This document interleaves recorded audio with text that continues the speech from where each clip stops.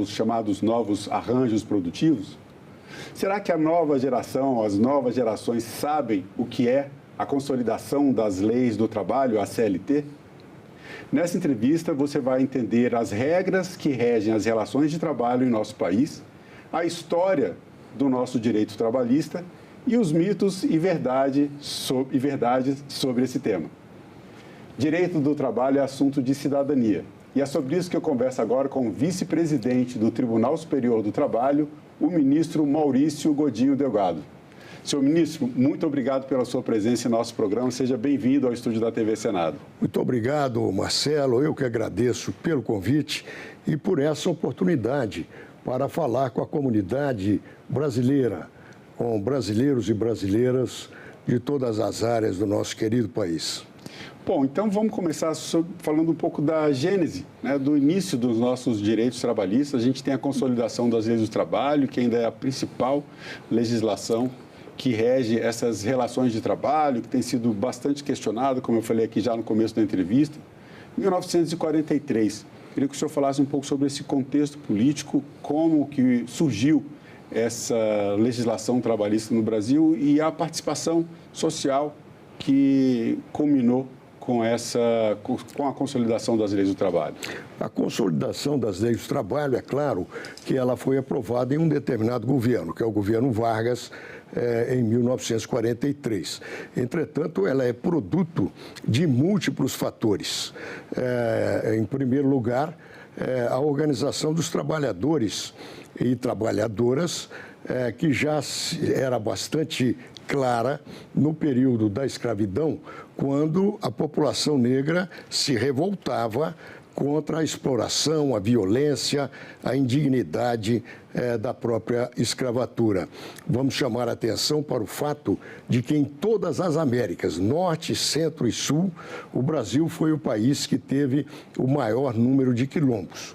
Então, essa resistência da população negra, ela tem também como resultado, no contexto da nossa história, importante a conquista de direitos, a conquista de liberdade, mas também a conquista de direitos. Esse é um ponto inicial. Além disso, também, ainda no século XIX, houve movimentos trabalhistas típicos, alguns feitos por escravos, como a greve dos ganhadores em 1857, em Salvador, Bahia, a greve dos gráficos também, no mesmo ano, curiosamente, de 1857, no Rio de Janeiro, e outros movimentos paredistas, grevistas, que foram crescendo à medida que o país principalmente se industrializava mais.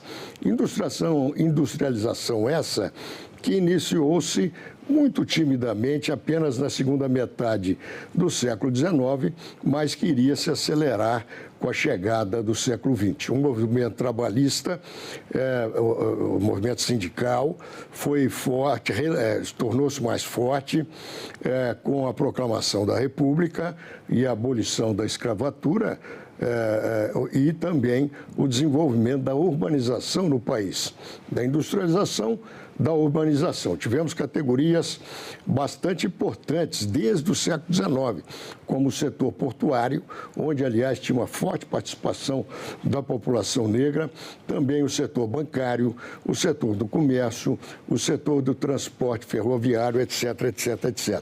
Tivemos algumas greves gerais no Brasil já no início do século XXI. Em 2003, tivemos uma greve geral no Rio de Janeiro. É a primeira grande greve geral que abrangia várias cidades, daí ser greve geral, é claro, situada num estado só, que foi a do Rio de Janeiro de 2023. Em 1903. Em 1907, em 1907 tivemos uma greve geral em São Paulo. E em 1917 tivemos greves gerais em distintos locais e regiões do país. Isso só para mostrar que o movimento trabalhista existia. Sim. O movimento sindical existia. Porque há uma versão dizendo que o movimento sindical não tinha importância, etc., etc. Esse é um primeiro fator. a luta dos trabalhadores pela busca de dignidade e melhores condições de trabalho. Esses movimentos paredistas, já desde ali do começo na verdade, anteriores à publicação da lei, à aprovação da consolidação das leis do trabalho, principalmente esses posteriores, que aí já em maior número, o senhor considera que já são resultados dessa conquista da classe trabalhadora brasileira com a consolidação das leis do trabalho?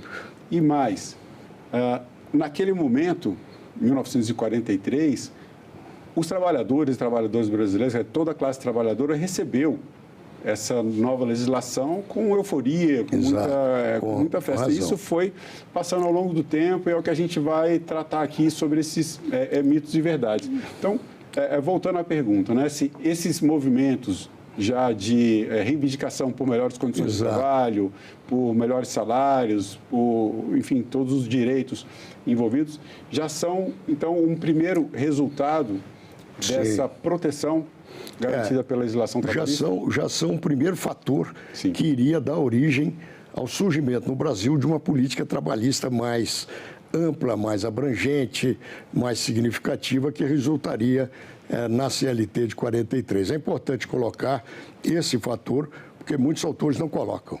E é um equívoco que hoje os historiadores já debastaram, já comprovaram que existiu sim um movimento sindical, operário, social forte. Outro fator importante, a questão social. A partir do século XIX, no mundo ocidental, se tornou uma questão importante. Nos países europeus, ela foi candente, criou grandes movimentos sindicais, criou até partidos políticos de formação operária no final do século XIX na Europa Ocidental. Ou seja, lá esse processo de organização é natural, porque o capitalismo começou lá no final do século XVIII, ele era mais avançado, mais organizado, mais amplo, já alcançando níveis nacionais em diversos países. Então, a questão social se torna muito importante. Nessa questão social, tem uma importância também a encíclica Rerum Novarum, dos anos 1880. Tem uma participação da Igreja nessa... E a Igreja Católica era uma grande líder do pensamento conservador até então. Então, é daí que é preciso se explicar o contexto. Então, quando o Papa Leão XIII dita a Rerum Novarum, ele dá um alerta às classes empresariais dominantes de que não era possível continuar aquela situação de completo desleixo, desproteção, insegurança e exploração desmedida dos trabalhadores. Então, esse é um fator importante que abre atenção dentro do seio das classes médias e das classes dominantes para a questão social. Já no século XX, há dois fatores também muito importantes, todos atingem o Brasil. Nós sabemos que o Brasil, na época, era um país de ampla maioria, mais de 90% de católicos, né? Uma coisa tem que ser conectada à outra. Já no século XX, surge o constitucionalismo social. Na segunda década do século XX, entre 17 e 19, esse constitucionalismo social rompe com o velho liberalismo, que não aceitava nenhuma proteção para os trabalhadores e trabalhadoras, criando a ideia de uma Constituição social, uma Constituição com uma carta de direitos também de caráter social e não só individual. É claro que esse constitucionalismo só chega no Brasil em 1934, mas ele já vai criando uma influência, obviamente, entre os trabalhadores e entre a intelectualidade, principalmente jurídica, social, no nosso país. Essas mudanças todas que aconteceram ali de 1930 até o final do século XX, já culminando aí, o senhor está chegando aqui já no começo do século XXI. Num primeiro momento, isso foi uma conquista dos trabalhadores, a legislação foi muito comemorada pelos trabalhadores, mas daí, chegando nesses mitos e verdades que se falam sobre a consolidação das leis do trabalho, sobre a legislação trabalhista no Brasil, de uma forma geral, um ponto importante. A classe empresarial muitos, não vou generalizar, mas muitos empresários consideram que essas regras aprovadas, essa consolidação das leis do trabalho, ainda que tenham sofrido mudanças ao longo do tempo, elas acabam burocratizando muito o mercado de trabalho, criando um excesso de proteções sociais e, no final das contas, a consolidação das leis do trabalho, o direito trabalhista brasileiro estaria obstaculizando, né, impedindo o desenvolvimento econômico e até atrapalhando a geração de empregos. Mito ou verdade? Esse é um grande mito. O fato de ser um grande mito, uma grande inverdade, não quer dizer que não seja influente. É influente até hoje e, às vezes, pessoas muito cultas, muito eruditas, que falam várias línguas, repetem também esse mito. Há uma corrente hoje muito importante nos últimos 40, 50 anos no pensamento econômico, social, filosófico e do cotidiano, que é a chamada corrente ultraliberalista. Ela defende essa tese. Então, é uma tese muito forte, mas é uma tese que não corresponde à verdade. Eu trago 2 exemplos acachapantes, que me parece. Gosto muito de trabalhar com exemplos concretos. Isso não convence muito os que são contra, porque os que são contra por interesses ou ideológicos ou pessoais. É o imediatismo, mas não corresponde à verdade a existência desse mito. Vejam, por exemplo, no caso brasileiro, o direito de trabalho no Brasil se expandiu e foi se expandindo cada vez mais a partir dos anos de 1930, com a Revolução de 30, que derrubou a hegemonia agroexportadora, que era absolutamente contrária a qualquer regulação trabalhista significativa, pelo menos. E, a partir dos anos 30, o país se urbanizou, o país se industrializou, o país modernizou-se e entrou numa rota de crescimento econômico que durou mais de 50 anos. Vejam bem, parece um milagre. Em 50 anos de desenvolvimento econômico, nós tivemos apenas 2 anos de não crescimento do PIB. E que 2 anos foram esses? Em 1941 e 1943, na Segunda Guerra Mundial. Sim. Obviamente que a Segunda Guerra Mundial afetaria. Acabou com o comércio internacional, o país era exportador, obviamente paralisou por hora o comércio internacional, então evidentemente afetou o nosso PIB. Mesmo assim, afetou o PIB em um caso, em um ano, em 1%, poucos, no outro ano em 2%, pouco. Ou seja, praticamente nada, considerando a causa dessa afetação. Então, veja, 50 anos de crescimento e a economia brasileira cresceu, estava entre as economias líderes nesses 50 anos, não todos os anos, mas estava entre os 5 mais, vamos dizer assim, países com maior crescimento. Então, a história brasileira prova exatamente o contrário. O direito do trabalho foi um instrumento motor para o crescimento da economia brasileira e para a expansão da indústria brasileira. Por que razão isso? Isso não é mencionado pelos críticos. Não porque eles não sabem, eles não querem mencionar, por razões, obviamente, ideológicas e de interesse material pessoal. Vejam bem, o Brasil é um dos maiores países do planeta Terra em extensão territorial. É o 5º maior nas últimas décadas. E é o 7º ou 8º maior em população. Então, o Brasil, hoje nós temos mais de 200 milhões de habitantes. Então, o mercado interno no Brasil sempre foi e sempre será importante para a economia brasileira. Nós não somos uma pequena ilha no Pacífico, que tem 200 mil habitantes, 300 mil, 500 mil. Países muito pequenos, em países muito pequenos, o mercado interno não é muito importante. Ou o país exporta, ou ele praticamente não vai ter uma economia muito dinâmica. Agora, no caso de países grandes, como é o caso brasileiro, o mercado interno é fundamental. É claro que nós temos que exportar, sim. É preciso de vir recursos dos 2 lados, internamente e o recurso externo. Mas o mercado interno nunca deixará de ser a força motora do nosso capitalismo. Afinal, e essas regras trabalhistas...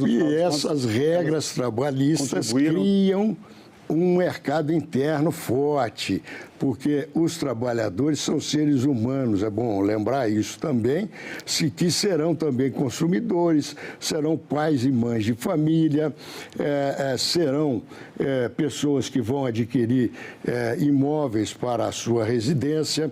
O Brasil é um dos países em que tem uma tendência muito grande do indivíduo querer um imóvel próprio e não viver de locação. É claro que nem todos vão conseguir, mas pelos índices nossos de imóvel próprio, nós nos situamos num percentual grande. Tem países que têm uma tradição de locação, eu não quero entrar muito nesse assunto.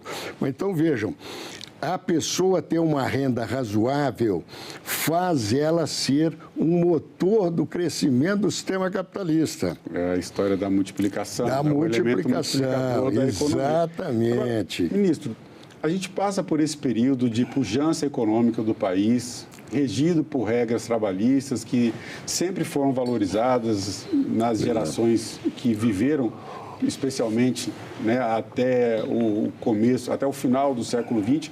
Começo do século XXI, tecnologia mudando, a gente entra num processo de digitalização.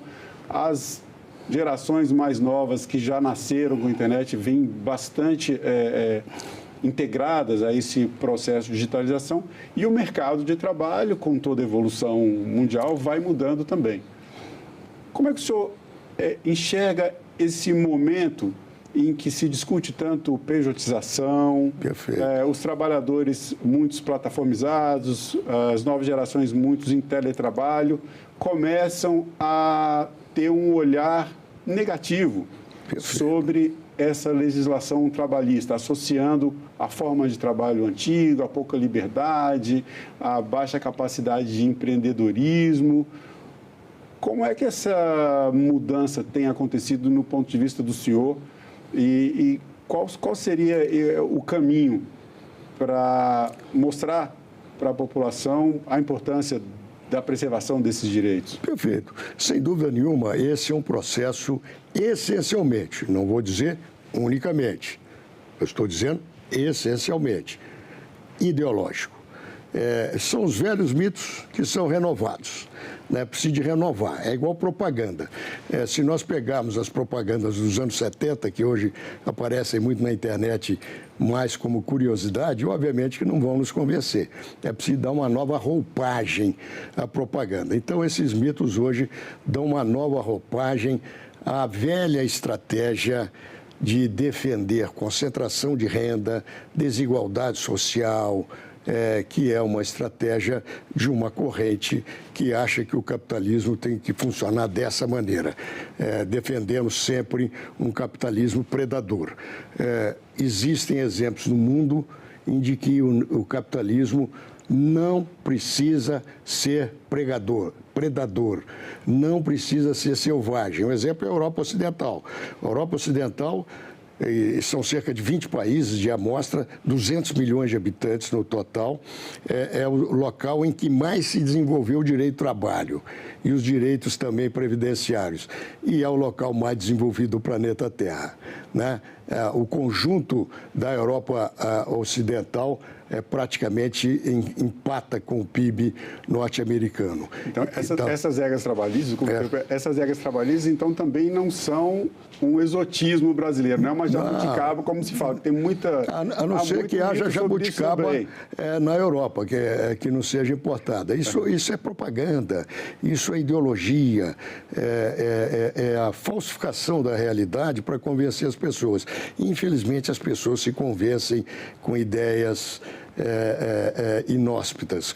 Essas mudanças vêm acontecendo, as pessoas, há uma grande, há uma certa resistência, não vou dizer uma grande, mas há uma certa resistência ao emprego com carteira assinada, a esse um olhar distorcido, eu diria, sobre os direitos trabalhistas brasileiros. Agora, olhando um pouco para o futuro, a gente tem uma questão que está posta hoje na nossa sociedade, é uma discussão, o fim da escala 6x1 e até uma possibilidade de uma escala 4x3, né, priorizando o tempo livre e conciliando melhor, né, a vida com o trabalho. Perfeito.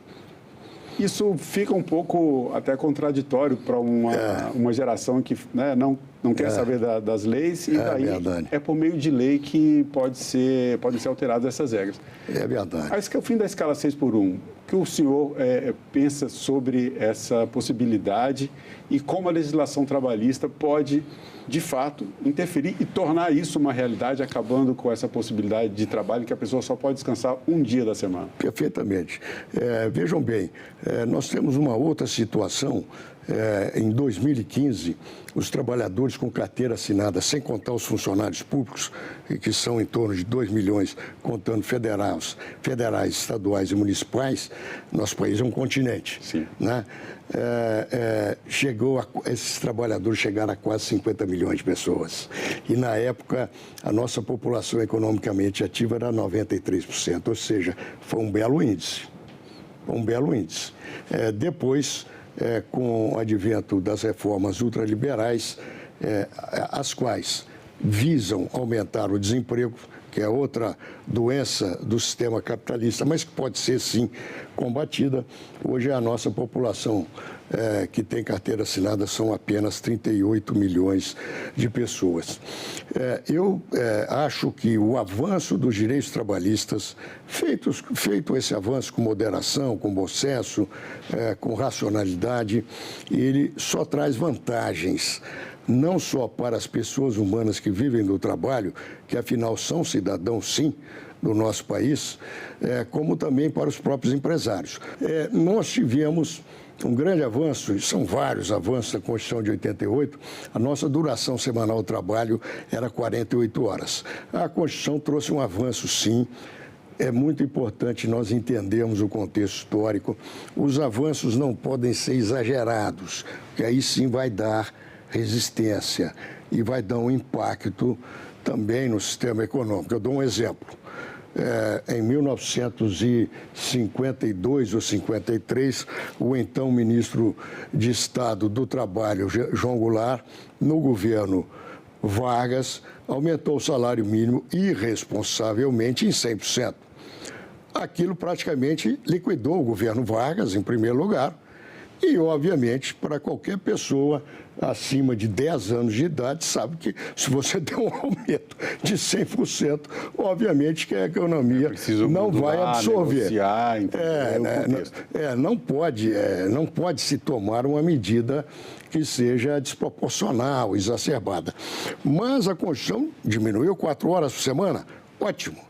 Só que a Constituição hoje tem 37 anos.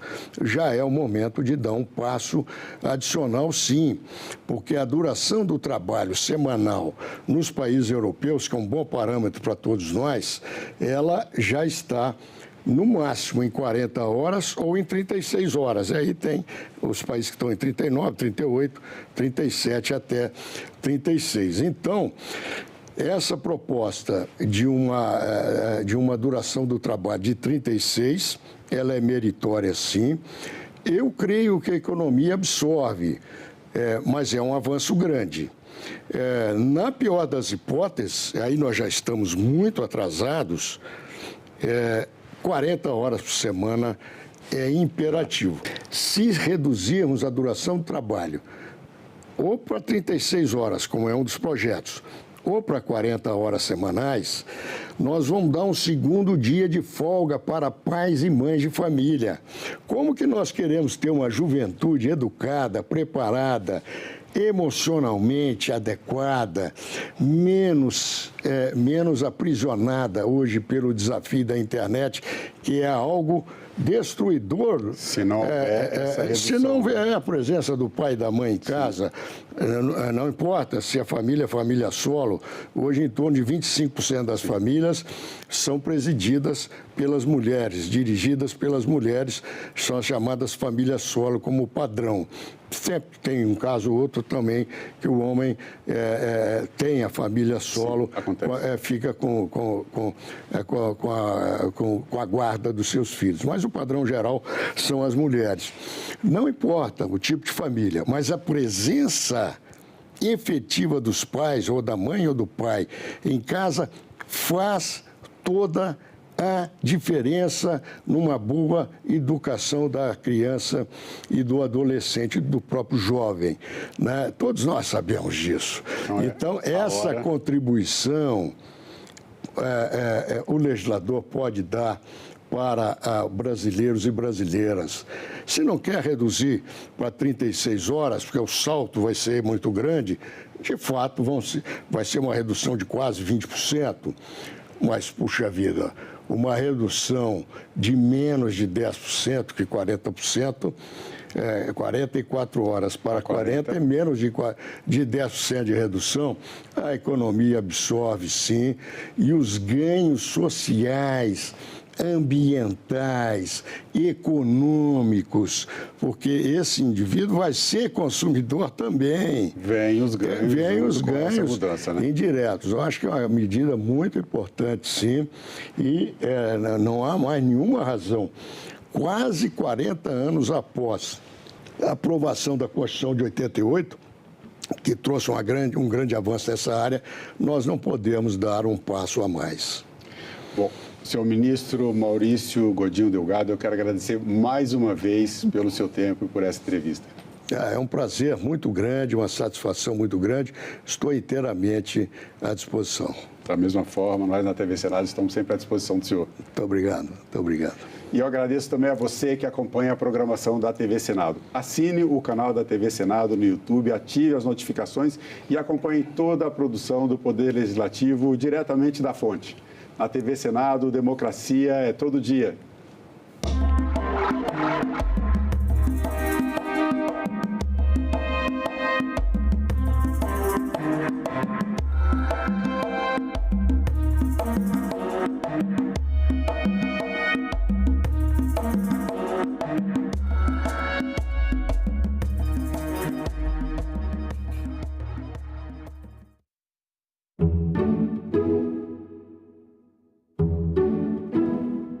Professor José Luiz Loureiro, o governo precisa cortar despesas para manter a lei de responsabilidade fiscal.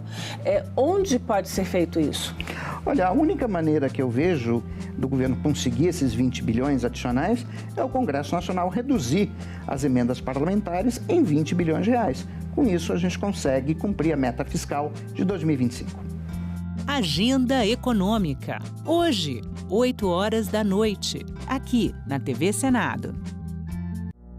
Agora é lei. O programa Acredita no Primeiro Passo foi criado para auxiliar na renegociação de dívidas e facilitar o acesso ao crédito de pequenas empresas. O objetivo é a qualificação profissional e a inserção socioeconômica por meio do emprego e do empreendedorismo. Podem participar do programa pessoas inscritas no Cadastro Único, o CAD Único. O Senado votou, agora é lei.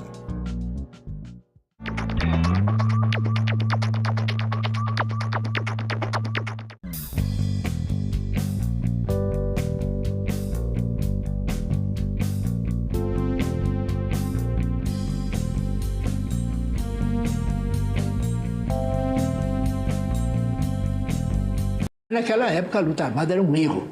Era uma coisa equivocada.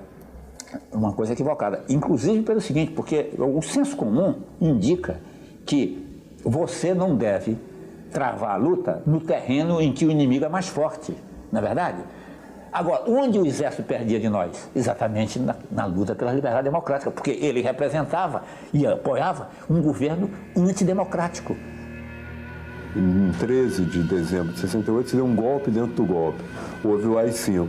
Se reajustou a economia, começaram também a vir mais os capitais, começou a haver um processo de crescimento econômico. Então, aquela classe média que estava assustada com a ditadura militar, insatisfeita, depois, um pouco mais adiante, já era praticamente quase a mesma classe média que dizia Brasil, ame ou deixe. E já estava embalada no mito do milagre econômico brasileiro.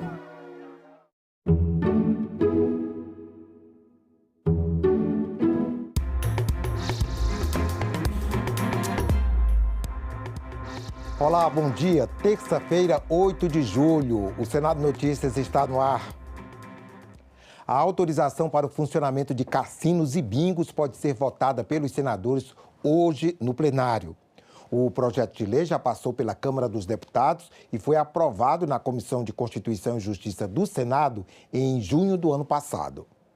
A autorização para o funcionamento de cassinos e bingos, jogo do bicho e apostas em corridas de cavalos está na pauta do plenário da próxima terça-feira. Se aprovada, os cassinos poderão ser instalados em resorts e hotéis de alto padrão, com pelo menos 100 quartos, além de restaurantes, bares e locais para reuniões e eventos culturais, ou ainda nas embarcações destinadas a eles. O número será limitado a um cassino em cada estado e no Distrito Federal, com algumas exceções. São Paulo poderá ter até 3 cassinos. Minas Gerais, Rio de Janeiro, Amazonas e Pará poderão ter até 2 cada um, por causa do tamanho da população ou do território. Já o jogo de bingo poderá ser explorado em locais específicos, tanto em cartela como nas modalidades eletrônica e de videobingo. Cada município poderá ter uma casa de bingo e poderá também explorar jogos em estádios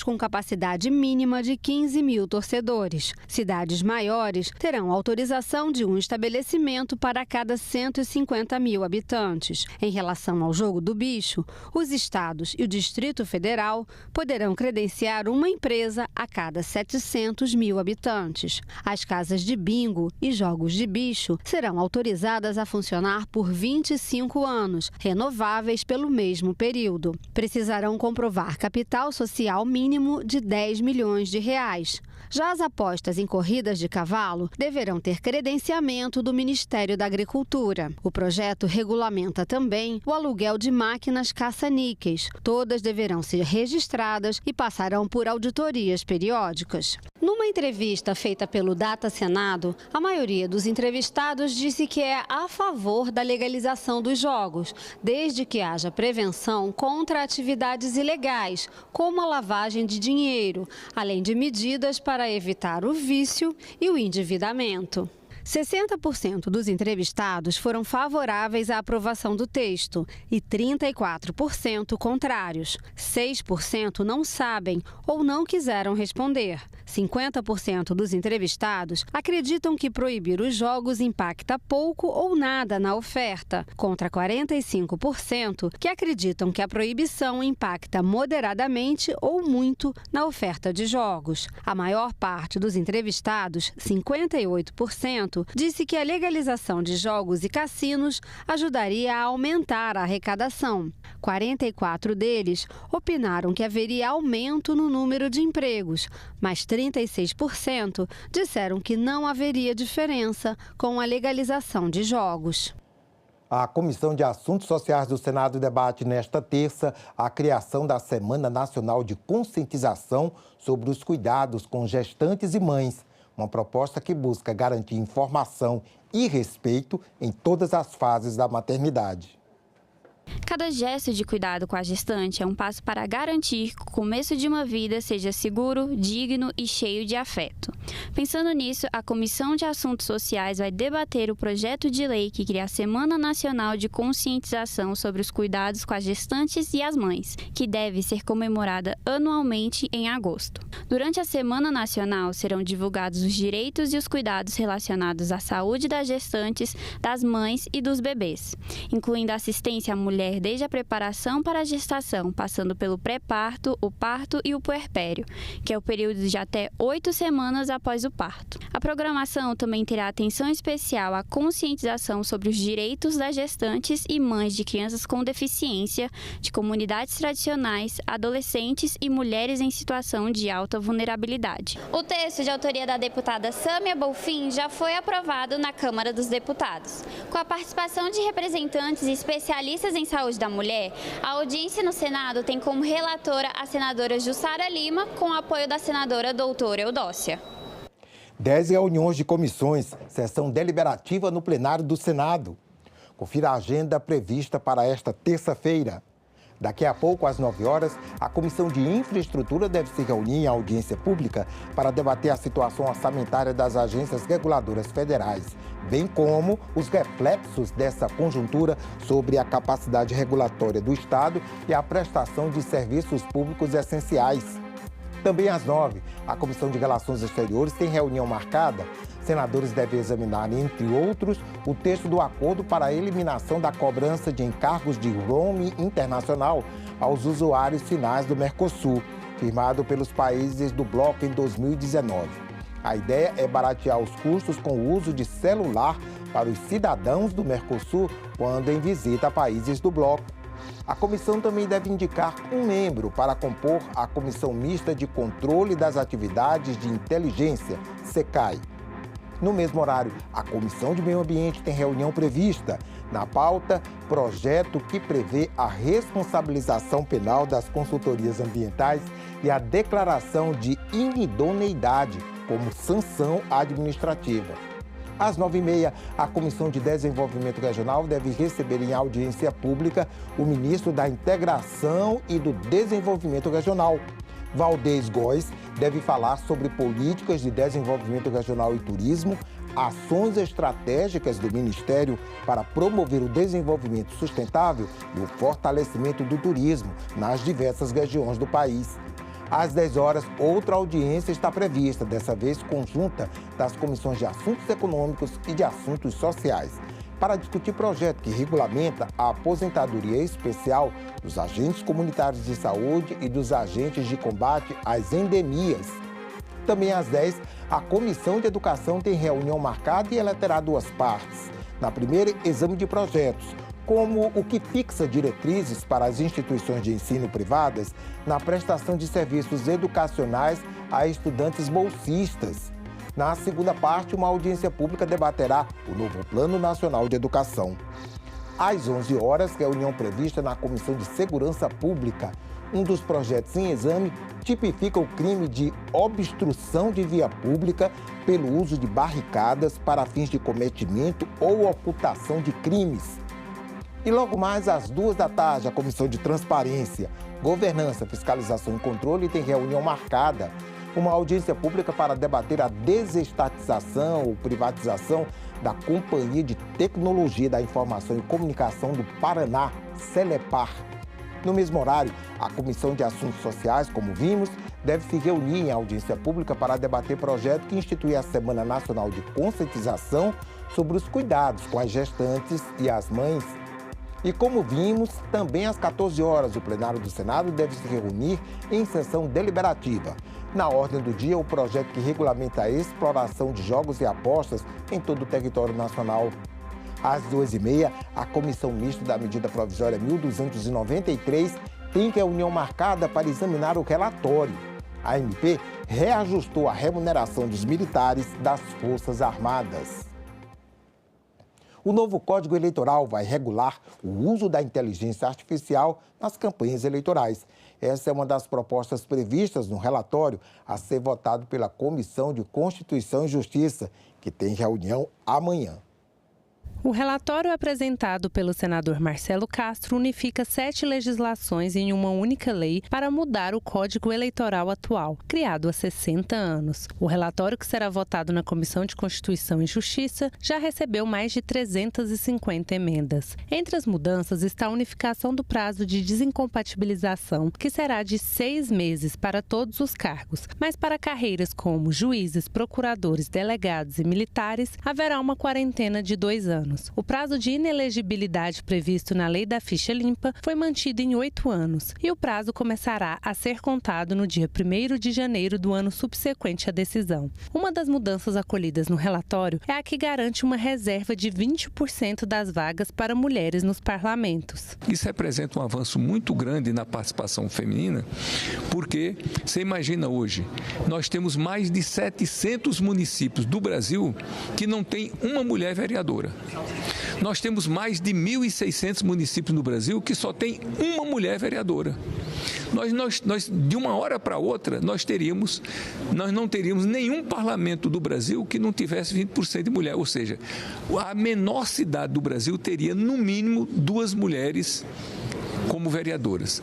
Isso Imagine se nós fizéssemos essa mudança, como isso teria uma repercussão muito importante, porque nenhuma reunião política do Brasil se faria sem a presença das mulheres. O projeto também fixa limites para o uso da inteligência artificial nas campanhas eleitorais, proibindo os disparos em massa nas redes e o uso de influenciadores digitais. No nosso parecer, que nenhuma imagem, nenhuma manifestação através de inteligência artificial poderá ser publicada sem que fique claro, que expressamente claro, de que aquilo é fruto de inteligência artificial, que aquilo não é natural, que aquilo não é legítimo, que aquilo não é verdadeiro, aquilo é uma invenção de uma inteligência artificial. Porque senão você poderia pegar muito bem a palavra de uma pessoa, a imagem de uma pessoa, dizendo coisas completamente contrárias àquilo que a pessoa gostaria de dizer.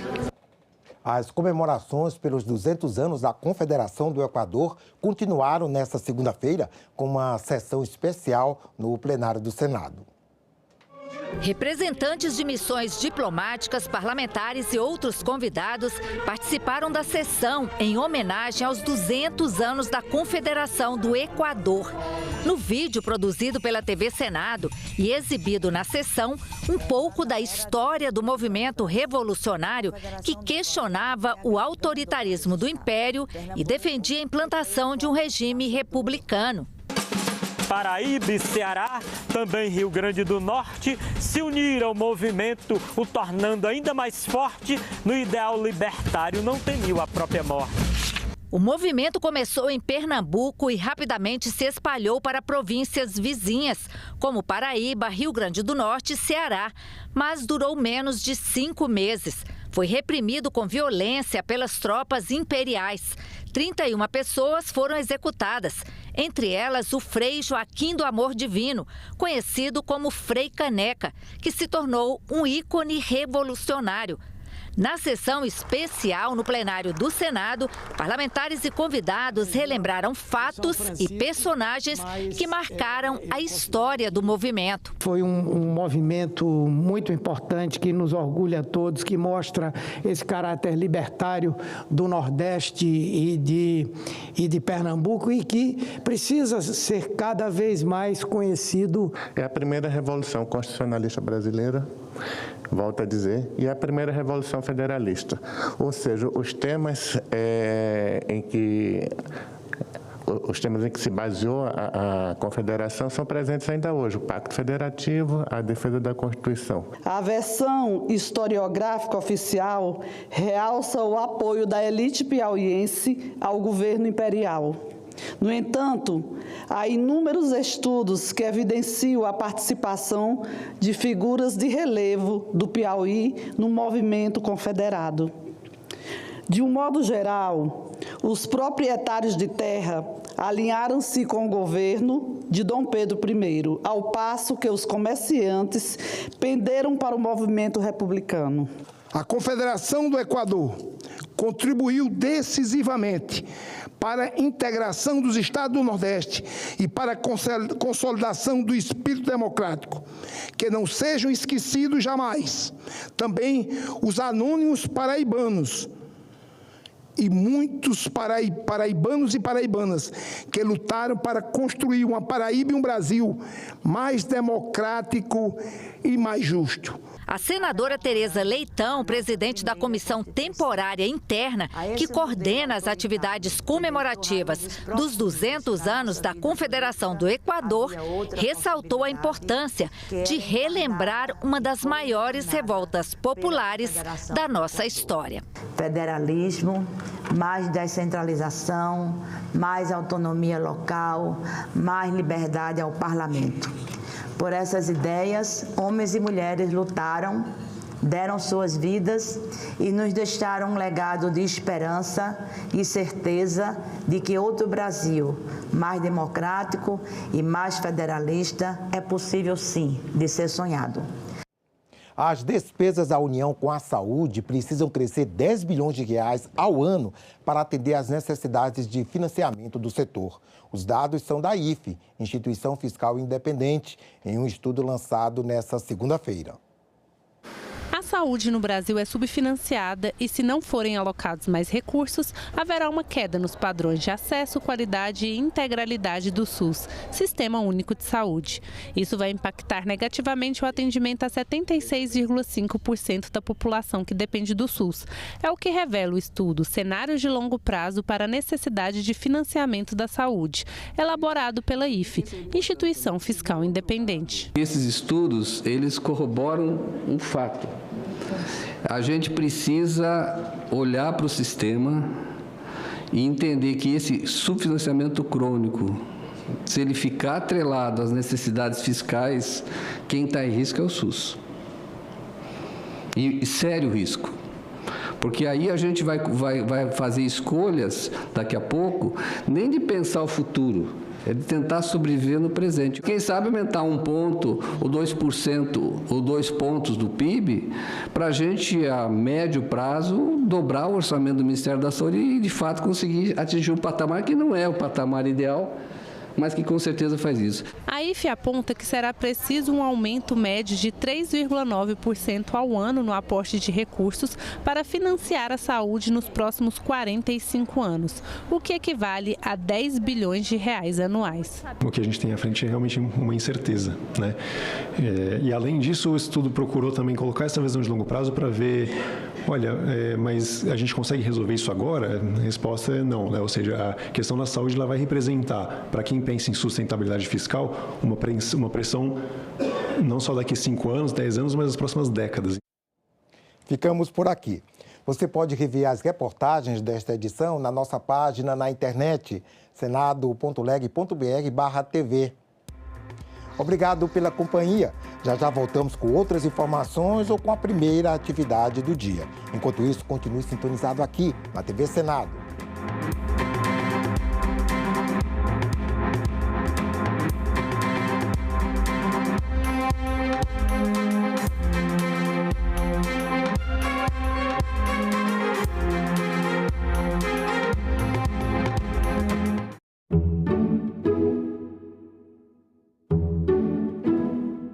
Professor José Luiz Loureiro, o governo precisa cortar despesas para manter a lei de responsabilidade fiscal.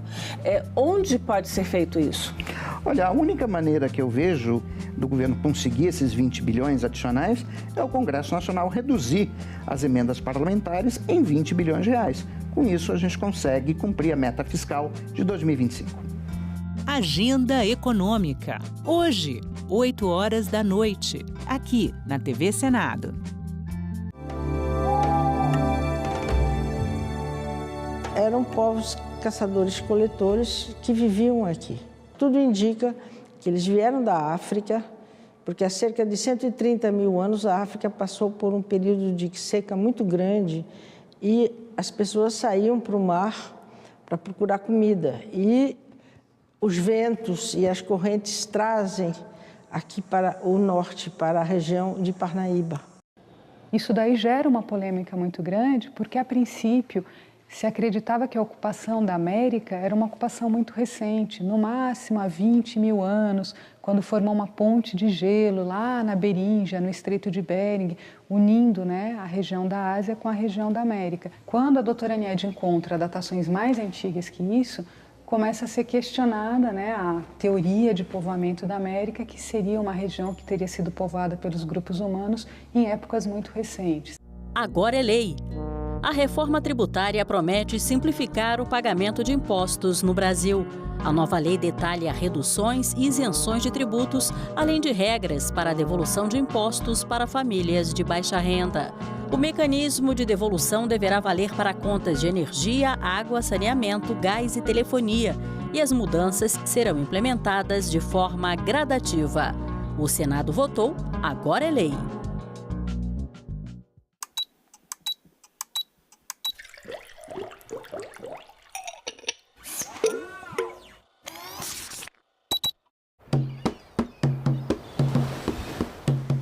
Eu tenho estudado já nos 10 anos sobre a ayahuasca, principalmente, o potencial terapêutico na depressão. Esse estudo que a gente fez aqui, ele foi o primeiro a testar uma substância psicodélica para uma condição como a depressão resistente a tratamento. Foi o primeiro no mundo. A ayahuasca é uma bebida da Amazônia, utilizada por populações dessa região em rituais, tanto em rituais de cura, como rituais de caça.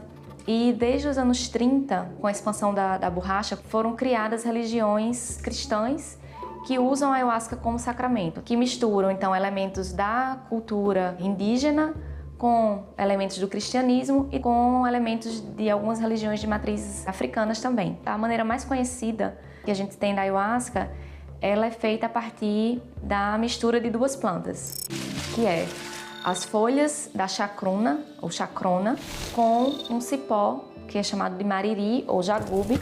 Essas duas plantas, elas são fervidas em muitas horas, até que se obtenha um líquido marrom, amarronzado, né, que tem um sabor muito peculiar, meio amargo, meio azedo, meio gosto de terra, e que tem propriedades psicoativas. Uma vez que um indivíduo bebe a ayahuasca, no geral ele vai apresentar uma série de alterações na maneira como ele percebe o mundo. Teve relatos então de pessoas que frequentavam essas religiões e que melhoravam de sintomas de depressão e ansiedade. A depressão é uma doença que atinge pelo menos 300 milhões de pessoas, né, no mundo inteiro. É uma das maiores causas de incapacitação para o trabalho. Os efeitos da pandemia na saúde mental, já tem muitos trabalhos mostrando como aumentou o número de pacientes com queixas de ansiedade e depressão. Depressão é um transtorno mental que a gente não sabe exatamente as causas, assim. Então, atualmente a gente tem basicamente duas vias de tratamento para depressão: farmacológica ou psicoterapia, que podem ser associadas ou não. Todo mundo pode ser tratado com esses remédios, mas 30% aproximadamente dos pacientes, eles são o que a gente chama de pacientes resistentes ao tratamento. Então, pessoas que tomam pelo menos 2 antidepressivos, né, em doses adequadas e pelo tempo adequado, e que não melhoram. 100 milhões de pessoas não conseguem melhorar com os tratamentos que a gente tem atualmente. Se a gente olhar, então, para esses pacientes que não respondem, né, é importante que a gente tenha tratamentos alternativos, né? Então, é aí um ponto que a gente chega, né, na pesquisa com a ayahuasca e com outros psicodélicos. Daí veio, então, a ideia da gente testar a ayahuasca dentro do hospital, que seria essa ideia, então, de tentar separar o que é o contexto religioso ou ritualístico, né, da substância em si, né, mais no aspecto farmacológico. Quando você está fazendo parte de uma comunidade, que você faz parte de, né, enfim, de algum grupo, de uma religião, você pode apresentar melhoras, né, em transtornos mentais simplesmente por fazer parte de um grupo. Eu trabalho com o professor Draulio Barros de Araújo. E Draulio, ele era professor da USP de Ribeirão Preto. E em 2006, então, eles administraram lá no hospital uma única dose de ayahuasca. E os resultados foram muito promissores, né? Então, os pacientes, eles apresentaram uma melhora já 40 minutos após a ingestão da ayahuasca. E essa melhora, ela permaneceu por 21 dias. Foram levantadas aí as primeiras evidências científicas, né, do potencial terapêutico da ayahuasca. As substâncias, né, principais que compõem a ayahuasca são a DMT. Essa DMT, ela é considerada um psicodélico clássico. Então, o psicodélico clássico é uma classe de substâncias que vão atuar em receptores de serotonina. A serotonina é um neurotransmissor que a gente tem naturalmente no nosso cérebro, que é muito importante na regulação do humor, do sono, do apetite, várias funções cognitivas que a gente tem. Se a gente olhar a molécula da DMT e a molécula da serotonina, a gente vai ver que elas são muito parecidas. Imagina como se fosse uma chave, uma fechadura. Então ele vai se ligar naquele receptor, fazendo o papel da serotonina, mesmo não sendo. Como se fosse uma serotonina extra. Das diversas teorias, né, que tentam explicar a depressão, a gente tem essa teoria, da teoria monominérgica, então, que fala sobre esse desbalanço, né, da serotonina e de outros neurotransmissores, mas vários antidepressivos que a gente tem atualmente, eles atuam nesse mecanismo de serotonina. Eles são também, da mesma forma, agonistas de serotonina.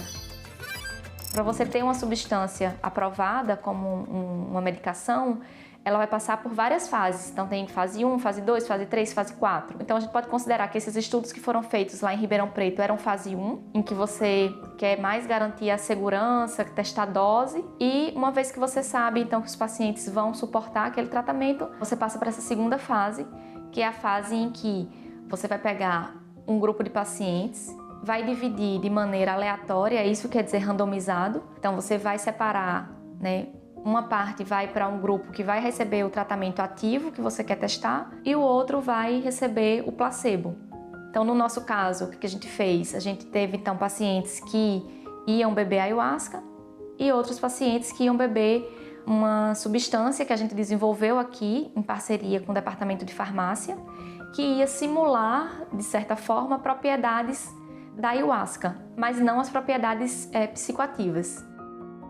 O experimento ele durou 4 dias, o paciente chegava na terça-feira, fazia uma bateria de exames, consulta com psiquiatra, psicólogo, exame de ressonância magnética funcional, dormiu no laboratório fazendo uma polissonografia, no dia seguinte a gente fazia coleta de saliva e de sangue e administrava a substância, que podia ser ayahuasca ou placebo. Durante essa sessão o psiquiatra fazia algumas avaliações, depois no final da tarde o paciente voltava para casa. No dia seguinte ele retornava e a gente refazia todos, né, os exames novamente. Ele ia para casa então na sexta-feira e a gente pedia para ele voltar com 7 dias, 14 dias e uma vez por mês até 6 meses. O que a gente observou nesse estudo, né, foi um efeito antidepressivo rápido da ayahuasca, né? Então os pacientes eles apresentaram já uma redução nos sintomas de depressão um dia após a sessão. E esse resultado, essa redução, ela se manteve por até 7 dias. Eu acho que esse estudo ele serve mais como uma prova de conceito, né, de que os psicodélicos, né, eles têm um potencial terapêutico. A ayahuasca ela é uma planta de poder, é uma substância que as pessoas usam como um sacramento. Então, para você trabalhar com ela, você tem que ter muito respeito, né? Acho que é um balanço aí que a gente tem que ter o tempo todo, que o uso tradicional foi o que veio antes, né? É o que está lá. É o que, no fundo, faz com que a gente saiba que a ayahuasca é uma substância segura. Porque se tem 30 mil pessoas bebendo ayahuasca regularmente e ninguém escuta falar de nenhum problema mais sério associado a essas pessoas, então é esse uso que faz com que a gente garanta a segurança. A gente aqui no Brasil tem uma vantagem, até eu diria, com relação a outros países, que a gente tem o uso religioso da ayahuasca regulamentado. E normalmente essas religiões elas são grupos sérios que, né, têm um cuidado com a pessoa. Eu acho que a gente tem um pouco ainda da ideia que o paciente com depressão é aquela pessoa que está lá triste, que não consegue fazer nada, mas não, né? A gente aqui via depressão de várias formas, assim. E a forma também como cada pessoa consegue lidar com aquilo ali, né? Como ela vai fazendo ajustes para conseguir fazer o mínimo que pode para ir seguir adiante. Eu sou contra a proibição das substâncias psicodélicas ou de outras substâncias, né? Desde que haja também informação, né, a respeito. Caminham juntos, eu acho que as duas coisas, assim. Você liberar também significa você dar condições para a pessoa saber se quer ou não usar aquilo ali.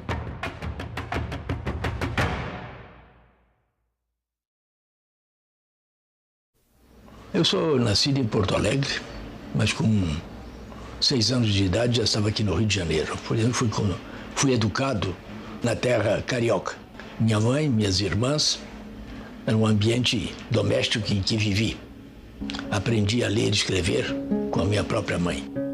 Senadoc, neste sábado, 21h, aqui na TV Senado. Todo o material que foi coletado nessas escavações desses 40 anos, o pessoal então dizia, manda para São Paulo, manda para o Rio de Janeiro. Eu dizia, minha gente, o Brasil nunca vai se desenvolver no interior se nós continuarmos com esta coisa de mandar para as capitais.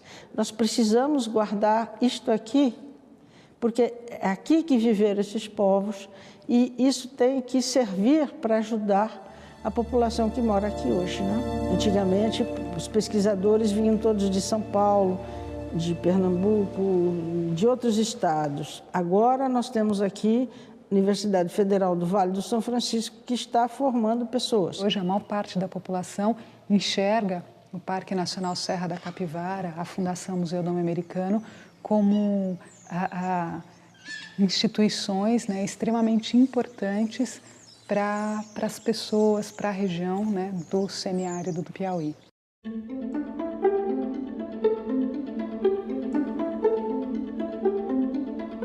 Essa comissão, no meu ponto de vista, demonstrou-se omissa diante de indícios robustos de práticas ilícitas. Informações da mídia e denúncias apresentadas indicavam possibilidade de esquemas sofisticados de corrupção. Infelizmente, essa CPI, em vez de aprofundar as investigações, no meu modo de entender, respeito quem pensa diferente, negligenciou a coleta de provas, a oitiva de testemunhas e a análise de documentos relevantes. Eu gostaria de votar em qualquer indiciamento, em qualquer imputação, que tivesse segurança técnica de como foi construída, não pela relatora, mas pelo ambiente. A partir do momento que a gente começa a votar e começa a se ilustrar por imputações, por ilações, cada um se torna responsável por aquilo que defende. Eu nunca recebi um centavo de negócio de jogo, mas eu sei que financia o esporte no país e tem as contrapartidas de publicidade, de imprensa. Muita gente chegou a falar para mim, e fulano, e Beltrano. Eu disse o seguinte, eu não tinha material suficiente e eu tenho indícios, sim, mas eu não quero, de forma alguma, expor ninguém. Encerrada a votação, o resultado sim, 3 não, o relatório foi rejeitado. Eu farei a entrega do relatório e de toda a documentação que nós colacionamos para as autoridades competentes. Seria uma omissão eu recolher tudo o que foi feito durante esse período e engavetar. Eu sei, e outros senadores todos sabem, das questões que foram levantadas durante o período da CPI. Então, eu saio feliz, com a missão cumprida, e todos os brasileiros saberão, não terminou e não terminará em pizza. Oi, pessoal!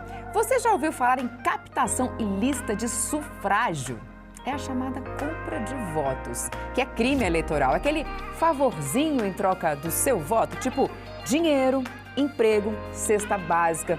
Teve candidato que prometeu até pagar festa de formatura. É isso mesmo. Eu vou explicar, mas antes, roda a vinheta, diretor.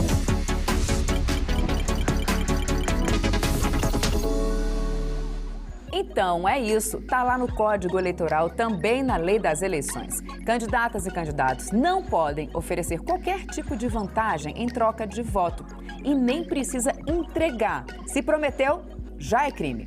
Pode dar ruim, viu?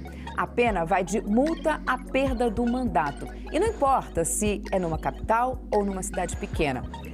Olha só esse caso lá de Serra do Navio, cidade com menos de 6 mil habitantes do Amapá. Um candidato a vereador prometeu pagar a festa de formatura de 30 alunos de ensino médio, em troca dos votos deles nas eleições de 2020. Ele foi eleito e o caso veio parar na Justiça Eleitoral. Aí, o Fausto José dos Santos foi condenado por compra de votos, teve diploma cassado e ainda levou uma multa. No julgamento do TSE, que confirmou a cassação, o relator ministro André Mendonça destacou a gravidade do caso. A conduta ganha maior gravidade diante do contexto de envolver compra de votos de jovens do 3º ano do ensino médio, de uma escola pública localizada em região carente. Jovens que muito provavelmente, e nós temos aqui alguns estudantes de direito, estavam exercendo seu direito ao voto pela primeira vez. Por isso, vamos lembrar, voto não é mercadoria. E fique atento, o eleitor que vende o voto também comete crime eleitoral, com pena de até 4 anos de prisão e multa. Então é isso. Quer saber mais sobre o que pode e o que não pode nas eleições? Segue a gente nas redes sociais e ativa o sininho no YouTube. Tchau!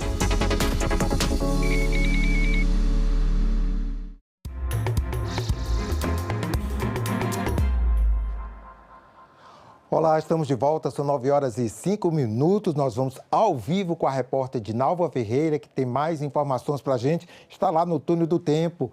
Bom dia, Dinalva. Oi, André, bom dia. Então, daqui a pouco começam as atividades legislativas. Às 9h está marcada uma audiência pública na Comissão de Infraestrutura para debater a situação financeira das agências reguladoras. Diretores de 7 agências foram convidados para essa audiência pública e um dos autores do requerimento para esse debate é o senador Esperidião Amin. Bom dia, senador. Obrigada por conversar com a gente. É uma situação realmente crítica das agências reguladoras hoje? Olha, o cenário é crítico. É só observar as dificuldades que a ANP, a Agência Nacional do Petróleo, tem para inspecionar a qualidade do combustível, conferir a dificuldade de mobilidade de equipes de fiscalização de outras agências, para perceber que 80% da nossa economia formal tem regulação por essas agências. Com as agências claudicando, não cumprindo a sua finalidade, a economia vai sofrer. E as agências vão ficar absolutamente insolventes e sem condições de desenvolver as suas atividades. Nos debruçarmos sobre isso, conhecer a realidade, e não é simplesmente arrumar mais recursos. Recursos e resultados. As agências devem resultados ao país. Resultados em termos de qualidade do serviço que elas devem regular. Seria mais fiscalização? Hoje não regulam porque faltam recursos. Simplesmente colocar recursos sem definir objetivos a serem alcançados também não serve. E fiscalização também? Exatamente. Alega-se que não há meios de fiscalizar. Muito bem, vamos procurar ajudar a conseguir os recursos para isso, mas com o compromisso de a cada recurso um resultado. Ou seja, uma rigorosa administração por objetivos e metas, e não simplesmente aumentar recursos para serem gastos sem objetivos definidos, cujo cumprimento será obrigatório. Agora, tem uma análise assim sobre qual agência que está numa situação pior? Eu prefiro não antecipar, mas esta audiência é exatamente para iluminar essa questão. Quero destacar ainda a iniciativa do senador Marcos Rogério, que eu estou complementando apenas, e iniciativa semelhante na Câmara dos Deputados, sob a coordenação do deputado Júlio Lopes.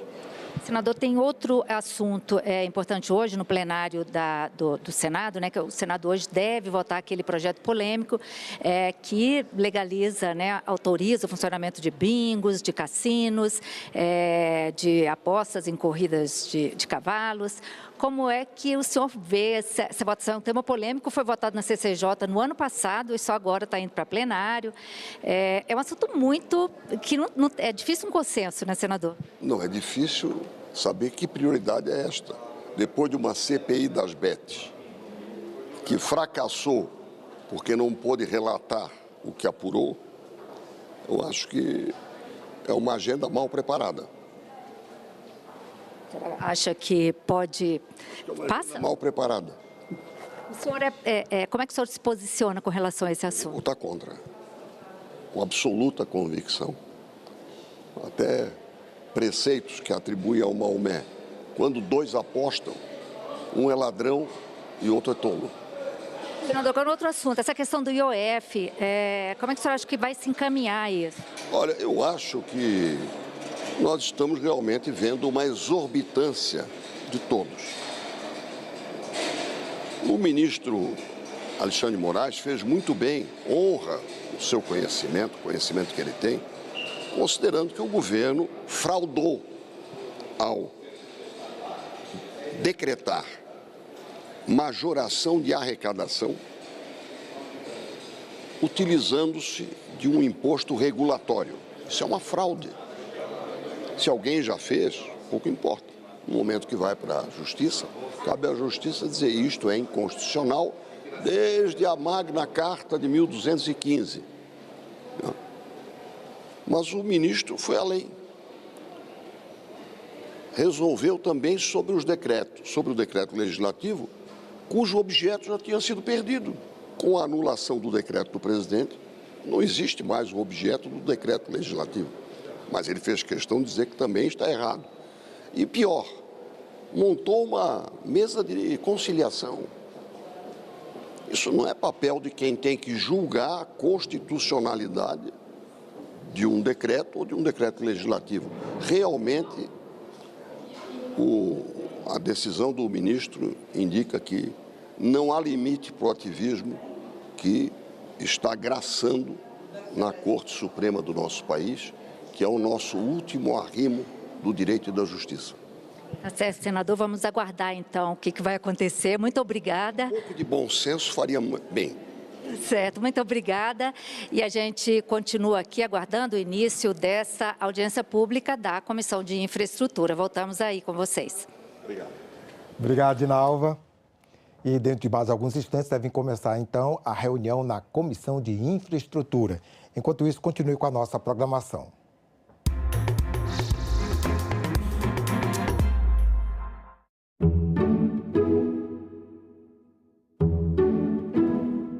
Professor José Luiz Oreiro, o governo precisa cortar despesas para manter a lei de responsabilidade fiscal.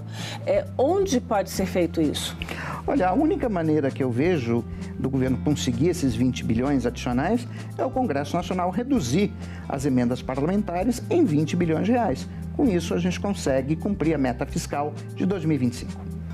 Agenda Econômica. Hoje, 8 horas da noite, aqui na TV Senado.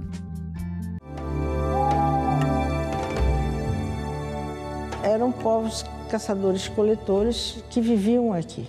Tudo indica que eles vieram da África, porque há cerca de 130 mil anos a África passou por um período de seca muito grande e as pessoas saíam para o mar para procurar comida. E os ventos e as correntes trazem aqui para o norte, para a região de Parnaíba. Isso daí gera uma polêmica muito grande, porque a princípio se acreditava que a ocupação da América era uma ocupação muito recente, no máximo há 20 mil anos, quando formou uma ponte de gelo lá na Beríngia, no Estreito de Bering, unindo a região da Ásia com a região da América. Quando a doutora Nied encontra datações mais antigas que isso, começa a ser questionada a teoria de povoamento da América, que seria uma região que teria sido povoada pelos grupos humanos em épocas muito recentes. Agora é lei. A reforma tributária promete simplificar o pagamento de impostos no Brasil. A nova lei detalha reduções e isenções de tributos, além de regras para a devolução de impostos para famílias de baixa renda. O mecanismo de devolução deverá valer para contas de energia, água, saneamento, gás e telefonia. E as mudanças serão implementadas de forma gradativa. O Senado votou, agora é lei. A gente também fala tupi. O nome do estado do Piauí vem do tupi e significa Rio dos Piaus ou Rio das Piabas. A palavra é formada a partir de piau, que designa várias espécies de piaus e piabas, peixes de água doce. O termo quer dizer pele manchada. Isso porque esses peixes têm listras e marcas escuras nas laterais do corpo. Piau mais i, que significa rio, Piauí. A gente também fala tupi. Uma notícia falsa pode vir de quem a gente menos espera, no grupo da família ou nas nossas redes sociais. Mas como saber se uma informação é verdadeira? Agora, as informações sobre o Senado podem ser checadas pelo WhatsApp. Envie texto, link, foto, captura de tela ou vídeo de qualquer notícia duvidosa sobre o Senado Federal. Nossa equipe vai analisar o material e responder se a informação é falsa, verdadeira ou imprecisa. Ficou na dúvida? Senado verifica. A sombra da servidão é algo que nos acompanha independente dos espaços que a gente atua. Há sempre uma expectativa que aquele corpo preto do passado e do presente está num determinado lugar para servir. Parece que a estrutura está funcionando aqui e a gente está aqui do lado de fora querendo entrar.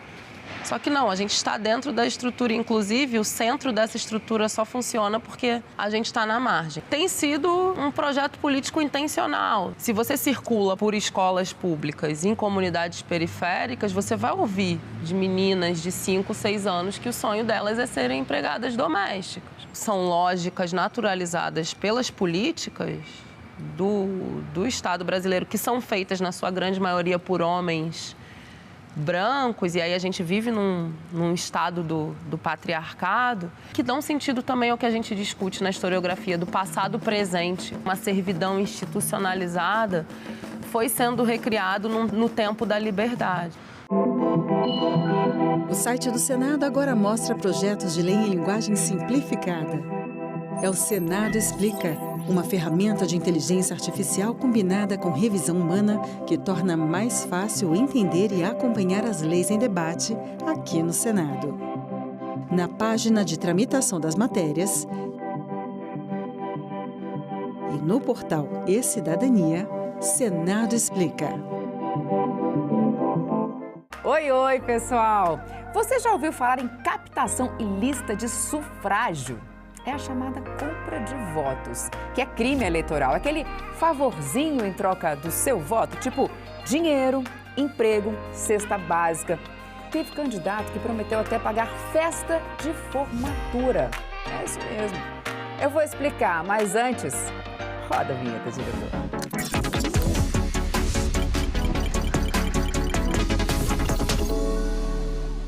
Então, é isso. Está lá no Código Eleitoral, também na Lei das Eleições. Candidatas e candidatos não podem oferecer qualquer tipo de vantagem em troca de voto e nem precisa entregar. Se prometeu, já é crime. Pode dar ruim, viu? A pena vai de multa à perda do mandato. E não importa se é numa capital ou numa cidade pequena. Olha só esse caso lá de Serra do Navio, cidade com menos de 6 mil habitantes no Amapá. Um candidato a vereador prometeu pagar a festa de formatura de 30 alunos de ensino médio, em troca dos votos deles nas eleições de 2020. Ele foi eleito e o caso veio parar na Justiça Eleitoral. Aí, o Fausto José dos Santos foi condenado por compra de votos, teve diploma cassado e ainda levou uma multa. No julgamento do TSE, que confirmou a cassação, o relator, ministro André Mendonça, destacou a gravidade do caso. A conduta ganha maior gravidade diante do contexto de envolver compra de votos de jovens do terceiro ano do ensino médio, de uma escola pública localizada em região carente.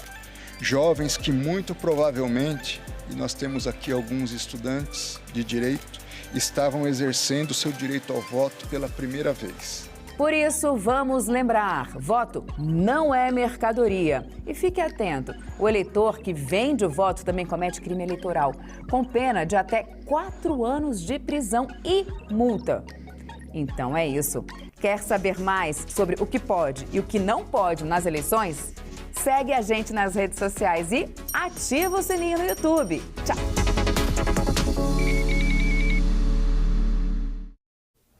Eu sou nascido em Porto Alegre, mas com 6 anos de idade já estava aqui no Rio de Janeiro. Por exemplo, fui educado na terra carioca.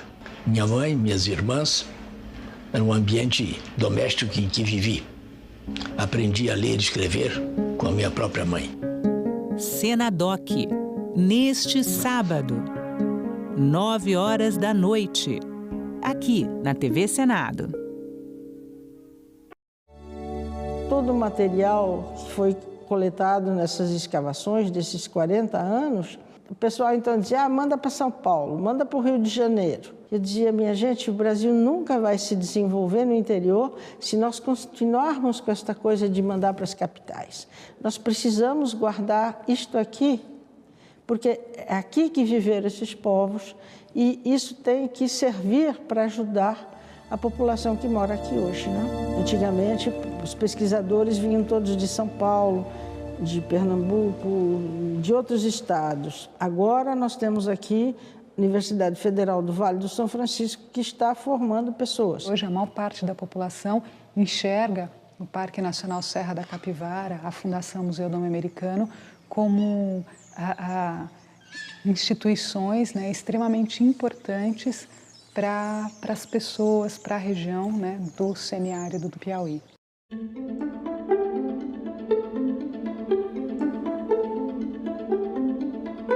Essa comissão, no meu ponto de vista, demonstrou-se omissa diante de indícios robustos de práticas ilícitas. Informações da mídia e denúncias apresentadas indicavam possibilidade de esquemas sofisticados de corrupção. Infelizmente, essa CPI, em vez de aprofundar as investigações, no meu modo de entender, respeito quem pensa diferente, negligenciou a coleta de provas, a oitiva de testemunhas e a análise de documentos relevantes. Eu gostaria de votar em qualquer indiciamento, em qualquer imputação que tivesse segurança técnica de como foi construída, não pela relatora, mas pelo ambiente. A partir do momento que a gente começa a votar e começa a se ilustrar por imputações, por ilações, cada um se torna responsável por aquilo que defende. Eu nunca recebi um centavo de negócio de jogo, mas eu sei que financia o esporte no país e tem as contrapartidas de publicidade, de imprensa. Muita gente chegou a falar para mim, e fulano, e Beltrano. Eu disse o seguinte, eu não tinha material suficiente. E eu tenho indícios, sim, mas eu não quero, de forma alguma, expor ninguém. Encerrada a votação, o resultado sim, 3 não, o relatório foi rejeitado. Eu farei a entrega do relatório e de toda a documentação que nós colacionamos para as autoridades competentes. Seria uma omissão eu recolher tudo o que foi feito durante esse período e engavetar. Eu sei, e outros senadores todos sabem, das questões que foram levantadas durante o período da CPI. Então, eu saio feliz, com a missão cumprida, e todos os brasileiros saberão, não terminou e não terminará em pizza. Agora é lei. A reforma tributária busca simplificar os impostos no Brasil. 5 tributos serão substituídos por 2, CBS e IBS. A transição será gradual e entre as mudanças está o imposto seletivo, que vai taxar produtos prejudiciais à saúde e ao meio ambiente. Já alimentos que compõem a cesta básica terão isenção dos impostos, assim como medicamentos, que serão isentos ou terão redução na alíquota. O Senado votou, agora é lei. Desafios enfrentados pela maior planície alagável do planeta. Uma comunidade quilombola dá vida à Vila Curiaú. Ondas de calor estão cada vez mais frequentes.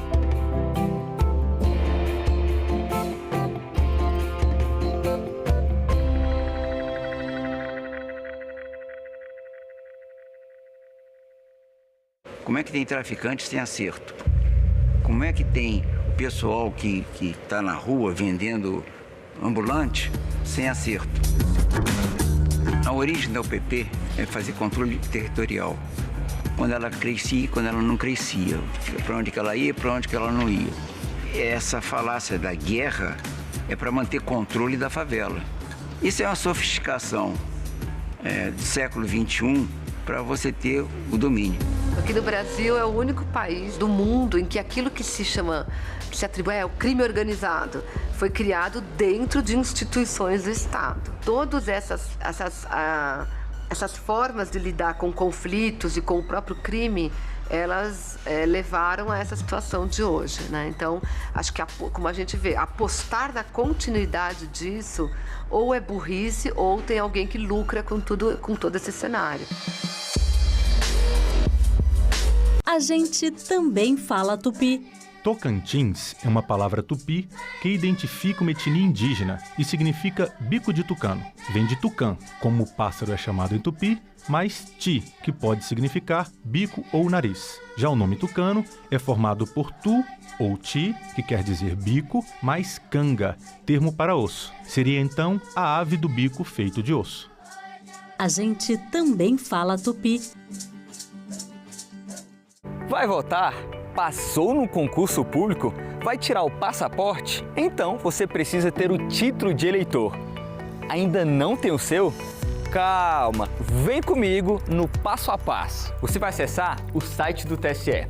Depois vai clicar na aba Autoatendimento Eleitoral. Na sequência, em Título Eleitoral. E no final, tire seu título eleitoral. Nessa próxima etapa, muita atenção. Você vai preencher com seus dados, enviar os documentos pedidos, escolher o local de votação e informar endereço e telefone para contato. Prontinho. Depois, você recebe o número de protocolo para acompanhar a solicitação.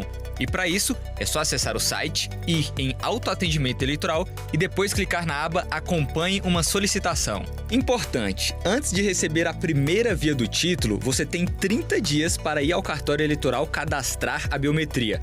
Consulte o TRE do seu estado para ver como funciona o agendamento. Lembrando que dá para tirar o título de eleitor com 15 anos, desde que você complete 16 antes das eleições. E militares em serviço obrigatório não podem emitir o documento. Então já sabe, né? Corre para tirar o título de eleitor. Professor José Luiz Loureiro, o governo precisa cortar despesas para manter a lei de responsabilidade fiscal. Onde pode ser feito isso? Olha, a única maneira que eu vejo do governo conseguir esses 20 bilhões adicionais é o Congresso Nacional reduzir as emendas parlamentares em 20 bilhões de reais. Com isso, a gente consegue cumprir a meta fiscal de 2025. Agenda Econômica. Hoje, 20h, aqui na TV Senado. Em 1817, a grande líder do movimento de insurreição que declarou a independência do Crato, na região do Cariri, aqui no Ceará, a grande líder foi Bárbara de Alencar. Não existe um destaque dado a essas mulheres. Geralmente eu costumo dizer que essas mulheres elas possuíam nomes, sobrenomes, mas elas não são abordadas com os seus nomes. Bárbara, ela tinha um sobrenome e esse sobrenome ela tem destaque, principalmente quando a gente fala sobre a história de Pernambuco e Ceará. Foi a primeira presa política, inclusive, da história do Brasil. Depois de liberta, manteve a sua participação nas lutas libertárias do país. Ela conseguiu influenciar também da maneira como as mulheres podiam fazer naquele período. Sem uma presença pública, mas com uma presença de suporte e com a presença de articulação muito importantes. Agora é lei. É obrigatório o exame clínico destinado a identificar a fibrodisplasia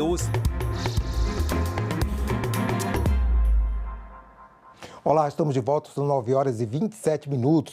Está começando nesse instante a reunião na Comissão de Infraestrutura, uma audiência pública para debater a situação orçamentária das agências reguladoras federais, bem como os reflexos dessa conjuntura sobre a capacidade regulatória do Estado e a prestação de serviços públicos essenciais.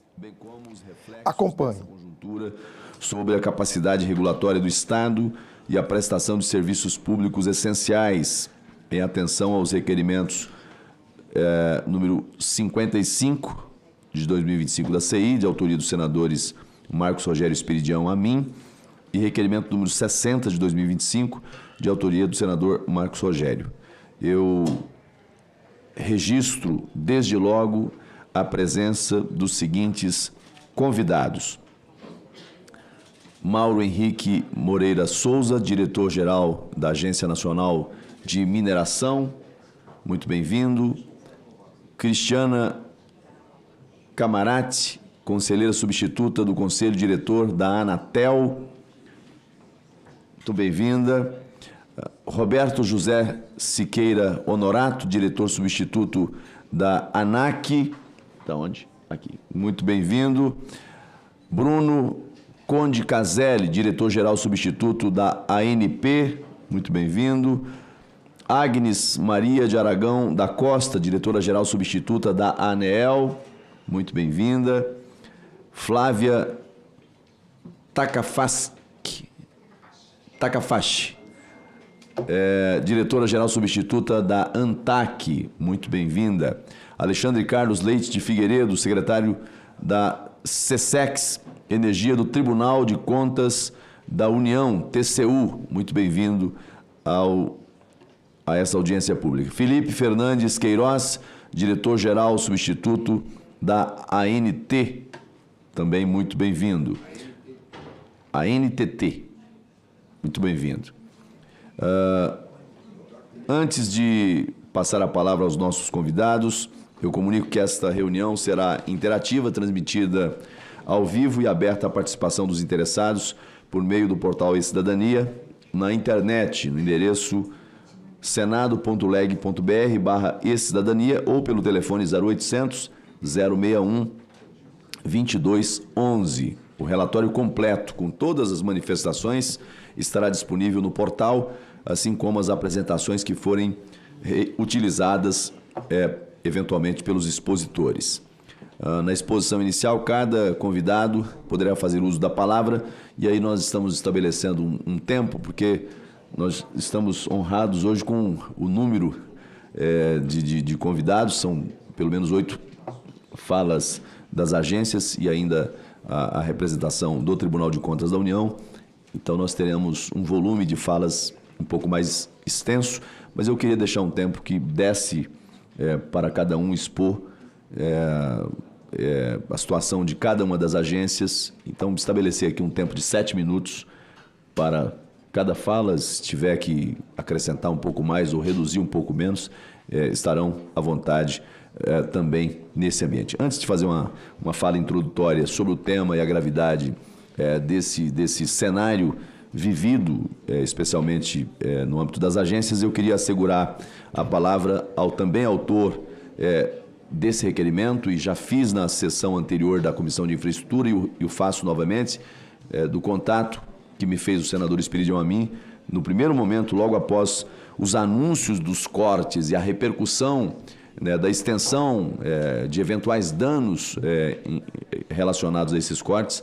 O senador Espiridião a mim tomou a iniciativa de contactar essa presidência para que medidas fossem tomadas no âmbito interno da comissão, garantindo esse debate, lançando luz a cada situação vivida pelas agências, que fatalmente vai acabar por representar algum tipo de prejuízo para quem está lá na ponta, o destinatário final do serviço das agências. Então, com a palavra, o eminente senador Espiridião a mim. Presidente, primeiro eu quero dizer da minha satisfação de poder secundar, complementar, ou seja, procurar reforçar a sua iniciativa, que eu considero a mais importante iniciativa deste primeiro semestre legislativo, que nós, na Comissão de Infraestrutura, e mesmo sob certos aspectos no Senado, estamos fazendo, repito, por iniciativa sua.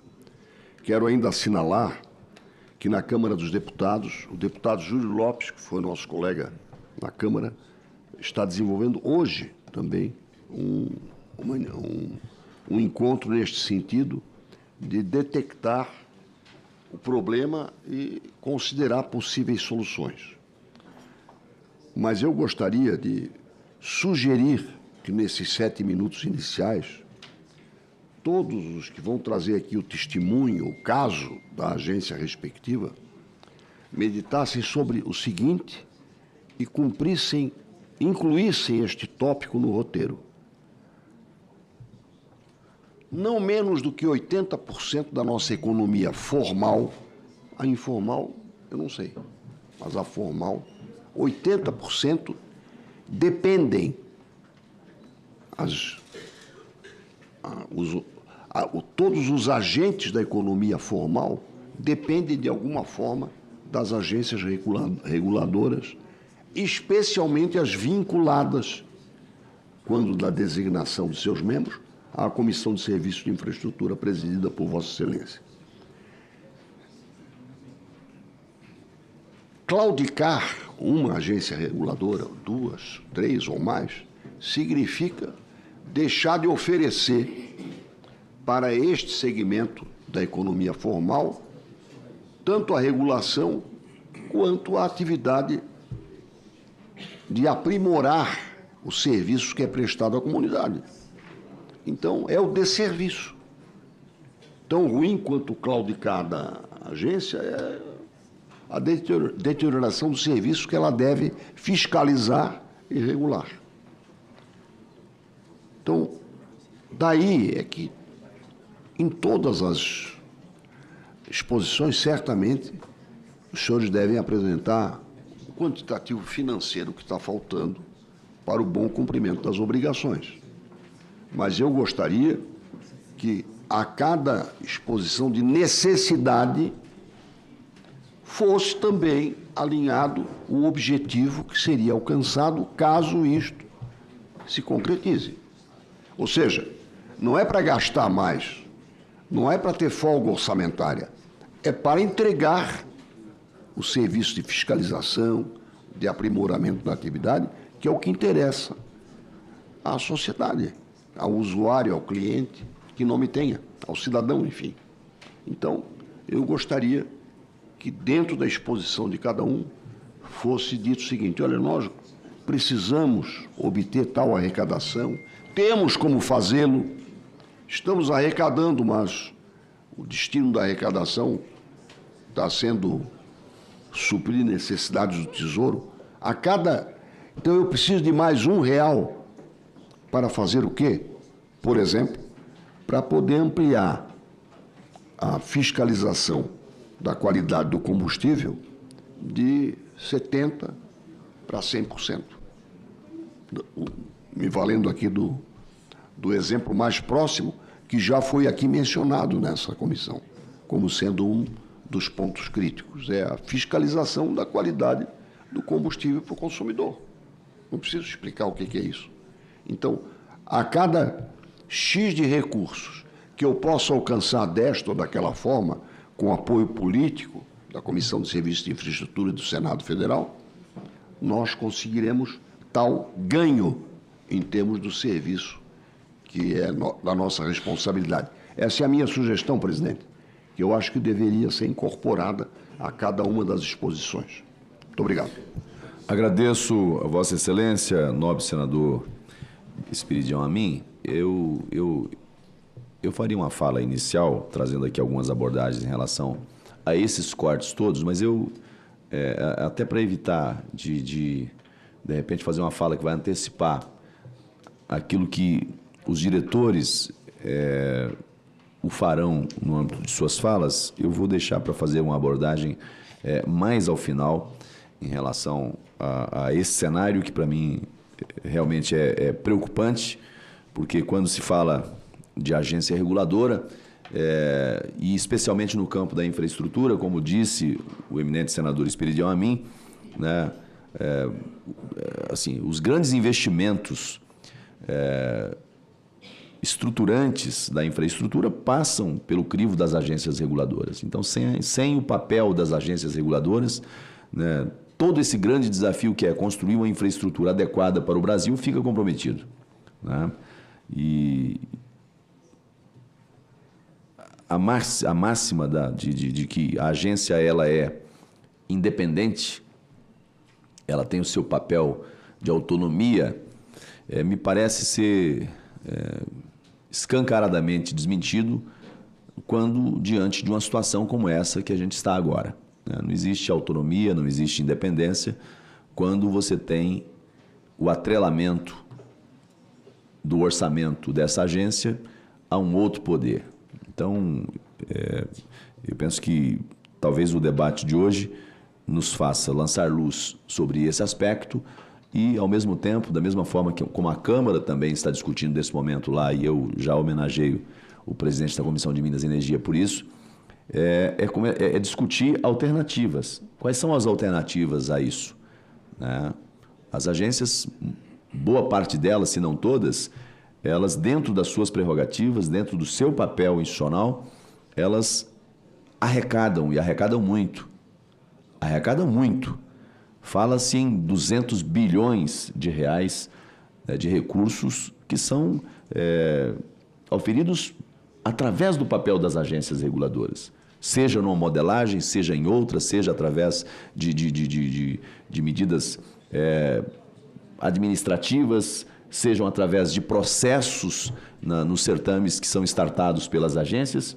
há uma movimentações, as licitações todas, há um volume de recursos muito grande, né, que são levantados, que são arrecadados através do papel das agências reguladoras.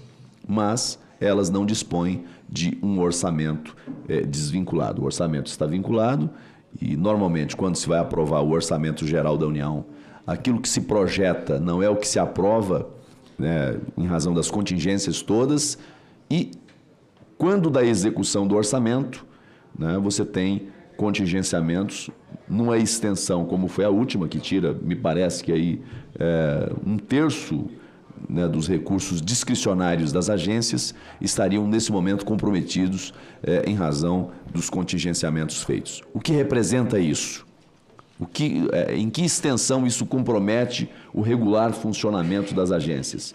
Né? O que está em risco nesse momento? Eu acho que são respostas que a gente precisa buscar nesse momento, e aqui eu queria destacar a importância e já agradecer também ao Tribunal de Contas da União pela disposição em participar desse debate, não apenas como uma instituição que vai ouvir, mas como uma instituição que tem um papel importante no controle das contas públicas, na fiscalização, monitoramento da execução do orçamento público, e que, tenho certeza, poderá contribuir de maneira muito decisiva na busca de um caminho de entendimento, de mediação, para sair em socorro às agências e, ao fazê-lo, em socorro à infraestrutura do Brasil.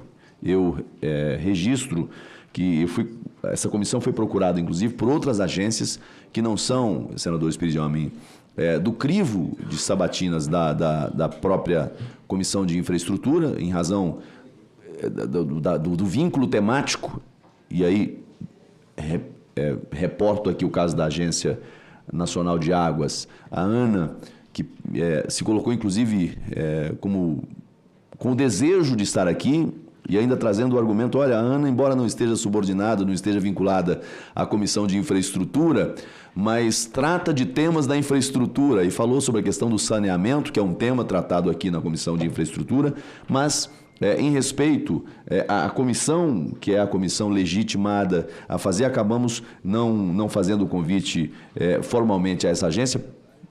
Talvez até numa próxima ocasião pudéssemos pensar em alguma coisa conjunta com essa comissão e com outras comissões que também lidam com as agências, mas nessa primeira audiência pública nós procuramos atender aqui as agências que estão vinculadas à Comissão de Infraestrutura. Portanto, feitas essas breves observações, passaremos a ouvir os convidados conforme já anunciado. Com a palavra, representando a Agência Nacional de Mineração, diretor Mauro Henrique Moreira Souza, diretor-geral da ANM.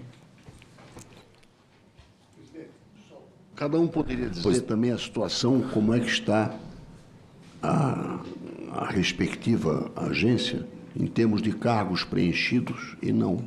Perfeito. Perfeitamente, senador Espírito Amin. Com a palavra, diretor Mauro Henrique. Obrigado, senador. Cumprimento a todos os senadores, cumprimento os colegas de bancada, os convidados, todos que nos veem aqui ou remotamente.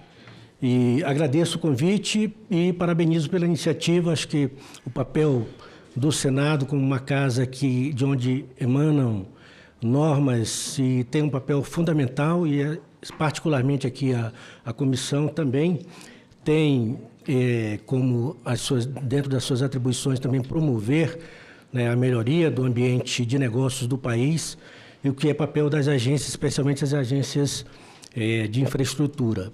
Então, um panorama bem rápido da Agência Nacional de Mineração. Ela foi a última agência criada, completou apenas 6 anos recentemente, e tem sido objeto de uma série de discussões já de algum tempo por conta da precariedade com que ela foi estruturada. Então, é uma agência que não tem a dotação orçamentária necessária.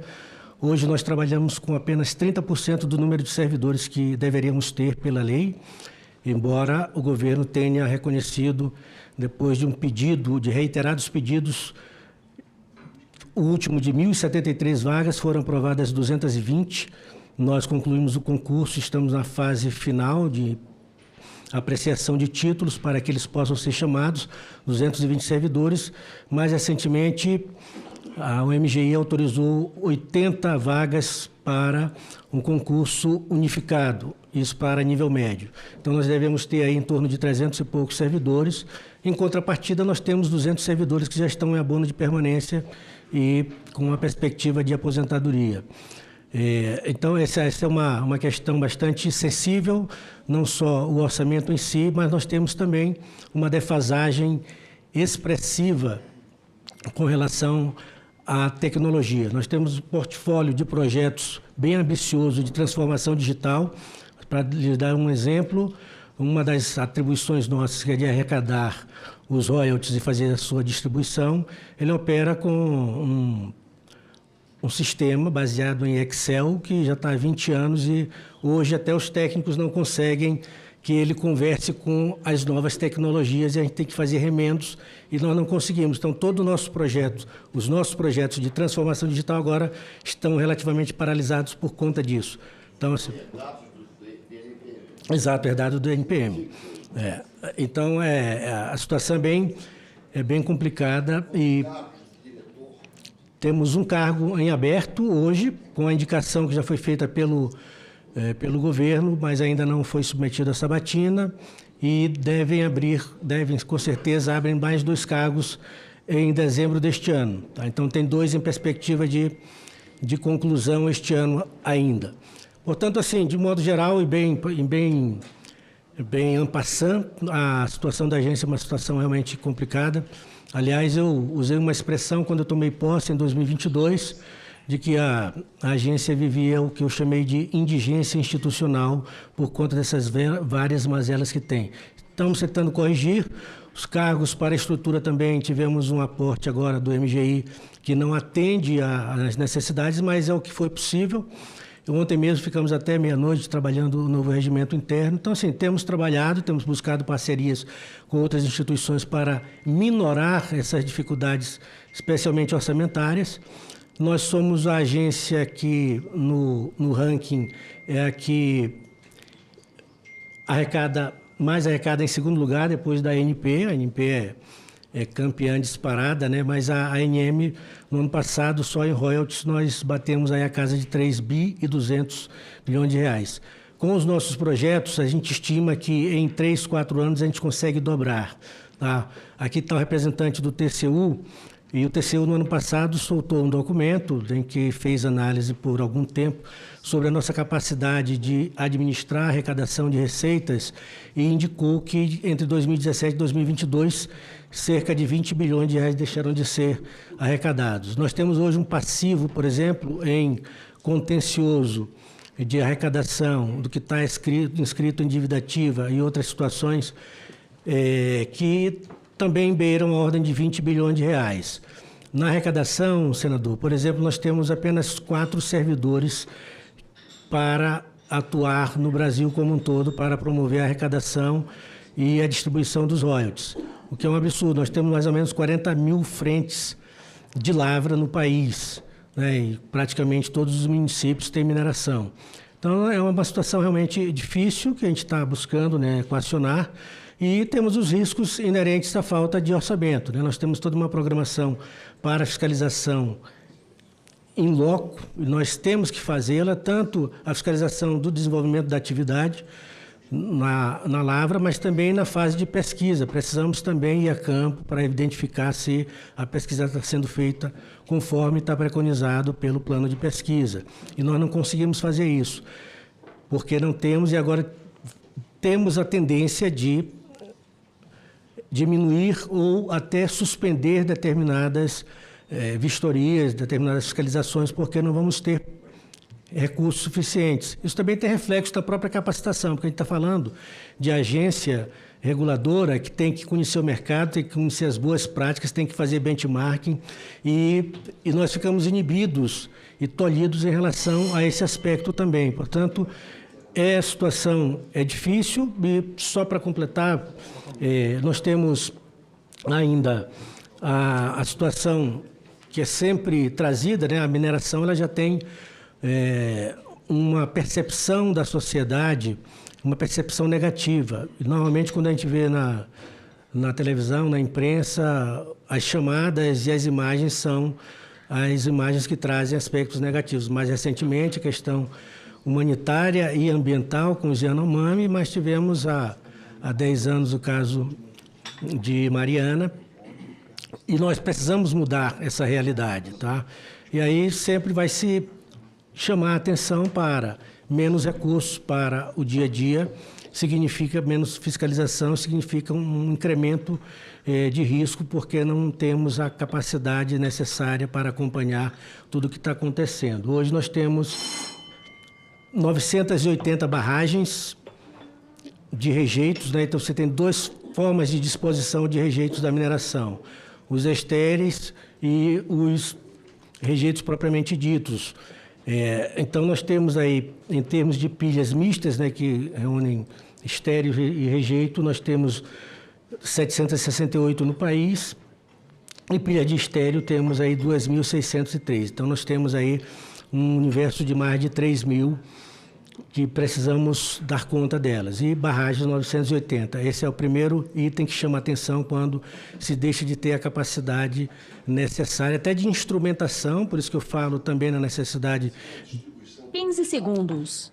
Por estado, nós temos mais ou menos aqui, são 980 municípios, as barragens em torno de 35% estão em Minas Gerais, depois vem Bahia, Espírito Santo, e assim de cabeça eu não saberia lhe dizer, mas posso lhe passar esses números. Nós atualizamos até esses dias, né, para também mostrar ao governo, ao MGI, ao Ministério do Planejamento, ao Ministério de Minas e Energia, ao qual a gente é vinculado, esse quadro, que é um quadro preocupante que precisa ser visto com a atenção necessária, com o cuidado necessário para que nós melhoremos a nossa capacidade de prestar os serviços para os quais nós fomos criados. Obrigado. Muito obrigado, diretor-geral da ANM, Dr. Mauro Henrique Moreira Souza, pelas informações. E veja, ao ponto que a gente vai tomando conhecimento sobre a gravidade do aspecto econômico, do aspecto financeiro, digamos assim, da agência, a gente fica mais preocupado com os aspectos relacionados a eles, que é a atividade fim da agência, especialmente em áreas sensíveis, como é o caso da ANM. E não muito distante de agora, o Brasil acabou por acompanhar, e com muita tristeza, algumas tragédias que são, em alguns aspectos, irreparáveis, justamente pela falta de uma fiscalização eficiente, pela falta de uma política de maior segurança no aspecto preventivo, né? E aí, de repente, você ouvir relatos de que, nesse momento, essa situação se mostra ainda mais agravada, isso nos causa ainda mais preocupação. Portanto, acho que essa audiência pública tem um papel fundamental. Para além de tentar dar encaminhamento ao problema orçamentário das agências, o cuidado com a atividade fim que cada uma tem, né, e que vai dialogar com os interesses da sociedade, sobretudo no aspecto da segurança. Na sequência, asseguro a palavra à doutora Cristiana Camarati, conselheira substituta do Conselho Diretor da Anatel. Muito bom dia, senador Marcos Rogério. Muito bom dia, senadores Espiridião Amin, Jaime Campos, Chico Rodrigues. Muito obrigada por terem nos convocado. Nas pessoas das diretoras Flávia Takafashi e Agnes Costa, eu cumprimento todos os meus colegas e os presentes. Senhores, é indiscutível que as agências reguladoras, em seus distintos setores, são a base, o lugar seguro para um diálogo técnico amplo, transparente com a sociedade, governo e empresas. As agências são órgãos técnicos de Estado e devem zelar pelo interesse público. No nosso setor do ecossistema digital, o setor em que a Anatel atua, eu entendo por interesse público entregas concretas de conectividade significativa. É nosso dever garantir a conectividade, promovendo as habilidades digitais para os consumidores e cidadãos brasileiros, para que eles de fato possam usufruir dessa conectividade. E é por meio da regulação que nós promovemos uma competição, uma proteção aos consumidores e essa regulação que permita atrair investimentos e tenha coerência e segurança jurídica nas decisões. A Anatel, ela tem uma atuação de mais de 27 anos e busca, então, garantir a proteção e desenvolvimento do nosso país, garantindo que quem quer consumir, consuma, e quem quer produzir e desenvolver atividades econômicas também possam fazer nesse setor do ecossistema digital. A Anatel tem muitas entregas concretas para a sociedade, eu poderia ficar aqui citando várias, mas eu escolhi citar 3. A primeira delas tem saído muito na mídia, que é o Defesa Civil Alerta. Um projeto gerido e gestado pela Anatel há muitos anos para garantir a prevenção de desastres por meio de uma comunicação eficiente à sociedade. Também gostaria de citar o Norte Conectado. A partir do leilão do 5G, nós garantimos 12 mil quilômetros de fibras nos leitos dos rios da região amazônica e permitirá conectar toda aquela região de forma eficiente, nesse déficit que nós tínhamos com a região norte.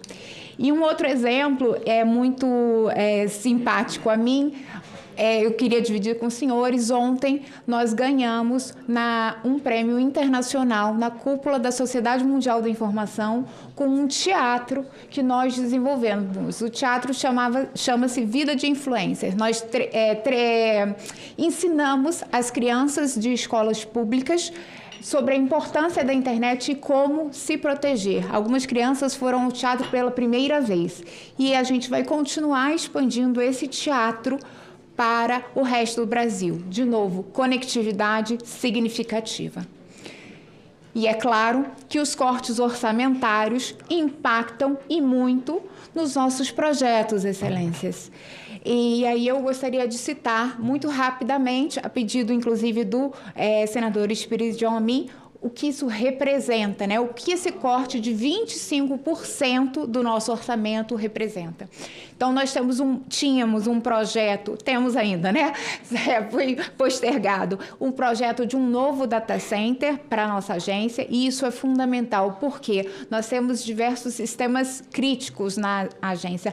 Além do sistema SEI, né, que todo mundo se comunica dentro do executivo, nós temos também um sistema chamado Anatel Consumidor. É esse sistema que acolhe e tem todos os dados de todos os consumidores que vêm reclamar à Anatel. Nós recebemos reclamação pelo WhatsApp, pelo call center, pelo aplicativo ou por um sistema. Ano passado foram 1.300.000 reclamações. E essas reclamações, elas são todas armazenadas e nós temos que garantir segurança e resposta à sociedade.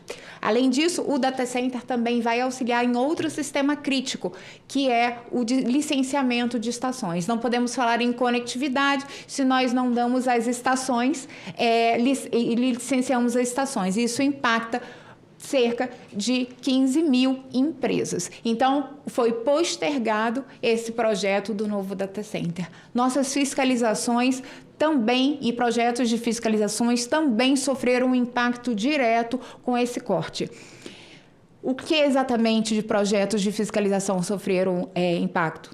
Todos projetos relacionados ao bloqueio de bets ilegais, projetos para melhorar o combate à pirataria e também do Centro Integrado de Combate à Desinformação, num projeto que nós temos com o Tribunal Superior Eleitoral. Também foi sobrestado a aquisição de drones, que certamente melhorariam a fiscalização de espectro e que tem interface com outras agências. Então, quando nós fiscalizamos espectro, atuamos também com a ANAC, por exemplo, para evitar transmissões irregulares que possam atrapalhar pousos e decolagens. Então, isso foi também sobrestado. Suspendemos diversas parcerias. O que é de conhecimento de todos, a Anatel ela tem trabalhado no ecossistema digital e, para isso, projetos com a Unesco de inteligência artificial foram sobrestados em parte, e também de conectividade significativa. Caminhando para o fim, eu gostaria apenas de mencionar que é muito importante o reconhecimento das agências.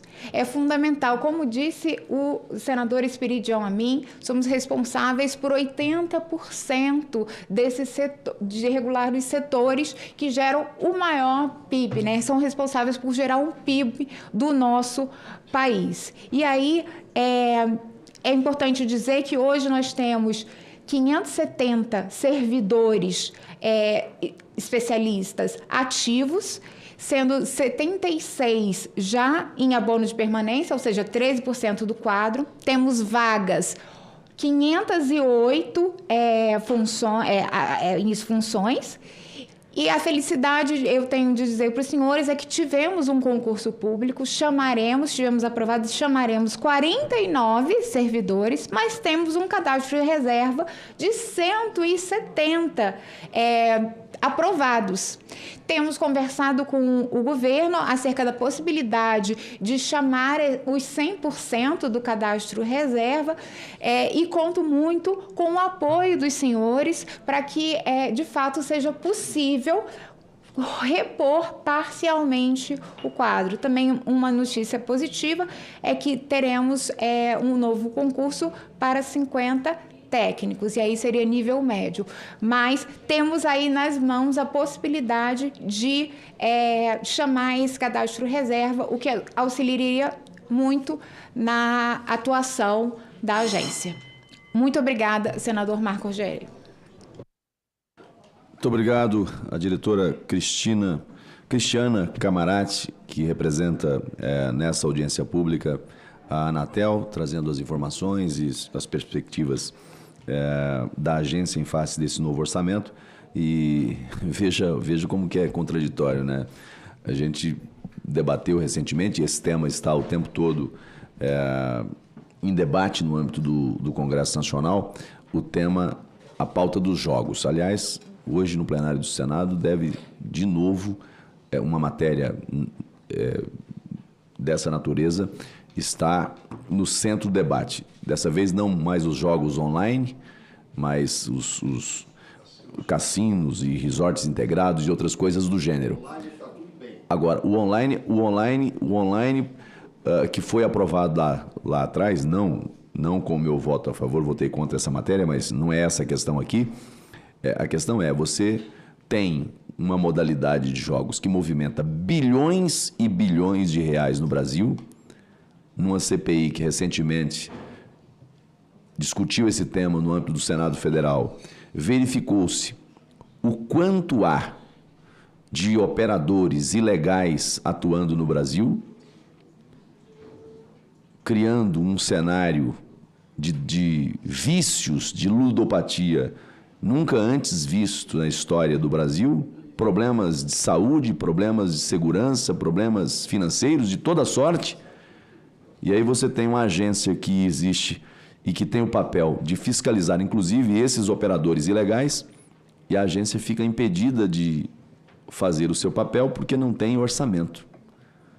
Quando você está diante de uma situação onde bilhões e bilhões são movimentados ou pela via legal ou ilegal, e a agência não tem recurso, né? Então, eu penso, senador Espiridião Amin, que além da gente colocar o tema em debate nesse momento aqui no âmbito da comissão, nós vamos ter que levar esse tema, talvez para uma reunião do Colégio de Líderes do Senado Federal, né? E é preciso encontrar meios para garantir o funcionamento da agência, porque o recorte que se traz no todo, ele é preocupante. Mas quando você traz apenas, só nesse recorte, que trata de um nicho de atuação da agência de telecomunicações, em que você não tem a condição de exercer a fiscalização em cima de um setor que é tão sensível e que movimenta tanto, é algo extremamente preocupante e contraditório, porque movimenta-se bilhões, mas a agência não dispõe de nenhum aporte financeiro derivado dessa atividade, sendo que talvez tenha outras que demandam tempo da agência em fiscalização, mas eu acho que, se considerar o volume de conteúdo gerado no campo da obscuridade, no campo da ilegalidade, da clandestinidade, e aí eu estou falando de cadeira porque fiz parte da comissão parlamentar de inquérito, e vimos lá o quanto há de operadores, de plataformas ilegais atuando no Brasil e movimentando bilhões e bilhões de reais. E a agência não tem financeiro, não tem orçamento para fazer essa atuação. Agradeço muito a doutora Cristiana Camarati pelo relato que faz aqui e esperamos poder voltar a esse assunto, debater um pouco mais, inclusive no âmbito do Conselho, do Colégio de Líderes do Senado, na próxima reunião, apresentando também esses dados para demonstrar para os líderes a contradição, né? O parlamento aprovou uma matéria, não criou nenhuma salvaguarda, nenhuma vinculação em relação ao orçamento, e hoje a própria agência fica impedida de cumprir o seu papel no aspecto de fiscalização. Na sequência, com a palavra pela Agência Nacional de Aviação Civil, Dr. Roberto José Silveira Honorato, diretor substituto da agência, muito bem-vindo a essa comissão. Me parece, no caso da ANAC, já houve aí pelo menos um alívio, se não na totalidade, pelo que eu conversei com o ministro na semana passada. Exatamente. Mas ele havia me dito de que teria do montante contingenciado, liberado uma parte, pelo menos, para garantir a funcionalidade dos pontos essenciais. Exatamente. Salvo o melhor juízo, é uma notícia, se não a melhor, mas a menos ruim nesse momento. Com a palavra, Vossa Excelência. Muito obrigado. Bom dia a todos e todas. Em primeiro lugar, saúdo os meus respeitosos cumprimentos o excelentíssimo senhor presidente da comissão, o senador Marcos Rogério, e o senador Espiridião Amin, pelos requerimentos que tornaram possível essa sessão aqui para tratar desse assunto tão importante. Também saúdo o excelentíssimo senhor senador Jaime Campos, senador Chico Rodrigues, demais senadores e senadoras, a todos que estão aqui presentes, os representantes das agências reguladoras, bom dia, representante Alexandre Figueiredo, representante do TCU, bom dia.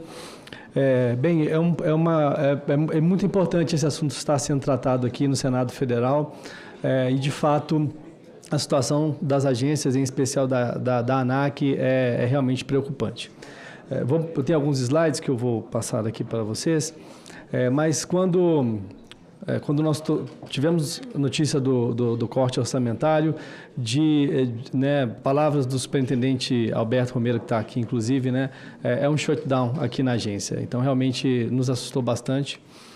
Tendo aqui a noção histórica do nosso orçamento ao longo dos anos, pegando aí desde 2013, e aí a linha laranja ali, ela é o valor atualizado pelo IPCA somente. Várias das nossas despesas, de alguma forma, são influenciadas por outros fatores, como, por exemplo, o dólar, mas somente pela inflação, se a gente faz uma atualização do valor e vai computando como é que o nosso orçamento tem se comportado.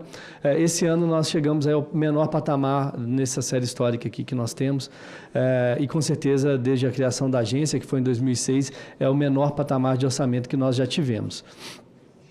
de início para 2025 estava previsto, senador Jaime, 120 milhões de orçamento aqui para a agência, né?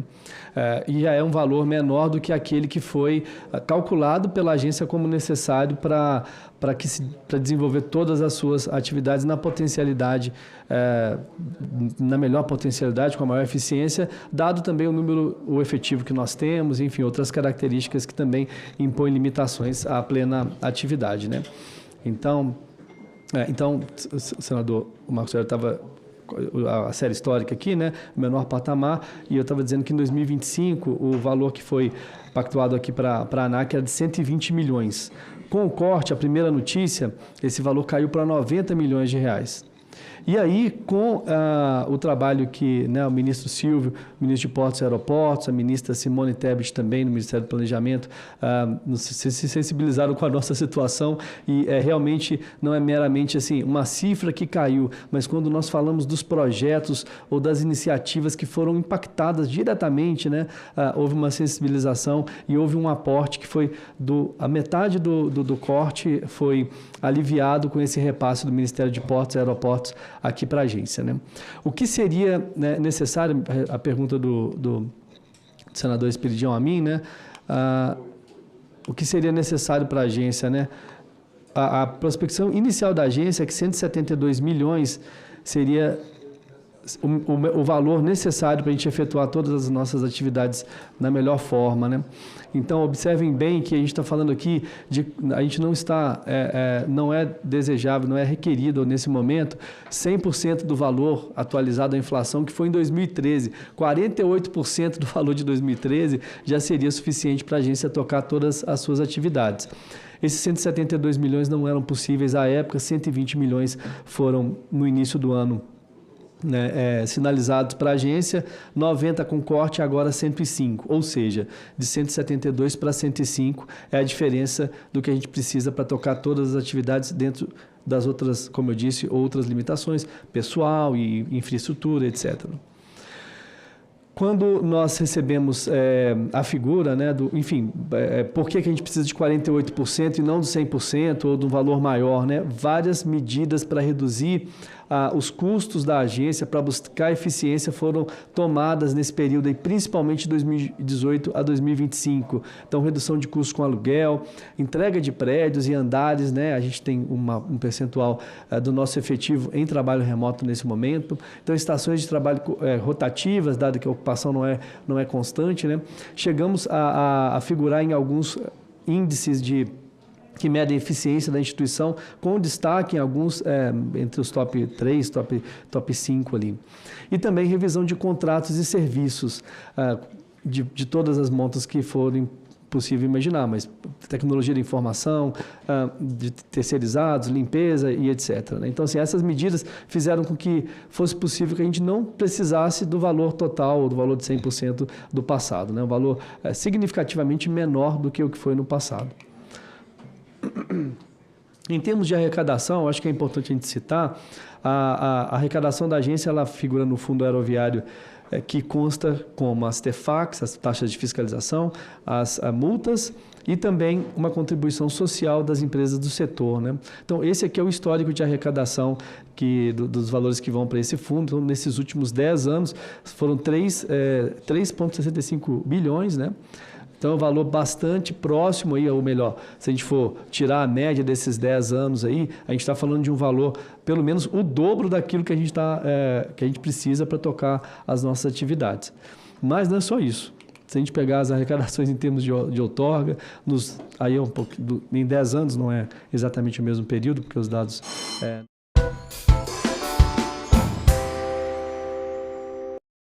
Agradeço penhoradamente as atenções que nos foram diferidas pelo presidente desta comissão, senador Renan Calheiros, e igualmente ao presidente da CAIS, senador Marcelo Castro, que nos permitem presidi-la.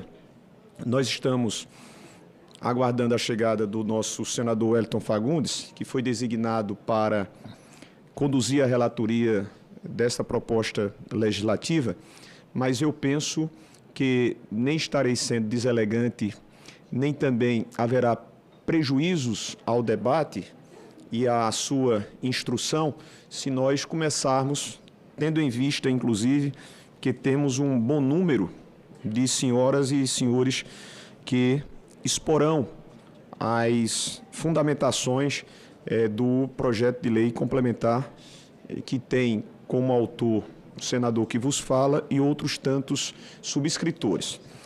Havendo o número regimental, declaramos abertas a 14ª reunião da Comissão de Assuntos Econômicos e a 23ª reunião da Comissão de Assuntos Sociais, que ocorrem de forma conjunta da 3ª Sessão Legislativa Ordinária da 57ª Legislatura, que se realiza nesta data, 8 de julho de 2025.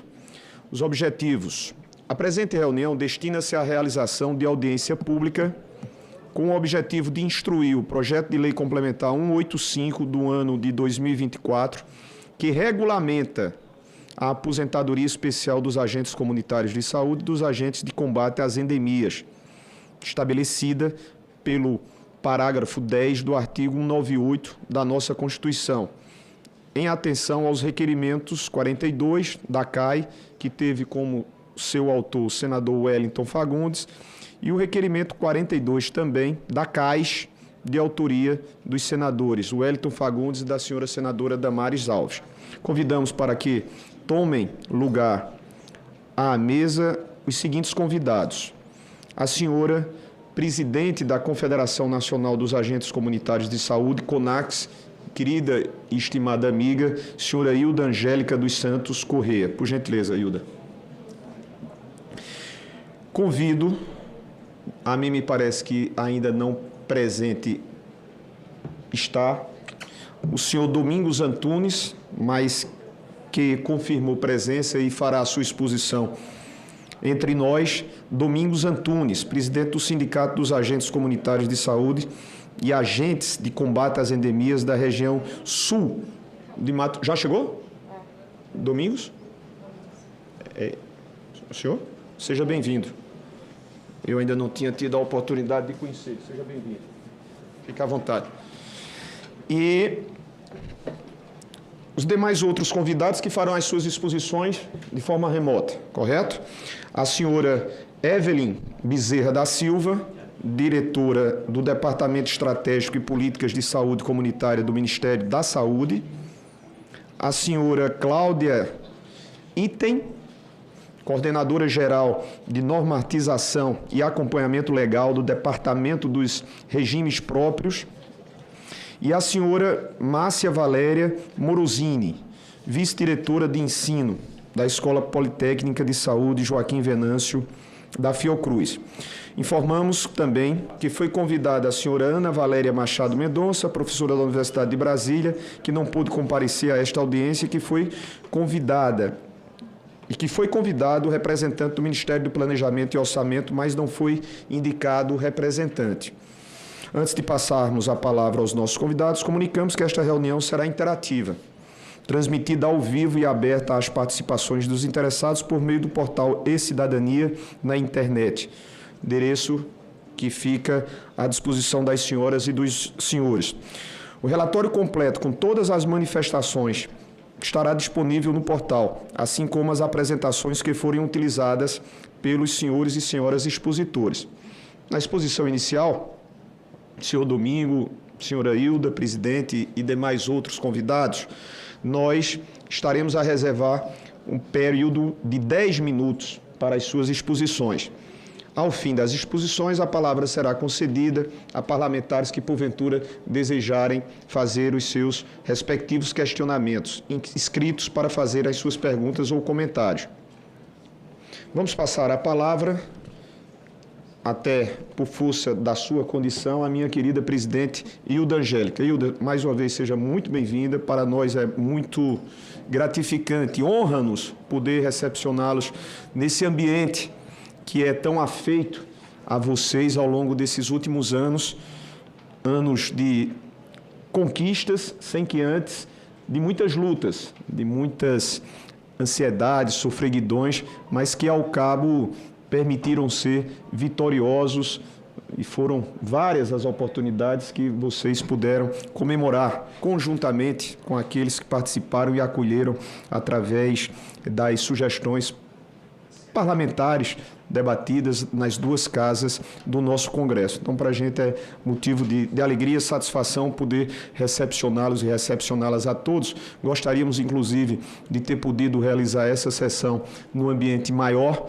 que pudesse recepcionar praticamente 200 agentes comunitários e agentes de combate às endemias que encontram-se no Senado Federal, mas não houve condições. Amanhã já foi acertado, teremos um evento com a presença do Ministro da República da Saúde, Alexandre Padilha, às 11h30, no auditório Petrônio Portela. Mas hoje, lamentavelmente, nós tínhamos que fazer na nossa sala de reuniões, sem perdas, que os demais companheiros e companheiras dos senhores e das senhoras estão a acompanhar, a mim me parece, lá no próprio auditório, se eu não estiver enganado. Hilda, você tem a palavra pelo tempo de 10 minutos. Seja bem-vinda, bom dia. Bom dia, senador veneziano, bom dia aos companheiros aqui presentes. Eu queria inicialmente agradecer essa oportunidade, que para nós é por demais importante, discutir aqui a realidade da nossa atividade no Brasil, saudar aqui especialmente ao presidente dessa comissão, senador Renan Calheiros, ao qual a gente agradece, pelo esforço que fez de pautar essa audiência pública nos dias em que a gente está aqui em Brasília, todo o Brasil aqui representado. Saudar aqui o senador veneziano, Vital do Rego, esse grande líder que tem nos acompanhado aí durante muitos anos, senador? Muitas lutas, muitas batalhas, mas, graças a Deus, também muitas vitórias. E iniciar dizendo que a CONAX representa os 400 mil profissionais em todo o Brasil. Nós estamos presentes em todos os municípios, nos 5.570 e alguma coisa aí de municípios desse país, em cada lugar do nosso imenso Brasil, lugares onde muitas vezes até o poder público não chega. Lá tem a presença de um agente comunitário de saúde e de um agente de combate às endemias. Dizer que em 2022 nós tivemos a felicidade de votar aqui no Congresso Nacional, aqui nessa casa, a emenda constitucional 120, senador veneziano foi quem conduziu o momento da aprovação aqui no Senado Federal, presidiu aquele histórico momento para a nossa categoria. E essa emenda constitucional, em 2022, ela foi fruto de muitas mobilizações da nossa categoria aqui no Congresso Nacional, onde a gente conseguiu dialogar com todos os deputados e também senadores da República, do que seria importante, que seria trazer dignidade para a nossa categoria, votar a emenda constitucional 120, que nos garante 3 direitos primordiais.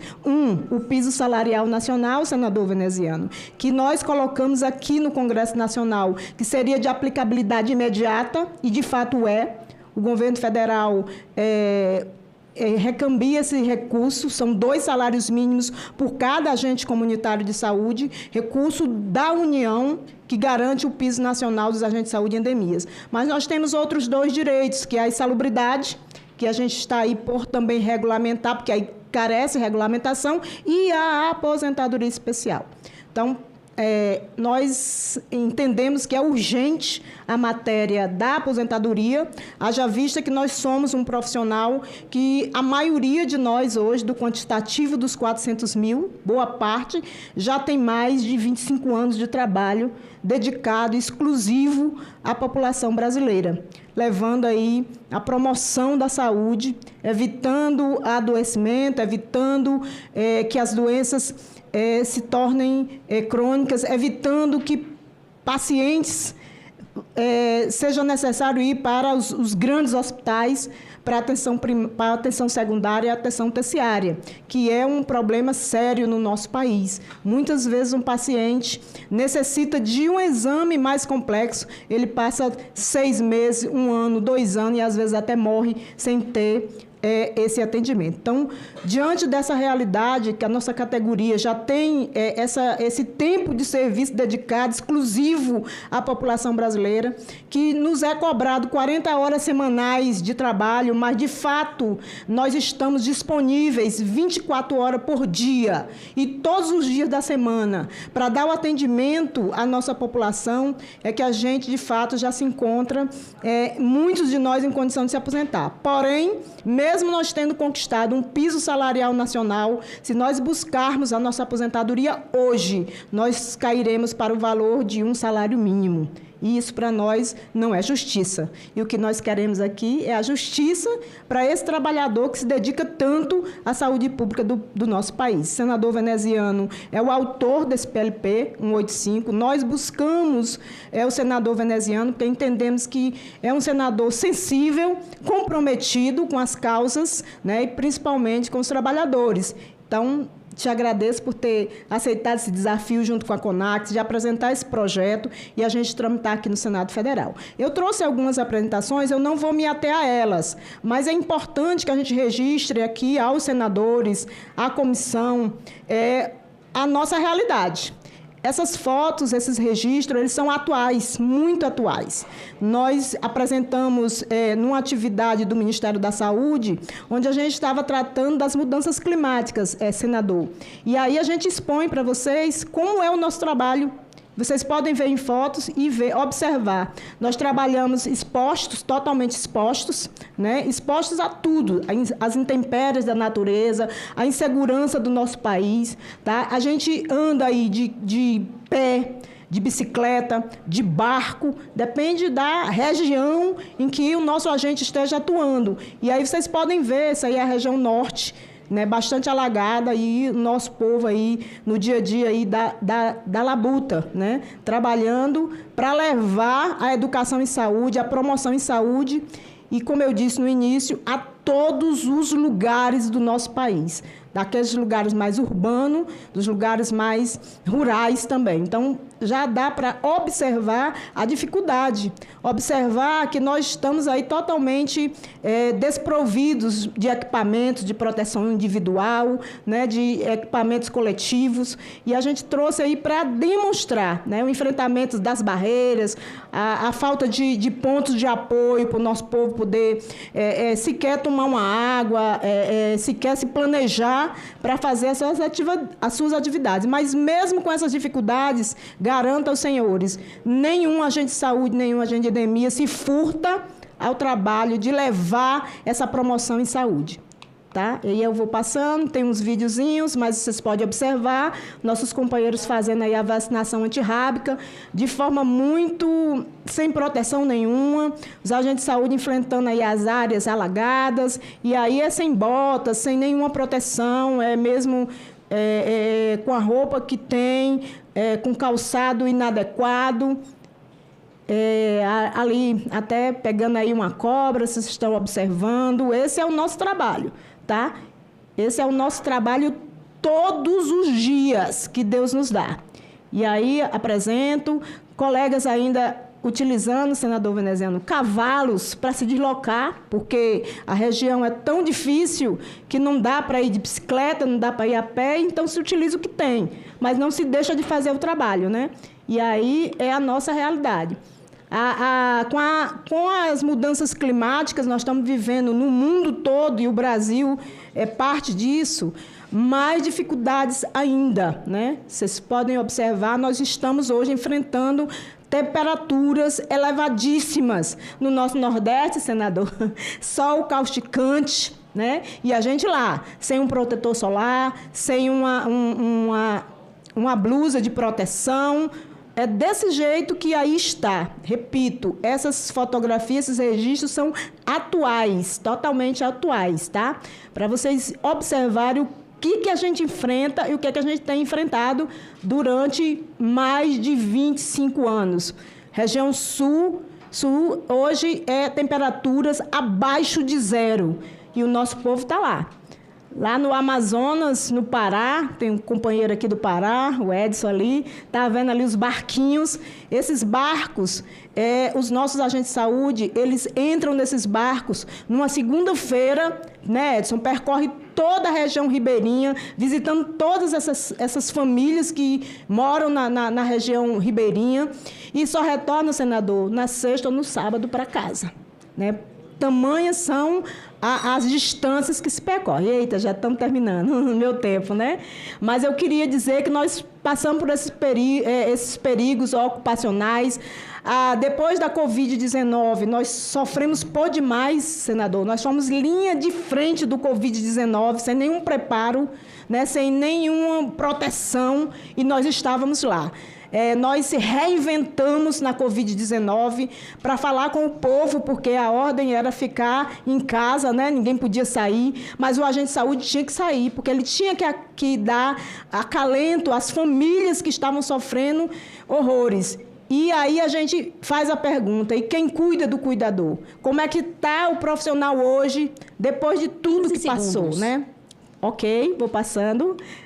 Já estão me correndo aqui, 10 minutos é pouco demais para a gente apresentar a realidade de 400 mil profissionais em todo o país que enfrentam toda sorte de dificuldade. Diante dessa realidade nós estamos apresentando, olha só, a gente queria dizer que, para nós, aprovar o PLP 185 não é nenhum favor. É exatamente trazer dignidade para esse povo e garantir um direito que já está na Constituição. De todos os projetos que hoje versam sobre aposentadoria e aposentadoria especial, senador, o nosso é o único que já tem previsão constitucional através da emenda constitucional 120, que foi uma grande conquista da nossa categoria. Encerrou meu tempo? Mais um minuto? Então, para encerrar, é dizer que aqui nós temos agentes de saúde e endemias, representantes de todo o país estão aqui acompanhando, com a esperança, senador, que a gente avance aqui no Senado de forma muito célere, para que nós possamos, se Deus quiser, até o final do ano, ter votado essa matéria no Senado e levar ela para a casa vizinha, que é a Câmara Federal, onde nós iremos também desenvolver o que sabemos fazer de melhor, que é a nossa mobilização e a nossa organização. Obrigada. Obrigado, minha presidente. Eu até peço a sua compreensão, por força do número de expositores, gostaríamos muito que cada uma das explanações pudessem ter o tempo à vontade, mas a gente precisa fazer esse regramento para que todos tenham, como convidados foram, as suas oportunidades.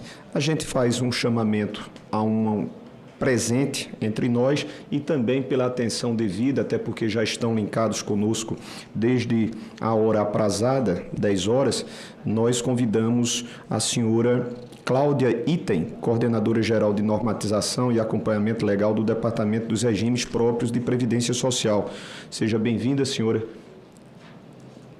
Cláudia. Seja bem-vinda, bom dia, a senhora disporá dos 10 minutos para a sua explanação. Gratíssimo por ter aceito o convite. Bom dia, senhor senador. Obrigada também pelo convite direcionado aqui para o Ministério da Previdência Social. Bom dia a todos os presentes na audiência pública e a todos também que nos acompanham.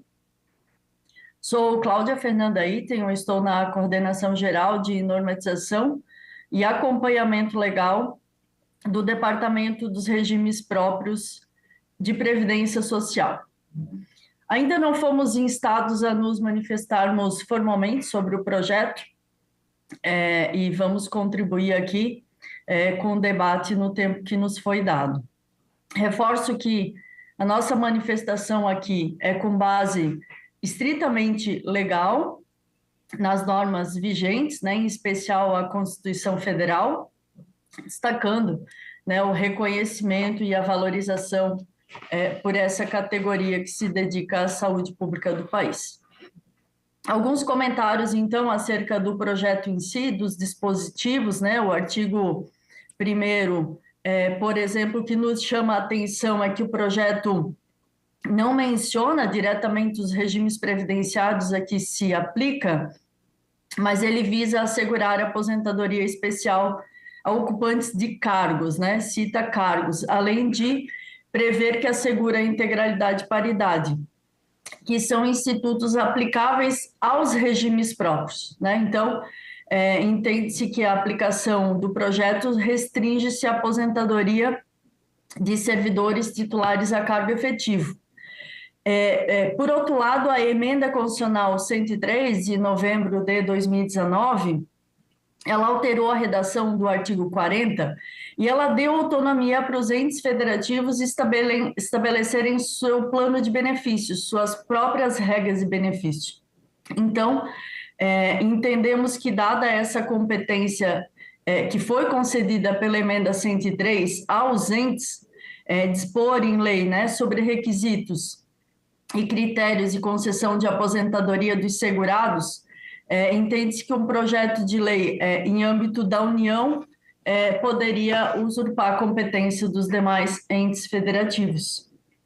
Em relação ao artigo 2 do projeto, ele traz a previsão de idades mínimas, né, 52, 50 anos de idade, e tempo mínimo de exercício na função também, 20 anos e 15 anos, que são números reduzidos em relação às regras exigidas para os trabalhadores com exposição a agentes químicos, físicos e biológicos. Então, tanto a idade quanto o tempo mínimo, ele é inferior às aposentadorias dos trabalhadores que têm exposição a esses agentes, né, físico, químicos e biológicos. Então, não há, pelo menos nos documentos, né, que nos vieram, assim, a justificativa desse tratamento diferenciado numa redução maior, né?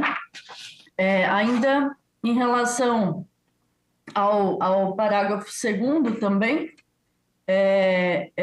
os parágrafos, desculpa, artigo 2º, parágrafos 1º e 2º, um ponto também que nos chama a atenção em relação a uma outra previsão constitucional, né, do parágrafo 10 do artigo 198, que presume a exposição a agentes ocupacionais, que é referente aos riscos, né, os riscos inerentes às atividades. Então, configurando exceção à regra do próprio parágrafo 4º C da Constituição Federal.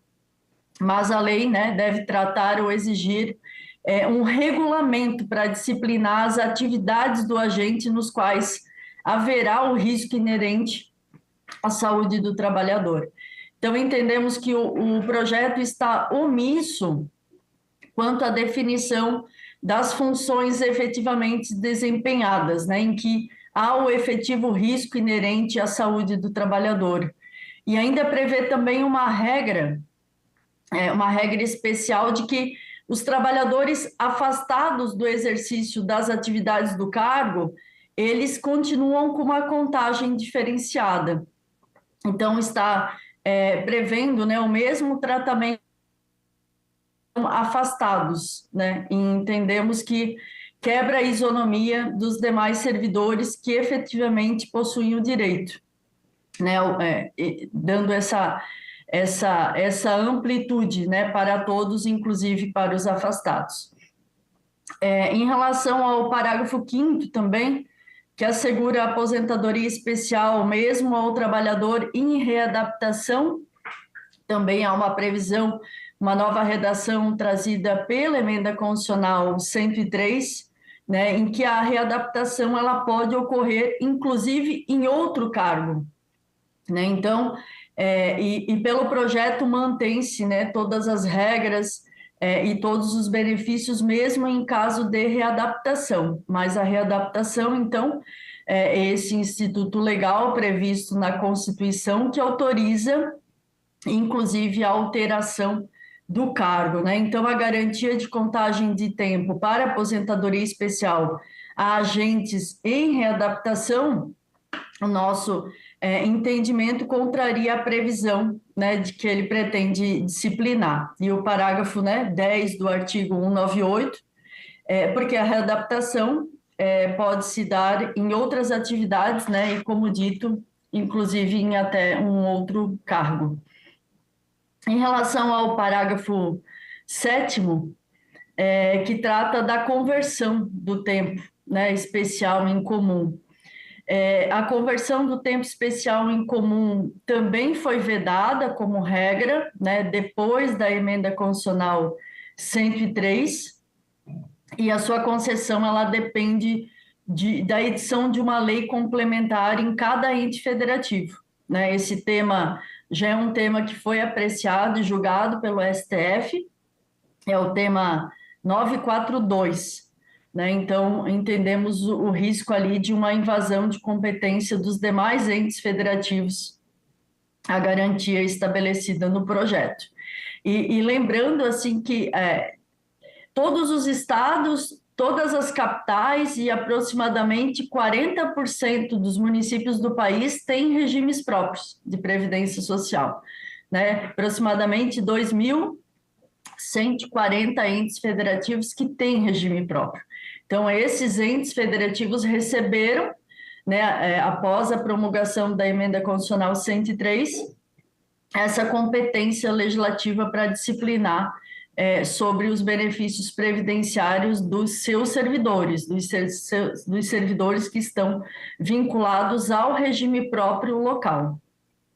E o artigo 5º, que prevê também, dando um prazo, né, para os entes federativos editarem legislação própria para adequar a este projeto, nós entendemos que a Constituição Federal ela não dá esse suporte, né, para que uma lei federal fixe um prazo para que os estados, né, Distrito Federal e os municípios exerçam essa competência legislativa, dada a competência legislativa que a emenda constitucional assegurou a eles, né, quando da promulgação em novembro de 2019.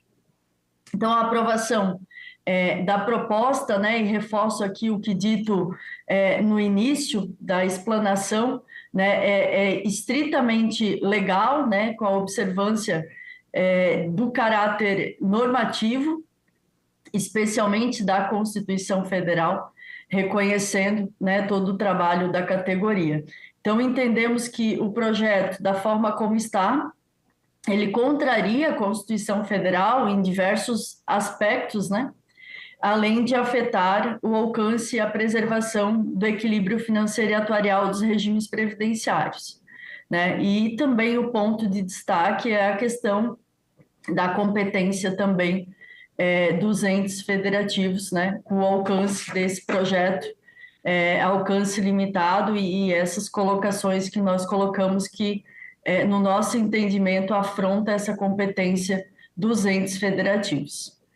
Agradeço a atenção e nós permanecemos também à disposição. Muito obrigada. Nós aqui agradecemos, em nome da presidência desta sessão conjunta CAI e CAIS, agradecemos a sua participação, doutora Cláudia Item, com as suas devidas observações e a razão exata da proposta para que nós instruamos, recolhendo de forma ampla os pontos de vista, e aí no caso de uma integrante da Previdência que coloca de forma muito equilibrada algumas interrogações apostas à presente proposta legislativa, e o que nós desejamos é isso, é que nós consigamos superar, dirimir algumas dessas dúvidas, algumas destas com o devido respeito, consideração e compreensão do alcance da formação intelectual e, notadamente, da área de previdência. Eu tenho algumas observações contrárias, mas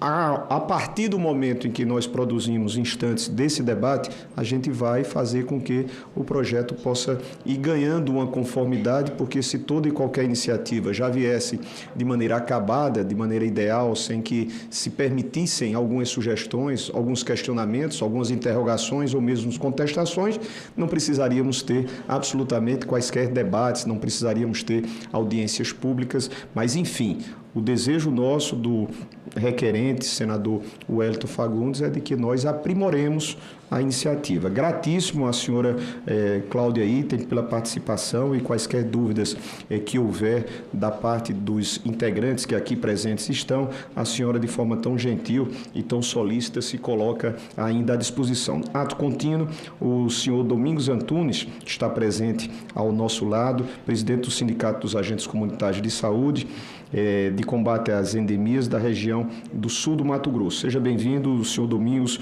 Vossa Senhoria, disporá dos 10 minutos que regimentalmente nós oportunizamos aos nossos explanadores.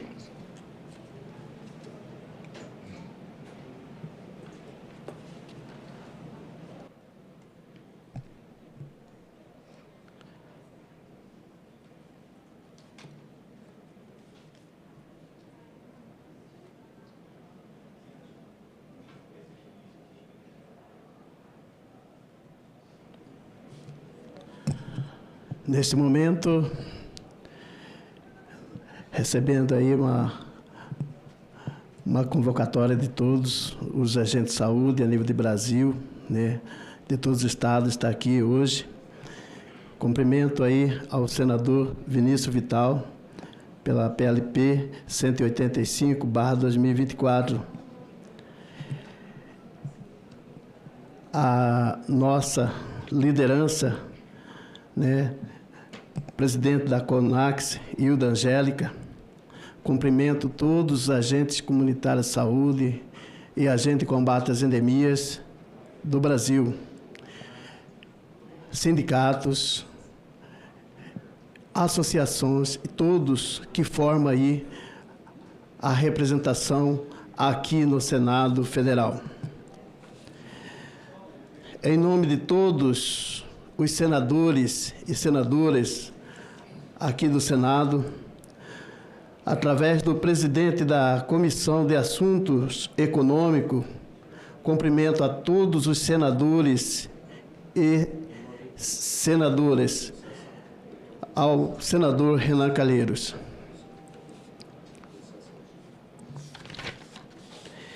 Também hoje, aqui, fazendo parte dessa discussão, dessa tramitação, dessa importante PLP, representante do Ministério da Saúde que está aqui presente, representante do Ministério da Previdência Social, representante do Ministério do Planejamento e Orçamento e também convocado aí pela Confederação Nacional, conduzida pela nossa presidente Hilda Angélica.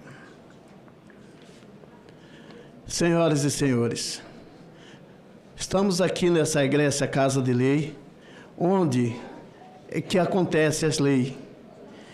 Eu vim pedir encarecidamente aos senadores, ao presidente da Câmara, ao presidente do Senado, né? O presidente Renan Calheiros, que aqui faz parte da Comissão de Assunto Econômico. É por aqui que se aprova. Eu vim pedir encarecidamente ao presidente, ao nosso senador Vinícius Vital, que é autor da PLP 185/2025, que lá na ponta está os agentes de saúde, os agentes de combate às endemias, que vêm aqui, através das suas representação classista, através da CONAX, sindicatos, associações, pedir encarecidamente que os senhores possam estar fazendo essa tramitação da aposentadoria especial. Porque nós passamos por uma trajetória aí de pandemias, onde deixou sequelas, muitos deles estão acamados lá. Muitos deles, senhores, estão acamados, não conseguem andar. Muitos deles que vinham aqui em busca dessa aposentadoria não estão podendo mais vir. Que está sendo aposentado por um salário mínimo. Eu venho aqui pedir aos nossos senadores, senadoras, que apreciem, né, e nos conduza essa situação que é a PLP 185/2024, que é a aposentadoria especial. Em documento, eu quero também colocar, com a questão do meu tempo, quando se fala da aposentadoria, também se fala da insalubridade. A insalubridade, a maioria dos agentes de saúde estão com rancenias, tuberculose, né? E é preciso ter um olhar aqui do Senado Federal, onde está tramitando essa aposentadoria, que se faça valer, né, essa insalubridade 40%. Aproveitando também para a valorização da categoria, né, se tramita aqui, através de documentos, né, a PEC 18, que o agente de saúde técnico, ele possa, né, ganhar. É uma questão de valorização, senadores. É uma questão de valorização a essa categoria, que eles possam ganhar aí em 3 salários mínimos, saindo daqui do Senado. Nesse momento, também coloco aqui ao nosso relator, né? Relator que vai estar conduzindo essa aposentadoria especial, né? O relator, o senador Wellington Fagundes, né? Que é também do nosso estado, de Mato Grosso, que a gente vem pedir encarecidamente, senador, que o senhor possa fazer a tramitação, o impulsionamento para que nós possamos ter essa aposentadoria especial, a insalubridade e a PEC 18, que o agente de saúde técnico não poderá ganhar inferior a 3 salários mínimos. Eu faço aqui valer que a gente enviou um documento informando sobre a aposentadoria especial para os agentes comunitários de saúde e agentes de combate às endemias, a insalubridade 40% para os ACS e ACE, e a PEC 18, que o agente de saúde técnico não poderá ganhar inferior a 3 salários mínimos. Em sua construção, venho pedir encarecidamente ao presidente da Comissão de Assuntos Econômicos, senhor senador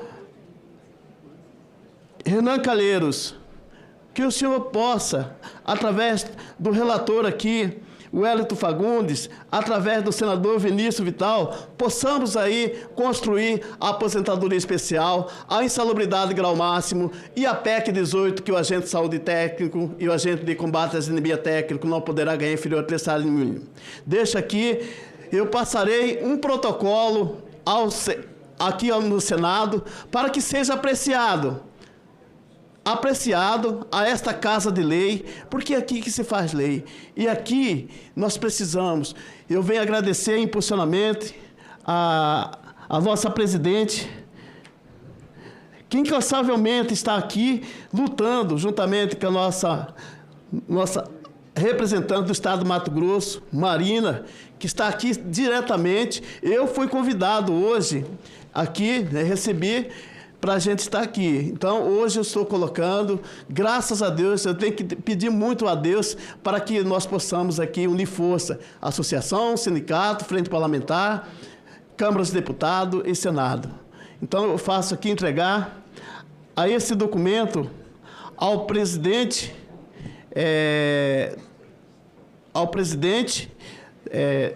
Renan Calheiros, né, para que possa apreciar. É um documento que já foi enviado para ser avaliado lá para o presidente Luiz Inácio Lula da Silva. Nesse momento eu entrego aqui ao relator, o Wellington Fagundes, esse documento para poder apreciar e encaminhar a tramitação da aposentadoria especial, a insalubridade e a PEC 18. Um forte abraço a todos. Bom dia a todos. Também, bom dia! Com a força de quem está com fé, acreditando que vai dar tudo certo. Eu quero aqui saudar a Hilda, em nome de todos vocês, né? Homens e mulheres, trabalhadores, que compõem essa profissão tão importante que são os agentes de saúde e endemia, combate às endemias.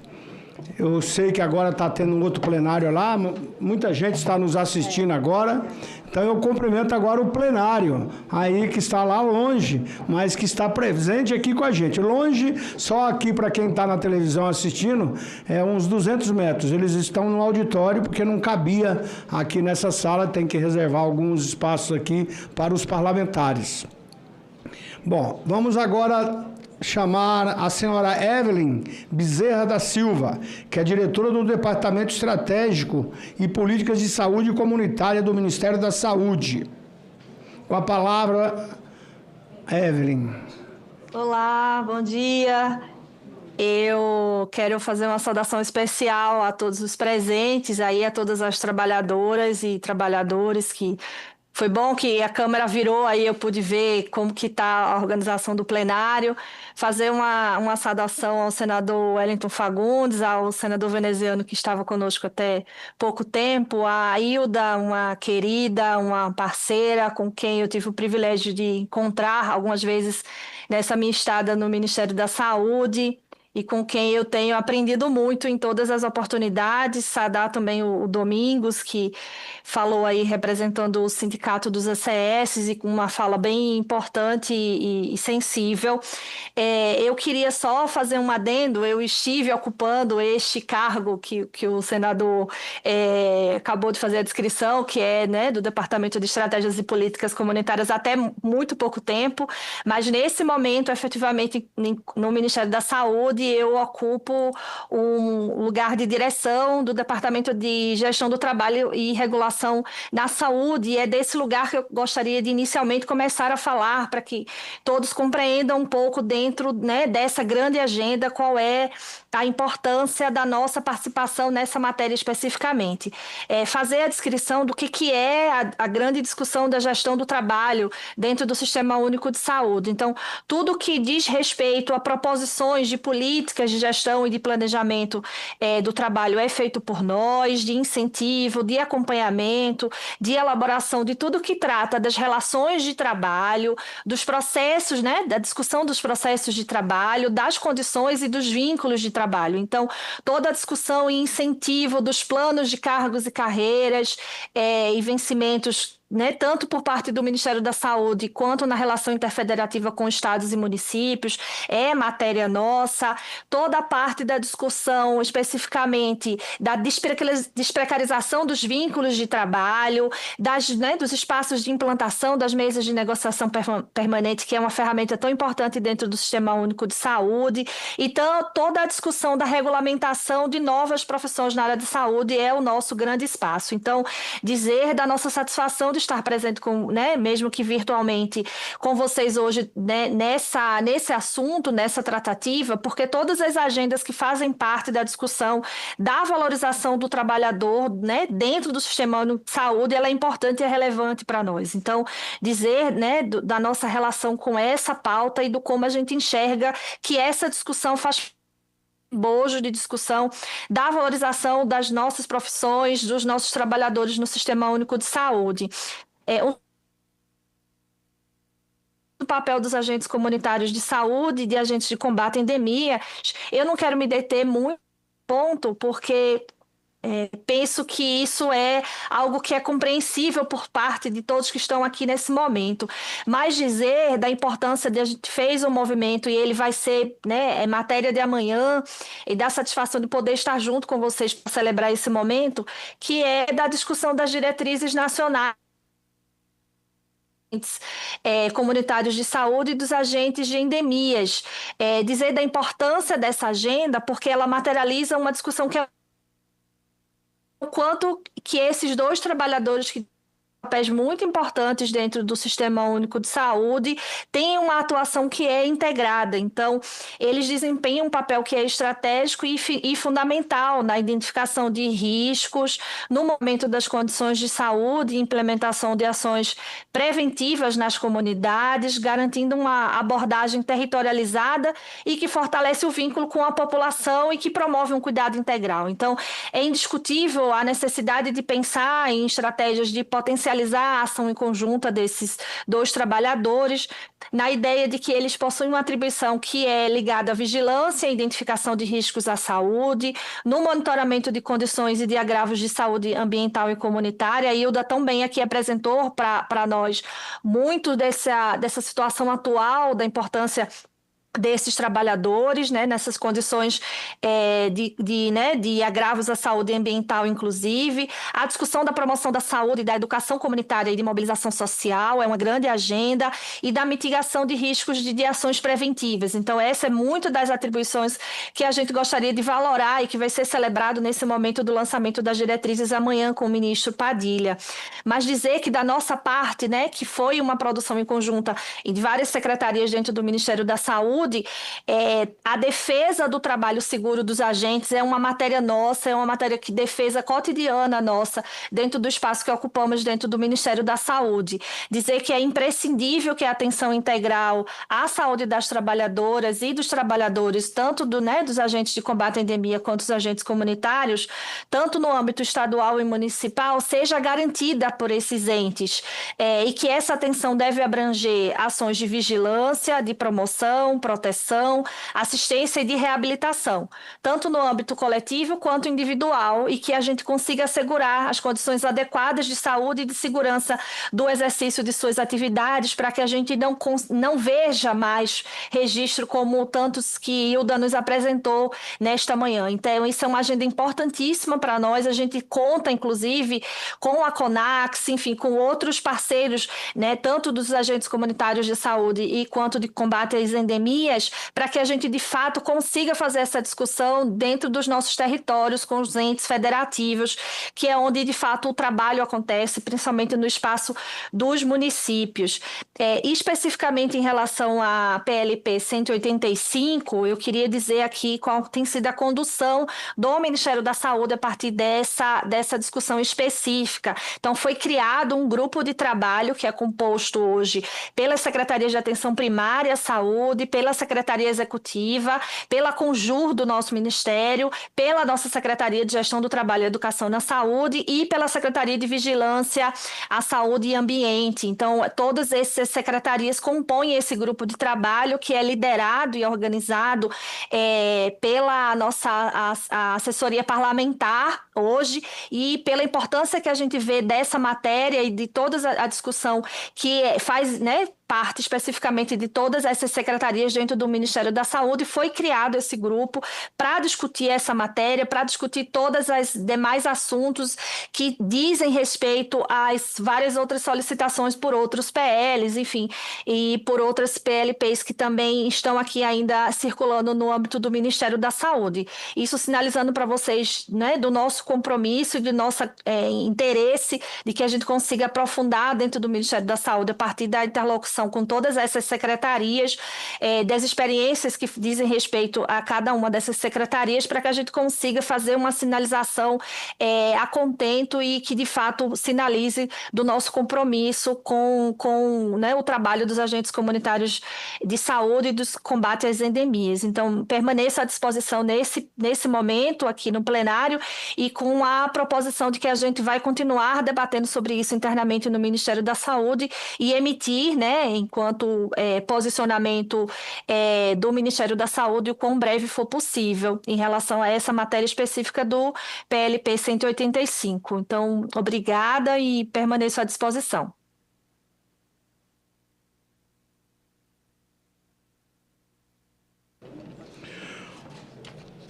Bom, nós temos como último apresentador a Márcia Valéria Morosini, que é vice-diretora de ensino da Escola Politécnica de Saúde Joaquim Venâncio, da Fiocruz. Ela não estava aparecendo no vídeo, agora está aqui presente. Eu queria a sua tolerância, Márcia, só por mais um pouquinho. Eu quero ler aqui algumas perguntas que vieram pelo E-Cidadania. O PLP 185/2024 assegura critérios justos de aposentadoria aos agentes diante dos riscos e da realidade do trabalho? Joaquim, do Distrito Federal. quais mecanismos asseguram a fiscalização eficiente para que apenas agentes em atividades de risco tenham direito à aposentadoria especial? Acácio, de Minas Gerais. Agentes com décadas em risco terão o tempo reconhecido de forma retroativa? O PLP prevê compensação ou conversão desse tempo? A Rosana, do Rio de Janeiro. É possível que o sistema previdenciário verifique a veracidade da atuação dos ACS e também ACE em campo, exercendo de fato a função? Janes da Bahia, Jalves da Bahia. Com a aprovação do projeto, teremos direito a receber a aposentadoria no valor real do último salário, com as gratificações inclusas? Yuri, de Santa Catarina. Por que esse direito já garantido demora tanto para ser regulamentado? Ronaldo, de São Paulo, como comentário, viu? Os ambientes são insalubres, inclusive vias públicas onde se atendem pessoas em situação de rua, com tuberculose, doenças e infecções. Ainda o Jorge, do Piauí. Com certeza, essa é uma forma de reconhecimento e valorização das práticas de trabalho dos guerreiros ACS e ACE de todo o Brasil. Tá bom. Mas eu quero registrar sim. Já está aqui conosco o deputado Zé Neto, que terá a palavra. Ele é presidente da Frente Parlamentar, né? Na causa aqui que estamos discutindo. É só da Câmara dos Deputados? É mista. Tá. É mista? Tá bom, ótimo. Eu quero registrar também aqui conosco a presença da Mariana Carvalho, ela que é vereadora na cidade de Primavera do Leste, uma das cidades mais ricas do Mato Grosso, e ela também é a mais jovem vereadora. Levanta aí para todos te verem. E é do meu partido, o PL. Depois você vai ter direito à palavra também, bem como também aqui está o Vinícius Amoroso. Esse é da minha cidade natal, Rondonópolis, vereador também lá. E eu quero convidar para estar aqui comigo, do meu lado, a Marina Lara, que é presidente do Sindicato de Agentes Regional do Sul de Mato Grosso. E eu faço esse convite, até porque a Marina também foi uma precursora nessa luta de vocês todos. Rondonópolis, eu quero que fique do meu lado aqui, Marina. Eu quero estar protegido pelas mulheres, né? E Rondonópolis, Mato Grosso, foi uma das cidades, assim, precursora também no trabalho de agentes de saúde. E eu quero fazer aqui até uma homenagem ao ex-prefeito, ex-governador, ex-deputado federal, Carlos Bezerra, porque ele foi uma das pessoas que apoiou muito esse trabalho. Eu acho que a Marina depois, eu gostaria que ela falasse um pouco, inclusive como começou, como se deu esse trabalho lá a nível de Mato Grosso, e se realmente foi a primeira cidade como a gente tem na história. E também o papel do Carlos Bezerra no trabalho de apoio à consolidação da categoria. Então agora eu passo a palavra para Márcia Morosini, da Fiocruz. Você até parece com a nossa ex-ministra e ex-presidente, viu? Eu tive um trabalho muito forte na Fiocruz, principalmente quando da pandemia, né? Eu fiz um projeto de lei para que também os laboratórios, as fábricas veterinárias pudessem fabricar a vacina.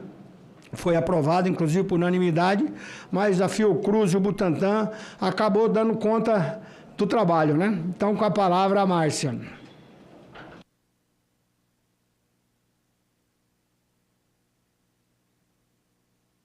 Pode abrir o microfone, Márcia. Você tem que abrir o seu microfone. Estou tentando. Aí, agora. Aí, abriu. Sim, é porque eu dependia do anfitrião. Bom dia.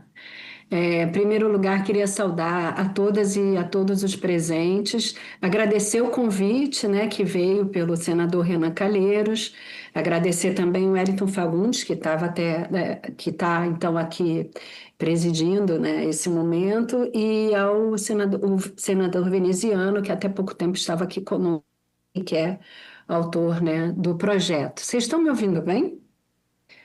Queria saudar muito a categoria dos ACS, dos ACE, companheiros de longa estrada, né, que eu venho acompanhando a luta histórica desde praticamente a primeira lei, a Lei 10.507, né, de 2002, que criou a profissão, a longa trajetória em busca da regulamentação profissional, da conquista de melhores condições de trabalho, né, a superar os processos de precarização, que ainda é uma luta, ainda é uma situação que precisa ser vencida, né? Assim como a luta pela formação adequada para a realização de um trabalho tão estratégico no Sistema Único de Saúde no âmbito da atenção primária, que é realizado pelos ACS, assim como é realizado pelos ACE, nas suas particularidades e nos seus pontos em comum, né? Conforme a gente vem vendo o desenvolvimento desse trabalho. Queria dizer, né, que a Fiocruz vai estar sempre disposta a apoiar, a colaborar, a desenvolver o que for necessário dentro da nossa expertise para ajudar a qualificar a política pública no sentido do trabalho digno, né? E aqui fico contente de ver a Evelyn presente, companheira, representante da EGERTS, que é um lugar extremamente estratégico e que tem garantido, né, uma série, por exemplo, dados que eu vou falar aqui, eu tirei do CENITS, né? Que é o Centro Nacional de Informações do Trabalho na Saúde, né, que é algo que vem organizado, desenvolvido pelo DEGERTS, pela Secretaria de Gestão do Trabalho e da Educação em Saúde, que é uma grande aliada, né, dos trabalhadores e das trabalhadoras do SUS. Nós estamos falando de 302.200 e 103.449 ACE, trabalhadores e trabalhadores capilarizados no território nacional, desenvolvendo atividades extremamente estratégicas para lograr o sucesso na atenção primária e saúde. Não são só eles, as equipes que compõem o trabalho na estratégia da família são fundamentais para que a gente tenha, né, bem desenvolvido aquilo que precisa ser a promoção da saúde, a educação em saúde, os cuidados primários nesse âmbito de atenção tão próximo da população.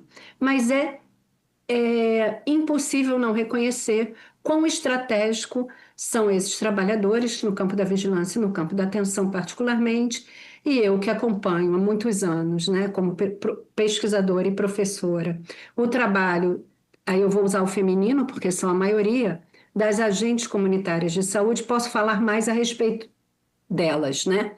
Que são a maioria mulheres e a maioria mulheres negras. E nós sabemos o que isso significa no Brasil, né? Que as mulheres e as mulheres negras, né? Essa soma de elementos, né? De condições, né? Pensando até na perspectiva da interseccionalidade, essa soma de condições atinge essa fração da classe trabalhadora que está mais exposta a trabalho precário, a menor remuneração, né, a condições menos adequadas de trabalho. Então, a gente tem que primeiro estar pensando sobre isso.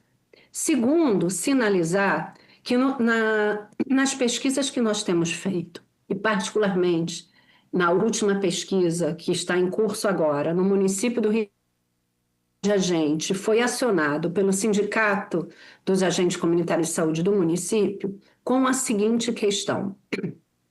O sindicato tem percebido de notícias de morte dos agentes comunitários de saúde no município e tem percebido também o aumento da morbidade com doenças que podem ser preveníveis e que podem ser tratadas se cuidadas rapidamente no âmbito da atenção primária.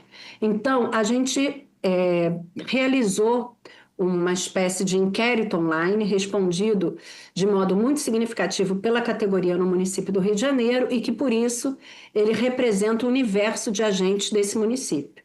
E nós confirmamos, então, que a gente tem uma categoria em processo de adoecimento importante, com questões relacionadas a doenças crônico-degenerativas, a doenças preveníveis e a doenças que a gente associa, né, no campo da saúde mental. Isso é um dado relevante, é um dado importante, que a gente está prevendo um seminário a se realizar em agosto, onde a gente vai apresentar esses dados à categoria. Foi uma pesquisa compartilhada, o que isso significa? Que tanto pesquisadoras e pesquisadoras da Escola Politécnica trabalharam com pesquisadoras e pesquisadoras do próprio sindicato. Eles se uniram à equipe e potencializaram a nossa capacidade de produzir conhecimento e de compreender essa realidade. Vai ser publicado daqui a pouco um boletim com dados do Sistema de Informação da Mortalidade, que também, né, de forma quantitativa, nessa perspectiva mais quantitativa, vai poder apresentar para a sociedade como estão esses dados no município do Rio de Janeiro. Então, isto fala de uma situação, né, específica dessa categoria, obviamente não é exclusiva dela, a gente sabe que existe um processo de adoecimento em curso dos trabalhadores e dos trabalhadoras da saúde, mas a gente olha para essa categoria em particular, e isso nos preocupa. Quando a gente, então, é chamado para estar aqui nessa audiência, falando da possibilidade de uma aposentadoria especial, e aí eu preciso ser clara, é sobre isso que se deterá a minha fala, porque entendo que sobre os outros aspectos, a nossa expertise não abrange, por exemplo, discutir qual é o melhor dispositivo legal, se é um projeto de lei, se é uma emenda constitucional, né? A gente não está aqui para se posicionar sobre coisas que muito bem se posiciona a Cláudia Fernanda, né? Que está olhando todo o aspecto jurídico, legislativo, do ponto de vista da Previdência e de forma muito compreensível para a gente, o que ela colocou. Esses aspectos não são os aspectos que eu entendo que o convite à Fiocruz, né, nos convoca a falar justamente sobre isso que é o nosso conhecimento da realidade do trabalho dos agentes e das agentes, né? Então, eu reforço a fala da Hilda no sentido de que esses trabalhadores e essas trabalhadoras, seja em meio rural ou em meio de maior complexidade urbana, estão expostos a uma série de situações, né? A questão climática, o tempo, o sol, a chuva, as dificuldades de locomoção, em territórios remotos, né?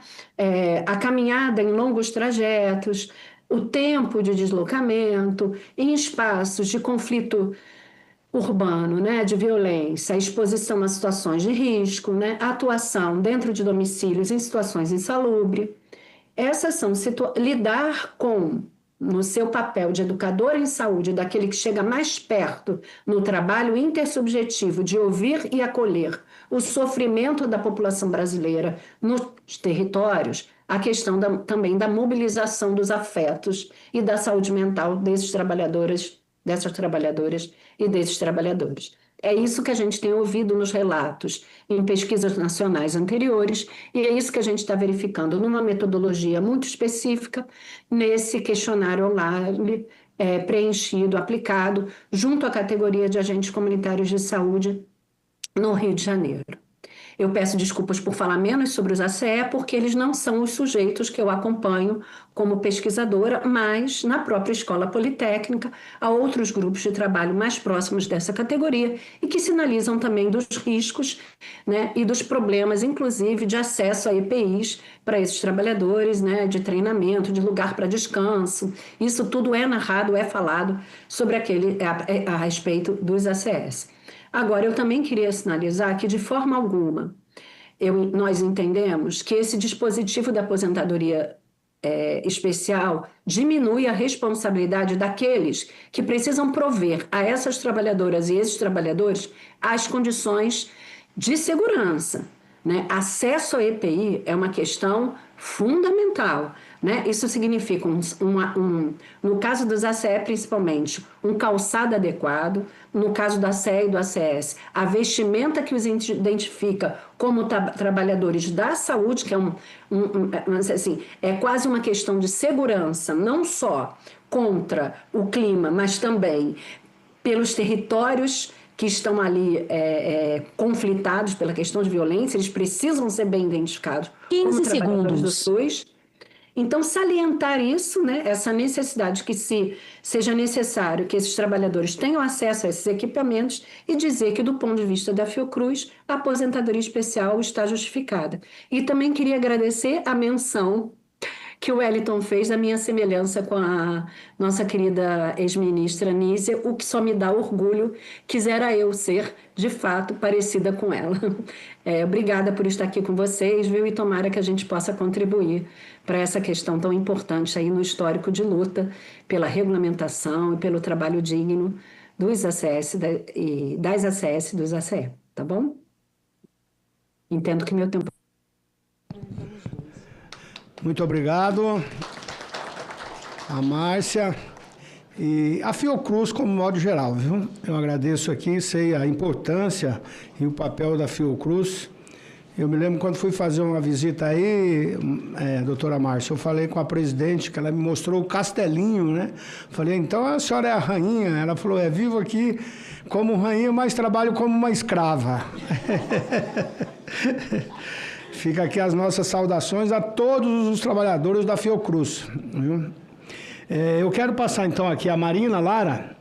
Como eu já disse, ela é presidente do Sindicato de Agentes de Saúde da região sul de Mato Grosso.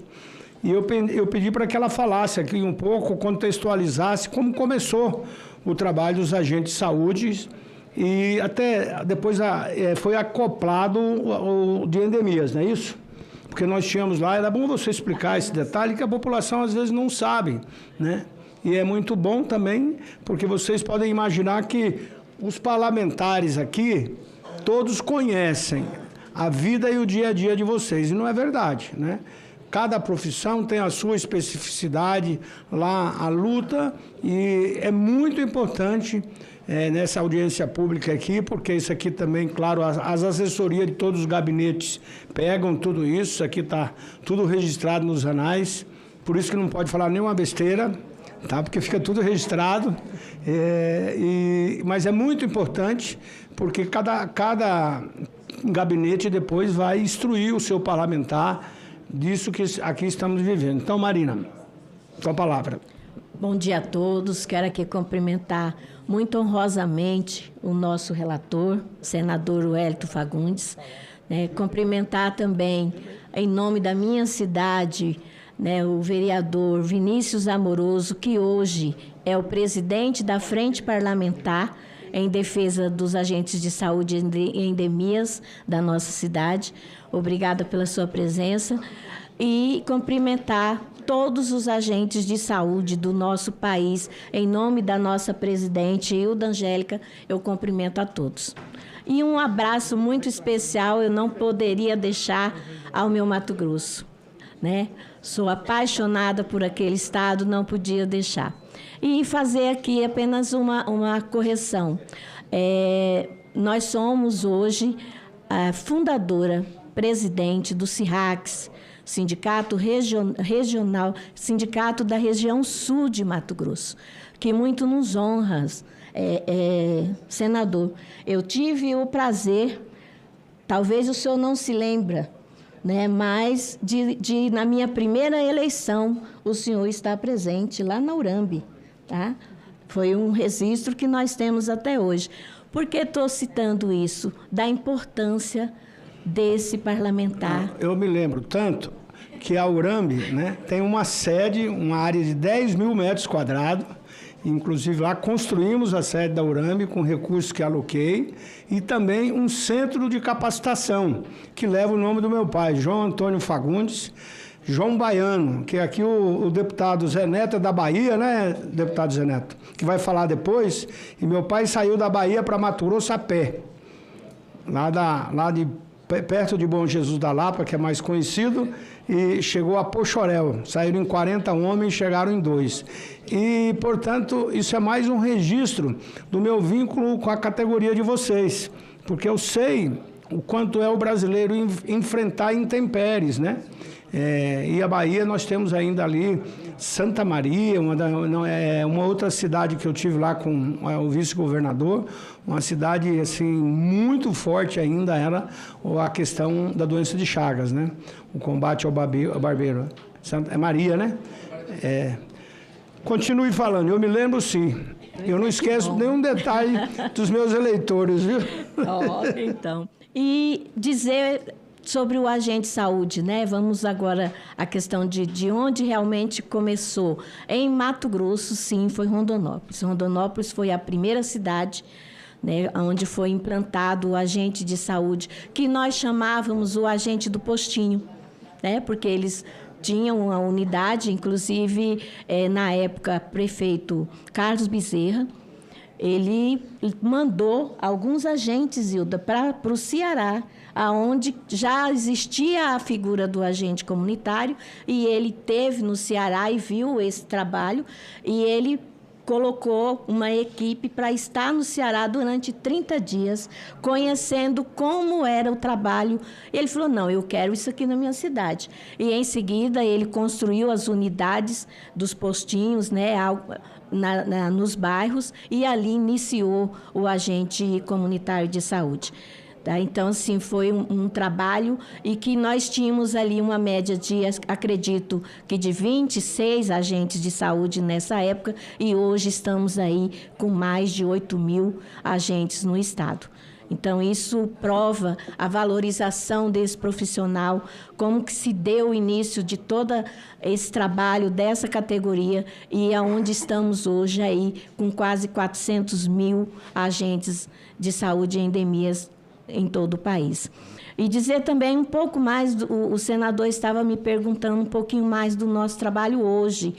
Ele ampliou muito mais, senador, porque hoje nós fazemos todo esse trabalho de orientada, a orientação, mas nós fomos além disso. Tanto é que muitos moradores nos chamam de assistente social.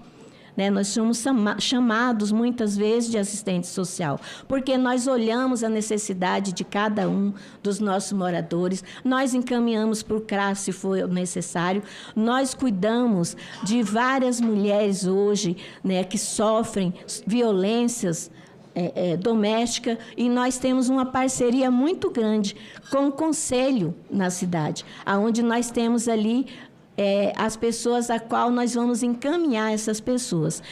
E como não é novidade para nós, agentes de saúde, quando chega nesses departamentos, foi o agente de saúde tal que me encaminhou, ele é atendido imediatamente, já se entra em contato com esse agente e nós vemos ali o resultado. E eu quero pegar aqui, roubar um pouquinho da apresentação da Hilda, né? Quando ela mostra nossos colegas ali de barco, dentro de água, né? Levando. Nós tivemos na pandemia colegas, né? Não só em Mato Grosso, isso aconteceu, né, em todo o Brasil, mas eu preciso falar do meu estado, onde a família não podia, na época do Covid, não podia receber, estavam todos, né, contaminados ali naquele momento, e o agente de saúde fazia um caldo, porque a família não tinha condições nenhuma nem para se alimentar, forças para poder fazer o seu alimento, mas ela ia lá, deixava na porteira, chamava, e alguém, depois que ela saía, ia lá e pegava aquele alimento. Isso é a figura do agente comunitário de saúde. E hoje, muitas vezes, deputado Zé Neto, me entristece quando eu vejo muitos dos nossos colegas doentes, e muitos já se foram contaminados com tuberculose, com hanseníase, e ainda assim há dúvida se realmente é necessário uma aposentadoria especial. Não há dúvida. Eu acho que falar que não tem porquê do agente de saúde, né, ter a aposentadoria especial, é quem não conhece o trabalho do agente comunitário de saúde, e que é gigantesco. Então, quero aqui agradecer mais uma vez, né, o senador ter aceito, né, a relatoria, e que muito nos honra. Muito obrigada a todos. Muito obrigado, parabéns. Bate palma bem alto, viu, gente? Eu quero cumprimentar o deputado Zé Neto para estar aqui do nosso lado, para que ele também possa falar, ele que é do PT da Bahia. Pode sentar ali, fica à vontade. Fica ali, ó. Ô Zé Neto, você vai ficar à minha direita, viu?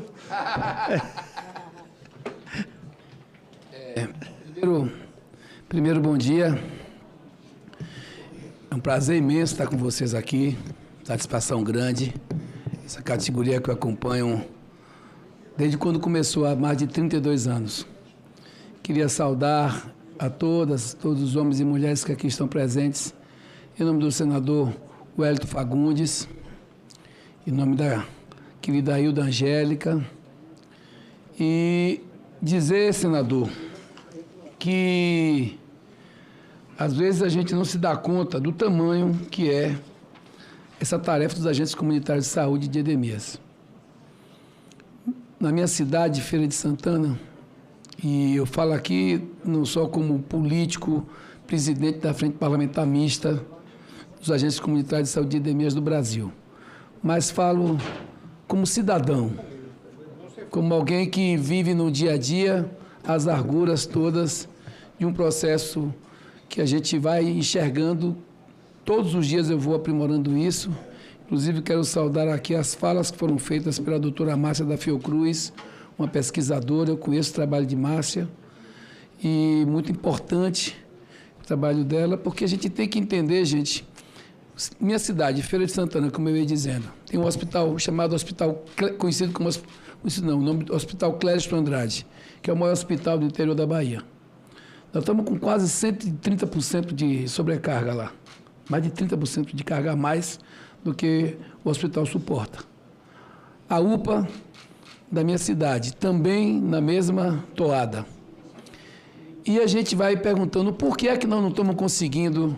E olha que na Bahia nós temos os maiores investimentos da saúde do Brasil hoje. Um dos estados que tem maiores investimentos é o estado da Bahia. Nos últimos anos, nós inauguramos 34 hospitais.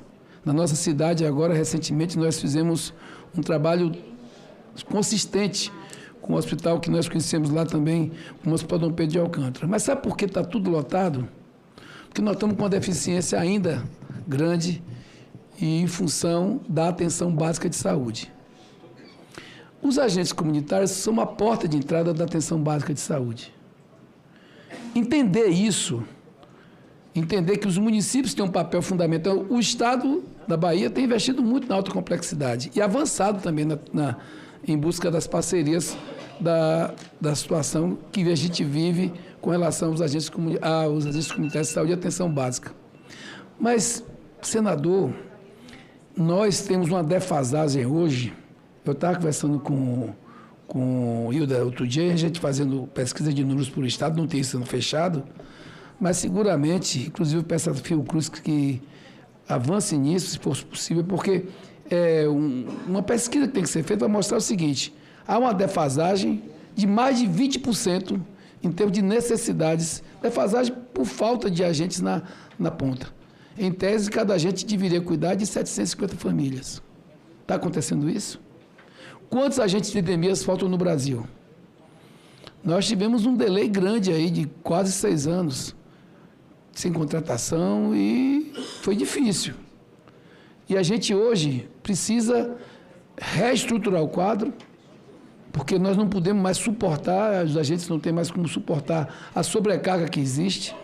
A atenção básica é preventiva, é ela que facilita a vida da atenção de média complexidade e atenção de alta complexidade. Sem a atenção básica, que é a atenção preventiva, o que está acontecendo? A porta de entrada da saúde, que são os agentes comunitários de saúde de Edemias, tem dificuldades. Então a gente tem que repensar o Brasil e o SUS, que é essa grande maravilha, essa grande conquista que o mundo respeita, porque nós temos aqui no Brasil um SUS que é uma grande vitória do povo brasileiro, uma vitória da sociedade. Não há no mundo nada igual ao SUS. De longe, é o sistema que tem dificuldade, a gente enfrenta dificuldade. Não é dizer que está céu de brigadeiro, mas que não há no mundo nada com essa dimensão de ter o atendimento com câncer, atendimento cardiológico, atendimento de alta complexidade, atendimento de transplante, por aí vai. Nenhum lugar no mundo faz o que a gente faz. Mas a gente precisa avançar na atenção básica. As pessoas precisam entender, o Senado e a Câmara, que nós não podemos mais vacilar nisso. É ali que moram as grandes dificuldades do Brasil, as maiores, eu diria. E por que é que o agente comunitário precisa se aposentar de forma especial. Porque, primeiro, já há, senador Wellington, lhe digo porque eu acompanhei como advogado e acompanhei como deputado estadual e depois como deputado federal. Há um precedente que nós temos na Constituição desse país, que foi criado, inclusive, pelos próprios agentes comunitários de saúde de Edemias lá no passado. Inclusive, os agentes comunitários de saúde foram os grandes, eu diria a vocês, os grandes benfeitores dos agentes de Edemias, que estavam mais organizados naquele período que foi regulamentada a emenda 51, e a gente conseguiu, o senhor Roque foi um baluarte, inclusive, ele era o presidente da CONAX naquele período, quando foi fundada, o senhor Roque honorato lá da Valença da Bahia, lá na Bahia, e a gente conseguiu trazer eu era advogado, inclusive, nessa época também, da CONAX, e aí da Federação da Bahia, que estava sendo criada, e alguns sindicatos, e a gente conseguiu botar os agentes de Edemias nesse patamar. Agentes de Edemias e de saúde juntos compõem esse movimento importante da atenção básica. O que não pode, senador, sabe o que é? É agentes comunitários de Edemias serem aposentados com praticamente um salário mínimo. Quando já há um precedente aberto na Constituição de que, quando nós conseguimos a regulamentação dos agentes comunitários, uma luta árdua da categoria e também daqueles parlamentares que estiveram juntos, nós conseguimos ali segmentar, senador. Há um precedente. Aquela estabilidade que foi criada tinha critérios. Quais eram os critérios? Tinha que ter feito seleção pública, tinha que ter feito seleção especial, e isso garantiu só os agentes comunitários de Edemias. Não houve essa abertura de precedente. Mas por que foi possível? Porque ali na Constituição constava a estabilização. Então, se na Constituição agora, com a emenda que nós já conseguimos com relação ao piso salarial, na mesma emenda que tem um piso salarial, que era a emenda 22, não é, Hilda? Que a gente trouxe aqui para o Senado, mudou, não era mais 22, mas é a emenda constitucional que garante o salário, o piso salarial de 2 salários mínimos, como piso básico, não é? Como também, no mesmo texto, consta a aposentadoria especial. Portanto, não há que se falar mais em outra coisa, a não ser regulamentação segmentada para agentes comunitários de saúde e agentes de Edemias. Não tem dúvida nenhuma sobre isso. Não há nenhuma dúvida, porque já há o precedente, não vai afetar nenhuma outra categoria, O PLP 185 de 2024 é claro. Então, defender esse movimento, que é um movimento que está já tranquilamente dentro da própria legislação brasileira, eu diria pacificado. Porque se lá, na emenda 22, a gente conseguiu a estabilidade de agentes comunitários de Edemias, senador, por que é que agora nós não vamos conseguir a esses mesmos agentes que nós conseguimos? Ali não afetou ninguém, porque era apenas regulamentação do que já estava na emenda 22. Como agora é apenas regulamentação, da emenda 51, como agora é apenas regulamentação dessa terceira medida constitucional, que foi essa estabilização, que é essa garantia do piso salarial que vem junto com a aposentadoria especial.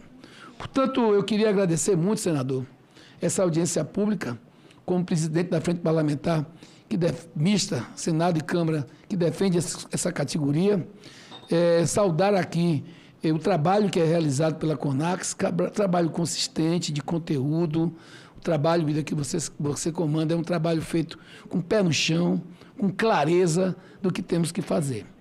Então, senador, agora é essa toada de fazer com que a gente possa aprovar o que já está cristalino, o que já tem precedente e o que apenas faz com que o que já está no texto constitucional seja regulamentado. E eu queria encerrar, inclusive, chamando a atenção dos que nesse momento nos assistem. Nós precisamos também colocar na pauta permanentemente a questão relacionada com a contratação de agentes comunitários de Edemias, para que nós possamos recompor o nosso quadro de agentes comunitários de Edemias em todo o Brasil. Os desafios que nós estamos enfrentando, principalmente depois da pandemia, onde vocês tiveram um papel extraordinário. E esse desafio, que é um desafio da vigilância sanitária, é o desafio da atenção primária, é o desafio da atenção, diria, preventiva de saúde em nosso país, na atenção básica, é preciso que a gente tenha clareza do quanto é importante os agentes comunitários terem seus direitos e os agentes comunitários também terem os seus quadros ampliados. Viva a luta dos agentes comunitários de saúde de endemias, viva o trabalho realizado pela CONAX e parabéns ao Senado por esse momento ímpar de consolidação do entendimento e da necessidade de regulamentação do que já está posto na Constituição. Muito obrigado ao deputado Zé Neto, representando aqui então a Frente Parlamentar. O nome da frente que defende, em defesa dos agentes. Faz a propaganda da frente aí. A frente, inclusive, tem um papel extraordinário na vida dos agentes comunitários. Foi criada a pedido da CONAX, depois, claro, tem outras entidades que compõem o quadro de agentes comunitários em todo o Brasil, mas a frente foi responsável por, diria, dinamizar aqui nesta casa toda essa organização que levou às vitórias recentes que nós tivemos, principalmente com relação ao piso e lá atrás com relação a outras normas que melhoraram a vida dos agentes comunitários e agentes de combate às endemias. E a gente tem, inclusive, agora, recentemente, fizemos uma magnífica movimentação no plenário da Câmara, fazendo uma comissão geral funcionar, ouvir os deputados, foram mais de 40 deputados que foram ouvidos, participaram lá nesse dia, mais de 80 deputados passaram lá, senadores, senadoras, deputadas também passaram, e a gente tem certeza de que nós estamos no caminho certo, no caminho de fazer com que a conciliação nesta casa, inclusive, Vossa Excelência vê, aqui estamos nós, o PL e o PT, sentados numa mesa, combinando uma ação, combinando uma estratégia. Foi assim que a gente conseguiu convencer e essa casa votou por unanimidade a última alteração que foi feita na Constituição, garantindo para a categoria o piso de 2 salários, como garantindo também a aposentadoria especial, que agora a gente está aqui lutando por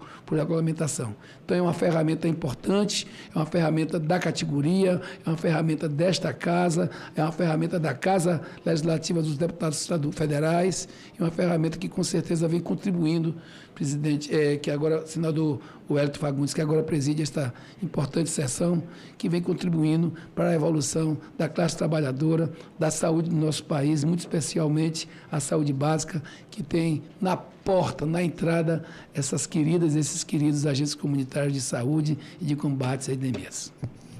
Muito obrigado, deputado Zé Neto. E eu quero passar, então, agora a palavra. Agora, só tem mais 2 inscritos, tá? Que são os vereadores. E aí, depois, os palestrantes podem fazer as considerações finais. Eu até agradeço, inclusive, o tempo que vocês estão ainda aguardando. Eu passo, então, agora a palavra à nossa vereadora Mariana, de Primavera do Leste, Mariana Carvalho.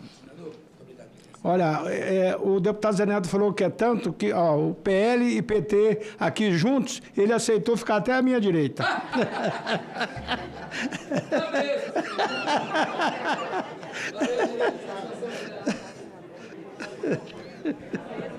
Mariana. Posso falar daqui mesmo? Posso falar daqui? Muito bom dia. Vou ficar aqui que eu gosto de ver o povo. Quero cumprimentar aqui ao senador, a Marina, minha conterrânea lá do Mato Grosso, ao senhor Domingos também, e a todos vocês que são guerreiros e guerreiras desse país, que estão diariamente na ponta, e falar sobre esse projeto tão importante, né, que hoje nós estamos pautando aqui. E é com muito respeito que hoje eu quero dar a minha contribuição aqui debatendo esse projeto de lei complementar número 185 de 2024, que fala sobre a regulamentação da aposentadoria especial desses profissionais que são tão essenciais ao Sistema Único de Saúde. desde a promulgação da Emenda Constitucional 120 de 2022, essa Casa reconheceu com justiça que a União tem a responsabilidade financeira e moral com esses trabalhadores, com vocês. E agora o que nos cabe, senador, é dar a efetividade a esse direito. Então, não estamos mais discutindo aqui mérito, mas sim viabilizando o que a Constituição já consagrou. Né? Nós estamos falando de homens e mulheres aqui que diariamente enfrentam sol, chuva, situações precárias e que estão lá na ponta, na saúde da ponta e alcançando lugares que muitas vezes, senador, nem o Estado alcança. Que muitas vezes nem eu, enquanto vereadora, eu sou de Primavera do Leste, peço perdão por não ter apresentado, eu sou de Primavera do Leste, do Mato Grosso, uma cidade do interior, mas uma cidade muito promissora, muito rica, uma cidade que cresceu muito nos últimos anos e que sem a ajuda dos ACS, nós hoje estaríamos vivendo um caso muito triste lá em Primavera, porque quando nós descobrimos que investir em prevenção era a melhor saída, o nosso sistema de saúde de Primavera mudou, quando nós começamos a valorizar a prevenção. Então, essa aposentadoria especial que está sendo regulamentada não é um privilégio, é um reconhecimento legal de uma exposição contínua a riscos que esses profissionais enfrentam. Não é um favor, é uma obrigação. Né, um reconhecimento legal dessa exposição de riscos físicos, biológicos, psicológicos, que muitas vezes esses profissionais enfrentam por estar lá na ponta, por estar lá onde o nosso braço às vezes não alcança. E eu quero destacar aqui 3 pontos essenciais que devem nortear a gente aqui, senador, que é a paridade e a integração dos benefícios, conforme propõe o projeto, que são pilares justos. O trabalhador que arrisca sua vida em nome da saúde do coletivo precisa ser assegurado com um benefício digno. Não apenas financeiramente, mas também em respeito ao que representa para a nossa sociedade. E o reconhecimento do tempo de serviço em atividades insalubres. Deve ser consideradas as condições reais do trabalho dos agentes, né? Inclusive nos casos em que a insalubridade é atenuada por equipamentos de proteção individual, que são os EPIs. Né? Que muitas vezes são precários ou inexistentes, dependendo dos locais onde atuam. E, por fim, o diálogo com os sindicatos e com as entidades representantes da categoria, como é o caso aqui da Marina e do Domingos, que estão representando, né, as categorias aqui. A CONARCS e os sindicatos estaduais são fundamentais, porque são eles que trazem essa realidade da vida dos profissionais. Quando a gente estuda sobre política, a gente fala muito sobre a sociedade civil organizada e que nada é feito sem a movimentação da sociedade civil organizada. E o que a gente está vendo aqui hoje, nessa sala de comissão aqui dentro do Senado, é justamente isso, é ver a sociedade civil, é ver os trabalhadores, os agentes que se organizaram e vieram aqui cobrar nada mais do que um direito, que é o direito dessa aposentadoria. Então, eu quero agradecer aqui a oportunidade da minha contribuição. Eu, como falei, sou de uma cidade do interior do Mato Grosso, mas posso assegurar para vocês que a saúde da minha cidade, ela ainda estamos equilibrando os pratinhos lá, porque sempre, na saúde, nós sempre estamos no gargalo, mas nós ainda estamos equilibrando os pratinhos lá na minha cidade por causa dos agentes comunitários, por causa das pessoas que trabalham na prevenção, aonde muitas vezes a gente não consegue estar, onde o morador às vezes não consegue ir no hospital, ir no UPA, eles atuam, como foi falado aqui, às vezes até como agentes comunitários, né, de assistência social dentro desses lugares. Então, muito obrigada pelo serviço de vocês. De coração, muito obrigada. Vocês são heróis, heróis. O que vocês fazem são poucas pessoas que têm a determinação, a coragem de fazer. Meus parabéns e muito obrigada pela oportunidade. Obrigado à nossa vereadora Mariana Carvalho, de Primavera do Leste, Mato Grosso. Eu passo agora, então, ao Vinícius Amoroso, vereador do PSB da minha cidade. Mas está convidado para vir para o PL, viu? Agradecer o convite do meu amigo, senador da República por Mato Grosso, que muito nos honra, muito nos orgulha, o Wellington Fagundes. Cumprimentar de forma muito especial a minha amiga Marina Lara, cumprimentar a Hilda Angélica, a vereadora Mariana Carvalho, pelas palavras e pelas considerações com essa classe. De fato, senador, nós estamos discutindo não só um direito para aqui em diante, né? Como se diz no direito, né? Eu sou advogado e a gente fala no direito, não é um efeito ex tunc, né? Ou ex nunc. A gente está aqui discutindo um direito daqueles e daquelas que também já vêm trabalhando há muito tempo, principalmente. Nós estamos diante, senador, de profissionais que já lutam e já trabalham nesta classe, sol a sol, dia a dia, há 30 anos, há 35 anos, e sequer tem, por muitas das vezes, o seu vínculo reconhecido, e quando tem, não conseguem se aposentar pelo trabalho que o faz. Nós precisamos limpar as nossas mãos. Muitos, vereadora Mariana, desses profissionais estão morrendo.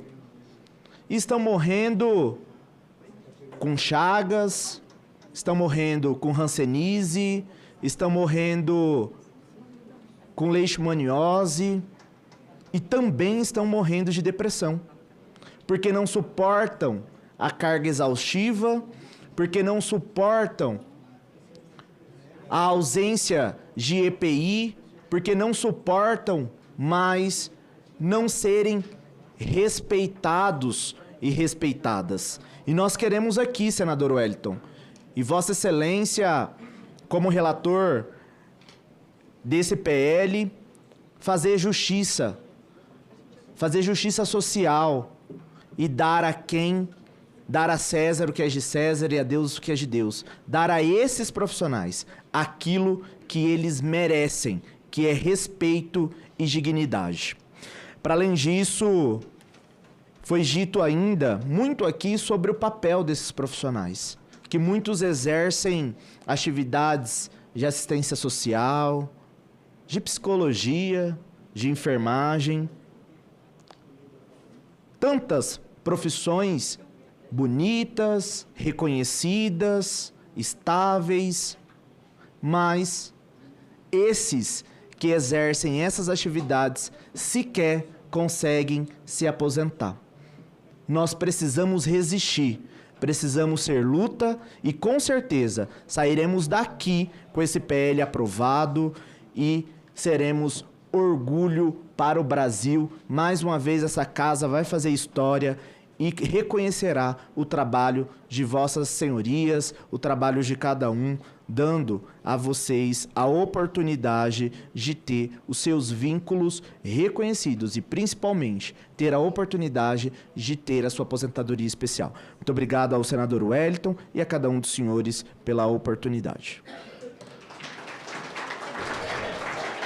Obrigado ao vereador Vinícius Amoroso, de Rondonópolis, Mato Grosso. E eu passo, então, agora já para as considerações finais. A primeira escrita, que eu vou deixar a Hilda para o final, certo? Ela foi a primeira, agora os últimos serão os primeiros. A Evelyn Bezerra da Silva, diretora do departamento, agora disse que é para corrigir, não é mais diretor do departamento estratégico de política de saúde. Você pode reconfirmar aí a sua diretoria agora. E até melhor, porque ela está numa diretoria mais própria para o caso aqui que estamos falando. Obrigada, senador. É isso mesmo. Eu estava numa diretoria na Atenção Primária à Saúde que dialogava muito com o papel do trabalho dos agentes comunitários. Eu trago essa experiência para um lugar que, além da discussão do papel, também trata das questões da gestão do trabalho desses trabalhadores. Então, me sinto muito confortável, digamos assim, no lugar que estou agora. Eu queria mais uma vez dizer da importância para nós, né, enquanto departamento, de toda a discussão que faz parte da nossa essência, que é da defesa do trabalho seguro para os nossos trabalhadores, da defesa do trabalho digno, decente. Essa é uma grande pauta para nós e queria fazer esse compromisso público, né? Gosto muito, inclusive, dessa forma de fazer compromissos públicos, porque temos muitas testemunhas aqui, de dizer, Hilda, que não é do nosso lugar aqui na Secretaria de Gestão do Trabalho, na Educação, na Saúde, todo o possível que for para fortalecer a discussão, para que a gente consiga, de fato, garantir esse trabalho seguro, digno, decente para os nossos agentes, tanto de agentes comunitários de saúde quanto de combate à epidemia. Tudo que tiver ao nosso alcance nós faremos enquanto promotores, enquanto área que tem esse papel de fazer essa discussão com os entes interfederativos. Então, dizer mais uma vez da importância do entendimento nosso de que tudo que for em relação à discussão da atenção integral à saúde dos trabalhadores e desses trabalhadores, por nós estaremos e temos a certeza de poder contar com vocês, inclusive, nessa parceria, como já vem acontecendo.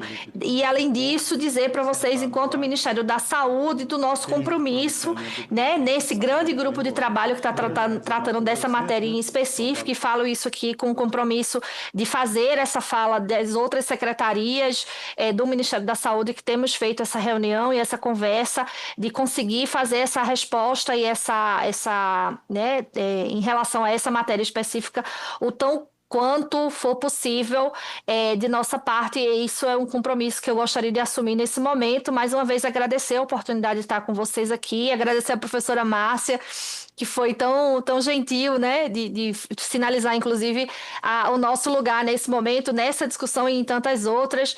Quero depois, professora Márcia, entrar em contato para olhar melhor essas produções que vocês têm feito, que acho que muito podem nos auxiliar nessa discussão e em tantas outras. Então, mais uma vez, agradecer a oportunidade e desejar um sucesso para todos nós. Muito bem, obrigada.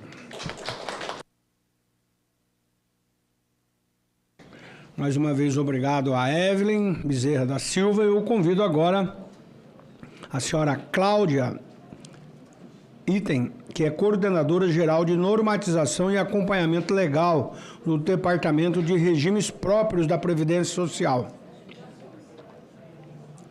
Ao senador, gostaríamos de agradecer ao convite, né? Agradecer ao seu senador, a todos os presentes, né, os que se manifestaram, os que estão acompanhando essa audiência pública para debater esse PL que trata da regulamentação da aposentadoria especial dos agentes comunitários de saúde e de combate à endemia. Nós reconhecemos, né, a importância da valorização dessa categoria que tanto se dedica à saúde pública do país, e a nossa manifestação ela foi realizada, né, com base nas normas legais vigentes, né, em especial a Constituição Federal. Da proposta, na forma com que consta no projeto, ao nosso entendimento, ele contraria a Constituição Federal em diversos aspectos, né? Além de afetar sobremaneira o equilíbrio financeiro e atuarial dos regimes previdenciários. E nós permanecemos à disposição, senador, né, e demais presentes, né, para colaborar com o debate deste e de outros projetos, né, relacionados à Previdência Social. Muito obrigada. Nós aqui agradecemos mais uma vez a participação da doutora Cláudia e convidamos agora, para finalizar, a doutora Márcia Valéria Morosini, que é vice-diretora de ensino da Escola Politécnica de Saúde Joaquim Venâncio. Eu acho que é subsidiária da Fiocruz. Então, reiterar o nosso agradecimento em nome da Fiocruz. Na Fiocruz nós somos uma unidade técnico-científica, né? Nós somos uma escola voltada para os trabalhadores técnicos do SUS, né? Nós fazemos pesquisa, colaboração, e formamos trabalhadores técnicos e estamos sempre pensando de que forma podemos colaborar para que as políticas públicas façam justiça às necessidades desses trabalhadores para que o SUS tenha uma força de trabalho sempre mais qualificada, com trabalho digno e condições adequadas de trabalho e relações desprecarizadas também. Nós nos colocamos à disposição para colaborar no que for necessário e é sempre uma alegria estar conversando com pessoas que estão interessadas em melhorar as condições de vida da classe trabalhadora brasileira, em especial de uma força de trabalho tão importante para o SUS. Queria saudar a todos e, dizer a Evelyn que é um prazer, nós somos ministério, e ouvir a Cláudia foi muito informativo e retirou muitas dúvidas também, e dar um abraço e desejar força aí para a categoria dos agentes de combate às endemias e de agentes comunitários de saúde, nessa luta que precisa, obviamente, ao mesmo tempo que pensar nas necessidades e particularidades da categoria, pensar também no coletivo e na possibilidade de que a justiça precisa acolher e abranger todas e todos as trabalhadoras da saúde, Então, é falar sobre isso, que essa luta é coletiva e ela deve abranger a todas e todos que estão em situação irregular ou vivendo alguma situação precária, inadequada e que precisam, lutar por melhores condições de trabalho e de vida. E que seus direitos, os direitos devidos sejam garantidos. Desejo muita força aí, tá? Tamo junto. Um abraço. Pode falar? Mandar o quê? Só um pouquinho. Isso. Eu quero aqui só passar... O deputado Gilberto Catani, lá do meu estado, do Mato Grosso, me ligou agora há pouco, aqui também querendo participar da nossa audiência. Mas também, por compromisso, não dava para colocar ele naquele momento. Eu vou ver se a deputada Janaína, que ela também está querendo falar, convertendo aqui no vídeo. Então, eu vou passar a deputada Janaína Riva, representa todos os deputados estaduais do Mato Grosso. Pode falar, deputada. Obrigada, senador Wellington. Não sei se vocês me ouvem aí, mas, senador... Ouve muito bem, estão até vendo também. Que bom, que bom. Eu, como única mulher aqui da Assembleia Legislativa de Mato Grosso, eu fiz questão de entrar em contato com o senhor para falar dessa importante pauta para o Brasil e para o nosso estado.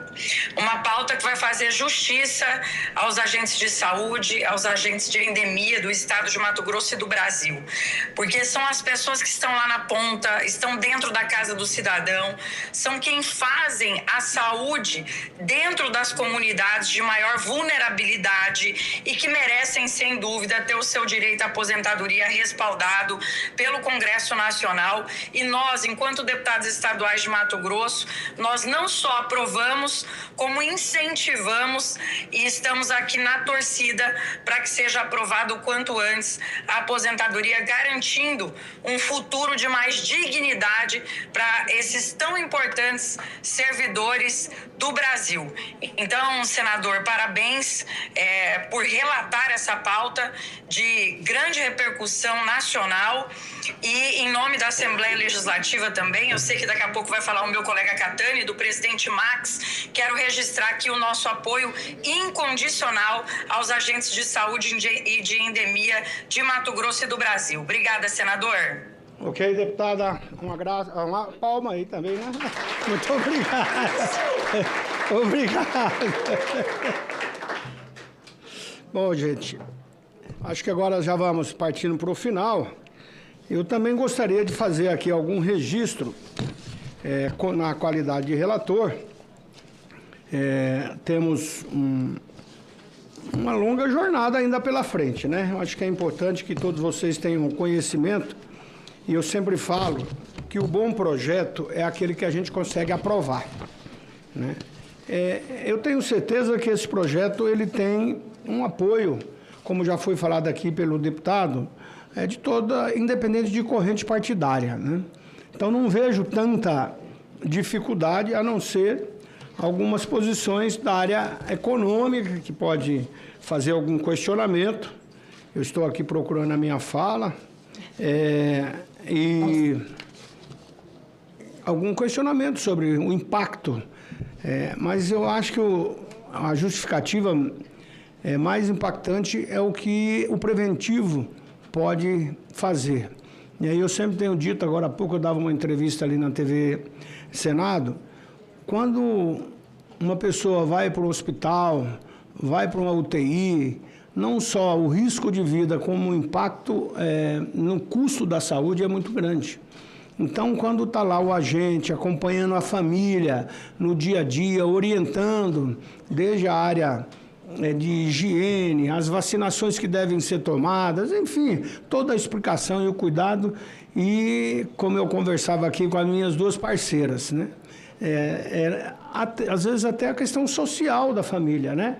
Até a questão de segurança. Hoje nós temos problemas muito sérios, principalmente de feminicídio, e eu tenho certeza que o agente de saúde está ali no dia a dia, exatamente, às vezes, fazendo o trabalho, não é o trabalho da polícia, mas é mediano para encaminhar para os setores governamentais de que melhor forma aquela família pode ter uma assistência, os idosos, enfim, as crianças.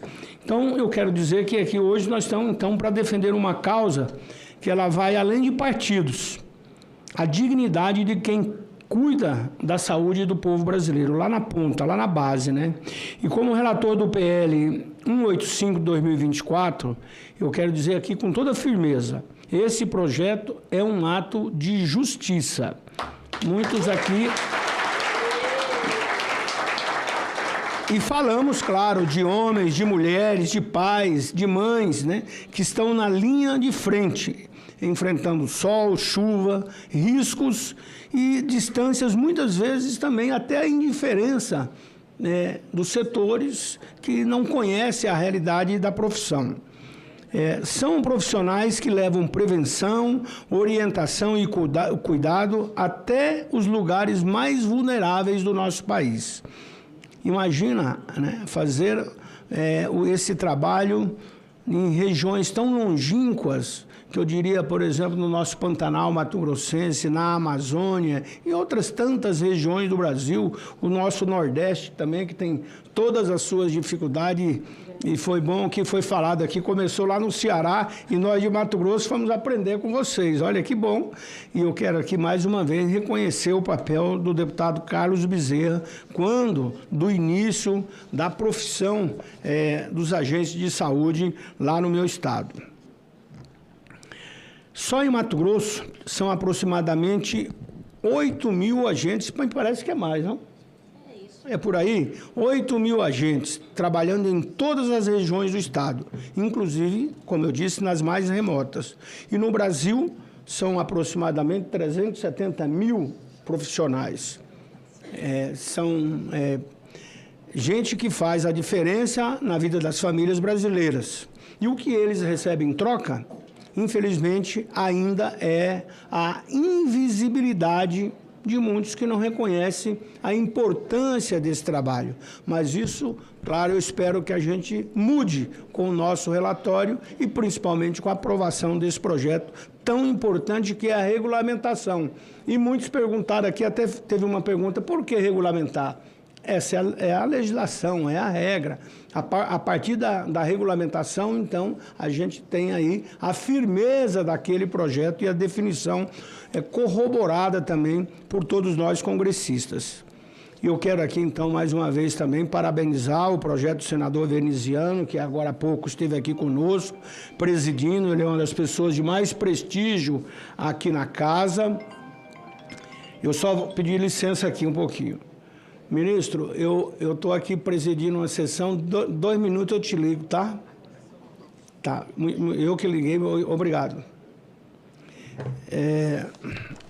Aqui a gente tem que fazer de tudo, né? Como é que dizem?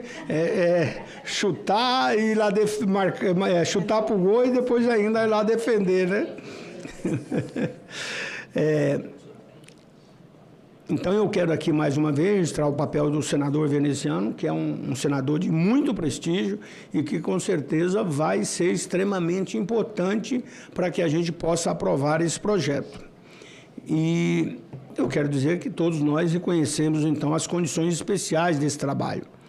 Garantir, então, a aposentadoria aos que é o cerne do projeto. Garantir a aposentadoria aos trabalhadores desta área, com 52 homens para homens, 50 anos para as mulheres, com 20 anos de exercício na função ou mais de 15 anos como agente, mais 10 em outro cargo, ou seja, pode acumular. Também a integralidade, o valor integral da última remuneração. E ainda a paridade, mesmo reajuste dos ativos para os aposentados. Não é porque aposentou, agora quem aposentou é porque teve todo o seu trabalho e, claro, que precisa ter todas as condições para cumprir a sua vida. Essa audiência que propus junto, e aqui eu quero registrar, foi também junto com a senadora Damares Alves. Ela, portanto, é para a gente ouvir, para debater, exatamente para esclarecer a todos. Eu quero, então, concluindo, dizer também que, e agradecer todos os presentes, não vou repetir aqui, mas o Ministério da Saúde, Previdência, Planejamento, a Fiocruz, CONAC, sindicatos e também especialistas. E, portanto, todos nós estamos unidos nesse objetivo. Eu deixo aqui, então, minha presidente Hilda, o meu compromisso, e eu vou aqui continuar fazendo todos os nossos esforços para que a gente possa aprovar o projeto o quanto antes possível. Dificilmente será antes do recesso, né? Então, eu espero, eu não vou falar agosto, porque senão pode perguntar se é agosto de Deus, né? Então, vamos ver se a gente aprova no segundo semestre. Então, contem comigo para que a gente possa fazer esse trabalho. E portanto, então, aqui eu quero registrar que já conquistamos, vocês já conquistaram o piso salarial, por isso um reconhecimento constitucional. Agora é a hora de avançar no direito à aposentadoria justa. E a você, e aqui eu quero falar a todos os agentes de saúde do Brasil, eu pedi até que fosse franqueado para aqueles que estavam lá, pudesse vir. Já foi liberado aí, João? Estão chegando? Estão chegando? Hã? Já estão chegando, né? Hã? Já, tá. Então, eu quero aqui dizer, então, que vocês podem contar com a nossa força, o nosso trabalho. Agora, ninguém faz nada sozinho, né, gente? Eu gostaria aqui também de agradecer e pediria a nossa secretaria para me dar o nome aí dos nossos assessores e também do meu gabinete. A deputada Marinha, a Ralph tem acompanhado, a Adriana, né? E eu quero depois nominá-los aqui. Aqui o Senado, eu sempre faço questão de demonstrar, porque às vezes lá fora as pessoas falam que aquele mundo de gente faz lá no Congresso Nacional. Aqui são milhares de pessoas que passam aqui no dia a dia com as discussões as mais diversas possíveis, e eu sempre falo, nesses 33 anos que estou aqui como parlamentar, tive a oportunidade de ter 6 mandatos como deputado federal, fui reeleito agora como senador da República e sempre falo que o voto é uma confiança que o eleitor deposita no político. E a melhor forma que nós temos para retribuir essa confiança é o trabalho. E é o que nós estamos fazendo aqui. Portanto, aqui, essa casa, nós trabalhamos muito, mas também os servidores dessa casa trabalham muito. Muito. Às vezes vai até de madrugada, enfim. Então é importante que tenhamos também, que a sociedade brasileira tenha esse conhecimento e reconhecimento do papel que a Casa Legislativa faz. Eu quero então passar aqui para a Hilda Angélica dos Santos Correia, para que ela possa então aqui fazer as palavras finais. E eu também, ao final, eu vou, antes de passar para você, Hilda, eu quero aqui registrar também, porque tem uma outra categoria que nós estamos prestes a votar, que são os peritos.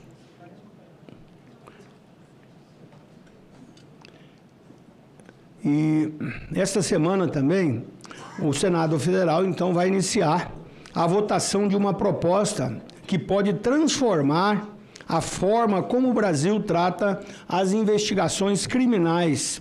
Isso, estamos falando aqui da PEC 76 de 2019. Essa PEC é de autoria do ex-senador Antônio Anastasia. Também foi um dos senadores mais competentes que eu conheci, que já passou aqui nesta casa, foi governador de Minas Gerais e hoje está no Tribunal de Contas. Todo o trabalho dele era feito com muito esmero, com muita competência. E a proposta, à época do senador Antônio Anastasia, nesta emenda, ela incluía a polícia científica, ou seja, a perícia oficial entre os órgãos de segurança pública do país. E a ideia é garantir mais autonomia e estrutura à atuação dos peritos criminais. A PEC já foi aprovada na Comissão de Constituição e Justiça e agora, com a relatoria da senadora Dorinha, ela deve seguir, então, para a votação aqui no plenário. A votação deve acontecer amanhã e serão necessários, então, 5 sessões de discussões para o primeiro turno. E, se aprovada, a PEC, então, segue para a Câmara dos Deputados. Portanto, ainda é uma longa jornada, mas também é o reconhecimento de uma categoria muito importante. A inclusão da perícia como órgão autônomo visa reforçar a imparcialidade e a credibilidade dos laudos técnicos, elementos fundamentais para investigações sérias e decisões judiciais justas. Embora essa PEC não trate diretamente da violência contra a mulher, o fortalecimento da perícia criminal tem impacto direto na elucidação de feminicídios. Um sistema técnico mais ágil e independente pode acelerar a responsabilização dos agressores e reduzir a impunidade. Só em 2024, o Brasil registrou 1.459 casos de feminicídio. São 4 mulheres mortas por dia. Em muitos desses casos, o trabalho pericial é decisivo. Portanto, a PEC representa um passo importante para tornar o sistema de segurança público mais técnico, independente e também eficaz. O seu avanço pode salvar vidas, principalmente de mulheres vítimas da violência. Então, eu quero aqui também convidá-los a acompanhar, porque tudo, Hilda, é a busca de mais justiça social no país. Quero aqui, porque eu vejo muitas mulheres aqui também, e como eu sou apaixonado pela minha esposa, agora, no mês de abril, fizemos 8 anos de namoro e mais 42 de casados, 50 anos, e fruto disso tenho 2 netos, 2 filhos, 2 netos, e agora nasceu 2 netinhas, gêmeas, idênticas, e estão agora, em agosto, vão completar 1 ano, uma maravilha, dádiva de Deus. E vocês representam muito desse trabalho. Eu quero dizer que, inclusive, aqui também apresentei um projeto para que, nas próximas eleições, espero que assim seja aprovado, para que pelo menos 30% das vagas no Parlamento Brasileiro, na Câmara de Vereadores, Assembleia Legislativa, vocês ouviram a deputada falando? Só uma mulher em 3 mandatos, só uma mulher na Assembleia Legislativa de Mato Grosso. E também aqui no Congresso Nacional, tanto na Câmara dos Deputados como no Senado, mais votada. Mas podia ter mais mulheres, né? Então, a minha proposta é que pelo menos 30% das vagas, não de candidaturas, porque 52% dos eleitores brasileiros são mulheres. Então, é justo que mais mulheres tenham mais representação. Então, eu vou encerrar. Antes de passar aqui, eu quero agradecer, então, aqui aos servidores do meu gabinete, colaboradores, né? A Adriana Garcia, que é da área de comunicação, que tem conversado muito com vocês. O João Lopes, que é da área legislativa, está aqui por aqui. O Glaucio Duarte, aquele jovem que está registrando ali, que leva a comunicação. A Larissa de Melo, está lá, aquela moça lá, está os dois lá. O João, levanta a mão aí para conhecerem. A Isabela Holanda vai perder o cargo porque foi embora. O Eurípides Alencar, que é aqui lá no final, o chefe de gabinete, e também o Fernando Damasceno, que é chefe do bloco. Eu sou líder do bloco Vanguarda, que é PL, e o Partido Novo. E aqui, da CAI, o João Pedro Caetano, secretário, competente secretário.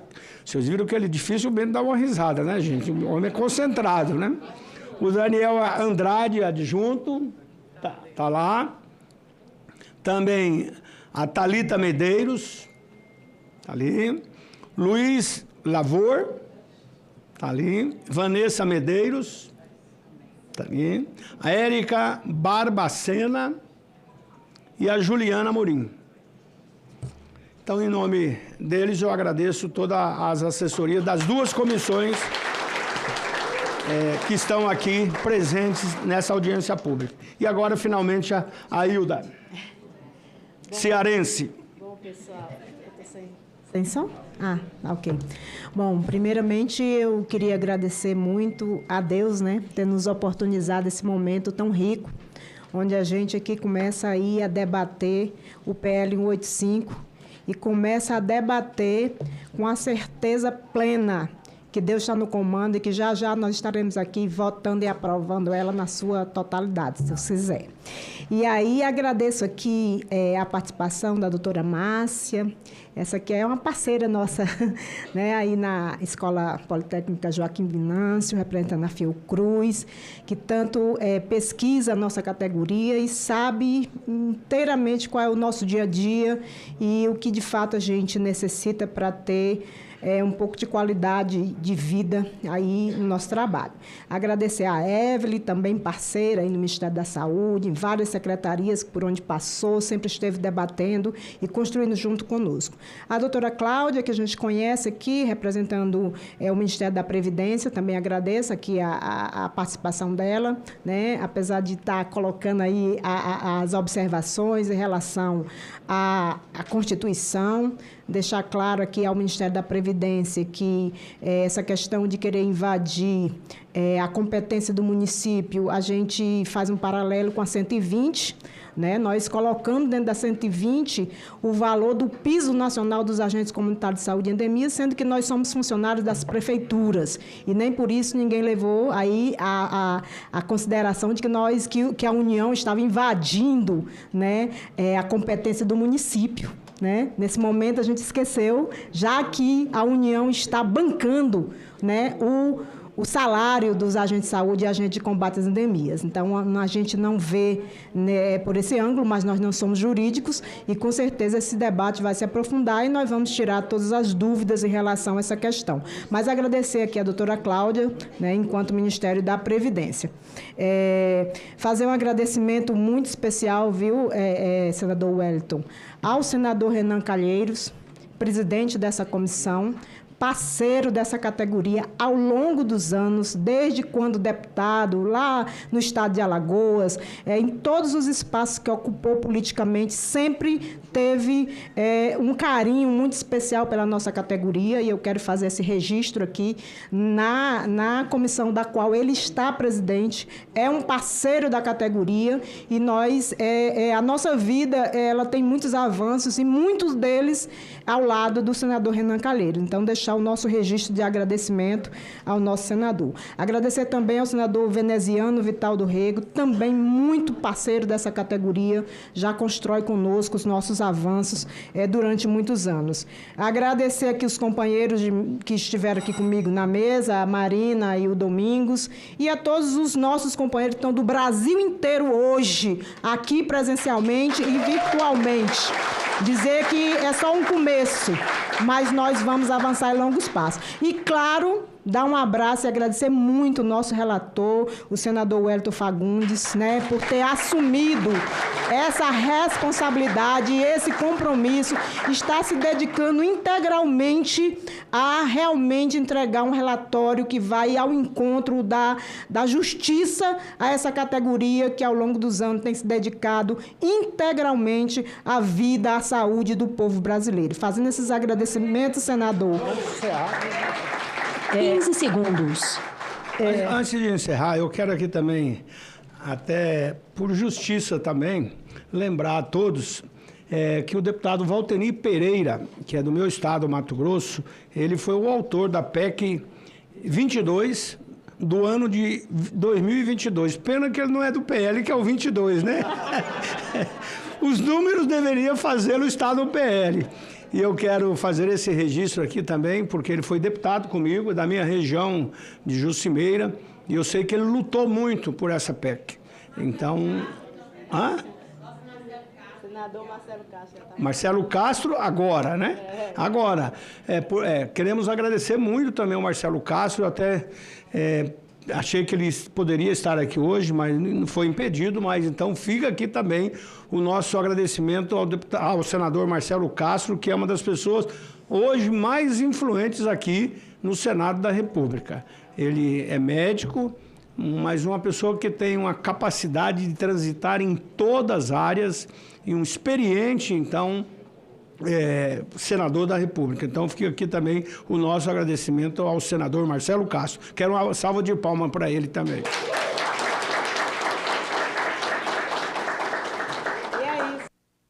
Queridos, Deus está no comando, avançaremos sempre, porque Ele está no comando e a união faz a força! Valeu, Conax! Uma dessa aí para registrar. Calma. Segura aí, Nel. Segura aí, Nel. Segura aí, Nel. O senador está pedindo para a gente repetir. O grito de guerra, né? Então, senador, eu não sei se a gente poderia ir para lá, né? Para fazer o registro da foto, bem bonita. Mas, como a gente sempre termina os nossos eventos em qualquer lugar, e aqui agradecer essa oportunidade ao senador, a gente ficar de pé agora para a gente encerrar, né? Dizendo que... Dizendo que Deus está no comando e a união faz a força! Valeu, Conar! E com isso, com a força de Deus, dou por encerrada a nossa sessão, a nossa audiência pública. E que Deus nos abençoe e proteja.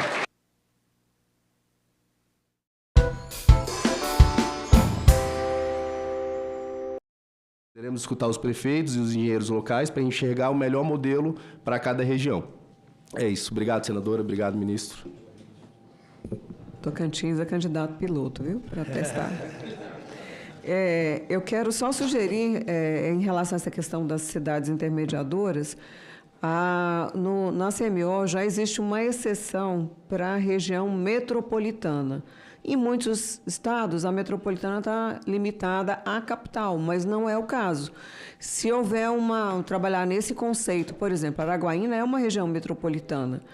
Eu acho que tem que ter talvez um desenho talvez uma lei, acho que tem que ser uma lei estadual, mas talvez fosse uma recomendação do próprio Ministério, porque Araguaína é uma região metropolitana, Gurupi pode ser, e acho que vai se encaixar em muitos modelos, porque aí é permitido, dentro de uma única ação, usando uma única emenda, atender as regiões, as cidades que compõem aquela região metropolitana. Essa é uma solução. Nós, inclusive, fizemos isso agora para a capital, que tem hoje cerca de 30 municípios dentro da região metropolitana, foi recentemente alterado, e tem até em andamento uma discussão sobre mais 5 regiões metropolitanas, nessa ideia de regionalidade e de uma cidade que seja polo. Bom, eu agradeço a todos, eu vou agradecer também estiveram conosco aqui o senador Jacques Wagner, o senador Chico Rodrigues, que pediu desculpas, mas tinha uma revisão de cirurgia, e a senadora Augusta, que esteve conosco. Antes de finalizarmos nosso trabalho, submeto à deliberação do plenário a dispensa da leitura e aprovação das atas das reuniões anteriores. As senadoras e senhores senadores que aprovam permaneçam como se encontram. As atas estão aprovadas e serão publicadas no Diário do Senado Federal. Antes de encerrar essa reunião, eu comunico que na segunda-feira, 14 de julho, será realizada em São Luís do Maranhão uma diligência externa proposta pela senadora Elisiane Gama para tratar do requerimento número 18, cujo objetivo é debater os impactos e repercussões da exploração de gás e petróleo na região equatorial brasileira, com ênfase no estado do Maranhão. Será transmitido, o evento é interativo, e vai ser transmitido pelos canais de comunicação do Senado. Na terça-feira, 15 de julho, nesse mesmo plenário, teremos a honra de receber a ministra de Estado, Planejamento e Orçamento, ministra Simone Tebet, para uma audiência pública com o objetivo de discutir políticas de desenvolvimento regional e turismo, bem como as ações estratégicas do Ministério para promover o desenvolvimento sustentável e o fortalecimento do turismo nas diversas reuniões do país. É um requerimento também de minha autoria, e eu finalizo agradecendo mais uma vez a atenção de todos, parabenizar o ministro Valdez, a toda a sua equipe. Não é surpresa nenhuma alguém que fez uma gestão tão de qualidade como o governador, e aí conhece de perto a realidade na ponta. Então, em seu nome, eu quero saudar toda a sua equipe,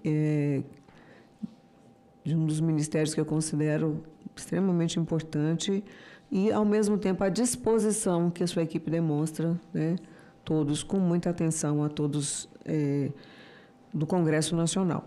Nada mais havendo a tratar, agradeço a presença de todos e declaro encerrada a presente reunião.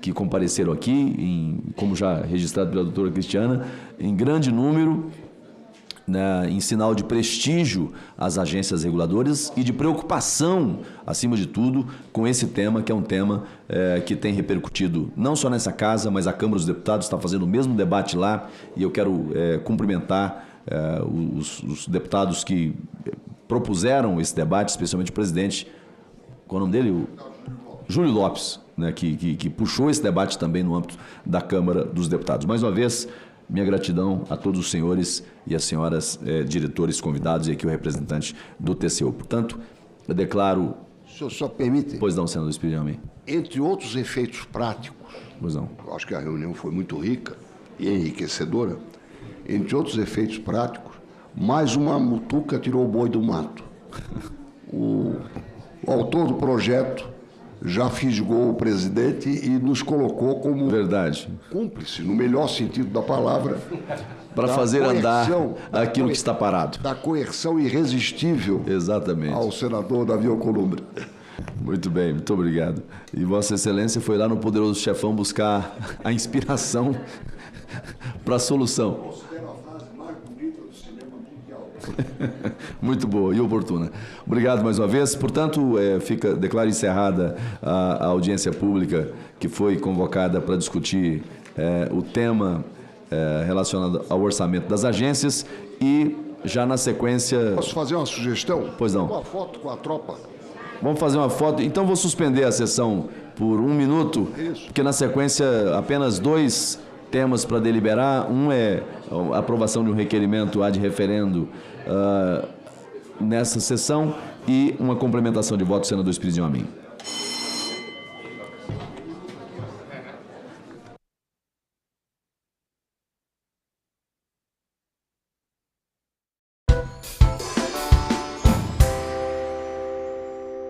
O voto, senhor presidente, é pela aprovação do PL 1588 de 2022, aplaudindo a cidade e ao corpo e aos bombeiros voluntários do município. Que linda iniciativa, parabéns, parabéns ao relator, ao autor da matéria também.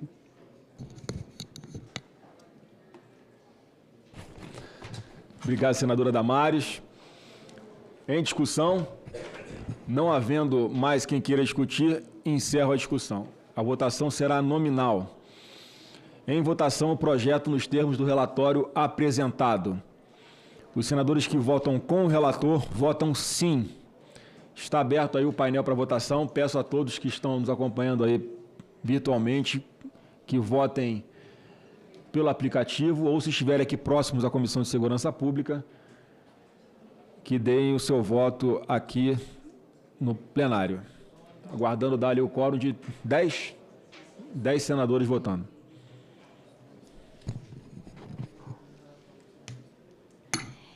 Presidente, enquanto os colegas estão votando, eu queria fazer um pedido especial.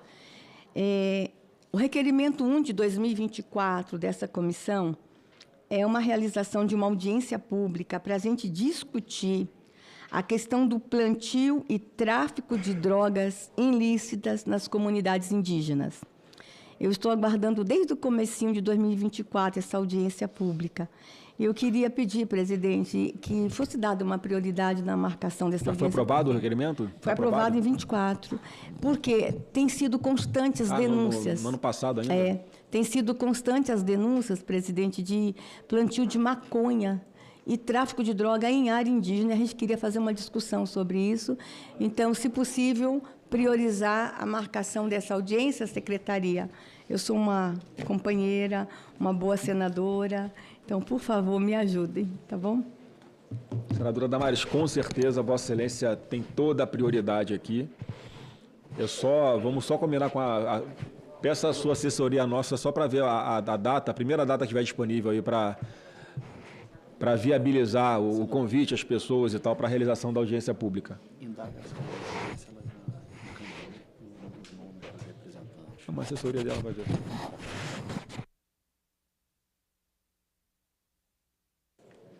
Senadores da Comissão de Segurança Pública que já deram presença, se puderem votar, por favor. Alessandro Vieira, Ivete da Silveira, Estimerson Valentim, professora Dorinha Seabra, Plínio Valério, Marcos Rogério, astronauta Marcos Pontes, Hamilton Mourão, Chico Rodrigues, Sérgio Petecão, Fabiano Contarato, Jacques Wagner. Senadores que deram presença e podem votar pelo aplicativo. Os demais integrantes da Comissão de Segurança Pública que não registraram presença têm que registrar presença antes de votar no aplicativo ou virem aqui ao plenário para votar.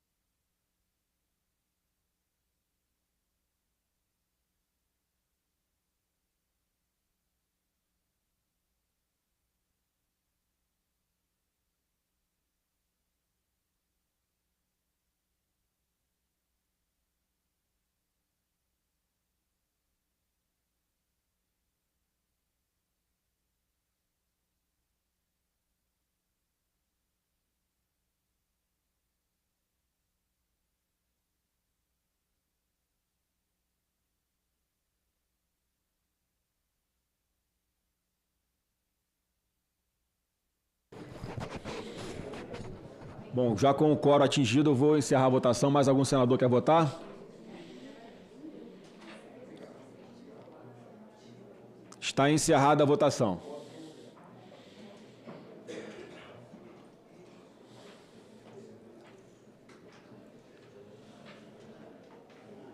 Pode botar no painel ali o resultado, por favor.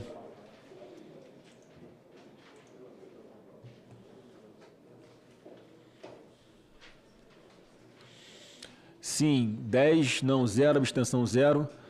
Aprovado o projeto de lei número 1588 de 2022.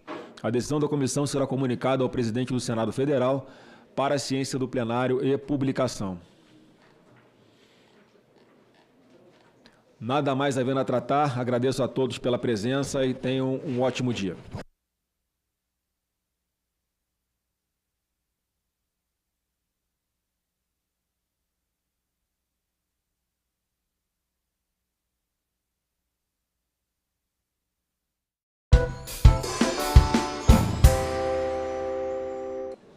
Neste ínterim, entre todas as novidades, nos procurou a direção do BNDES para dizer que uma linha de crédito específica para enterrar cabos será dinamizada pelo BNDES, o que é uma limpeza visual e também... E segurança. Segurança. Porque o que eu tenho visto de câmera de vigilância da polícia ligada por cabo aéreo, não há nada mais fácil de cortar do que um pequeno cabo aéreo. Então, isso é muito importante. Vou repetir. Autorização para que o Fundo de Investimento em Infraestrutura Social, isso é uma solicitação do BNDES. Portanto, o governo não pode ser contra. Para infraestruturas subterrâneas compartilhadas de serviços essenciais, incluindo distribuição de energia elétrica, telecomunicações, iluminação pública, sistemas de vídeo monitoramento urbano, sensores e outras soluções integradas de segurança, mobilidade e gestão de serviços urbanos, é o novo texto do artigo 14, renumerando-se o 14 para 15. Cumpre mencionar que recebemos outras sugestões de ajustes das empresas Vero, Vivo, Conexis, que não acatamos porque violam os seguintes princípios estruturantes da emenda substitutiva elaborada. 2 pontos. A explicitação das competências de cada uma das agências, não incorporação em lei de questões que devem ser tratadas em normas infralegais, e maior participação dos municípios, claro, em um tema que os afeta diretamente. Eu já disse, eu me envolvi nisso como prefeito, então eu não posso renegar a minha preocupação original. Também não acatamos a proposta feita pela Conexis de utilização do Fundo de Fiscalização de Telecomunicações, o Fistel, e da taxa de fiscalização de serviços de energia elétrica, porque isto não seria correto para o projeto. Pode até o governo depois propor, como fonte de recursos para adequação dos postes, por envolver impacto orçamentário.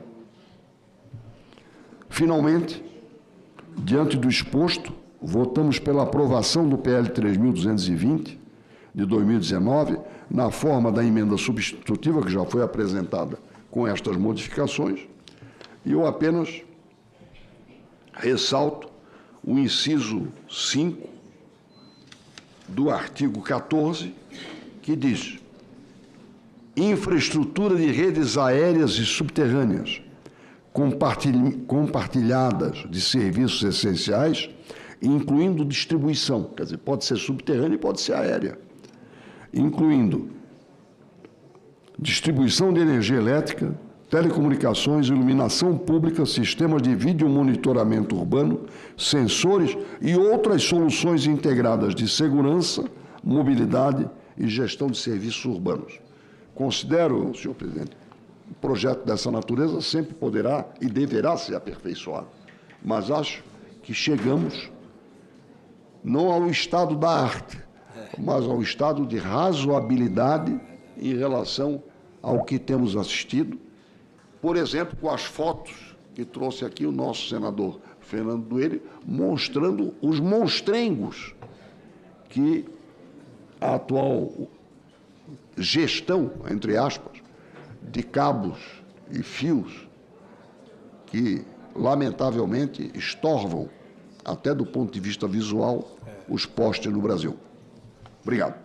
Agradeço, Vossa Excelência, nobre senador Esperidião Amin, a quem cumprimento pela disposição para até o último momento. Esse projeto foi relatado na última sessão, houve pedido de vistas na época, e de lá para cá, diversos atores entraram em contato com Vossa Excelência, sugerindo, e Vossa Excelência até esse último momento, com a disposição para acatar, para acolher, inclusive a sugestão do próprio BNDES, para aperfeiçoar o projeto. Acho que é justamente essa visão, né, ampla, ampliada, que faz com que o texto seja o texto mais adequado possível, né? Essa matéria está com tramitação terminativa, não a essa Comissão de Constituição e Justiça, mas ela vai agora para a Comissão de Constituição e Justiça e lá sim em votação terminativa. Não havendo recurso ao plenário, ela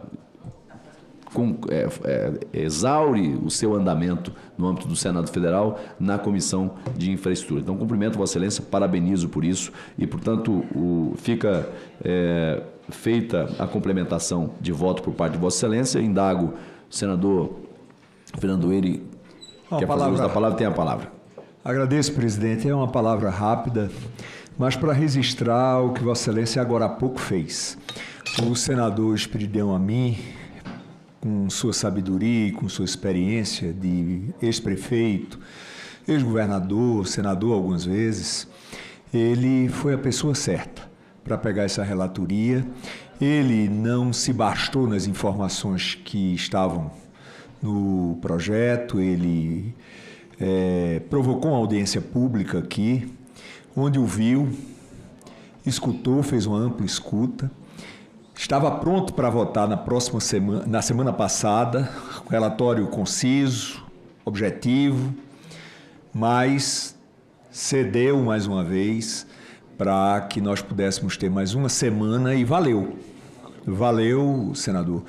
E o senhor hoje apresenta, Vossa Excelência apresenta um relatório primoroso e eu quero congratular Vossa Excelência pelo excelente trabalho que Vossa Excelência fez.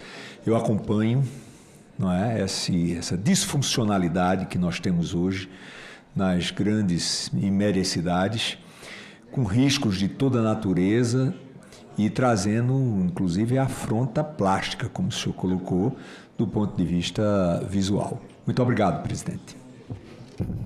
Agradeço, Vossa Excelência, senador Fernando, e coloco... Coautor do relatório. Coautor do relatório, né? Mas por todo nós subscrito, pelo acerto do relator e pela visão plural que deu a esse projeto, acatando as sugestões dos mais diversos atores e personagens que entendem a complexidade do assunto, mas que reconhecem a necessidade de uma inovação que afaste o Brasil desse cipoal que é o uso dos postes Brasil afora. E eu não me esqueço aqui da fotografia. Eu acho que o senador Esperidião Amin fez um concurso da pior imagem possível para trazer aqui no painel da Comissão de Infraestrutura. Mas aquilo é o retrato do Brasil, né? Com exceção de algumas regiões, né, que têm já uma cultura diferente e com investimento que não é barato, não é você fazer o cabeamento subterrâneo, mas a grande parte do Brasil ainda tem que conviver com esse visual que enfeia, né? Vou dizer que não tem nada de beleza, né, Brasil afora. Essa é a realidade do Brasil. Parabéns a Vossa Excelência. Submeto a votação, a apreciação. O senhor permite? O relatório apresentado. Agradecer, porque a relatora do voto da ANEEL está aqui. Doutora Agnes está aqui. Doutora Agnes está aí. Verdade. Naturalmente acompanhada, eu não sei o nome da... Gabriela. Da Gabriela. Então, eu queria registrar que fico muito satisfeito com a vigilância da própria agência reguladora. Então, ela fez questão, nos despedimos agora há pouco, ela fez questão de permanecer para acompanhar o acréscimo de voto de Vossa Excelência, e tenho certeza que a ANEEL, talvez as duas agências que tenham mais pertinência com esse tema, seja a Agência Nacional de Energia Elétrica e a Anatel, né, que está aqui também, tem representação da Anatel também, viu, Amin? Está ali atrás, agradeço as duas agências. Concluído, portanto, a instrução da matéria... Agências e sócios no problema. Também. Submeto à votação o relatório apresentado pelo senador Espírito Amin, com a complementação que apresenta. As senhoras e os senhores senadores que aprovam permaneçam como estão. Aprovado o relatório. Portanto, a matéria será encaminhada à CCJ, que tem tramitação naquela comissão terminativa. Último item, requerimento da Comissão de Serviços de Infraestrutura número 60 de 2025, que requer nos termos do artigo 58, parágrafo 2º, inciso 2 da Constituição Federal e do artigo 93, inciso 2 do Regimento Interno do Senado Federal, que na audiência pública objeto do requerimento 55 de 2025, CI, seja incluído o representante do Tribunal de Contas da União, TCU. Isso aqui é um requerimento ad referendo, considerando que houve a participação do representante do TCU, estou formalmente submetendo a apreciação dos senhores e das senhoras senadores essa participação que de fato já aconteceu. Os senhores e as senhoras senadores que aprovam o requerimento permaneçam como se encontram. Aprovado. Não havendo mais nada a tratar, antes de encerrar, submeto à deliberação do plenário a dispensa da leitura e aprovação da ata da presente reunião. As senhoras senadoras e os senhores senadores que aprovam permaneçam como se encontram. A ata está aprovada e será publicada no Diário do Senado Federal. Eu tenho que falar só para questão de ordem. Questão de ordem. Vossa Excelência, eu vou lhe ouvir, mas eu estou com uma reunião. 30 segundos. Pois não, senador Lucas Barreto. Só para lhe informar que a ministra Marina não veio à Comissão de Meio Ambiente. Cancelou a vinda dela. Então, vamos reativar o nosso requerimento de convocação. E segundo, em tempo, para lhe parabenizar pelos 47 anos, dizer que o senhor é um senador muito respeitado, que todos aqui têm respeito e carinho. Obrigado. O senhor representa Rondônia muito, muito bem. Parabéns, senador. Obrigado, senador Lucas Barreto, pelas felicitações. E feito o registro, portanto, da ausência da ministra na Comissão de Meio Ambiente, foi feito o entendimento na época de que essa audiência seria feita lá. O requerimento de Vossa Excelência continua ativo e, portanto, posteriormente decidiremos sobre a pauta desse tema. Nada mais havendo a tratar, agradeço a presença de todos e declaro encerrada a presente reunião.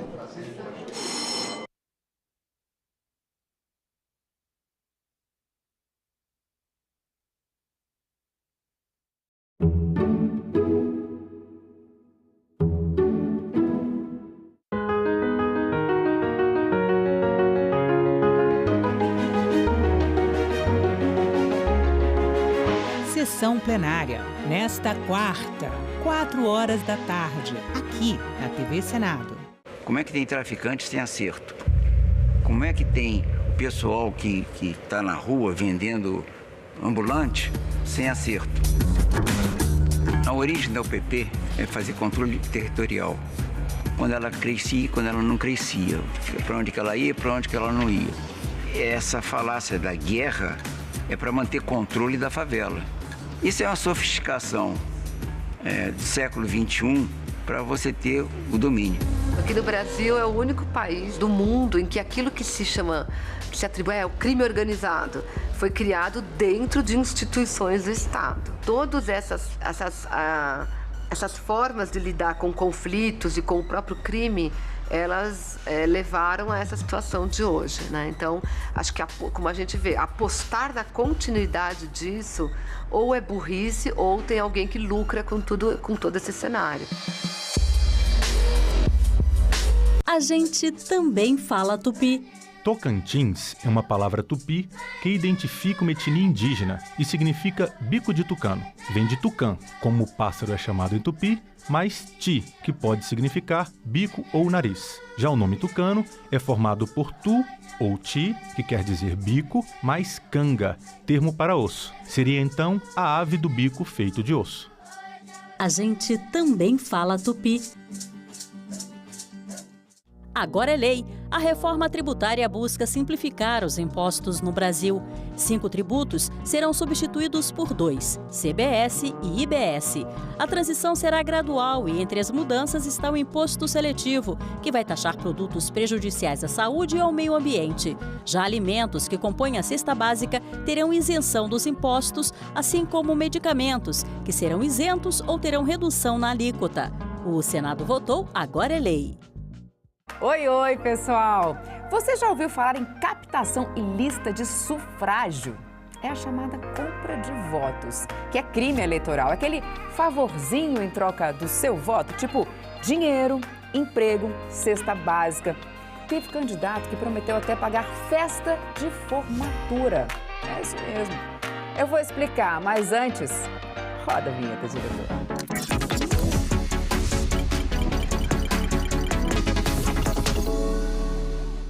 Então, é isso. Tá lá no Código Eleitoral, também na Lei das Eleições. Candidatas e candidatos não podem oferecer qualquer tipo de vantagem em troca de voto e nem precisa entregar. Se prometeu, já é crime. Pode dar ruim, viu? A pena vai de multa à perda do mandato. E não importa se é numa capital ou numa cidade pequena. Olha só esse caso lá de Serra do Navio, cidade com menos de 6 mil habitantes do Amapá. Um candidato a vereador prometeu pagar a festa de formatura de 30 alunos de ensino médio, em troca dos votos deles nas eleições de 2020. Ele foi eleito e o caso veio parar na Justiça Eleitoral. Aí, o Fausto José dos Santos foi condenado por compra de votos, teve o diploma cassado e ainda levou uma multa. No julgamento do TSE, que confirmou a cassação, o relator ministro André Mendonça destacou a gravidade do caso. A conduta ganha maior gravidade diante do contexto de envolver compra de votos de jovens do 3º ano do ensino médio, de uma escola pública localizada em região carente. Jovens que muito provavelmente, e nós temos aqui alguns estudantes de direito, estavam exercendo seu direito ao voto pela primeira vez. Por isso, vamos lembrar, voto não é mercadoria. E fique atento, o eleitor que vende o voto também comete crime eleitoral, com pena de até 4 anos de prisão e multa. Então é isso. Quer saber mais sobre o que pode e o que não pode nas eleições? Segue a gente nas redes sociais e ativa o sininho no YouTube. Tchau!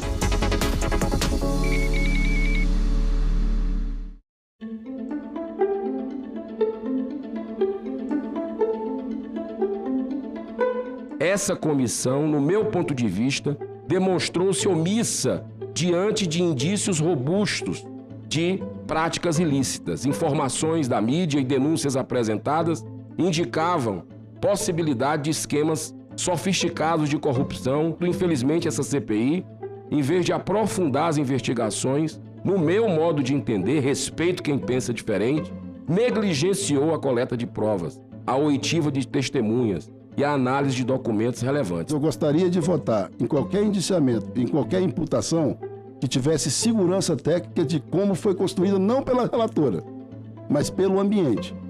A partir do momento que a gente começa a votar e começa a se ilustrar por imputações, por ilações, cada um se torna responsável por aquilo que defende. Eu nunca recebi um centavo de negócio de jogo, mas eu sei que financia o esporte no país e tem as contrapartidas de publicidade, de imprensa. Muita gente chegou a falar para mim, e fulano, e beltrano. Eu disse o seguinte, eu não tinha material suficiente e eu tenho indícios, sim, mas eu não quero, de forma alguma, expor ninguém. Encerrada a votação, o resultado sim, 3 não, o relatório foi rejeitado. Eu farei a entrega do relatório e de toda a documentação que nós colacionamos para as autoridades competentes. Seria uma omissão eu recolher tudo o que foi feito durante esse período e engavetar.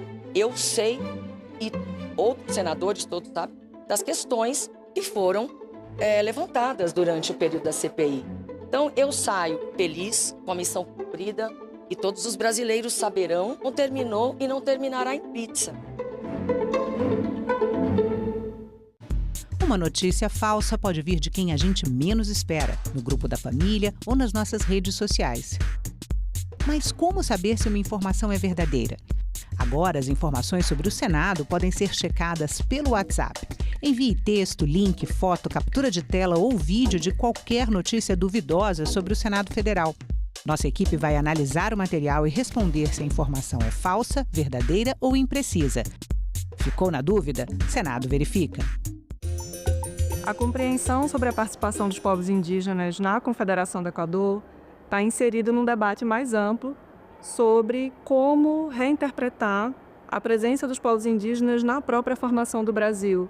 Por que esses indígenas foram sendo apagados ou secundarizados, enquanto outros sujeitos históricos foram sendo mais visibilizados. Eles entendiam que era o Dom João VI que iria garantir a manutenção das suas terras coletivas. A monarquia é percebida como a grande entidade protetora. No Ceará havia 5 vilas de índios, Vila Viçosa, Soure, que hoje é Calcaia, Arronches, que hoje é o bairro da Parangaba em Fortaleza, Messejana, que é bairro em Fortaleza, e Montemol Novo, que hoje é Baturité. Nessas 5 vilas havia indígenas ocupando cargos de Câmara, majoritariamente como vereadores, alguns como juízes também. E por meio dessa condição, eles se posicionavam politicamente, escreviam.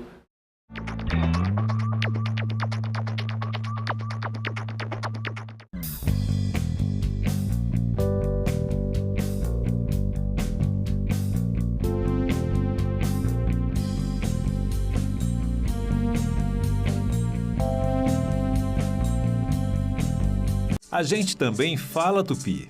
O nome do estado do Piauí vem do tupi e significa Rio dos Piaus ou Rio das Piabas. A palavra é formada a partir de piau, que designa várias espécies de piaus e piabas, peixes de água doce. O termo quer dizer pele manchada, isso porque esses peixes têm listras e marcas escuras nas laterais do corpo. Piau mais i, que significa rio, Piauí. A gente também fala tupi.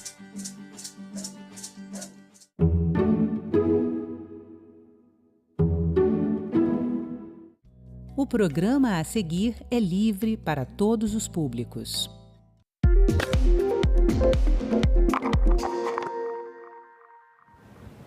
A BR-364, principal via de ligação entre o Rio Branco e o interior do Acre, enfrenta sérios problemas de infraestrutura.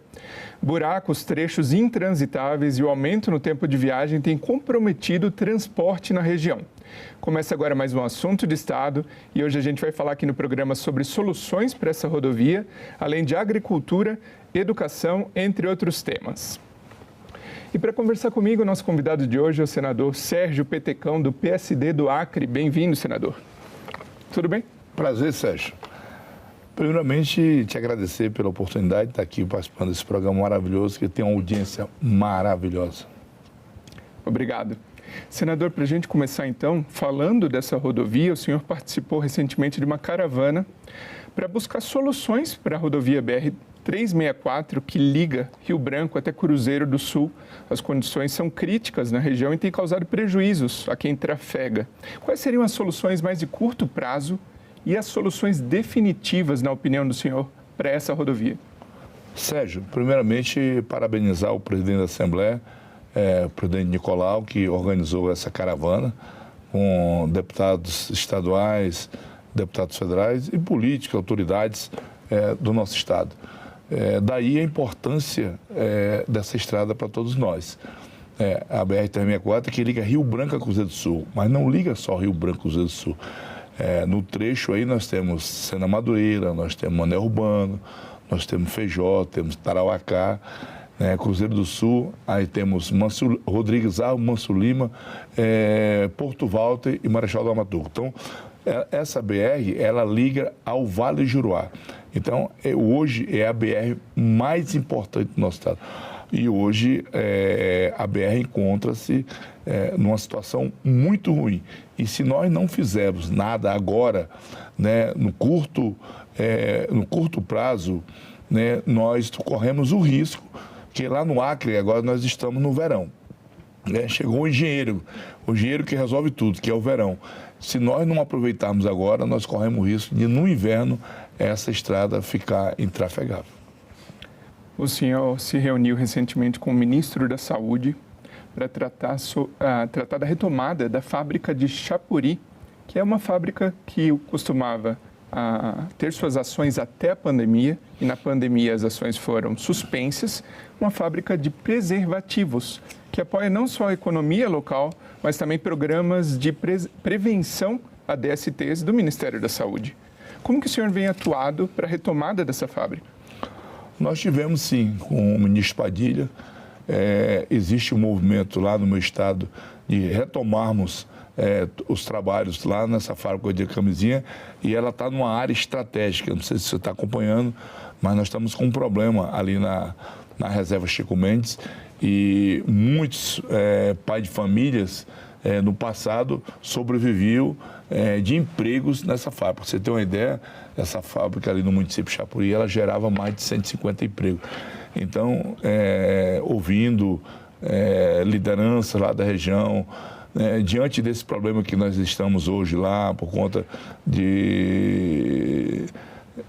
da reserva Chico Mendes, que é hoje nós temos um problema lá com poceiros, pessoas que estão na terra, e é preciso que nós possamos ter alternativa para que as pessoas, os verdadeiros pessoas que estão ali alocadas ali na reserva Chico Mendes, possam ter alternativa, porque nós temos que dar alternativa, porque senão o cidadão que mora ali, o homem que mora ali, ele vai buscar alternativa, ou ele vai desmatar, ou ele vai criar gado, e infelizmente hoje a lei não permite que se trabalhe com outras alternativas lá na reserva. Então, eu penso que a camisinha né? Lógico que não vai resolver o problema, mas é um instrumento que, se bem trabalhado, nós podemos sim ajudar a população que mora ali na região de Chapuri. E qual que é a justificativa para a não continuidade dessas atividades após o período da pandemia? Seria essa questão da reserva ou eles alocarem outra fábrica em outro estado? O problema é que nós precisamos da garantia. Hoje, na conversa que nós tivemos com o ministro, e o ministro Eliseu Padilha conhece, ele inclusive já esteve lá na fábrica, ele sabe da importância dessa fábrica, né, e ele ficou entusiasmado. Né, ele me disse: Petecão, eu achei que essa fábrica estava até funcionando, e hoje ela não está funcionando. Nós precisamos da garantia que o governo federal vai comprar os preservativos lá na fábrica. Porque esse preservativo hoje, segundo lá os técnicos, hoje nós importamos todo da China. Ora, se nós temos uma demanda aqui, por que depender da China? Né? Nós temos que gerar emprego no nosso país. Né? E nós somos tão cobrados na Amazônia, né, que temos que preservar a Amazônia, e uma das formas de preservar a Amazônia é se nós explorarmos lá a seringa, que é o látex, para confeccionar não só a camisinha. Eu conversava com um empresário que tem interesse, sapatos, camisinha, luva, né, materiais hospitalares. Então, tem uma gama de produtos que nós podemos beneficiar lá naquela indústria. Agora, é preciso que o governo federal faça a parte dele. O senhor tem articulado também, junto ao Ministério da Agricultura, o apoio a agricultores familiares, agricultura familiar com envio de maquinário e recursos para esses pequenos produtores rurais. Como que essas ações do senhor têm mudado a realidade dessas famílias produtoras? Esse é um sonho, né? Eu já tenho 32 anos de mandato, sempre trabalhei com os pequenos produtores, a agricultura familiar. Eu aloco o meu recurso lá na Conab, que a Conab é que garante a compra do produto. Porque se a Conab não comprar, o produtor tem que cair na mão do atravessador. Pra você ter uma ideia, eu lembro que numa reunião lá, o cara deu um depoimento que ele vendia 1 quilo de goma para o atravessador por R$2. Hoje a Conab paga para ele 1 quilo de goma de, não sei se você conhece, goma de mandioca para fazer tapioca, lá na região usa muito. Ele paga 1 quilo, a Conab paga 1 quilo de goma para ele a R$11. Então, isso tem dado muita dignidade às pessoas, né, tem ajudado. E, pelo outro lado, também faço parceria com o Ministério da Agricultura. O ministro Favro tem nos ajudado e eu tenho alocado muito recurso no Ministério da Agricultura para que nós possamos adquirir equipamentos. Só para você ter uma ideia, agora nós acabamos de entregar 18 máquinas pesadas, né, para cavar açudes nas pequenas propriedades, né, para que a gente possa estar ajudando, porque o pequeno produtor ele não tem condição. Às vezes, coloco as máquinas nas prefeituras, mas agora nós também estamos tendo a opção de colocar nas cooperativas, né, nas associações. Isso tem dado muito certo e, se Deus quiser, nós vamos continuar ajudando esses pequenos produtores. E existe algum plano, por exemplo, para fins da demanda dessa cadeia produtiva? Um exemplo poderia ser das escolas públicas adquirirem esses produtos das famílias produtoras para fins da merenda? Já existe isso, né? A Conab, né, ela compra e entrega lá nas creches, na PAI, nas escolas, né? Ele compra do produtor e esse produto é entregue através da Conab nessas entidades que têm ajudado e ajudado muito, principalmente as crianças carentes. Isso me dá prazer e satisfação. O senhor mencionou aí associações. E uma das associações beneficiadas é a Associação das Mulheres Agricultoras do Porto Luís I. Na opinião do senhor, quão importante é apoiar essa autonomia das mulheres produtoras rurais? Olha, eu te confesso que, como te falei, tenho 32 anos de mandato e fazia tempo que eu não tinha uma felicidade, uma alegria tão grande como tive agora. Nós fomos entregar lá um trator, um John Deere, que é uma coisa que parece simples, é um trator pequeno. Ele leva a carretinha, leva a grade para mecanizar e foi na Associação das Mulheres Produtoras, né, lá em Acrelândia. E você precisava ver a satisfação dela. Então, não é que elas têm que ter privilégio, não é isso. Mas a mulher tem que ter um tratamento diferenciado. Nós precisamos apostar mais na mulher, na força da mulher. E hoje existe, não sei se você consegue perceber isso, não, só o homem que tem que trabalhar na agricultura, não. As mulheres, ela tem muita boa vontade. E onde a mulher está no meio, me perdoe os homens, mas as coisas têm dado muito mais certo.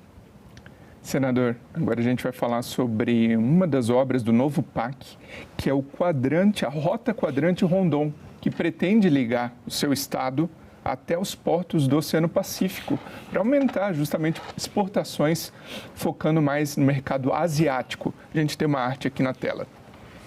Bom, então vai conectar o Brasil aos portos do Pacífico via Bolívia e Peru, reduzir custos e impulsionar exportações.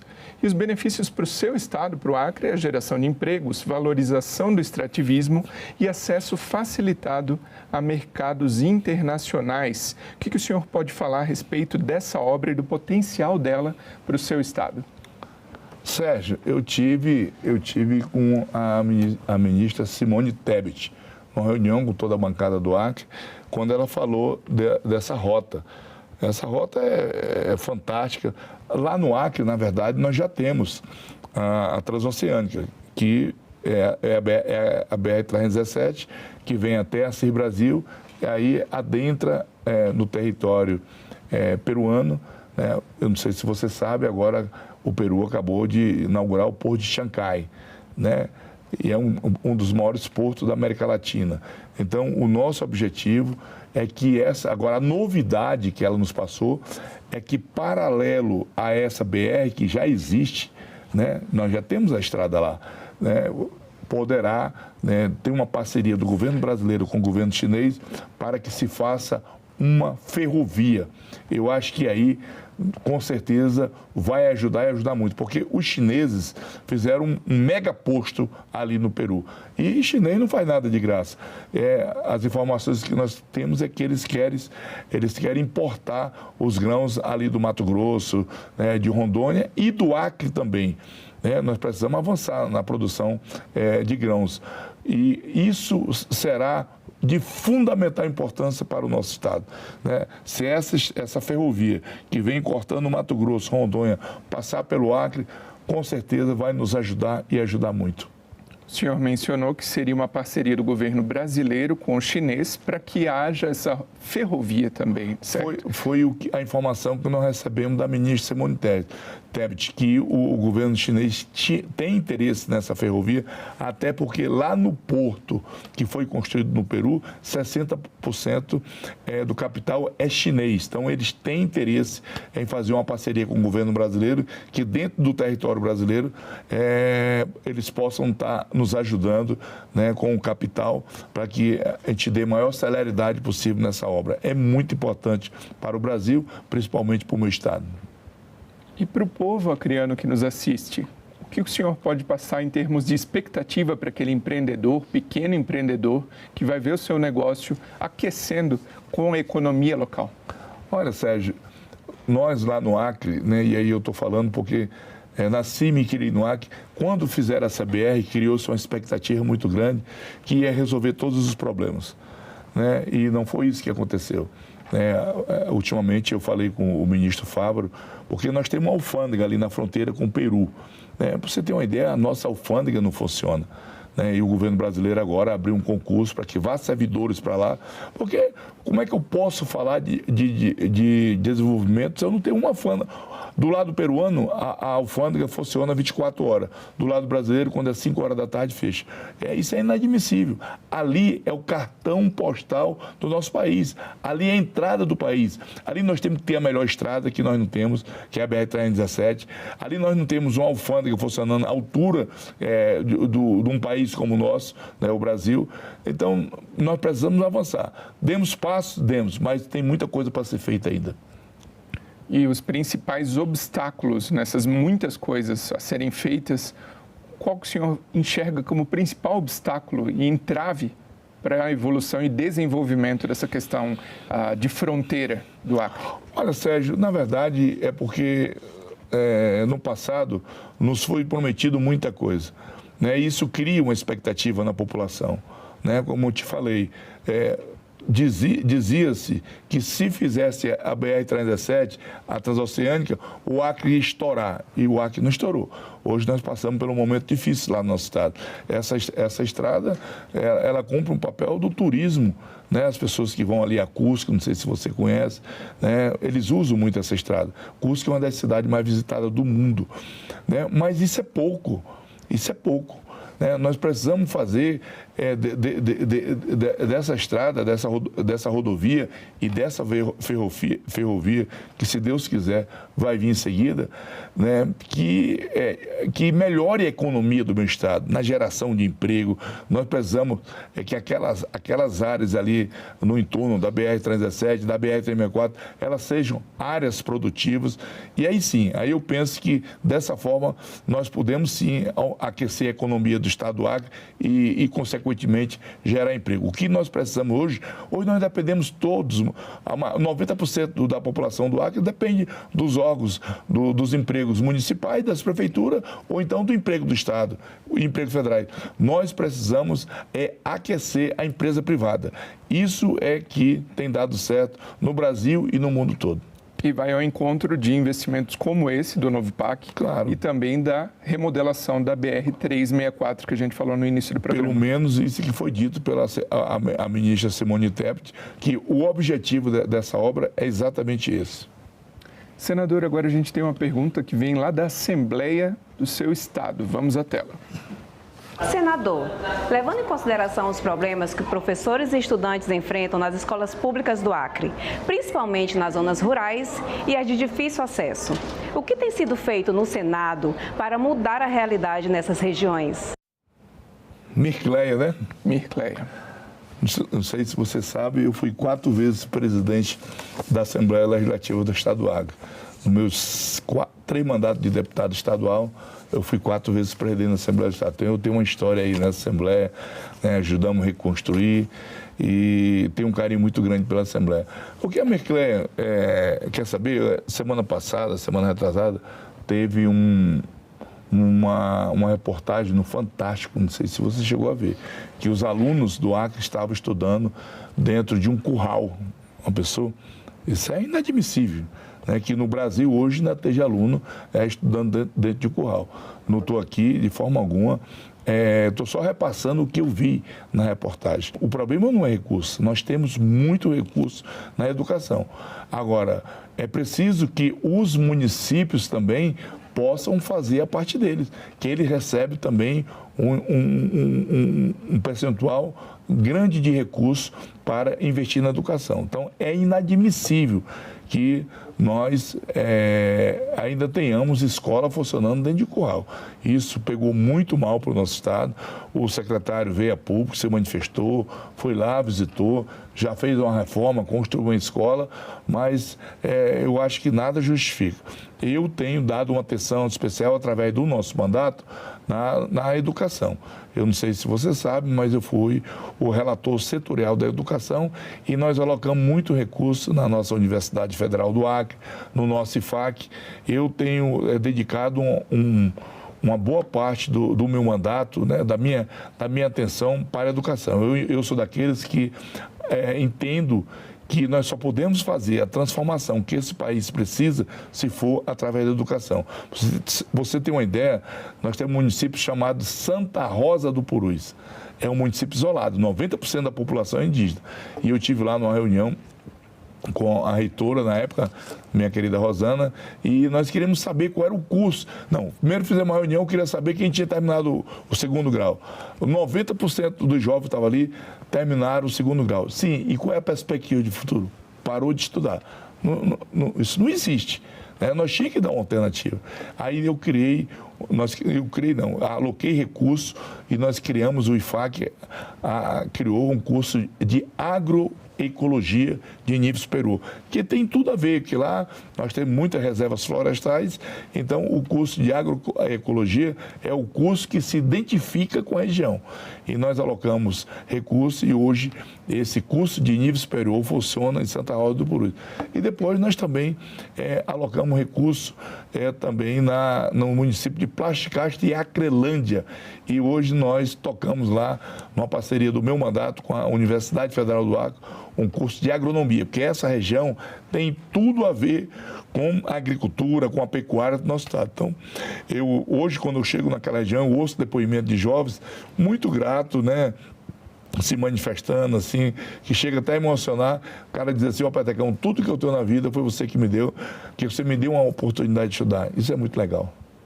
O senador comentou sobre comunidades isoladas e um programa que o senhor vem apoiando é o programa Preve Barco, que oferece atendimento previdenciário a comunidades isoladas. Qual que é a importância desse programa, senador, justamente para comunidades indígenas, quilombolas e outras, as ribeirinhas também no seu estado? Olha, eu, numa conversa que tive com o prefeito Gerry, nós fizemos um levantamento no município de Sena Madureira, que também atende ali a Calha do Purus, né, do Iaco, são 2 rios importantes lá.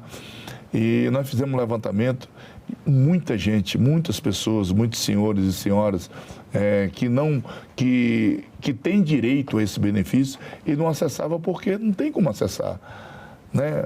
O meio de transporte é muito difícil, por dentro dos seringais, por dentro das florestas, através dos rios. E aí, uma conversa que tivemos aí com o presidente do INSS, conseguimos sensibilizá-lo e ele levou um barco, veio do Amazonas, do estado do Amazonas, e nós, esse barco chegou até Sena Madureira, chegou a Santa Rosa e chegou a Tarauacá, 3 municípios. E foi um negócio fantástico, né? Ver as pessoas ali, atendemos ali milhares de pessoas que nós não estamos fazendo nenhum favor.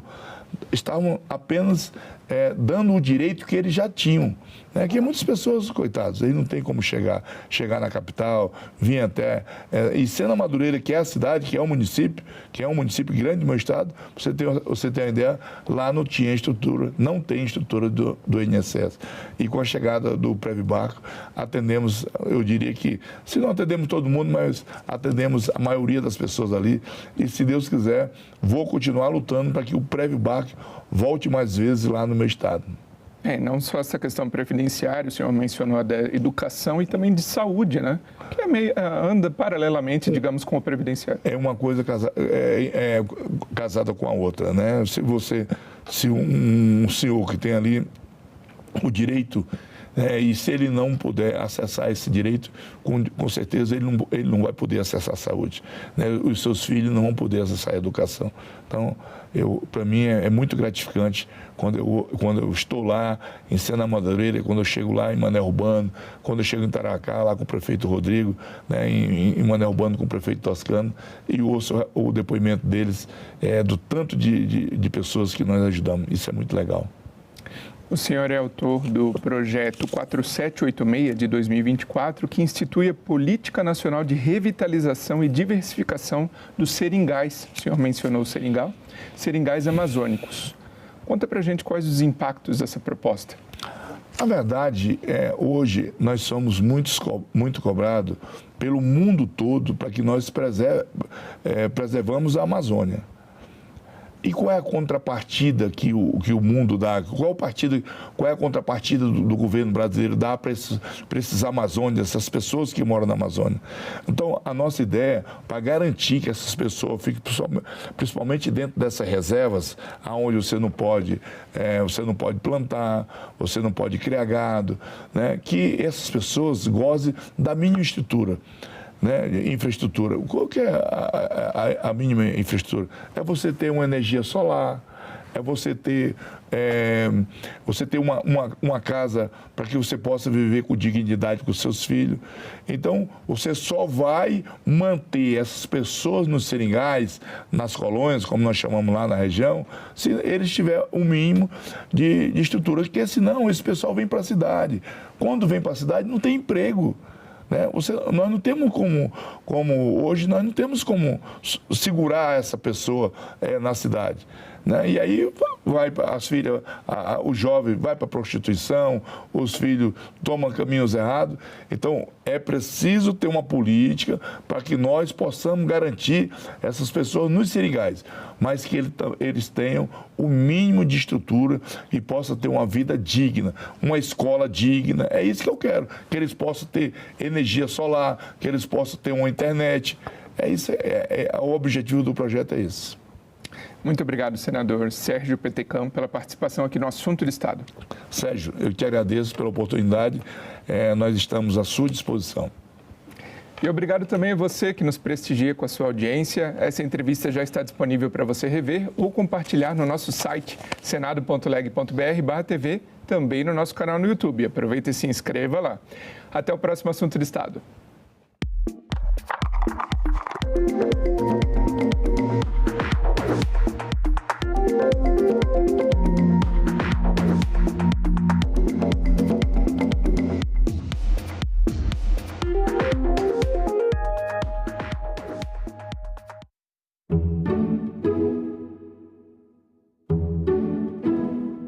Professor José Luiz Loureiro, o governo precisa cortar despesas para manter a lei de responsabilidade fiscal.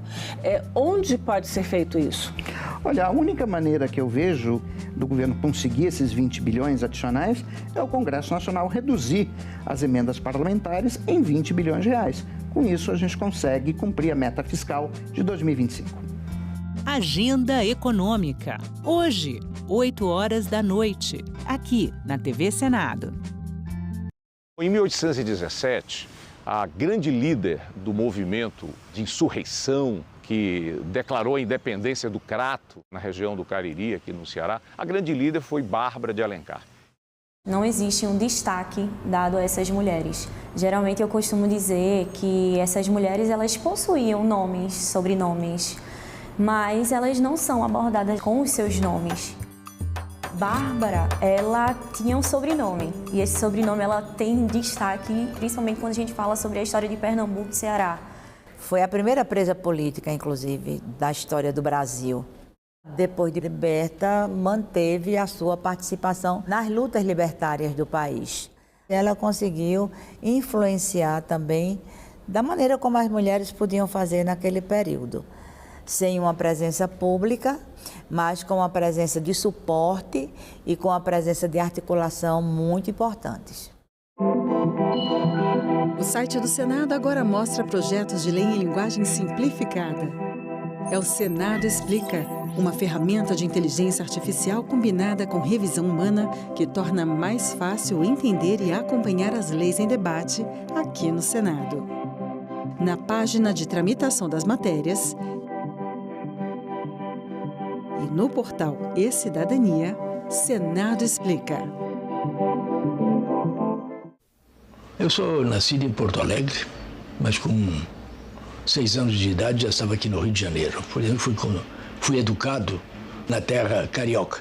Minha mãe, minhas irmãs, era um ambiente doméstico em que vivi.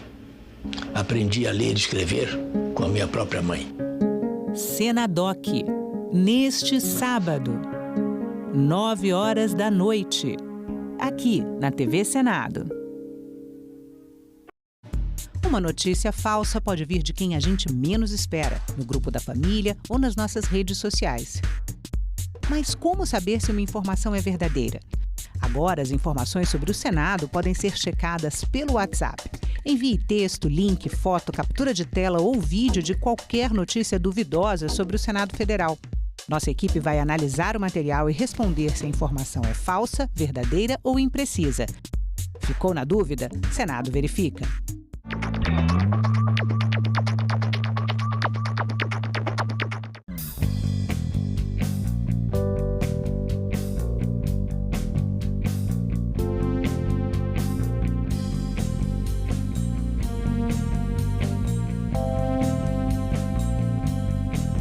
Nós temos que trabalhar numa perspectiva de superação do racismo e de promoção da igualdade racial. Nós não somos uma democracia racial. Eu posso andar livremente pelas ruas do país, diferente da sociedade americana, que teve os seus momentos em que negros andavam de um lado da calçada e brancos de outros.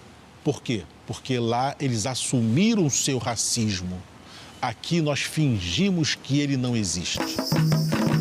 A gente ainda está numa fase de cobrar, infelizmente, de cobrar a implementação da lei. Algo que eu acho que é fundamental, isso para mim é importante, são os professores, a sociedade como um todo, terem a consciência do mal que faz não ter a consciência do racismo no Brasil, dos malefícios que ele provoca.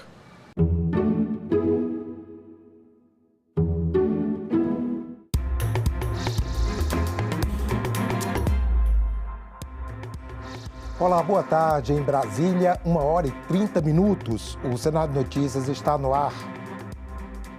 A autorização para o funcionamento de cassinos e bingos pode ser votada pelos senadores hoje no plenário. Quem tem mais informações para nós é a repórter Isabela Dutra. Boa tarde, Belinha. O que você conta para a gente? Boa tarde, André. Boa tarde a todos. O projeto autoriza o funcionamento de cassinos, bingos, jogo do bicho, apostas em corridas de cavalo, além de máquinas caça-níquel. Esse texto foi aprovado pela Câmara dos Deputados em 2022. Aqui no Senado, ele já passou pela Comissão de Constituição e Justiça, onde recebeu 44 emendas. Parte delas, algumas delas, foram acatadas pelo relator, o senador Irajá. Ele está na pauta do plenário de hoje, da ordem do dia, que começa às 16h, e só aqui no plenário ele já tem 11 emendas. Esse projeto, ele, além de fiscalização, ele cria muitas regras para o funcionamento de todos esses jogos, fiscalização, funcionamento, e também limita o número de estabelecimentos. Veja os detalhes na reportagem a seguir.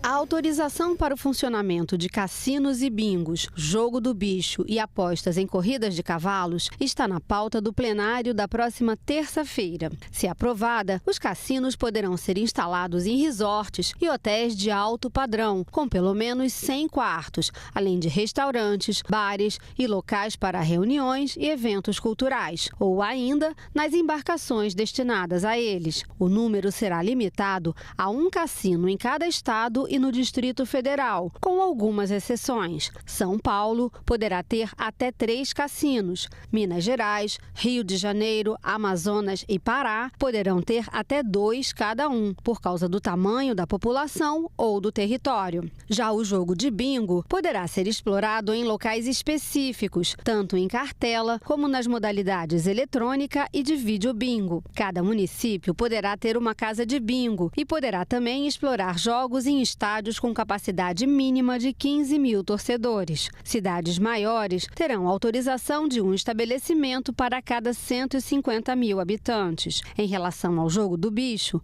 os estados e o Distrito Federal poderão credenciar uma empresa a cada 700 mil habitantes. As casas de bingo e jogos de bicho serão autorizadas a funcionar por 25 anos, renováveis pelo mesmo período. Precisarão comprovar capital social mínimo de 10 milhões de reais. Já as apostas em corridas de cavalo deverão ter credenciamento do Ministério da Agricultura. O projeto regulamenta também o aluguel de máquinas caça-níqueis. Todas deverão ser registradas e passarão por auditorias periódicas. Numa entrevista feita pelo Data Senado, a maioria dos entrevistados disse que é a favor da legalização dos jogos, desde que haja prevenção contra atividades ilegais, como a lavagem de dinheiro, além de medidas para evitar o vício e o endividamento. 60% dos entrevistados foram favoráveis à aprovação do texto e 34% contrários. 6% não sabem ou não quiseram responder. 50% dos entrevistados acreditam que proibir os jogos impacta pouco ou nada na oferta, contra 45% que acreditam que a proibição impacta moderadamente ou muito na oferta de jogos. A maior parte dos entrevistados, 58%, disse que a legalização de jogos e cassinos ajudaria a aumentar a arrecadação. 44 deles opinaram que haveria aumento no número de empregos, mas 36% disseram que não haveria diferença com a legalização de jogos. André, hoje alguns senadores comentaram com a nossa equipe a possibilidade de votação desse projeto que regulamenta o funcionamento das casas de jogos e apostas. Nós votaremos contra, porque nós já vivemos no Brasil, lamentavelmente, uma triste epidemia.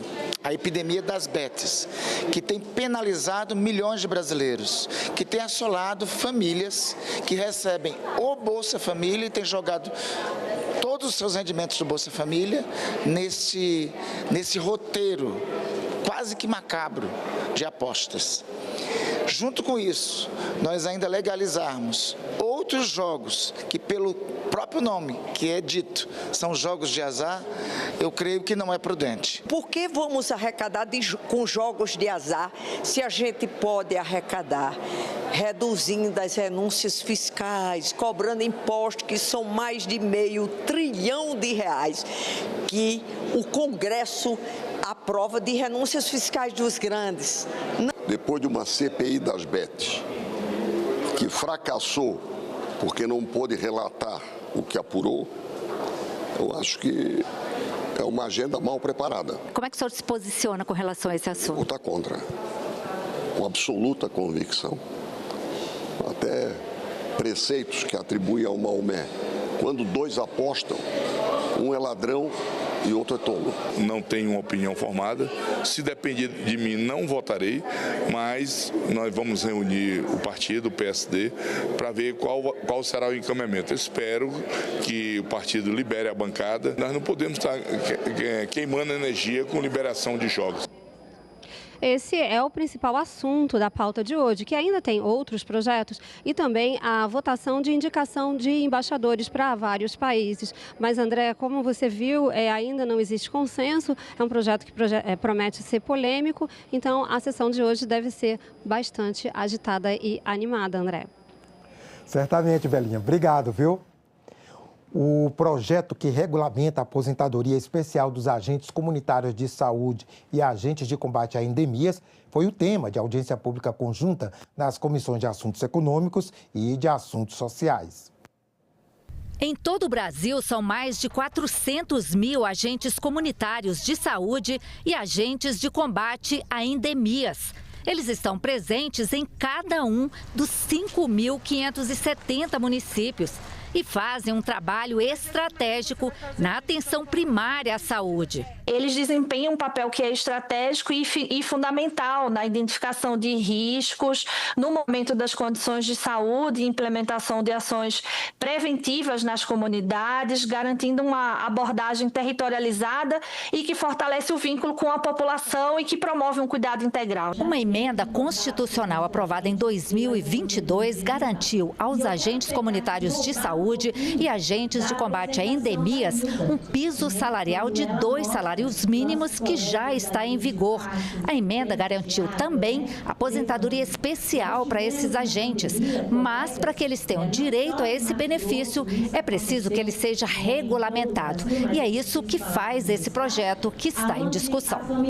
De acordo com o texto, esses agentes poderão se aposentar a partir dos 52 anos de idade para homens e 50 anos para mulheres, desde que tenham completado 20 anos de efetivo exercício nas funções e terão direito à integralidade e paridade. Nós entendemos que é urgente a matéria da aposentadoria, haja vista que nós somos um profissional que a maioria de nós hoje, do quantitativo dos 400 mil, boa parte, já tem mais de 25 anos de trabalho dedicado, exclusivo à população brasileira, levando aí a promoção da saúde, evitando adoecimento, evitando que as doenças se tornem crônicas, evitando que pacientes seja necessário ir para os grandes hospitais para atenção secundária e atenção terciária, que é um problema sério no nosso país. Nós passamos por uma trajetória aí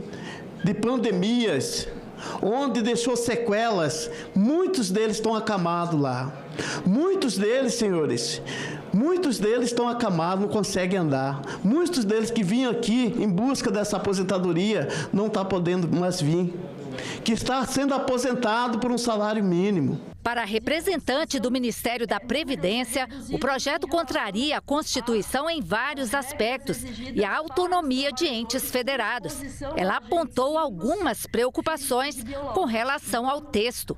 Tanto a idade quanto o tempo mínimo, ele é inferior às aposentadorias dos trabalhadores que têm exposição a esses agentes, né, físico-químicos e biológicos. Então, não há, pelo menos nos documentos, né, que nos vieram, assim, a justificativa desse tratamento diferenciado numa redução maior. A representante da Fiocruz disse que pesquisas mostram que essa é uma categoria sujeita a adoecimento pelas condições de trabalho e lembrou a necessidade de garantir a segurança dos agentes. Eu queria sinalizar que, de forma alguma, nós entendemos que esse dispositivo da aposentadoria especial diminui a responsabilidade daqueles que precisam prover a essas trabalhadoras e esses trabalhadores as condições de segurança. Né? Acesso à EPI é uma questão fundamental. Né? Isso significa, no caso dos ACE principalmente, um calçado adequado, no caso do ACE e do ACS, a vestimenta que os identifica como trabalhadores da saúde, que é quase uma questão de segurança, não só contra o clima, mas também pelos territórios que estão ali conflitados pela questão de violência, eles precisam ser bem identificados. 15 segundos. Do SUS. Então, salientar isso, né, essa necessidade que seja necessário que esses trabalhadores tenham acesso a esses equipamentos e dizer que, do ponto de vista da Fiocruz, a aposentadoria especial está justificada. É um direito justo a mais de 400 mil servidores que se dedicam, que se esforçam, que se expõem no dia a dia fazendo saúde pública. Então, eu espero que também, da mesma forma como conquistamos recentemente, você há de lembrar, o piso de 2 salários mínimos para os mesmos, também tenhamos sucesso na apreciação desta matéria. Convidado pela CDR, o ministro do Desenvolvimento Regional, Valdez Góes, fez um balanço da atuação da equipe sob seu comando ao longo dos mais de 2 anos de governo. A resposta às tragédias do clima foi um dos destaques do Ministério, além do Plano Nacional de Defesa Civil. A presidente da comissão, senadora professora Dorinha Seabra, abriu a audiência com uma série de perguntas ao ministro. Quais os principais avanços em relação às políticas de proteção e defesa civil, riscos e vulnerabilidade nas diferentes regiões? Como o governo tem promovido a integração e desenvolvimento nas regiões menos favorecidas? Quais as principais ações planejadas para estimular o crescimento sustentável e a inclusão social em diferentes regiões do país nos próximos anos? Valdez Góes discorreu sobre a dimensão e as múltiplas funções e atividades do ministério que comanda, responsável pela defesa civil, pela recuperação de áreas atingidas por eventos climáticos extremos e a infraestrutura básica de serviços dos municípios mais carentes, do programa de aceleração do crescimento à segurança hídrica das populações mais vulneráveis. Eu procuro sempre abordar em todas as apresentações essa questão da proteção e defesa civil, porque o mesmo ministério que trata do desenvolvimento regional, da política de ordenamento territorial, de segurança hídrica, de fundos e instrumentos financeiros, com toda essa rede de atuação, é o que também atua na política de resposta, né, a desastre. E o Brasil tem vivido cada ano de forma mais intensa e mais frequente os efeitos, né, de mudanças climáticas e também de como tem acontecido muitas vezes as estiagens e as secas e as chuvas no Brasil. Então, um resumo aí de 2023 a 2025, senadora Dorinha, nós tivemos no Ministério 8.179 decretos de reconhecimento de situação de emergência ou de calamidade pública, envolvendo mais de 3.000 municípios. Por estiagem, 3.339 portarias e por chuvas intensas, 2.186 portarias e seca, né, 1.148 portarias. Então, isso realmente é muito forte, né, de 2023 para cá. E hoje nós temos o Plano Nacional de Proteção e Defesa Civil, que é uma visão tripartite, que observa na questão de proteção e defesa civil, desde a prevenção, da mitigação, da preparação, da resposta, da reconstrução. Então, é uma visão muito ampla de proteção e defesa civil, traz muito fortemente o compromisso de lidar com o risco e não só lidar com a resposta ao desastre, mas você melhor preparar o Estado e a sociedade para lidar com risco. Você talvez a gente não tenha a capacidade de diminuir o número de eventos, mas nós podemos nos preparar para lidar melhor com os eventos quando ocorrerem. E a visão do Plano Nacional é exatamente essa. Não basta ter a política pública se a gente não preparar os parceiros para receber essa política pública. O Ministério é o instrumento, a Codevasf é o instrumento, o Calha Norte é o instrumento, certo? O Denox, né? A Sudan, Sudene e Sudeco. Mas se a prefeitura lá, que na maioria das vezes é com as prefeituras, essa parceria não estiverem preparadas, nós temos problema. O ensino profissional e tecnológico foi o foco de debate na Comissão de Educação, que realizou hoje a 9ª audiência pública sobre o Plano Nacional de Educação, PNE. O representante do Ministério da Educação destacou as inovações previstas no Plano Nacional de Educação, com foco na qualificação profissional e na melhoria da qualidade do ensino. Uma inovação que é a Meta 11D, que é justamente a oferta de educação profissional tecnológica na modalidade de qualificação profissional com cursos de 160 ou mais horas. Então é uma meta que visa, sobretudo, uma interação com o mundo do trabalho, direcionados à questão qualitativa, com a implementação de um sistema nacional de avaliação dos cursos de educação profissional e tecnológica, sobretudo os cursos técnicos, não é?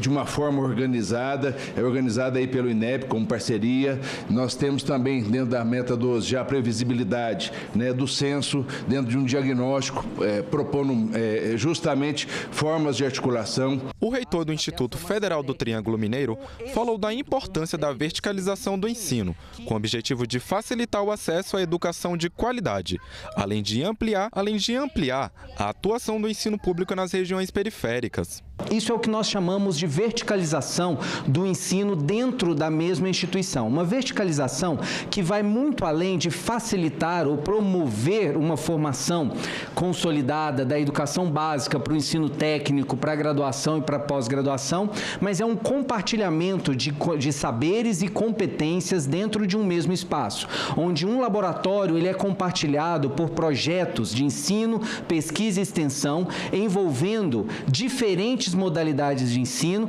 em diferentes níveis de ensino em um mesmo projeto. Especialistas reforçaram a importância de ampliar o acesso à educação técnica com foco na qualificação profissional e no ensino de qualidade. Espero que este parlamento aprove essa ampliação, não só dos cursos técnicos articulados, né, concomitante ou integrados, mas também os subsequentes e também se preocupando com a qualificação daqueles trabalhadores que muitas vezes não têm dificuldade de encontrar uma oportunidade no mercado de trabalho e às vezes uma qualificação aí de 6 meses já dá aquele primeiro passo para que ele possa conseguir se empregar e dar continuidade nos seus estudos. Vocês têm ajudado bastante para que a gente possa ir enxugando e, ao mesmo tempo, que ampliar, consensuar naquilo que vem a ser um Plano Nacional de Educação de qualidade, emancipador e que possa contribuir para que a educação nesses próximos 10 anos dê um salto de qualidade, fruto desse esforço coletivo de todos nós. A Comissão de Educação ainda aprovou de forma definitiva a instituição do Dia Nacional da População em Situação de Rua, em 19 de agosto. E o reconhecimento da chegança, uma dança dramática que é encenada em festas populares como manifestação da cultura nacional. A Comissão de Relações Exteriores aprovou hoje de manhã um projeto que aumenta o prazo para a regularização de terras em faixa de fronteira. O presidente da comissão, Nelsinho Trade, falou com a nossa equipe sobre esse projeto. Esse é um problema que venceria em outubro. E caso vencesse, as pessoas que têm terra na linha de fronteira do Brasil com outros países poderiam perder o direito da propriedade. Essa propriedade vem de antepassados que chega até bisavô, ou seja, são pessoas que já estão nessas terras produzindo, realizaram benfeitorias e fizemos aqui, de acordo com o que foi estabelecido, um entendimento com o líder do governo, o senador Jacques Wagner, para que essa matéria fosse aprovada com a alteração que ele solicitou, que a senadora Tereza Cristina fez, e nós, com isso, aprovamos a urgência dele para ir para o plenário hoje e ganharmos mais 5 anos para poder, aí sim, durante esse tempo, organizar as questões que agregam valor a essa regularização, como o georreferenciamento. Vamos ir agora quais as outras atividades previstas aqui no Senado para a tarde desta terça-feira. Daqui a pouco, às 14h, a Comissão de Transparência, Governança, Fiscalização e Controle tem reunião marcada, uma audiência pública para debater a desestatização ou privatização da Companhia de Tecnologia da Informação e Comunicação do Paraná, Celepar. Às 2h30, a Comissão Mista da Medida Provisória 1293 tem reunião marcada para analisar o relatório. A MP reajustou a remuneração dos militares das Forças Armadas. Também, a partir das 2h, a Comissão de Assuntos Sociais do Senado debate a criação da Semana Nacional de Conscientização sobre os cuidados com gestantes e mães. Uma proposta que busca garantir informação e respeito em todas as fases da maternidade. Cada gesto de cuidado com a gestante é um passo para garantir que o começo de uma vida seja seguro, digno e cheio de afeto.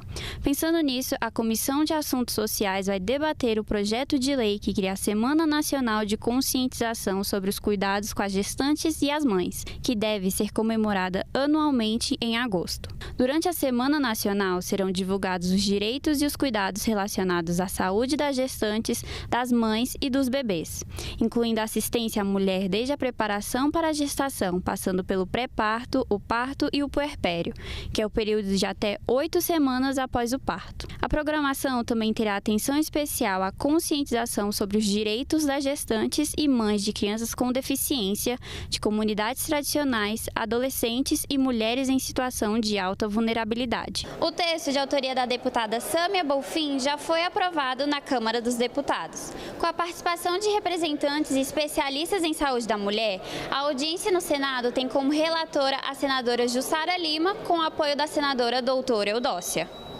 O novo Código Eleitoral vai regular o uso da inteligência artificial nas campanhas eleitorais. Essa é uma das propostas previstas no relatório a ser votado pela Comissão de Constituição e Justiça, que tem reunião amanhã. O relatório apresentado pelo senador Marcelo Castro unifica 7 legislações em uma única lei para mudar o Código Eleitoral atual, criado há 60 anos. O relatório, que será votado na Comissão de Constituição e Justiça, já recebeu mais de 350 emendas. Entre as mudanças está a unificação do prazo de desincompatibilização, que será de 6 meses para todos os cargos, mas para carreiras como juízes, procuradores, delegados e militares, haverá uma quarentena de 2 anos. O prazo de inelegibilidade previsto na Lei da Ficha Limpa foi mantido em 8 anos e o prazo começará a ser contado no dia 1º de janeiro do ano subsequente à decisão. Uma das mudanças acolhidas no relatório é a que garante uma reserva de 20% das vagas para mulheres nos parlamentos. Isso representa um avanço muito grande na participação feminina, porque você imagina hoje, nós temos mais de 700 municípios do Brasil que não tem uma mulher vereadora.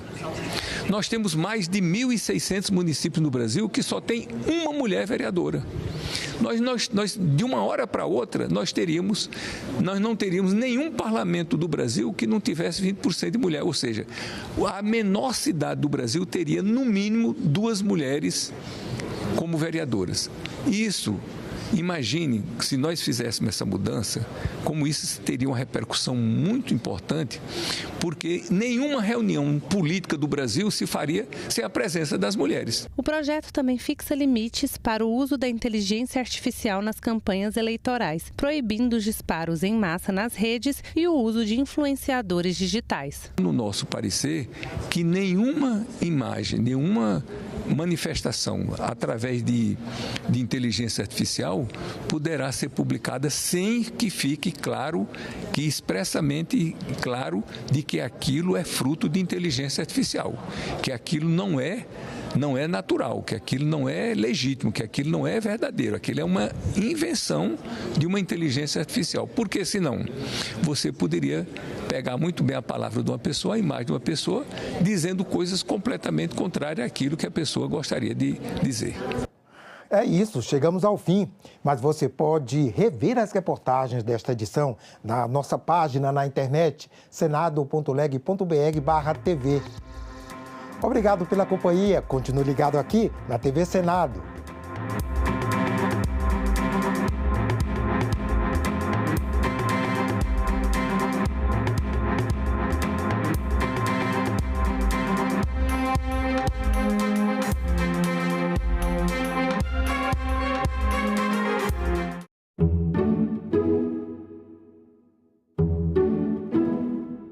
Professor José Luiz Loureiro, o governo precisa cortar despesas para manter a lei de responsabilidade fiscal.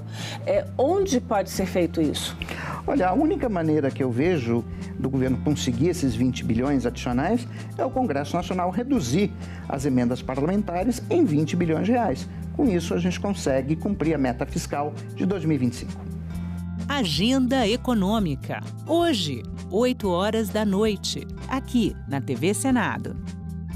A sombra da servidão é algo que nos acompanha independente dos espaços que a gente atua. Há sempre uma expectativa que aquele corpo preto do passado e do presente está num determinado lugar para servir. Parece que a estrutura está funcionando aqui e a gente está aqui do lado de fora querendo entrar. Só que não, a gente está dentro da estrutura, inclusive o centro dessa estrutura só funciona porque a gente está na margem. Tem sido um projeto político intencional. Se você circula por escolas públicas em comunidades periféricas, você vai ouvir de meninas de 5, 6 anos que o sonho delas é serem empregadas domésticas. São lógicas naturalizadas pelas políticas do Estado brasileiro, que são feitas na sua grande maioria por homens brancos, e aí a gente vive num estado do patriarcado, que dão sentido também ao que a gente discute na historiografia do passado presente. Uma servidão institucionalizada foi sendo recriado no tempo da liberdade. Agora é lei. É obrigatório o exame clínico destinado a identificar a fibrodisplasia ossificante progressiva nos recém-nascidos na triagem neonatal das redes pública e privada de saúde com cobertura do Sistema Único de Saúde, o SUS. O exame abrange todos os recém-nascidos no âmbito do território nacional. O Senado votou, agora é lei. Eu sou nascido em Porto Alegre, mas com 6 anos de idade já estava aqui no Rio de Janeiro. Por exemplo, fui educado na terra carioca. Minha mãe, minhas irmãs, era um ambiente doméstico em que vivi. Aprendi a ler e escrever com a minha própria mãe. Senadoc, neste sábado, 21h, aqui na TV Senado. Oi, pessoal! Hoje o nosso assunto é Ministério Público. E você sabia que ele também atua na Justiça Eleitoral? Pois é. Fica comigo que eu vou te explicar. Roda a vinheta, diretor.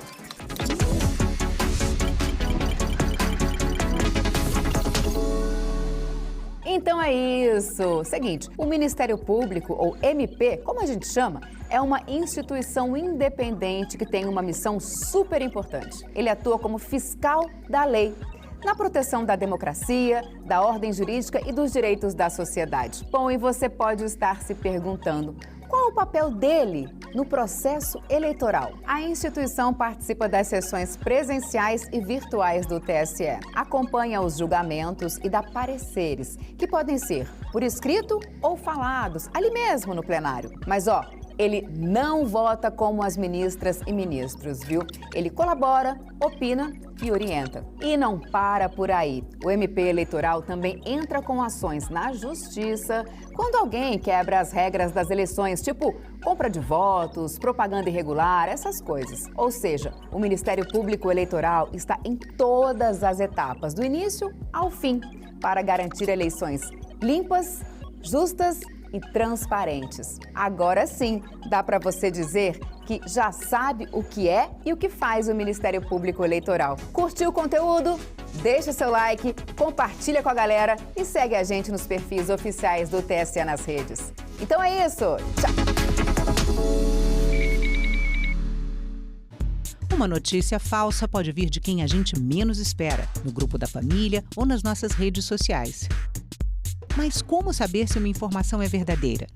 Agora, as informações sobre o Senado podem ser checadas pelo WhatsApp.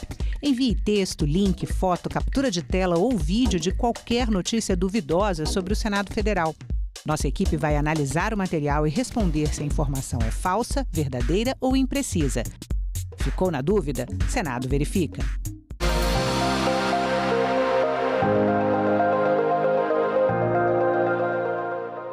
Olá, eu Eu sou Roberta Cruz e esse é o programa BRICS Entrevista e nós estamos aproveitando a oportunidade do Fórum Parlamentar do BRICS aqui no Palácio do Congresso Nacional para conversar com Phumbalan Govender, que é o vice-presidente do equivalente ao Senado da África do Sul. E ele está aqui conosco. Hello, welcome, Mr. Phumbalan Govender. Thank you very much for sharing your time with us. Estamos vivendo um momento de reestruturação das forças geopolíticas mundiais. E qual seria o papel do BRICS e dos países do BRICS nesse momento? Firstly, hola, muchas gracias. Thank you for having me on your program. Yes, you know, the geopolitical tensions that exist in many parts of our world is something that we cannot ignore, something that we need to address, and the BRICS platform gives us an ideal opportunity for countries that want peace in the world, countries that want progress, countries that want to see each other growing and their citizens living peaceful lives. It gives us this opportunity to meet, to share ideas, and to assist each other, because you have the disparities in the world where some countries are very wealthy, other countries are very poor. But if we can come together and assist each other, because coming from South Africa, we believe that no country can exist on its own. And from our political history, we know that when we were going through the dark days of apartheid in our country, we had the support of other countries that assisted us to come out of that. And so in the same way, now with these geopolitical tensions that we are seeing, if we can assist each other at a national level, at an international level, we'll be able to make this a better world for the citizens of the entire world. As mudanças climáticas são uma preocupação no mundo inteiro e a África do Sul tem uma legislação recente sobre o tema. O senhor podia explicar um pouco do que se trata? As South African government, we are very concerned about how climate change is affecting people in all countries. No country is left unaffected by climate change and what is happening throughout the world. So we take this issue very, very seriously. We've introduced legislation, like you have mentioned, to ensure that we try and meet the goals of the SDGs, the Sustainable Development Goals that were passed, and the Paris Accord. We want to ensure that those documents do not just become paper that is filed in some cabinet.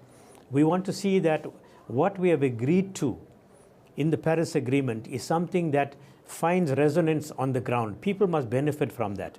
And the only way we can do that is to enact that.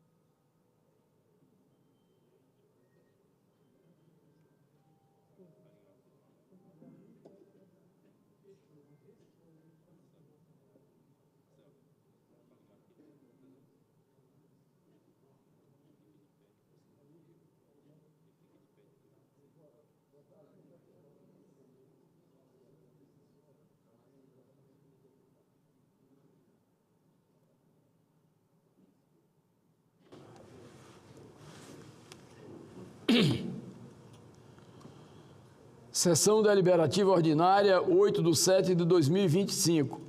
A número regimental. Declaro aberta a sessão. Sobre a proteção de Deus, iniciamos os nossos trabalhos. As senadoras e os senadores poderão se inscrever para o uso da palavra por meio do aplicativo Senado Digital, por lista de inscrição que se encontra sobre a mesa ou por intermédio dos totens disponibilizados na casa. A presente sessão deliberativa ordinária é destinada à deliberação de indicados e embaixadores, bem como a apreciação das seguintes matérias, já disponibilizadas em avulsos eletrônicos e na ordem do dia eletrônica de hoje. Proposta de emenda à Constituição número 137 de 2019, do senador Confúcio Moura. Proposta de emenda à Constituição número 76 de 2019, do senador Antônio Anastasia. Projeto de lei complementar número 141 de 2024, da deputada Elcione Barbalho. Projeto de lei número 2.234 de 2022, do deputado Renato Viana. Passamos aos oradores inscritos, que terão o prazo de 10 minutos para o uso da palavra. Por permuta com o senador Paulo Paim, passo a palavra ao senador Humberto Costa.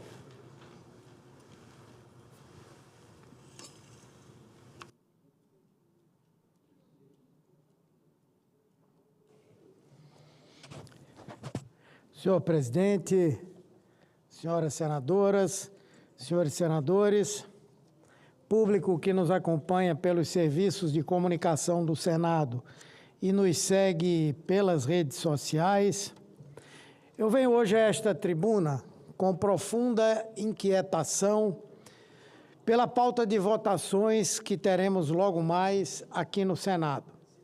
Estamos prestes a votar um projeto extremamente danoso à sociedade, à saúde pública, à economia, à própria segurança pública. Eu me refiro ao PL número 2234 de 2022, que propõe legalizar cassinos, bingos, jogo do bicho e outros jogos de azar no Brasil. Essa não é uma medida legislativa banal. A aprovação desse projeto selaria um pacto do Estado com o vício, com o fomento à criminalidade, com a ilusão e com a destruição silenciosa de lares e consciências. Um pacto com consequências que vão além dos salões luxuosos dos cassinos e promessas de arrecadação fiscal. Estamos falando de vidas. Relatos atuais mostram um rastro de endividamento, lares desfeitos, desemprego e até suicídios ligados ao jogo, uma real pandemia sobre a saúde mental. Jogo de azar não é entretenimento, é vício, é compulsão, é doença. A Organização Mundial da Saúde reconhece o transtorno do jogo como um distúrbio comportamental grave. E esse distúrbio tem rosto. É o pai de família que gasta o salário inteiro na esperança de um prêmio que nunca vem. É a mãe endividada que esconde da família o rombo no cartão de crédito. É o jovem seduzido pela promessa fácil do lucro e perdido no caminho da autodestruição. Gente que abandona a própria vida produtiva para viver da esperança de ganho fácil. Os defensores do projeto dizem que a legislação traria empregos e turismo, mas essa visão é enganosa. A realidade de outros países mostra que o dinheiro gasto em jogos é subtraído da própria economia local, apenas deslocando o consumo de bens essenciais para o jogo. O Ministério do Planejamento alertou em nota técnica que a maior parte da arrecadação desses jogos viria da mudança no perfil de gastos da população, ou seja, o dinheiro que iria para o comércio e serviços locais passaria a ir para as apostas. Em suma, não haverá riqueza nova, apenas troca de bolso, com prejuízo para o comércio tradicional, e parte da renda do cidadão será então desviada do mercado produtivo para a jogatina. O projeto nem estima a arrecadação que diz gerar, e mesmo que trouxesse, não há arrecadação que compense o custo social.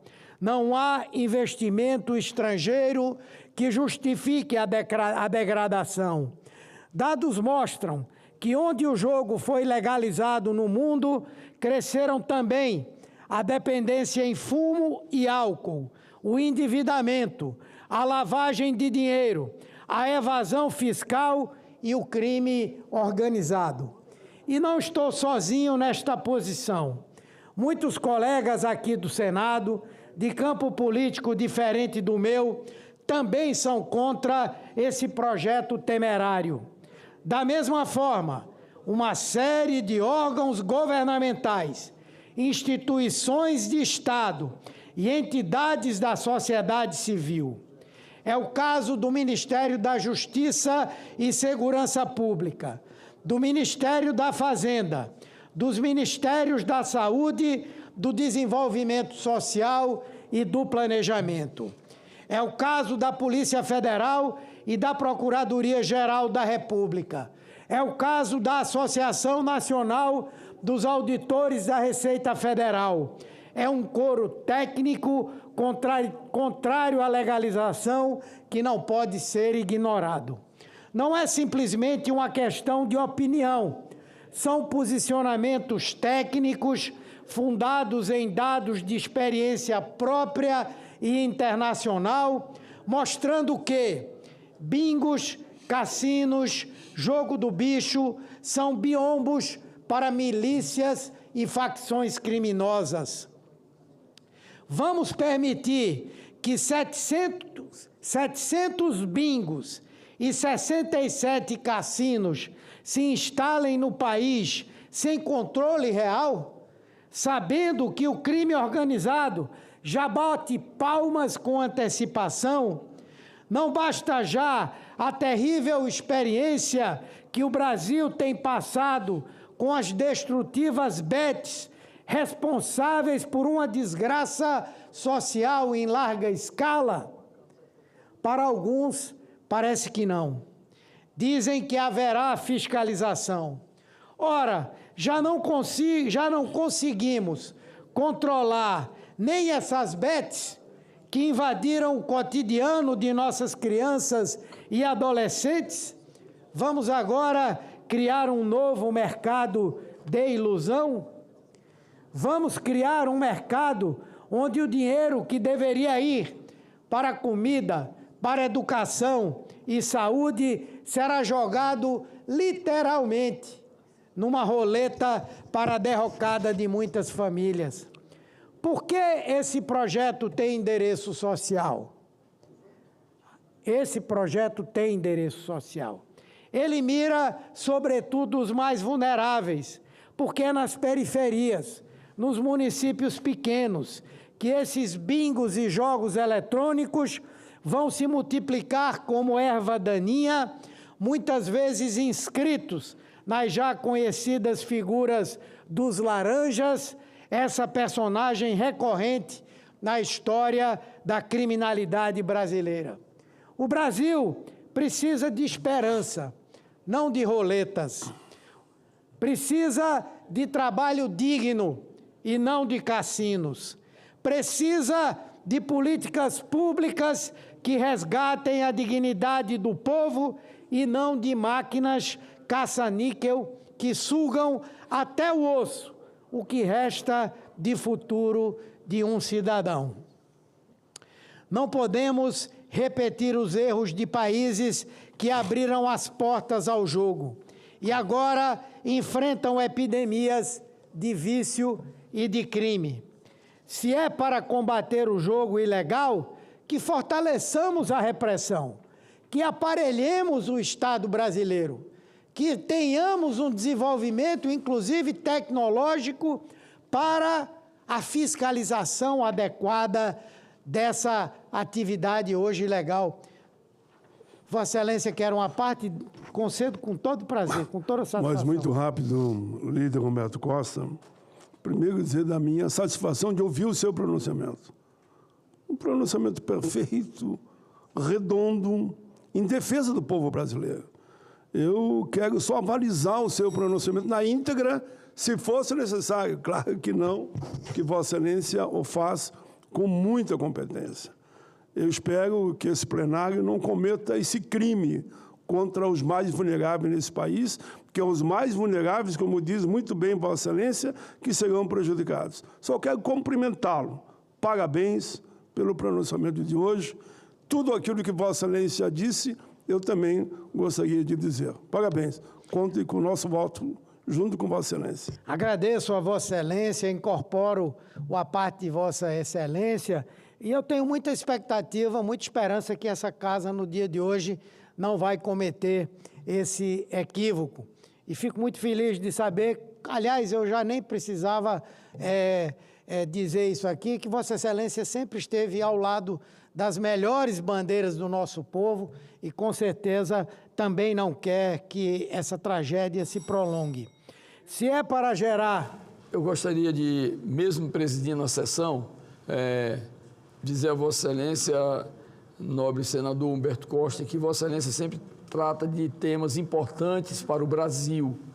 E, coincidentemente, este também, nessa mesma linha, a exemplo do senador, é o meu pronunciamento de hoje, exatamente mostrando o lado nefasto dos jogos, né? Essa ludopatia, que é o vício em jogos, mostra exatamente a gravidade para a sociedade brasileira desse mundo de jogos que está espalhando, e os mais prejudicados são as pessoas mais carentes, porque é o sonho de um lucro fácil em função do que se promete, né? Se promete não, das ilusões que levam até o cidadão comum. Portanto, parabéns, Vossa Excelência, por esse pronunciamento firme, duro, mas alinhado com o nosso sentimento. Eu tenho certeza que todos que estão nos assistindo, ouviram o senador Paulo Paim fazer a sua manifestação clara, transparente, contra esse projeto, e nós aqui, graças a Deus, aqui já está 3-0. Somos 3 senadores no plenário, acabou de chegar o senador, que tenho certeza que vai ser contra também, e será 4-0. Tá? Parabéns, Vossa Excelência, pelo pronunciamento. Obrigado, Excelência. Eu incorporo integralmente a parte de Vossa Excelência, as observações de Vossa Excelência. Pois, portanto, como eu disse, se é para combater o jogo ilegal, que fortalecemos a repressão. Se é para gerar emprego, que investamos na economia real. Se é para arrecadar, que taxemos as grandes fortunas, não a ilusão dos mais pobres. Não pode ser argumento central dizer que nós não temos condição de combater o jogo ilegal. E mesmo que não tivéssemos, nós iríamos deixar de combater pelo fato de que é tão difícil combater o crime, o tráfico de drogas, o estelionato e tantos outros. Nós paramos de combater? Não, nós temos que fazê-lo. Autorizar o jogo para melhorar o ambiente de negócios, me permitam dizer, é uma hipocrisia. Defender isso é oficializar o desespero como política pública, é transformar o sofrimento alheio em oportunidade de negócio. E isso este Senado não pode aceitar. Por isso, declaro que meu voto será não. E assim como tenho combatido, concluirei, presidente, e assim como tenho combatido duramente as bets, vou lutar aqui nesse plenário para que essa mazela social não seja aprovada na tarde de hoje. O Senado não pode apunhalar a sociedade com um projeto dessa natureza que é irresponsável com a vida das pessoas. Que tenhamos coragem de dizer não ao vício e a essa falácia de que jogo é solução. Ele será, sim, o início de um novo e devastador problema que não podemos criar à sociedade. Muito obrigado a todos e a todas. Como já tinha manifestado, o pronunciamento de Vossa Excelência deverá ser divulgado em todos os veículos de comunicação do Senado, pela importância, obviamente, do cotidiano, que todos os pronunciamentos sejam divulgados nos veículos de comunicação, mas esse aí tem um condão importante para a sociedade brasileira, mostrando o lado, o sentimento do senador. O senador Humberto Costa, seu pronunciamento foi retilíneo, na direção contrária a esse projeto que tanto mal traz à sociedade diariamente, meu caro senador Paulo Paim.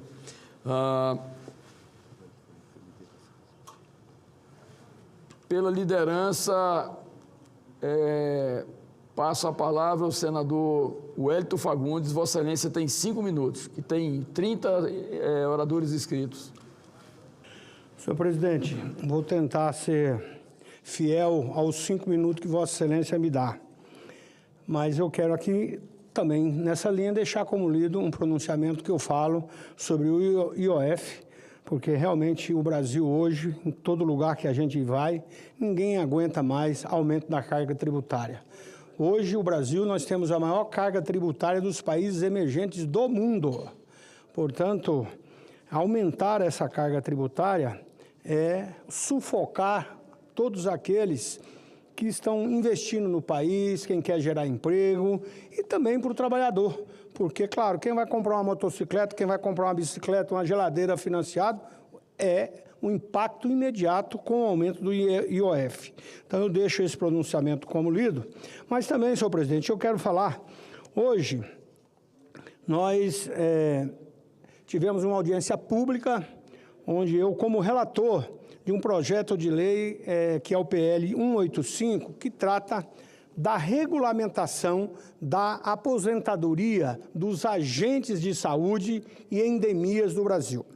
E agentes de saúde e endemias são mais de 370 mil brasileiros trabalhando, senador Paim, no dia a dia, visitando as casas, orientando as pessoas, principalmente na prevenção.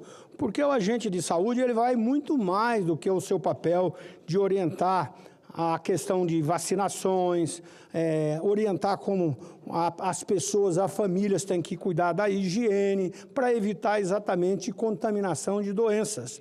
E isso, o custo é muito menor para a nação, porque evita exatamente que aconteça a doença.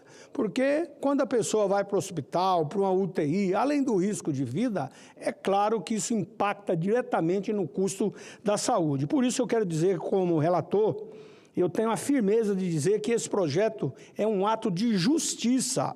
Falamos de homens e mulheres que estão na linha de frente, enfrentando sol, chuva, riscos, distâncias e, muitas vezes, também a indiferença, porque não são reconhecidos pelo valor do seu trabalho. E por isso eu quero dizer que esses agentes são profissionais que levam prevenção, orientação e cuidado até os lugares mais vulneráveis do país. Só no meu estado, Mato Grosso, são aproximadamente 8 mil agentes de endemias e agentes de saúde. Isso, já falei aqui do número nacional, que são mais de 370 mil.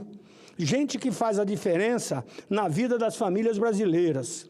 O que eles recebem em troca por isso? Infelizmente, ainda é a invisibilidade. Mas isso vai mudar, porque eu tenho certeza, senador, que nós vamos aprovar esse projeto, porque até hoje lá, senador Paim, eu me referi porque também estava lá parlamentares do PT mostrando a importância que representa a aprovação desse projeto, porque ele garante a aposentadoria para esses trabalhadores com a integralidade também do valor dos últimos salários que eles estão percebendo. E, claro, também para os aposentados. Então, essa audiência que fizemos hoje, nós tivemos lá presente Ministério da Saúde, Previdência, Ministério do Planejamento, Fiocruz, CONAC, sindicatos e também especialistas. Por isso, eu quero dizer que aqui nós estamos todos unidos nesse trabalho, porque o meu compromisso, mais do que nunca, é não medir esforços para aprovar esse projeto. Quero aqui pedir, então, o apoio de todos e dizer que já conquistamos o piso salarial, isso no passado, reconheço aqui de público, isso foi a emenda, a PEC 22 de 2022, de autoria do deputado Valteni Pereira, e com isso, então, trouxe à época o reconhecimento à classe com um piso salarial. Então, agora é aprovar a regulamentação da aposentadoria desses profissionais. Então, dou aqui como lido o meu pronunciamento e também gostaria aqui de falar um pouco, mas não vou dar como lido, senhor presidente, pode ficar tranquilo, sobre a questão dos nossos trabalhadores peritos do Brasil. Então, hoje existe uma PEC que está aqui, provavelmente entra na pauta essa semana aí ainda, que exatamente ela traz mais segurança, traz condições para que os peritos possam ter a mesma condição de segurança, ou seja, serem profissionais da segurança, isso dando mais autonomia a eles, dando mais condições, principalmente para fazer um laudo com muito mais segurança. Então, eu quero dizer que essa PEC, ela já foi aprovada na Comissão de Constituição e Justiça do Senado, e a relatora foi a professora Dorinha, e agora, então, ela segue para votação aqui no nosso plenário. Por isso, eu espero também que essa PEC 76, de autoria do senador Antônio Anastasia, e eu aproveito aqui para fazer uma homenagem ao senador Antônio Anastasia, que foi sempre aqui uma pessoa referência para todos nós e hoje está no Tribunal de Contas. Então, portanto, essa PEC, ela propõe que essa emenda à Constituição para incluir a polícia científica, ou seja, a perícia oficial entre os órgãos de segurança pública do país. Por isso, então, a ideia é garantir mais autonomia e estrutura a atuação dos peritos criminais. É isso, senhor presidente. Eu acompanhava atentamente o pronunciamento de Vossa Excelência, né, durante todo o seu curso, e agora, já encerrando a sua participação, Vossa Excelência fala desse projeto de autoria do ex-senador Antônio Anastasia, hoje ministro do Tribunal de Contas da União, nosso colega, que teve realmente essa inspiração para propor a criação, através dessa PEC, onde esses peritos passam a fazer parte dos órgãos de segurança pública. E não poderia ser diferente, até porque todo procedimento legal, em qualquer ocorrência que exige a perícia, eles estão presentes, né? Então, tenho certeza que a relatora, a Comissão de Constituição e Justiça, que já se debruçou e já aprovou, mostra exatamente a relevância. As coisas, as demandas reprimidas, elas vão surgindo na medida em que cada um desses segmentos, eles se tornam necessários para a vida do país. E Vossa Excelência falava do projeto de lei 185, e eu estava no médico, acabei de sair de cirurgia, e recebendo alta hoje, e vinha ouvindo no carro exatamente Vossa Excelência presidindo a sessão hoje pela manhã, com vários representantes da classe, né, dos agentes de saúde e endemias. É um segmento importantíssimo. E por que não terem direito à aposentadoria? Eles fazem o processo de prevenção, orientação, acompanhamento, medicação. Se torna, na maioria das vezes, senador Wellington Fagundes, muitas vezes até quase um membro da família. E eu posso testemunhar isso na nossa capital, por exemplo, em Boa Vista, o prefeito Arthur Henrique, que tem fortalecido esse segmento dos agentes de saúde de endemias. Eles têm sido, são quase 700 na nossa capital, né? E recentemente, juntamente com o deputado Duda Ramos, nós estamos acompanhando de perto, né, a ação, o trabalho que eles estão desenvolvendo, colocando inclusive emendas para fortalecer com recursos para garantir o salário digno desses agentes. E esse projeto de lei 185, que Vossa Excelência, com muita precisão, relator, demonstra exatamente que há quase que um sentimento coletivo das senhoras e senhores senadores, no sentido de aprovar, porque é uma questão de justiça pura, né? Dar a eles o direito de serem aposentados de forma integral, porque exercem e, sem querer desmerecer outros segmentos, exercem com tanta competência e com tanta dedicação esse ofício, né, de agentes da saúde e endemias, que nada mais do que a brilhante iniciativa de transformar em projeto de lei e passar eles a terem esse direito sagrado das suas aposentadorias. Portanto, parabéns a Vossa Excelência pelas duas manifestações hoje aqui no plenário do Senado. Eu quero agradecer, senador Chico Rodrigues, e também pedir a incorporação do seu aparte ao meu pronunciamento, que só enriquece. Há um reconhecimento de Vossa Excelência, então, de tudo aquilo que a gente falou. Corroborou tudo que eu falei. Muito obrigado. Muito obrigado. Parabéns, senador Wellington Fagundes. Continuando o horário dos pronunciamentos, eu passo a palavra ao senador Paulo Paim, do PT do Rio Grande do Sul. Vossa Excelência dispõe de 10 minutos.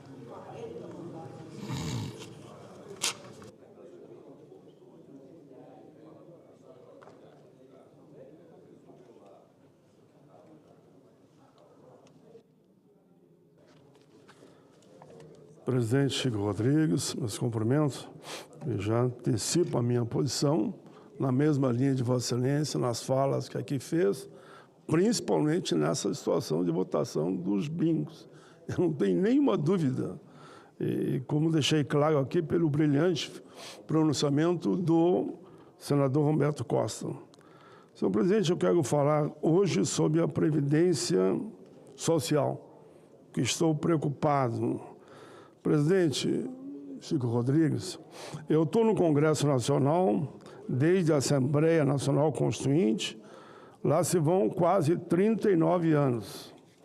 Nesse período todo, o Brasil realizou 6 reformas da Previdência. Eles alegavam, na época, que adaptar o sistema previdenciário, enfrentar desafios e combater o déficit. Mas, na prática, somente piorou a vida dos trabalhadores, dificultando, inclusive, a vida dos aposentados e pensionistas e o seu bem-estar. Eu sei muito bem como funciona. A vida, esses anos todos, me ensinou. O mercado pressiona, os bancos ficam espertos, as garras do sistema financeiro crescem, porque eles querem a privatização da Previdência, o chamado sistema de capitalização. Senhor presidente, volta e meia, o bode expiatório é colocado na sala. São os mesmos argumentos de sempre. Previdência quebrada, só tem prejuízo. Daqui a pouco estará inviável. É preciso reformá-la, privatizá-la, implementar o sistema de capitalização. É o que mais ouço. Inclusive, eu vi hoje pela manhã. Tudo isso a gente já conhece. Falam até que o problema da Previdência é o salário mínimo. Ora, o mísero salário mínimo. Chegam a falar que o salário mínimo tem que ser congelado por 6 anos, que o BPC também não pode continuar. Eu me pergunto, com todo esse escândalo que está no país todo sobre as emendas parlamentares, não é de aprofundar esse debate desses 50 bi? Presidente, a Previdência Social é um pilar do estado de bem-estar social. Ela não é problema, ela é solução para milhões e milhões de brasileiros que dependem de seus benefícios para viver. A Previdência tem luz própria, os números falam por si. O sistema beneficia milhões de pessoas e é uma das principais ferramentas de combate à miséria, à fome e à pobreza. Dados mostram que, sem os benefícios previdenciários e assistenciais, 42% da população brasileira estaria abaixo da linha da pobreza. Isso significa 30,5 milhões de pessoas que estariam na miséria absoluta. Como podemos ignorar essa realidade? Como podemos tratar de forma tão irresponsável como alguns estão propondo cogitar um modelo que colocaria esses brasileiros praticamente à margem da sociedade. Defender a Previdência Social é defender o Brasil. Em 2023, presidente, para cada beneficiário direto da Previdência, 2,5 pessoas foram beneficiadas indiretamente. Isso, somado, representa benefício para 137,5 milhões de brasileiros, ou seja, 63,5% da nossa população. Esses números não são apenas estatísticas frias, são vidas, são seres humanos, são famílias inteiras que encontram na Previdência a sua única rede de proteção. No entanto, ainda assim, há quem insista na falácia de que o sistema é deficitário. A verdade é que o real problema da Previdência não está no modelo em si. Eu presidi uma CPI da Previdência, mas sim na administração dos recursos, da má gestão, nos privilégios de determinadas castas da sociedade, nos altos salários pagos a uma minoria, na corrupção, nas desonerações, na sonegação, na fiscalização, nas dívidas cobradas, das dívidas não cobradas. Querem discutir a Previdência? Vamos discutir. Que a tributação não seja sob a folha, ajuda todos os empreendedores que geram emprego, que seja sob o faturamento. Vamos fazer esse debate que defendemos há muito tempo. Vamos combater as falcatruas, o golpe, por exemplo, o último que houve, agora recente, todos nós ficamos indignados, contra os aposentados e pensionistas do INSS, empresas que ao longo dos anos deixaram de pagar bilhões à Previdência, verdadeiros calotes, mas que continuam sendo beneficiadas por isenções fiscais e favorecimentos. São esses os verdadeiros responsáveis pelo suposto rombo, e não os trabalhadores que dedicaram toda a sua vida à construção do país e descontaram em folha regularmente, todo santo dia, a sua contribuição para a nossa Previdência. Repito, a CPI da Previdência, 2017, comprovou tudo isso que eu acabei de falar. Quando falo em reforma da Previdência, precisamos nos perguntar a quem interessa, mais uma vez, retirar direitos daqueles que mais precisam. A resposta é clara, interessa somente aos poderosos, aqueles 1% mais rico da população que são dono de 50% de tudo que tem no país. Os grandes, e não os pequenos, o que eles chamamos de super ricos, que veem na privatização uma nova fonte de lucro bilionário. E quem paga essa conta?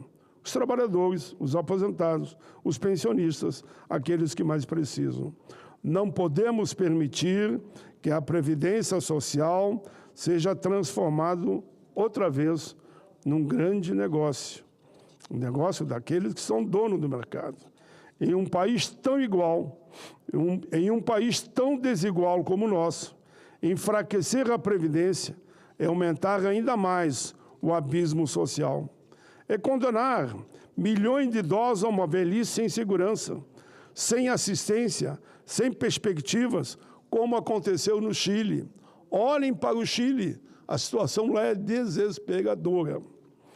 Entre 1988 e 2023, segundo o Boletim Estatístico da Previdência Social e os dados do INSS, o número de beneficiários pagos pela Previdência cresceu 238,8%, passando de 11,6 milhões para 39,3 milhões.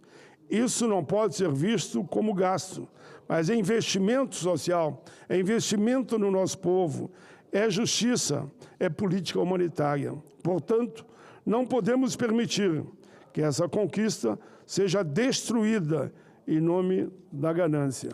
A Previdência Social é o maior seguro do povo brasileiro Estou me referindo, claro, aos mais pobres.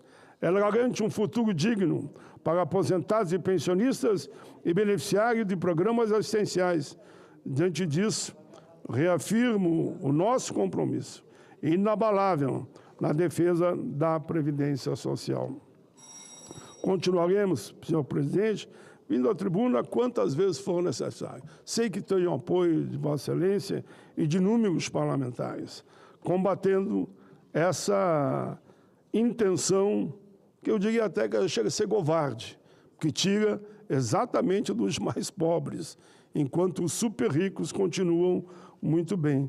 Que possamos nos manter vigilantes, que possamos continuar lutando.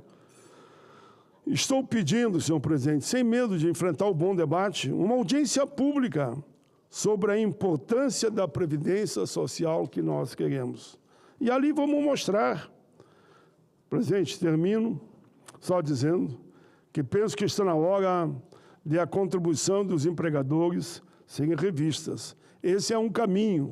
Se falta dinheiro, por que não discutir que a contribuição dos empregadores não será mais sobre a folha, mas sim sobre o faturamento?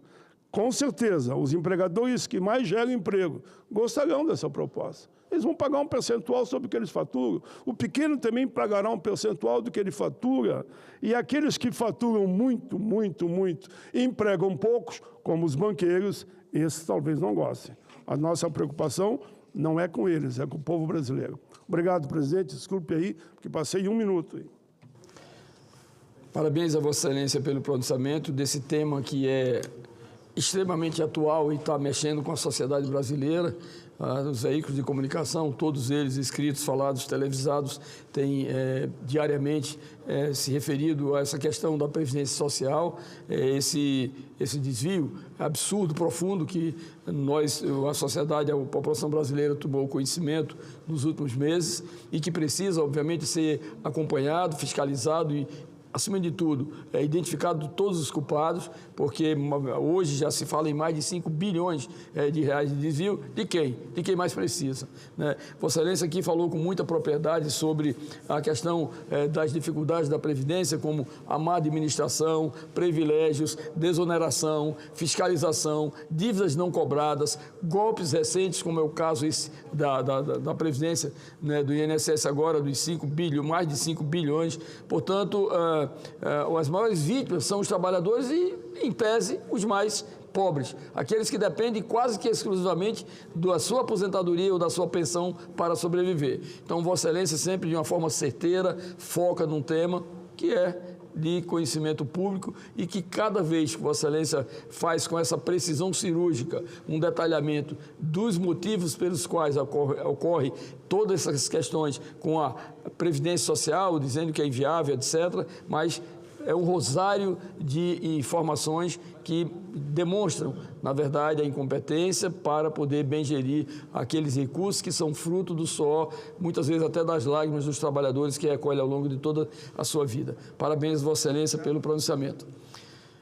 Convido agora para fazer o seu pronunciamento o senador Eduardo Girão, do Novo do Ceará. Vossa Excelência dispõe de 10 minutos.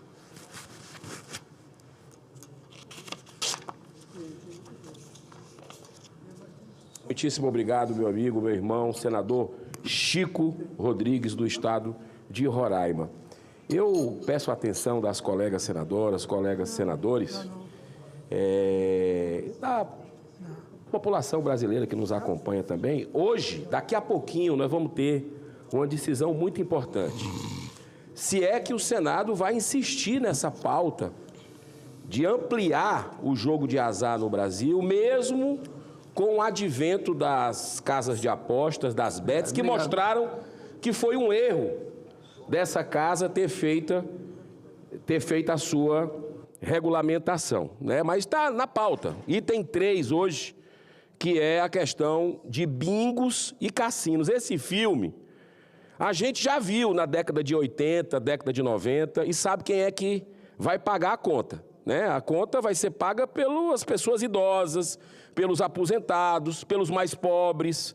E a gente não quer a repetição disso na República Federativa do Brasil. Inclusive, não é à toa que esse projeto que vai ser hoje deliberado é quase um copia e cola de um projeto que há 30 anos tramitava aqui na casa e foi arquivado na legislatura passada, depois que os senadores, por unanimidade praticamente, perceberam que era uma armadilha, que era uma arapuca, que ia beneficiar poucos magnatas em detrimento de milhões de brasileiros. Não é à toa que a gente está vendo aí uma mobilização grande da sociedade brasileira, a quem eu parabenizo.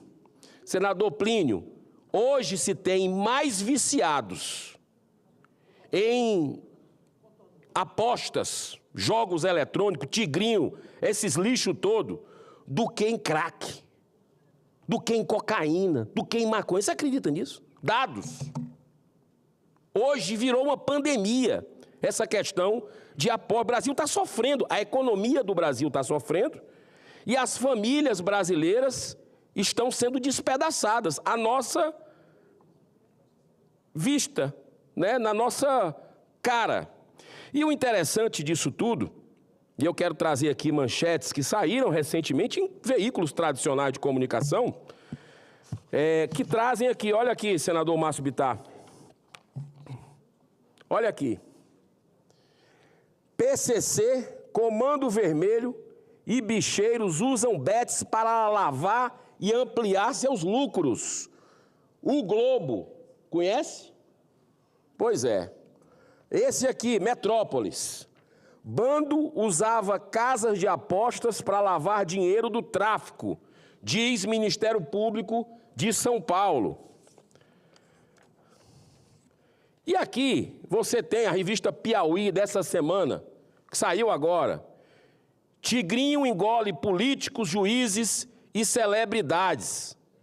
Né? Depois de esvaziar a CPI, lobby das apostas online segue aumentando o poder no Congresso. Eu acredito que essa casa hoje, ela vai ter uma posição de muita sabedoria, porque isso não é prioridade, definitivamente, senador Marcos Rogério, para a população brasileira.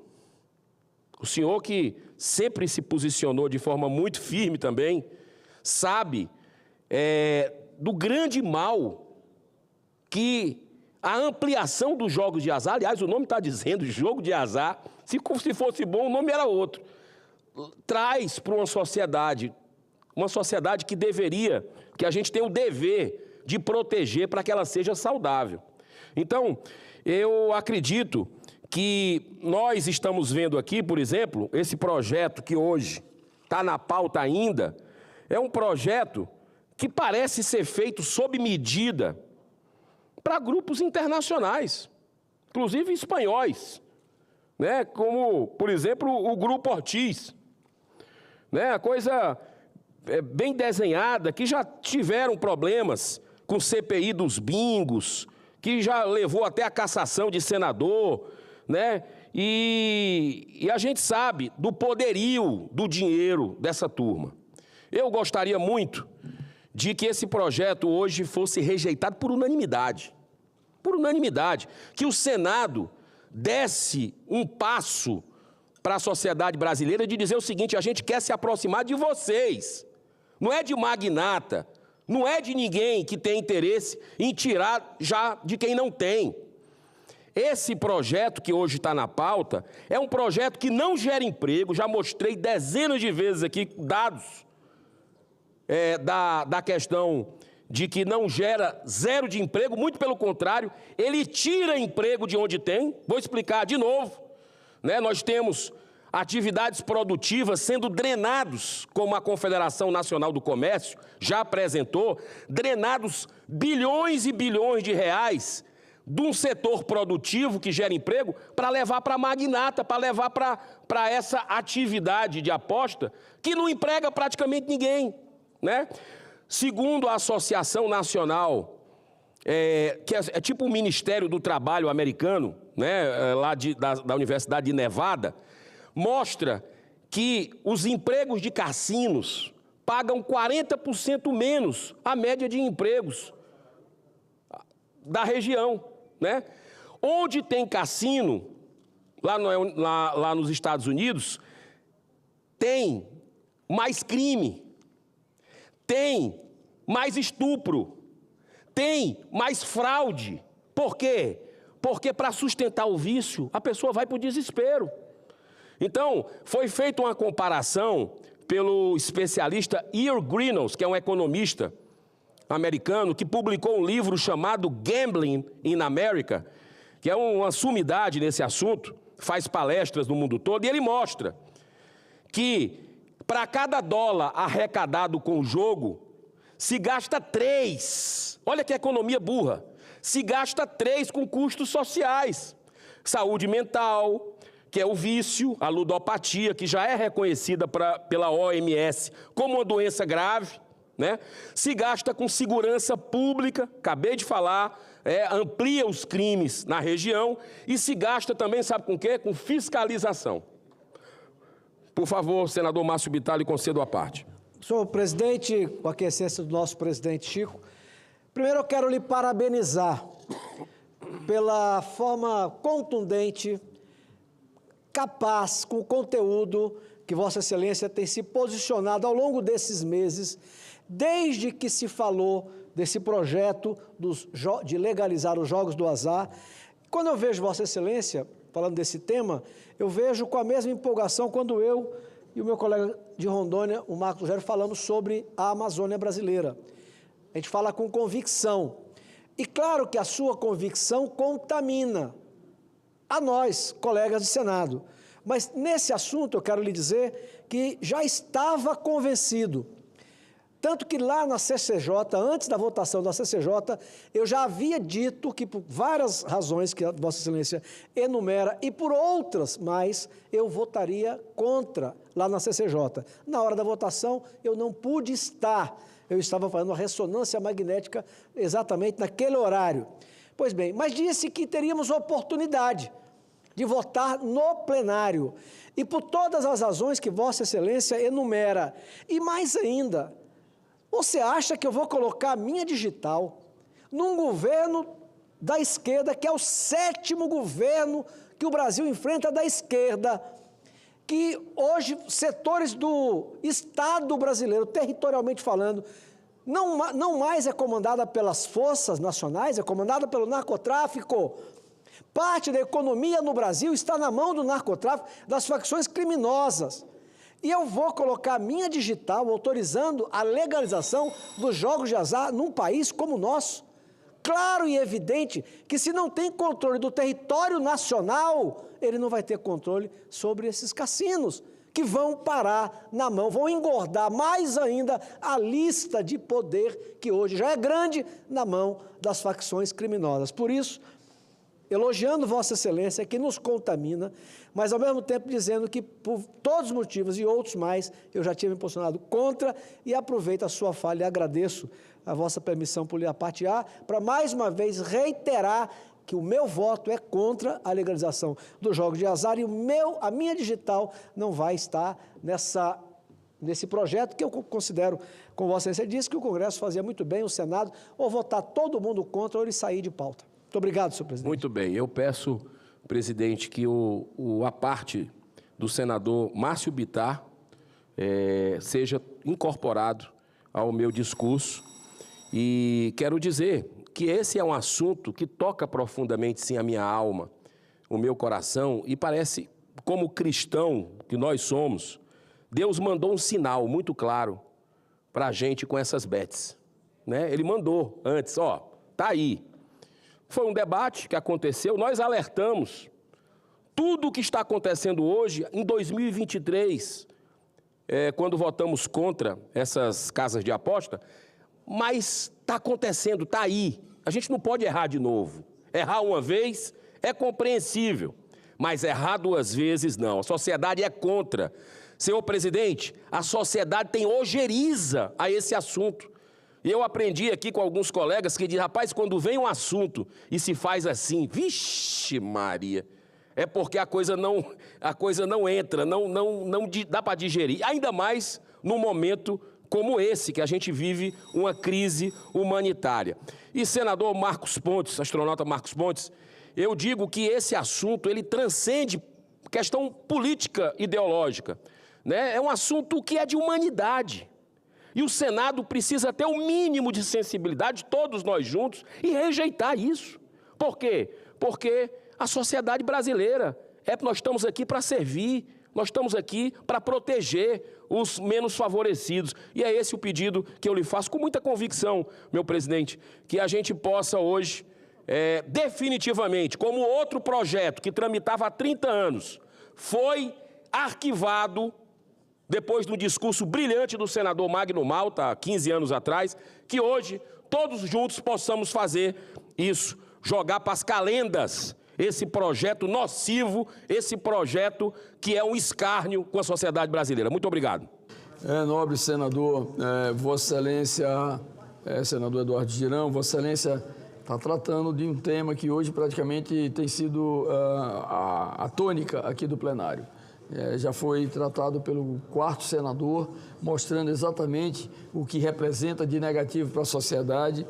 E eu, apesar de Vossa Excelência ter comentado que era interessante, esse projeto não ser colocado, não ter sido votado aqui, apresentado inclusive, mas é o regimento. O importante de tudo é que seja rejeitado. Ponto final. Né? Esse projeto é o PL 2234-2022, que dispõe sobre a exploração, a palavra exploração, de jogos e apostas em todo o território nacional. E eu estava aqui, curiosamente, verificando aqui no dicionário, a palavra exploração, muitas vezes ela diz, olha, enganar alguém, fazendo buscar, obter algo vantajoso dessas pessoas, iludindo as pessoas, explorando o povo, etc.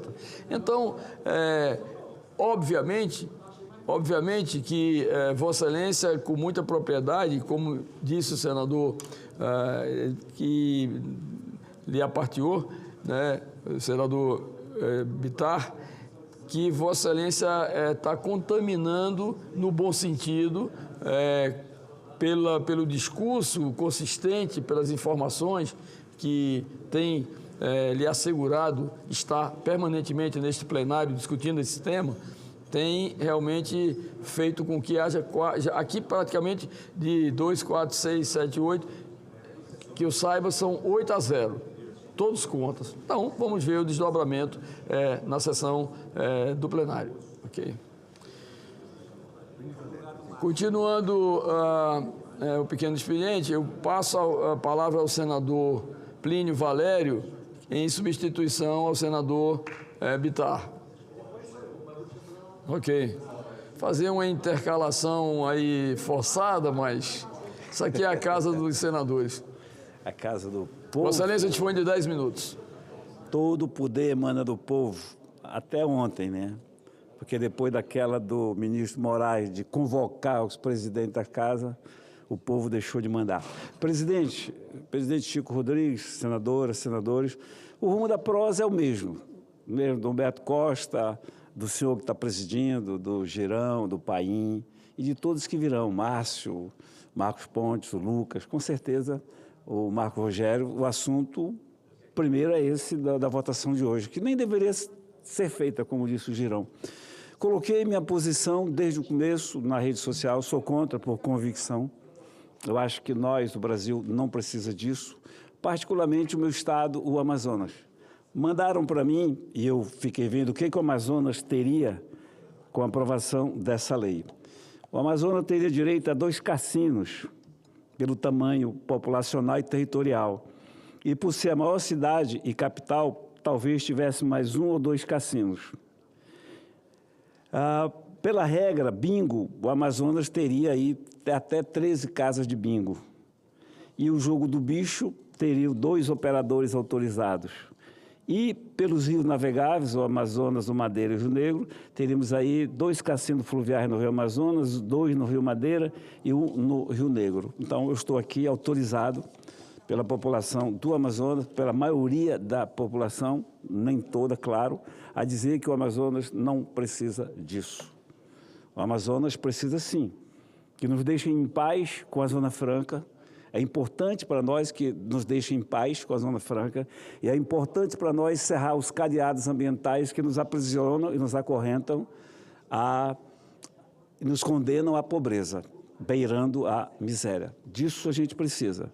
Se o Brasil, se a Avenida Paulista nos deixar em paz com a Zona Franca e se o Ministério do Meio Ambiente nos deixar também em paz, cumprir só a lei, que diz que pode desmatar 20%, aí a gente vai ter um estado pujante. A Amazônia não precisa desse jogo de azar.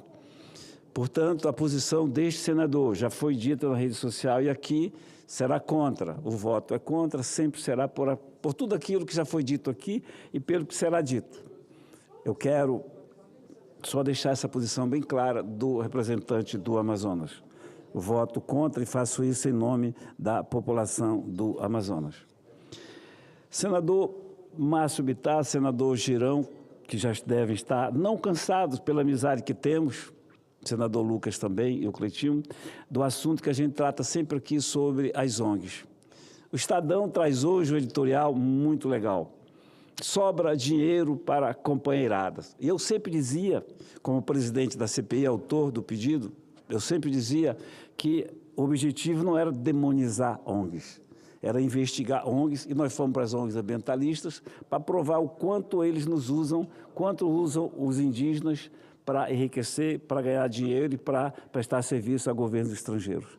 Olha só parte do editorial do Estadão de hoje. O governo deveria ser do povo, pelo povo, para o povo, conforme a célebre definição de Abraham Lincoln para a democracia. No Brasil, contudo, este conceito está sendo pervertido por um projeto de poder que aparelha a máquina pública e destina recursos do contribuinte a entidades controladas por aliados para fins flagrantemente partidários. No terceiro mandato de Lula da Silva, os repasses federais a ONGs bateram recorde, saltando de 6 bilhões em 2022 para 13,9 bilhões em 2024. O crescimento não seria preocupante se viesse acompanhado de critérios rigorosos, metas claras e governança robusta. Estou lendo parte do editorial do Estadão. Mas numerosos indícios apurados pelo Estadão mostram o oposto, uma engrenagem informal de financiamento público à estrutura politizada ligadas ao PT e seus satélites, afrontando os princípios constitucionais de legalidade, impessoalidade e eficiência. E citam só um caso, meu presidente Chico Rodrigues, o caso da ONG Unisol é exemplar. Ligada ao Sindicato do Metalúrgico do ABC, berço político de Lula, ela firmou convênios totalizando 19 milhões. Um deles, de 15,8 milhões, previa a remoção de lixo em terra Yanomami, remoção de lixo em terras indígenas, como se já estivesse completamente numa capital desenvolvida produzindo lixo. O que dizem é o contrário, que os índios estão isolados. Previa a remoção do lixo em terra Yanomami a 3.000 quilômetros de distância da sala de 40 metros quadrados no subsolo do sindicato onde está sediada a ONG. O dinheiro foi transferido em parcela única, antes mesmo do início das atividades. Foi contestada por divergência entre pareceristas e o Tribunal de Contas da União suspendeu os repasses. E eu cito só esse caso, e o Estadão é bom que faça isso, porque o Estadão foi um dos jornais que boicotou a CPI das ONGs. Estadão, Folha, Globo, Globo News, CNN, a grande, o que costuma chamar de grande imprensa, boicotou a CPI das ONGs e a gente fez o trabalho, mesmo assim, produzindo um excelente relatório do meu amigo, que foi o relator, o senador Márcio Bittar do Acre. Portanto, eu vejo... Eu não sei se isso seria sarcasmo, ou sei lá, mas eu vejo com alegria que isso venha à tona. Olha só, 14 milhões para retirar lixo de uma terra indígena. Pagam em parcela única, serviço que todos saberiam que não seria feito, porque não tem serviço para isso. E é muito confortante ao saber que um jornal desse tipo do Estadão está empenhado nisso. As suspeitas se multiplicam. O programa Cozinha Solidária do Ministério do Desenvolvimento e Assistência Social, Família e Combate à Fome, destinou 5,6 milhões a uma ONG chefiada por um ex-assessor dos irmãos Tato, PT de São Paulo. Relatório sugere que entidades subcontratadas, também ligadas a petistas, assinaram o recibo por milhares de marmitas não entregues. Empresa do próprio presidente da ONG e de seu sobrinho foram contratadas com verba pública em flagrante conflito de interesse. E aqui coincide a mesma prática executada nas ONGs ambientalistas. Quando um membro é da ONG, aí eles têm dinheiro do BNDES, do Fundo da Amazônia, e vão contratar alguém para prestar o serviço de assessoria, produzir um projeto. Aí essa pessoa sai da ONG, vai prestar serviços particulares à ONG que ele pertence, ganhando com isso dinheiro. Ou seja, a prática é a mesma. E a gente só se ateve na CPI das ONGs às ONGs ambientalistas, para provar que esse mal que assola, que domina principalmente a nossa região. Na região nós temos o poder paralelo do narcotráfico e o poder paralelo das ONGs, que continuam mandando. Eu acho que isso, e por isso que eu citei os meus amigos, porque desde que eu cheguei aqui em 2019, que eles me ouvem falar sobre isso, né? Vez por outra por vez, a gente está sempre aqui combatendo esse mal que assola o nosso país, que com dinheiro estrangeiro ameaça, influencia na nossa soberania nacional, tão fragilizada em todos os aspectos. Sendo de onde sou, vindo de onde eu vim, eu tenho que sempre estar falando desse assunto, sim, para que você brasileiro, você brasileira, entenda o quanto há de desperdício e roubalheira neste país. O problema do Brasil nunca foi e nunca será falta de dinheiro. Vai ser tudo falta de vergonha e excesso de corrupção. Obrigado, presidente. Vossa Excelência tem demonstrado realmente conhecimento farto dessas questões sobre a Amazônia. Aqui, Vossa Excelência usou dois termos interessantes em relação aos cadeados ambientais que praticamente impedem o desenvolvimento da Amazônia. Essa questão dos 20% que podem realmente serem desmatados mostra exatamente que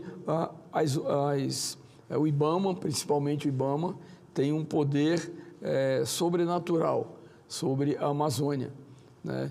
E causando danos muitas vezes irreparáveis, né? Nós tivemos a oportunidade de participar da CPI das ONGs com Vossa Excelência, com o senador Márcio Bittar e outros colegas senadores, e vemos exatamente essas amarras que eles colocam para que dificulte aquele crescimento da Amazônia que todos nós, na verdade, esperamos pelas suas potencialidades, né? Então, Vossa Excelência, com muita propriedade, falou desse tema e também de outra dificuldade que vem sendo lutada a unhas e dentes por parlamentares da Amazônia e especificamente do Amazonas, do nosso estado, em relação à Zona Franca. A teimosia, muitas vezes, das pressões de algumas fiespes da vida para fragilizar o desenvolvimento da Zona Franca. Portanto, nós admiramos o pronunciamento de Vossa Excelência, que é uma insistência extremamente saudável, porque água mole em pedra dura, tanto bate até que fura. E, obviamente, entre todos os parlamentares já intelectualizou essa consciência dos pronunciamentos de Vossa Excelência. Convido como próximo orador inscrito o senador Márcio Bittar. Vossa Excelência dispõe de 10 minutos. Senhor presidente, caros colegas, ainda ontem, e claro que o governo vai fazer de conta que não sabe, que não viu, prefere fingir que aquilo não aconteceu, mas aconteceu. O presidente da maior potência econômica e militar do planeta escreve dizendo que está prestando muita atenção no desvio que faz o governo do Brasil. E desvio para onde, senhor presidente Chico Rodrigues? Para o lado dos regimes autoritários. Aqui agora há pouco estava falando o senador Plínio. Ora, quando a gente afirma que o Brasil já é um país meio comunista, a área rural e particularmente a Amazônia é uma prova disso. Em que lugar do mundo, qual é o sistema que toma 80% da propriedade rural, não indeniza, e além de não indenizar porque não é desapropriação, é uma lei que tirou 80% do proprietário. Então não indeniza e ainda faz com que este proprietário, que não manda mais nos 80%, se responsabilize por ele, civil e criminalmente. Pois bem, sobrou 20%. Qualquer coisa, brasileiro. Onde é que está a liberdade econômica? Onde é que está o direito à propriedade? Isso é o sistema capitalista. Esse é o sistema democrático. Os 20% que sobram, qualquer coisa que o proprietário queira fazer, primeiro ele tem que ir ao Estado brasileiro perguntar se o Estado autoriza. Meu colega Chico Rodrigues, o sistema que faz isso, que eu saiba, é o sistema comunista. Não é aqui. Aqui no Brasil, o camarada, para empreender, ele tem que vencer 3 canhões virados para a cabeça dele. A legislação ambiental, a legislação tributária e a legislação trabalhista. Então, aqui, para empreender, ele tem que vencer esses 3 canhões. E claro e evidente que no campo democrático, nós caminhamos para países como a Venezuela. E não adianta o governo querer fazer bravata, querer afirmar que Eduardo Bolsonaro nos Estados Unidos está chamando interferência indevida. Senhor presidente, a democracia é um valor universal. Os países que aderiram ao sistema democrático, que é o tripé, a melhor forma de convivência humana que o sujeito já criou, que é o sistema capitalista, que é a propriedade privada, é a lei do livre mercado, é a valorização do mérito, da eficiência, o Estado diminuto, que não deve entrar onde não foi chamado. Esse é o sistema capitalista, com valores cristãos, e o sistema democrático. Esse é o tripé, a mágica que o homem conseguiu criar. E aonde esse sistema vigora, está combinado que qualquer país que viole os direitos humanos, ele precisa ser denunciado. E o que o Eduardo faz é isso, é denunciar que os direitos humanos, o direito à liberdade, o direito à livre iniciativa no Brasil estão ameaçados. Veja se não é verdade. Qualquer coisa que a esquerda fala é liberdade de expressão. Mas, presidente, será possível que quando um militante, professor da universidade, se manifesta numa rede social, professor da Universidade do Rio de Janeiro, contra uma família de empresários, porque a filha ganhou um presente de 14 mil reais, ele diz que aquilo ali só guilhotina resolve. E aí, onde é que estão as mulheres da esquerda, defensoras das mulheres, das causas, dos direitos humanos? Se calam todos. Mas quando a deputada do PSOL, a Érica Hilton, que ela vive de salário, senhor presidente, você já prestou atenção nisso? Ela vive de salário, como é que ela consegue andar com bolsas indumentárias de 200 mil reais? Aí não tem problema. Aí a Érica Hilton, que é do PSOL, é porque é o empoderamento da mulher. E não tem problema que ela ande com bolsa de 20 mil reais. Quando a Janja esbanja comprando utensílios que salário não dá, de onde vem esse dinheiro? Aí, se você faz uma crítica, você está sendo preconceituoso. São 2 pesos e 2 medidas de forma hipócrita. Olha o que acabou de acontecer. Alguém ataca a ex-primeira-dama Michele Bolsonaro, afirmando que era garota de programa, e o juiz que foi julgar a causa, o que ele disse? Que a pessoa estava usando o direito da livre manifestação, liberdade de opinião. Mas as pessoas que estão presas, condenadas por um crime que não cometeram, julgadas por alguém que está acusando, julgando, processando e julgando. Como o próprio ministro Alexandre de Moraes, ele disse que ele era uma das vítimas do processo. A OAB se cala quando o direito dos advogados está sendo vilipendiado. E aqueles que se calam hoje porque não tem processo, é bom lembrar que quando o regime ditatorial se instala, pode ser que as primeiras vítimas sejam os opositores a ele, mas depois são os de dentro. Olha o que aconteceu em todos os países que viraram comunistas. Pega a Rússia, a União Soviética como exemplo. Primeiro, eliminaram os adversários. A família do czar, por exemplo, foi toda assassinada. Mas depois o que é que fez? O Stalin se virou para dentro do partido dele e começou a eliminar. E eliminou todos aqueles que ele considerava adversário.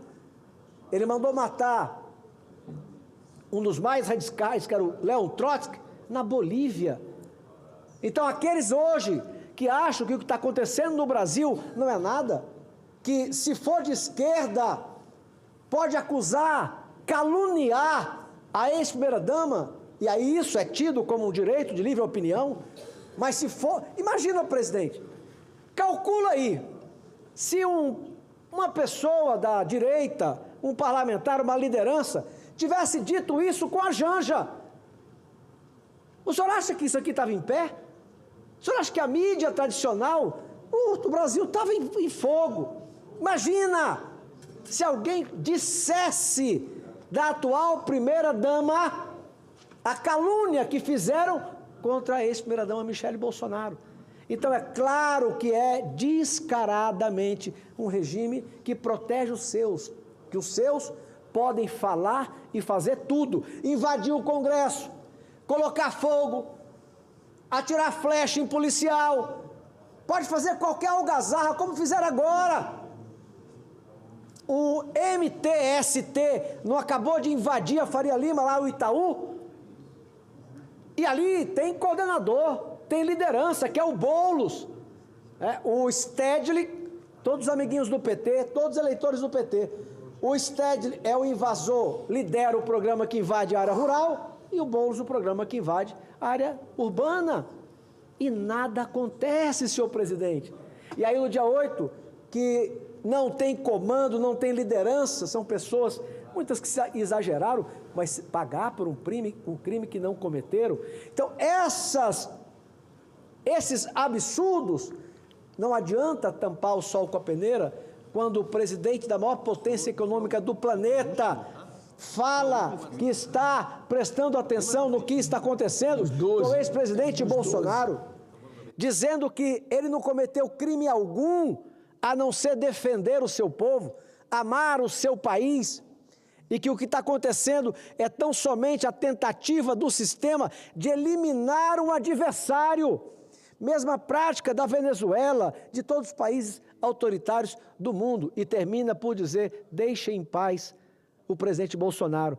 Portanto, senhor presidente, o Congresso Nacional pode fingir que isso não é nada, o governo pode fingir que isso não é nada, o atual presidente pode fazer bravata, dizendo que aqui é soberania e tal, bando de hipócritas.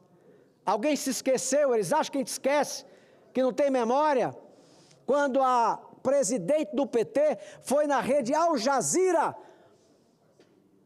muito democrático aquela região, pedir a intervenção deles, porque segundo ela e o grupo deles, o Lula estava preso por uma perseguição política, ele foi condenado na instância correta, por 3 instâncias, de 10-0.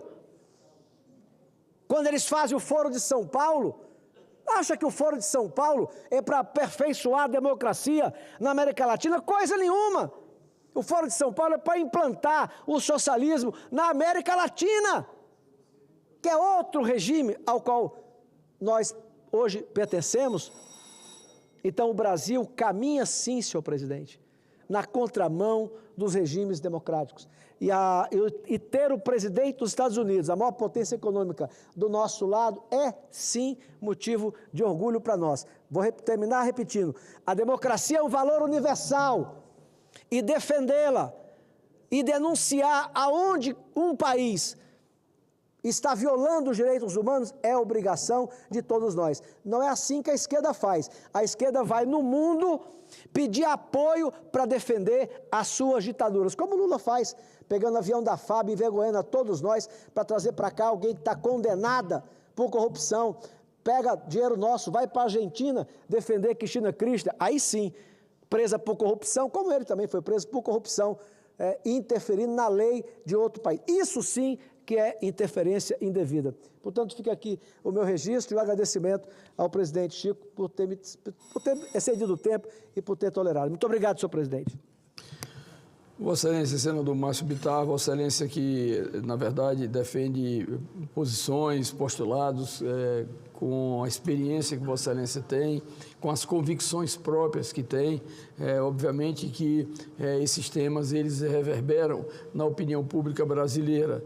É lógico que este cenáculo aqui é exatamente onde as grandes manifestações nacionais elas surgem e chegam até a população brasileira, né? E, portanto, nós entendemos que cada um dos senhores e senhoras parlamentares que se pronunciam, sejam em uma linha conservadora, uma linha mais de defesa dos interesses, né, segmentados de grupos, é compreensível, porque Vossa Excelência traz na bagagem, como já disse, essa experiência e tem reproduzido aqui, né, nos seus pronunciamentos, aquilo que a parte expressiva da sociedade brasileira também comunga, né? Portanto, parabéns a Vossa Excelência. Eu acho que esse momento é importante da vida nacional, onde nós estamos convivendo praticamente entre os dois extremos, né? Nós, apenas uma observação que eu faço, falando eu, senador Chico Rodrigues, em relação também à interferência aqui e acolá nos interesses nacionais, interferências externas, né? Nem as manifestações que foram feitas pelo presidente do maior país do planeta, né? Da maior economia do planeta, do maior país bélico que tem a maior poder militar do planeta, mas também eu concordo com Vossa Excelência quando determinadas posições não devem ser jogadas no colo da sociedade, porque cria realmente essa preocupação. Vossa Excelência falou nessa ditadura ambiental, tributária, trabalhista, que tudo isso mexe com esse país gigante, belo que é o Brasil, esse país que praticamente nós que temos a oportunidade de conhecer tantos e tantos e tantos países no mundo, sabemos o que esse país representa de um povo pacífico, tranquilo, trabalhador, resiliente, né? Então, o Brasil é a pátria de todos nós e nós só torcemos que essas crises temporais elas não afetem na vida, no cotidiano das pessoas, que quem paga é a população brasileira, né? Portanto, parabéns a Vossa Excelência. Muito obrigado. Quem é? Continuando o pequeno expediente, passo a palavra ao senador Lucas Barreto. Vossa Excelência dispõe de 10 minutos. Presidente, enquanto o senador Lucas se dirige à tribuna, me permita... Só o senador Chico Rodrigues aqui, eu estava vendo aqui uma reportagem da revista Veja, do repórter Heitor Mazzocco, acho que essa é a pronúncia, e vou ler só um parágrafo enquanto o meu amigo Lucas fica na tribuna. Eu falava pouco das ONGs que estão pegando dinheiro do governo. Olha só, de acordo com o documento encaminhado ao TCU, o maior contrato é de quase 16 milhões de reais para a retirada de lixo na terra indígena Yanomami, Roraima, que eu falei. Há ainda 2 contratos com valores menores, olha só, Lucas, que entram agora na mira do tribunal. Lucas, olha só, presidente Chico, um para o curso de, abre aspas, Defensores dos Direitos Humanos contra o golpe de 2016, fecha aspas, no valor de 400 mil reais. E para o projeto, abre aspas, Feira Esquerda Livre, fecha aspas, no valor de 200 mil reais. É o dinheiro do povo que está sendo usado para esse tipo de coisa. Falo isso porque os observatórios de clima da BR-19 fazem a mesma prática desse aí, ficam com o dinheiro da população. Obrigado, senador Lucas. Passa a palavra ao nobre senador Lucas Barreto. Vossa Excelência dispõe, como já havia anunciado antes, de 10 minutos. Senhor presidente, senhoras senadoras. Senhor presidente, a recente decisão da Justiça Federal do Amapá, ao indeferir o pedido de urgência formado pelo Ministério Público Federal para suspender a avaliação pré-operacional pela Petrobras, marca uma resposta firme e equilibrada em defesa da legalidade e do desenvolvimento regional. O Judiciário, ao reconhecer a regularidade dos atos até aqui praticados, evitou impor à Petrobras um prejuízo injustificável, não se curvando a pressões ideológicas nem a construções teóricas distantes da realidade amazônica. Mas não se trata de vitória definitiva. Não há o que comemorar enquanto a exploração da margem equatorial continuar sendo alvo de tentativas de paralisação por quem prefere ver a Amazônia intocada como se seus habitantes fossem peças de acervo de um museu ambiental. Não se luta contra a pobreza com boas intenções, travadas em gabinetes climatizados. A luta pela viabilização do projeto de exploração de petróleo na costa amapaense, senhor presidente, não comporta mais defesas. Não há espaço para neutralidade confortável, nem para retórica oportunista, morna. Quem defende o desenvolvimento da Amazônia precisa estar disposto a enfrentar sem medo e não apenas os pareceres técnicos enviesados, mas também a resistência geopolítica de grandes interesses internacionais que enxergam na Amazônia um ativo ambiental global, desde que intocável, é claro, à custa do atraso de nós que lá vivemos. Essa causa exige posicionamento firme. A crítica ambiental, senhor presidente, quando descolada da realidade local e social, contribui mais para o imobilismo do que para a preservação efetiva. Há quem se pronuncie com entusiasmo apenas nos momentos convenientes, mas se recolha discretamente quando o projeto é alvo dos ataques mais duros. Essa ausência calculada não passa despercebida pelo povo e, com o tempo, aprende-se a reconhecer os discursos que servem mais à conveniência dos que ao compromisso. Ainda enfrentaremos novas batalhas, mas seguiremos atentos e firmes. A vitória só poderá ser proclamada quando os frutos da exploração chegarem ao povo, no alimento à mesa daqueles que precisam, na escola construída, no hospital mantido, no trabalho digno gerado. Até lá, não basta defender, é preciso resistir. Seguimos em frente, senhor presidente, sem hesitação, na trincheira certa, a favor da prospecção e exploração do petróleo na costa do Amapá. Você me dá uma parte? Uma parte ao senador Cleitinho. Primeiro, Lucas, para poder te dar total apoio, sei que você vem representando muito bem não só o estado do Amapá, mas todo o Brasil sobre essa questão do petróleo. E o Amapá merece, por mais que eu seja um senador por Minas aqui, você conte comigo com todo o meu apoio. E você me representa muito, eu aprendo muito com o senhor aqui todos os dias aqui, continuo representando o Amapá. São os melhores senadores que tem aqui do Brasil, não só do Amapá, do Brasil. Conta comigo nessa luta da questão do petróleo. Muito obrigado. Obrigado, senador Cleitinho. Isso é muito importante para o Amapá, que é no Senado que os estados se igualam, senador Plínio. E nós aqui, Norte e Nordeste, Nós somos maioria, somos 49 senadores. E há uma frente parlamentar do Norte e Nordeste, da qual eu sou o presidente. Então é muito importante receber o apoio do senhor que representa tão bem o Brasil e aqui o Estado de Minas Gerais. Obrigado, senhor presidente.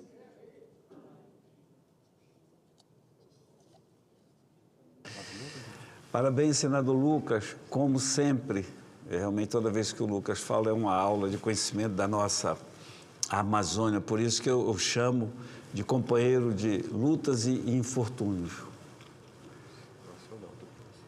Quem? Senador Marcos, astronauta. Enquanto o senador Chico Rodrigues toma um café, em seguida o senador Chico Rodrigues.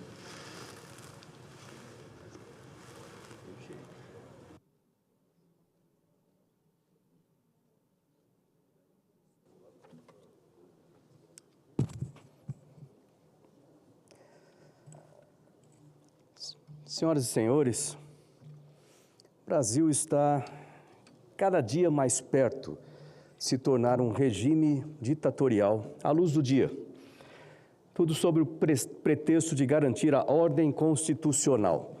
Vemos a própria Constituição ser reinterpretada, contornada e muitas vezes usurpada, exatamente por aqueles que deveriam zelar pela sua integridade. Refiro-me, com todas as letras, ao Supremo Tribunal Federal e ao recente pronunciamento do presidente da República.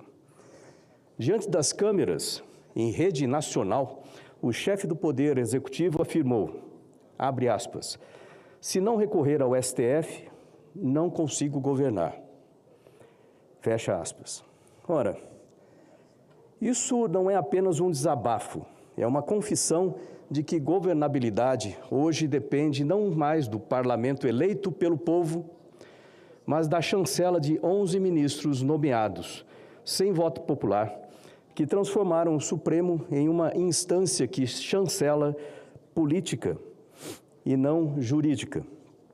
A frase é grave. Ela escancara um sistema invertido, um modelo em que o Executivo não busca mais negociar com o Congresso Nacional, mas busca respaldo no Judiciário para se sobrepor à vontade soberana da maioria eleita pelo povo brasileiro. E é bom lembrar que a democracia está muito bem representada nessa Praça dos Três Poderes, com a bandeira do Brasil mais alta do que qualquer um dos prédios dos poderes. Isso é muito representativo e simbólico aqui para o nosso país.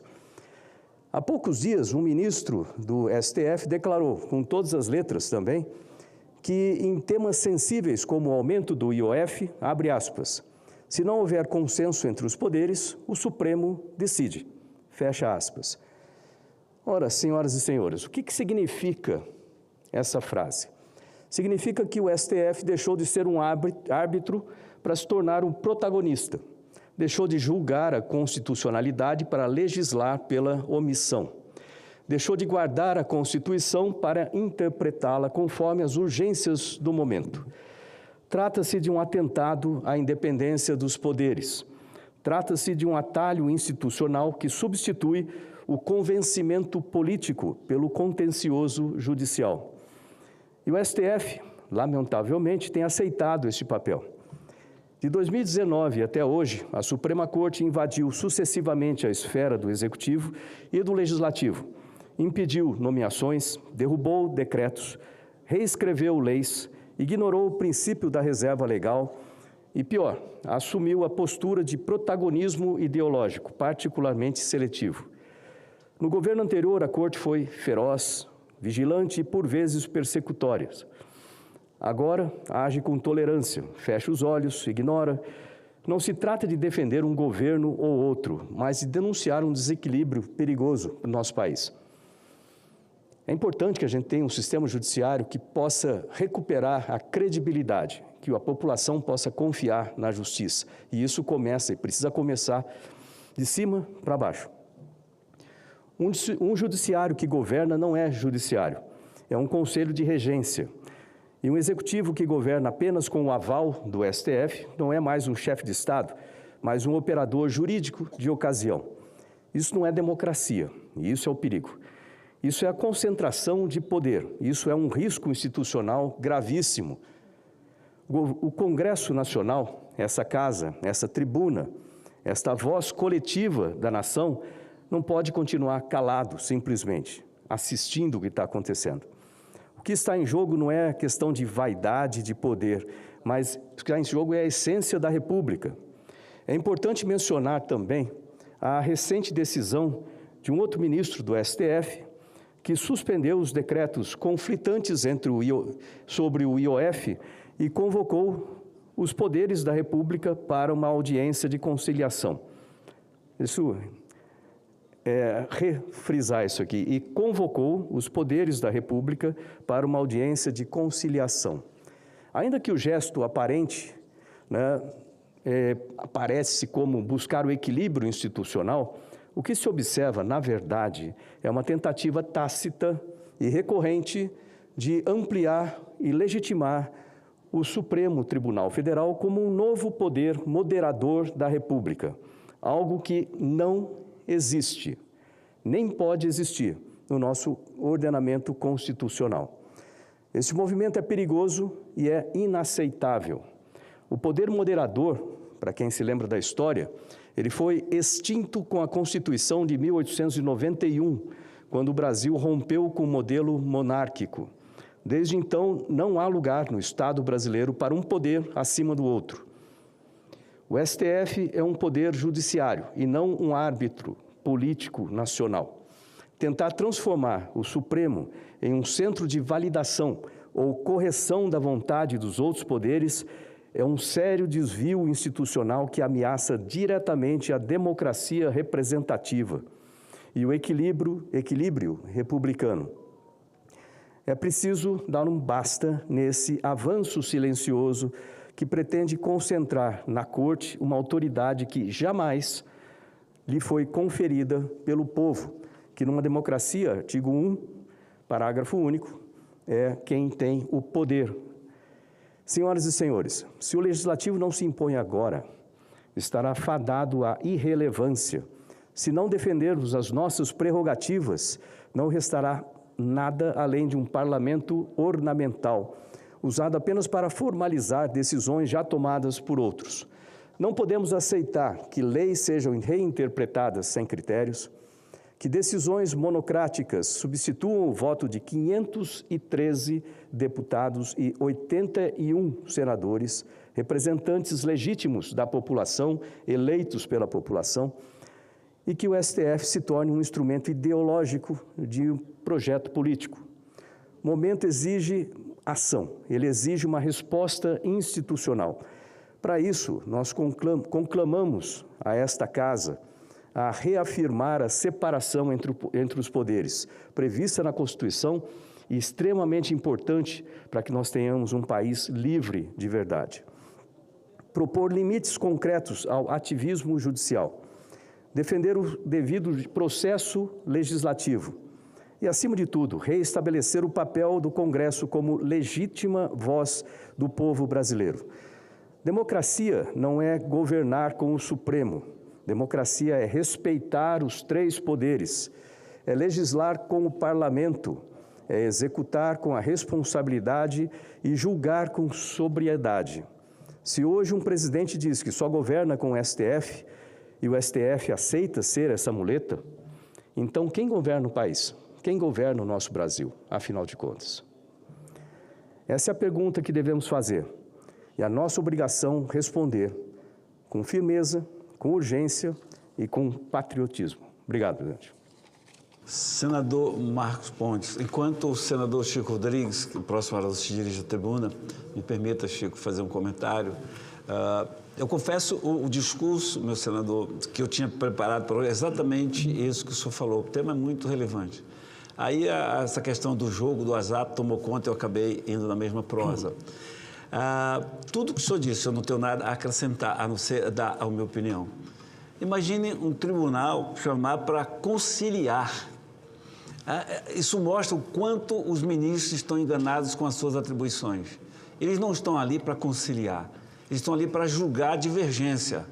Eles não, nada mais do que isso, eles estão ali para julgar a divergência baseado na Constituição. A Constituição diz isso, então quem está certo é o A. E o B está errado. Agora quer conciliar. Essa convocação não foi nem convite, né? Não foi nem convite.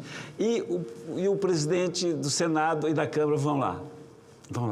Não deveriam ir, para mostrar que o Supremo não é um poder acima do Legislativo. Todo poder emana do povo e em seu nome será exercido. O senhor bem disse, quem representa aqui a população brasileira? Nós, senadores. Os deputados federais representam os seus estados, portanto, estamos legitimados. E quando o senhor fala também em relevância do Legislativo, chegou a hora de mostrar a nossa relevância. A primeira delas é não obedecer convocação nenhuma. É mostrar que um ministro do Supremo não é tão supremo assim. Começar que não deveria ser nem poder, porque não tem a legitimidade emanada do povo, que é o voto. Exatamente. Portanto, parabéns pelo seu discurso, se me permita esse comentário, porque eu fiquei aqui ouvindo atentamente que esse assunto vai vir, amanhã vamos novamente tocar nesse assunto. Poder moderador, querem ser poder moderador, jamais o serão. Conciliar, eu fico imaginando como é que um tribunal vai conciliar duas coisas opostas. Um vetou, o outro derrubou o veto, e assim, vai fazer o quê? Conciliar o quê? É para mostrar poder, para subjugar. E, infelizmente, o Legislativo está aceitando isso. Parabéns pelo seu discurso, senador. Obrigado, senador. Obrigado. Nós precisamos urgentemente colocar realmente um equilíbrio dos poderes para que nós tenhamos uma democracia de verdade aqui. Isso. E, como o senhor falou, não podemos aceitar esse tipo de coisa. Se eu tivesse sentado nessa cadeira aí, seria muito diferente. Obrigado. E se eu tivesse o poder de usar essa cadeira agora para decretar isso, eu faria também, não iria lá. Senador Chico Rodrigues, meu companheiro também de lutas, infortúnios e ideais, representante de Roraima, que tanto quanto o Amazonas sofre com esses cadeados ambientais e essas correntes invisíveis. Com a palavra, o senador Chico Rodrigues.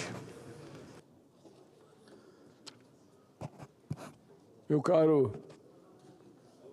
senador Plínio Valério, Vossa Excelência, que tem sido também extremamente presente nas sessões desta casa, senhores e senhoras senadores, todo o público brasileiro que nos assiste nesse momento, eu trago aqui hoje um tema que é importante e extremamente relevante para que nós possamos entender a complexidade desta pauta, que é de interesse de toda a sociedade brasileira. Quero inicialmente dizer a todos que na pauta do plenário de hoje, uma questão de extrema relevância e preocupação para a sociedade brasileira, o PL 2234 de 2022, que propõe a legalização dos jogos de azar em nosso país. Ao longo da história, o jogo de azar tem trazido não apenas entretenimento, como prometido pelos seus defensores, mas principalmente uma série de consequências desastrosas para aqueles que nele se envolvem.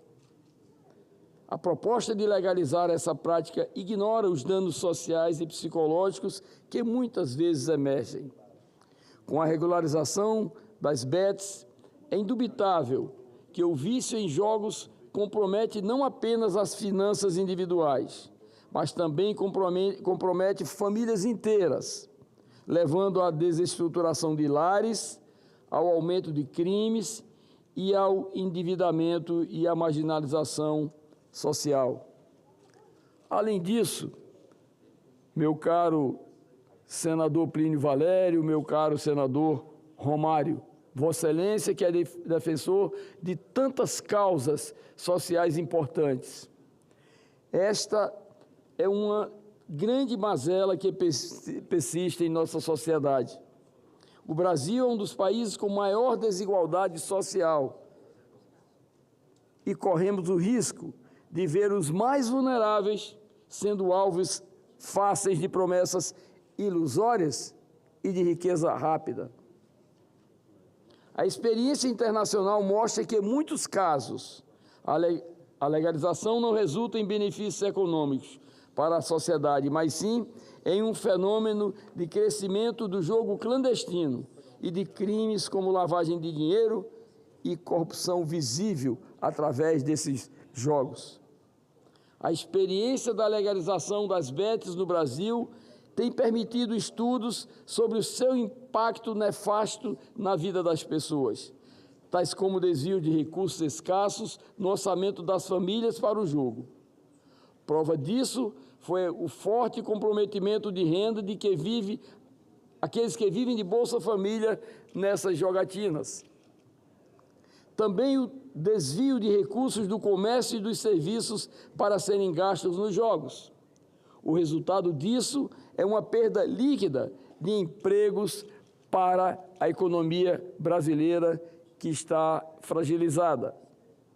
Existem outros riscos, tais como o aumento de lavagens de dinheiro, o aumento da evasão de receita e sonegação fiscal, os altos custos para regularizar e fiscalizar um setor que movimenta bilhões de reais, o aumento de taxas de crimes, especialmente crimes relacionados com a ludopatia. Não nos enganemos, os jogadores compulsivos perderão recursos, famílias, trabalhos e, às vezes, até a própria vida, como nós temos assistido em todos os veículos de comunicação do nosso país, todos os dias. A verdade sobre a ludopatia, como vimos nas audiências da CPI da manipulação dos jogos e apostas esportivas, é que os jogadores compulsivos chegam a cometer crimes para conseguir dinheiro para jogar. Apostam quantias cada vez maiores para tentar recuperar as perdas. A inquietação e irritação decorrentes do vício também contribui para o aumento da violência doméstica, comprovadamente visível quando nós conversamos com os juízes, conversamos com aqueles que acompanham de perto os resultados negativos desta inquietante atividade. A inquietação e irritação também faz com que eles percam empregos, relacionamentos, oportunidades e até carreiras. As consequências são gravíssimas. Dados de criminalidade nos Estados Unidos mostram que a média de ocorrências de determinados crimes em Las Vegas, onde jogos de azar são permitidos, é bem superior aos crimes comuns nos Estados Unidos. A taxa de estupro, por exemplo, é 2 vezes maior. Os furtos ocorrem com maior frequência em mais de 50%. Roubos de carro, o dobro. Crimes violentos, mais de 50% acima da média nacional. Senhor presidente, senhoras e senhores senadores, o que mais nos dói é que essas mazelas afetam mais severamente os mais vulneráveis. Embora os ludopatas representem uma minoria de jogadores de qualquer país, eles representam uma parcela significativa da receita do jogo. 40% na França, 31% em Quebec, no Canadá, e 32% na Alemanha. E mais, as evidências sugerem que a proximidade física dos cassinos em ambientes de jogos aumenta as chances de desenvolvimento do vício. Pessoas que vivem próximo a um cassino, por exemplo, têm o dobro de chances de se tornarem jogadores compulsivos, em comparação aos que vivem a mais de 16 quilômetros de distância. Esse é um estudo científico que já foi realizado nos Estados Unidos e agora aqui também no Brasil, em função dessa questão de cada vez mais envolvimento da sociedade mais carente com esses jogos de azar. Por fim, mas não menos relevante, o argumento de que a regularização do jogo vai aumentar a arrecadação fiscal pode ser engano, uma vez que o jogo legalizado retira recursos de outras áreas da economia, como do comércio diretamente. No caso das bets, isso ficou evidente no relatório do Banco Central sobre o impacto desses jogos na economia. O dinheiro gasto nos jogos deixou de ser gasto em outras atividades econômicas, ou seja, os impostos que se arrecadam com a legalização dos jogos de apostas estão deixando de ser arrecadados de outras atividades econômicas, uma vez que as famílias deixam de consumir para gastar com apostas. Mesmo que houvesse um aumento da arrecadação, é crucial se perguntar até que ponto o sacrifício da saúde e do bem-estar da população pode ser justificado em nome de receitas fiscais. A longo prazo, o custo social e econômico pode superar qualquer benefício momentâneo que a legalização traga. Conclamo, senhores senadores, senhoras senadoras, e a todos que reflitamos sobre o impacto negativo que a legalização dos jogos de azar pode ter em nossa sociedade. Deixemos de lado os interesses pessoais e setoriais e olhemos para o bem comum.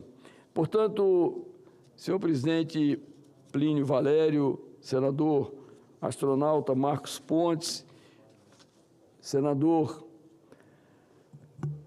Romário, nós entendemos que esse projeto que será discutido e votado hoje, ele realmente tem o condão da preocupação coletiva da sociedade, em função exatamente do uso compulsivo dos jogos. E eu costumo dizer que os jogos da Caixa Econômica, por exemplo, você tem 10 jogos diferentes, são também um incentivo aos jogos. E quando vamos pagar nossas contas, como vamos nas loterias, a gente vê ali, principalmente na parte da manhã, os velhos, os velhinhos de cabelo branco, na fila fazendo aquela tonelada de jogos, né, que são proporcionados pelo Estado para arrecadar, mas que, na verdade, em cada, 100 milhões, tem a oportunidade ou tem a sorte de ser vitorioso naquele jogo específico. Portanto, para mostrar exatamente que é um problema gravíssimo para a sociedade, né? E nós que participamos da CPI, com Vossa Excelência, com o senador Romário, etc., vemos que alguns setores que são beneficiados, e aí nós não estamos questionando, mas é o vício que se torna essa ludopatia, que a palavra comum hoje é ludopatia, o vício pelo jogo, tem, na verdade, tirado a felicidade de muitos lares brasileiros. Era esse o pronunciamento e gostaria de deixar esse tema para reflexão. Enquanto o senador Romário, do PL, se dirige à tribuna, me permita, Romário, um comentário, parabenizar o senador Chico Rodrigues pelos dados numéricos, pela pesquisa, a ciência, nesse caso, está sendo exata. Esses jogos realmente são prejudiciais a todas as famílias. Eu gostaria Parabéns. Vossa Excelência me autorizasse, eu quero apenas fazer um registro aqui da presença do Matheus Tavares, membro da Federação dos Pescadores de Roraima, está presente aqui no nosso plenário. Marcos Jones, presidente da Federação dos Pescadores de Roraima. Thaisa Tavares, vice-presidente da Federação dos Pescadores de Roraima. Sejam bem-vindos aqui à Câmara Alta desse país. Senador Romário, do PL do Rio de Janeiro, com a palavra. Romário.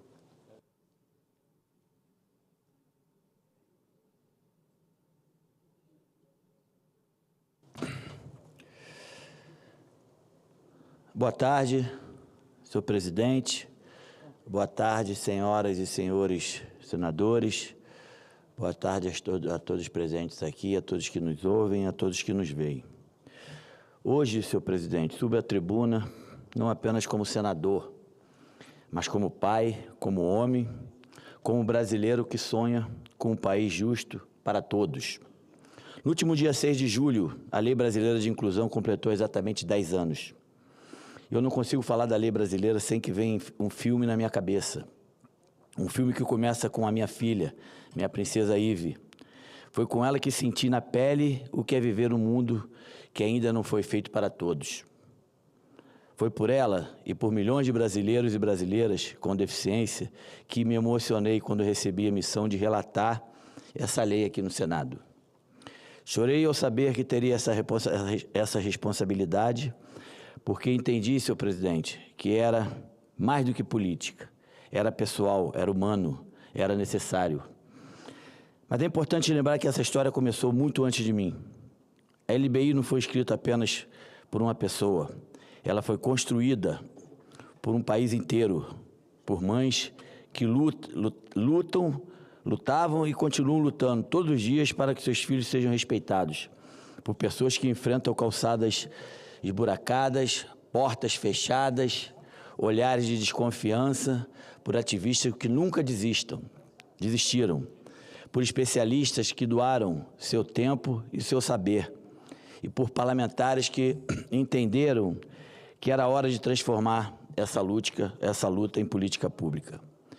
E aqui quero fazer um agradecimento especial ao meu amigo, meu irmão Paulo Paim, senador, tão querido por todos nós, autor do projeto original e um dos maiores defensores dos direitos das pessoas com deficiência nesse parlamento, nesse país. A sua sensibilidade, Paim, e o seu compromisso com a justiça social mantiveram viva essa proposta por 12 anos, até que ela se transformasse em realidade. Eu sou grato como relator, como pai e como cidadão, pela sua coragem e dedicação a essa causa tão ilustre. Quando o texto chegou às minhas mãos, meu compromisso foi claro: aprovar o mais rápido possível, porque a justiça atrasada é injustiça. Mexi o mínimo necessário, respeitei o trabalho que já vinha sendo feito com tanta dedicação aqui no Senado Federal e no Congresso em geral. E no dia 10 de julho de 2015, aqui neste plenário, o Senado aprovou o projeto por unanimidade. Uma votação simbólica, mas carregada de significado. Todos os senadores disseram sim a um Brasil mais acessível, mais inclusivo e mais digno.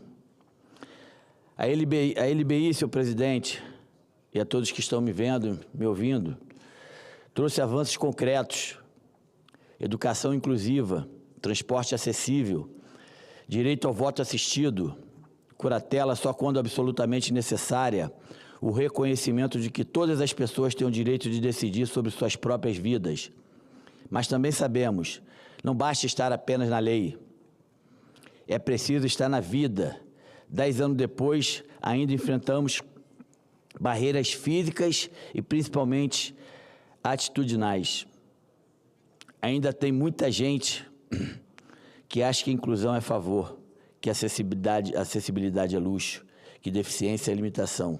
Isso precisa mudar e é o que nós vamos continuar fazendo por aqui, pelo Senado, pelo Congresso. Estou aqui hoje para reafirmar que a minha luta continua.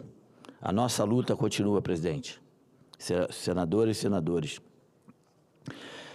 Eu sigo ao lado de cada brasileiro e brasileira com deficiência, porque a LBI não é apenas uma conquista legislativa, é um pacto civilizatório, um compromisso de humanidade. E se depender de mim, esse compromisso vai se renovar a cada dia, a cada gesto, a cada política pública que construiremos juntos. Muito obrigado, era isso que eu queria passar, senhor presidente. Senador Romário, permita, uma coisa que eu queria lhe dizer faz tempo, nesses 6 anos e meio aqui convivendo com o senhor, como bom vascaíno que sou, que eu acompanhei a sua carreira, aquele prazer que nos dava, o senhor substituiu muito bem aqui no Senado por uma causa, a causa justa, com aquela mesma veemência, aquele mesmo talento do campo de futebol, o senhor trouxe para cá. É invejável a sua disposição, invejável mesmo, por isso o senhor é admirado por todos nós. Parabéns, viu? Obrigado, que a luta presidente. continue. Eu gostaria de pedir uma parte também, apesar de já ter encerrado o pronunciamento. Primeiro, caro senador Romário, Vossa Excelência, pela a capacidade de relacionamento que tem, pelo que representa para o futebol brasileiro, para o futebol mundial. Vi elogios largos a Vossa Excelência como atleta, mas, acima de tudo, com aquela vontade que hoje nós já sentimos um pouco de falta daquele amor, aquela camisa verde e amarela, né? Cada jogada que Vossa Excelência fazia, que se transformava em um gol, era o Brasil todo vendo o seu tamanho, não é, de representar esse país. E, apesar do senador Plínio Valério, como bom vascaíno, eu como bom flamenguista, né, sei também do amor que você tem pelo Flamengo, pelo esporte, de um modo geral, mas, mais do que isso, aqui nessa casa, Vossa Excelência tem se agigantado ao longo já no seu segundo mandato, defendendo causas, né, e essa causa dos deficientes, cada vez que a gente eu vejo o seu Instagram, a gente vê aquele compromisso, aquela sinceridade exatamente nos seus atos de defender realmente aqueles que são portadores de alguma deficiência, enfim. E Vossa Excelência aí falou com muita clareza, né, tendo a sua filha, que é o amor de sua vida, né, Vossa Excelência se dedicou de corpo e alma, né, a essa causa. E isso, na verdade, é reconhecido por toda a sociedade brasileira. Lá no norte do país, na fronteira norte com a Venezuela, com a Guiana, o meu estado de Roraima. A gente vê nos comentários, nas rodas de conversa, exatamente os comentários das pessoas em relação a esse seu amor, essa dedicação, essa causa também. Se já não bastasse o seu nome admirado, louvado por toda a população em relação ao esporte, aqui como senador da República tem dado um exemplo exatamente de dedicação e amor a uma causa. Parabéns a Vossa Excelência. Muito obrigado, meu amigo. Romário, o senhor não permita mais que eu chame de baixinho. Baixinho lá, aqui você é um gigante, cara. Tá bom? Parabéns. Marco Rogério, Clitinho, Marco Rogério acabou de chegar aqui, ele está inscrito e tem preferência. Senador Marcos Rogério, cadê o Marcos? Ele estava subindo a rampa. Marcos subindo a rampa. Clitinho é porque tem uma lista, né? A gente tem que obedecer essa lista. Marcos Rogério, dou-lhe uma, dou-lhe duas, cadê o... Então nós vamos... pela liderança, 5 minutos. Cleitinho, então ocupa lá, Cleitinho. Ocupe lá os seus 10 minutos, enquanto o Marcos sobe a rampa e o senador Jaime elegantemente cede a sua vez. Com a palavra, o senador Cleitinho, de Minas Gerais. Senhor presidente, muito obrigado. Uma boa tarde a todos os senadores, senadoras, a população que acompanha a gente. Você que está acompanhando a gente pela TV Senado e a todos os servidores dessa casa. Eu quero aqui começar falando aqui, sendo sempre justo, e ser primeiro ao povo e depois o povo. Independente de ser oposição do governo, jamais serei oposição do país e oposição do povo. Não sou aliado do Lula, mas sou aliado de vocês. Estou falando isso por quê? Porque eu sou a favor, né, da isenção de quem ganha até R$5.000 em imposto de renda, não precisar mais de pagar. Mas para isso acontecer, tem que ter compensação. E eu estou vendo o governo colocar algumas compensações, né, para serem dialogadas, ser discutidas aqui dentro do Congresso Nacional. E eu queria chamar a atenção de vocês o seguinte, que eu vou apoiar, mas eu quero que o governo também me apoie em algumas ideias que eu vou dar aqui. Primeiro, eu quero mostrar isso aqui para vocês aqui, gente, ó. É o BBB que o governo quer fazer, né? BBB. Vamos lá. Esse primeiro aqui, ó, é da Betts. Primeiro não devia nem existir Betts. Né, devia ter acabado com isso aqui. Infelizmente, regulamentou. Isso é um atraso de vida para a população brasileira. Mas se tiver para eles pagarem mais, não tem problema, porque é uma pirâmide. Quem ganha mais mesmo, a gente nem sabe quem que é. E nem daqui não é. Então, que pague mais, não vejo problema nisso, pode pagar mais sim. E eu vou apoiar. Porque o povo mesmo não ganha nada com isso, pelo contrário, só perde. Tem gente aí endividado, tem gente suicidando por causa dessa porcaria. Então, se não é utopia acabar com essa porcaria, então faça eles pagarem mais sim. Faça eles pagarem mais para que o que ganha R$5.000 seja isento de pagar imposto de renda. Aí, ó, essa turma aqui também eu sou a favor demais. Bancos são juros, né? Abusivos. Você vai lá no banco lá achar que está com você, viu? O banco é igual o diabo, ele só te toma. Ele te cria uma expectativa, te cria uma ilusão que vai te ajudar, não, mas o banco está te roubando. Você pode ter certeza disso. E com juros altos. Então, essa turma aqui também, se quiser cobrar mais, banqueiros têm que pagar mais, sim. Só a favor que banqueiros paguem mais. Por isso, vou apoiar. Agora, a moral da história, gente, que eu queria mostrar para vocês aqui, ó, tá aqui, ó. Os bilionários. Deixar bem claro, essa história de nós contra eles não vai chegar a lugar nenhum. A gente tem que parar de tratar o empresário, ou o bilionário que seja, ou quem ganha dinheiro, como se fosse bandido da história. Eles não são problema da história. Sabe? Mas se puder pagar mais, que pague mais. Porque eu sou sempre a favor do seguinte, deixa mais ganhar mais dinheiro. Eu acho que o Estado não tem que atrapalhar quem ganha dinheiro. Tem que ajudar. E que ele ganhe, que ele possa pagar mais. Mas pare de tratar como se fosse o inimigo. O inimigo não é o trabalhador, o empresário. O trabalhador, o empresário, gente, ele é fonte de riqueza. Nós, três poderes, somos fonte de despesa. Então, o problema não está no trabalhador, no milionário, no rico. Não, o problema é na classe política. É aqui que a gente tem que cortar da própria carne também. E aí eu queria chamar a atenção que aqui, ó, esses bilionários aqui, ó, extraordinários, bilionários, têm que entrar no jogo. O judiciário. O judiciário também tem que pagar a conta. É os três poderes pagando a conta. Judiciário, executivo e legislativo. É nós que temos que pagar a conta também. Nós precisamos entrar nesse jogo. E aí, governo, você vai topar? Porque aqui tem uma PEC minha aqui que fala o seguinte, fim dos super salários. Tem que acabar. Tem que acabar com isso. E o judiciário tem que pagar a conta. Eu não vejo problema para a gente poder, aquele trabalhador que ganha R$5.000, poder ficar isento de pagar imposto de renda, aumentar o nosso. O nosso que é 27%, judiciário, executivo, legislativo, a gente pode pagar mais uns 5% a mais, uns 32%, não tem problema nenhum. Eu tenho essa sugestão aqui também, tem projeto de lei. Sabe por que eu quero chamar a atenção aqui para a população brasileira? Porque tem alguns bilionários que tem que pagar a conta também. Eu quero saber por que o Maduro ainda não foi cobrado da dívida que tem com o Brasil de R$10 bilhões. O governo vai tocar nessa ferida também, porque eu também apoio. A Venezuela tem que pagar o que der para o Brasil, é R$10 bilhões. Tem mais aqui, gente, aqui, ó. Perdoou 500 milhões de dívida das americanas. Tá aqui, ó. Ó, Lula deu mais de 5 bilhões de desconto nas multas de empreiteiras que roubaram na Lava Jato. Quero mostrar mais para vocês aqui, ó. O Toffoli suspende multa de mais de 10 bilhões de acordo. Sabe com quem? Com a turma lá dos batistas, JF. Você já sabe quem que é nessa turma aqui, os irmãos, né? Batistas, né? Eles aqui também têm que pagar a conta. E eles também são bilionários. E eles precisam também pagar essa conta também. Mas não, essa turma que está tendo é perdão de dívida. Então a gente tem que ser justo aqui.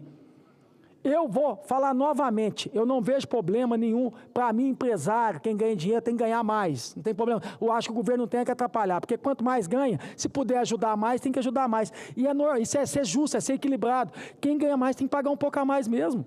Então não serve. Para que serve o Estado? Para que serve a política? Então a gente tem que ser coerente e justo aqui. Não é porque é uma proposta que está vindo do governo, que é do Lula, que eu vou deixar de apoiar, não. Mas desde que faça justiça.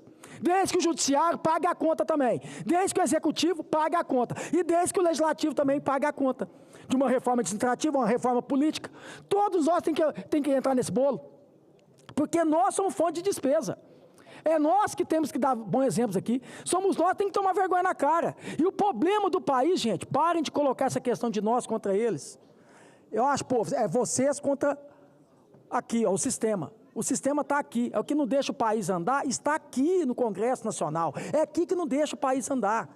É aqui que nós temos que tomar vergonha na cara. É aqui que o ano que vem tem eleição e para a festa da democracia que custa caro, vai ter 6 bilhões para gastar com político.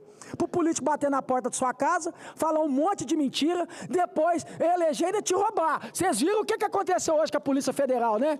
Foi lá aqui, ó, no Congresso aqui, foi no gabinete, foi no apartamento de um deputado. Vocês viram aí, ó, não sei quantos milhões de reais. Então é nós que temos que pagar a conta. O problema do país não está no trabalhador e nem no empresário, não, gente. Pelo contrário, eles são sócios dessa máquina que funciona aqui de mais de 50%. O problema está em nós. O problema que tem que cortar da própria carne aqui, começar a dar um bom exemplo, tomar vergonha na cara é nosso. Governo, manda uma proposta para acabar, Girão, com os bilhões de emendas secretas, que falava apontado o dedo na época do governo Bolsonaro, mas até hoje tem emendas secretas. Quer acabar, vamos acabar.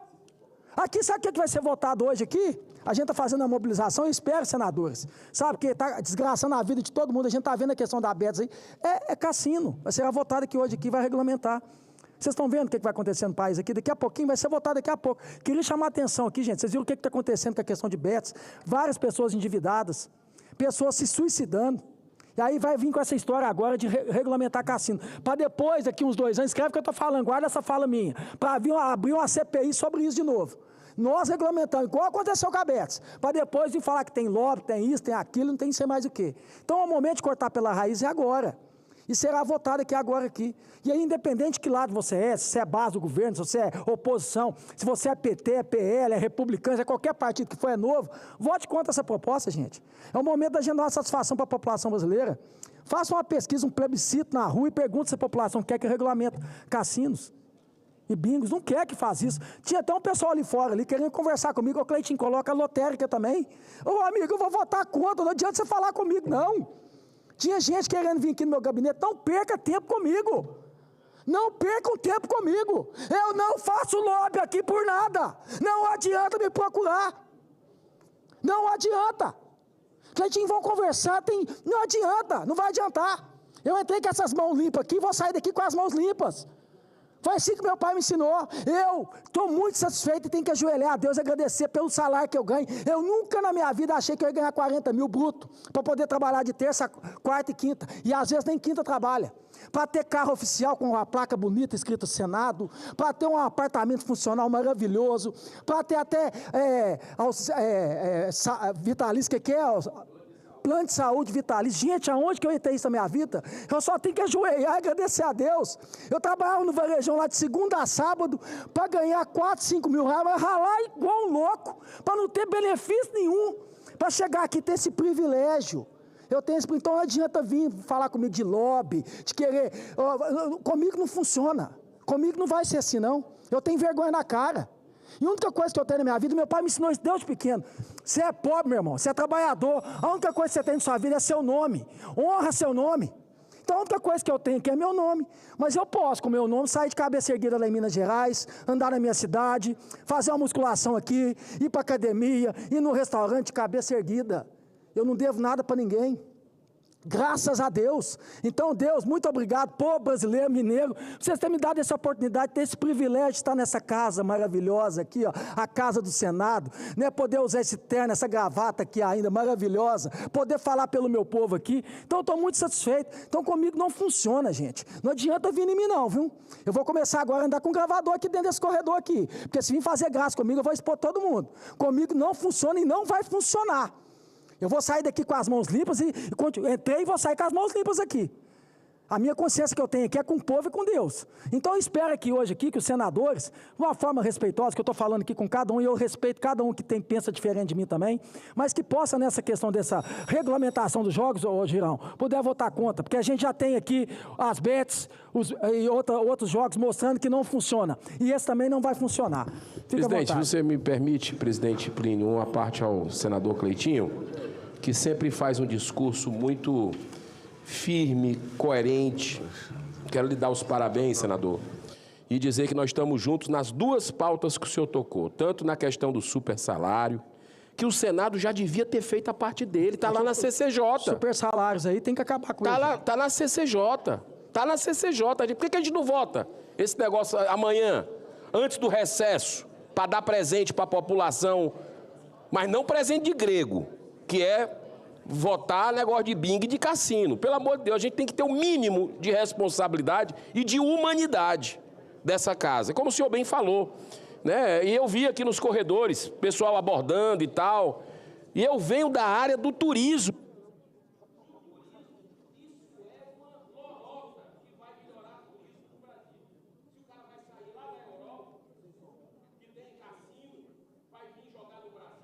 Eu vou jogar no Brasil, me deu vontade de jogar, eu vou para o Brasil. Isso é lorota, eu sou da área do turismo, não tem nenhuma base, muito pelo contrário, isso vai tirar emprego, como está tirando as bets que o senhor falou.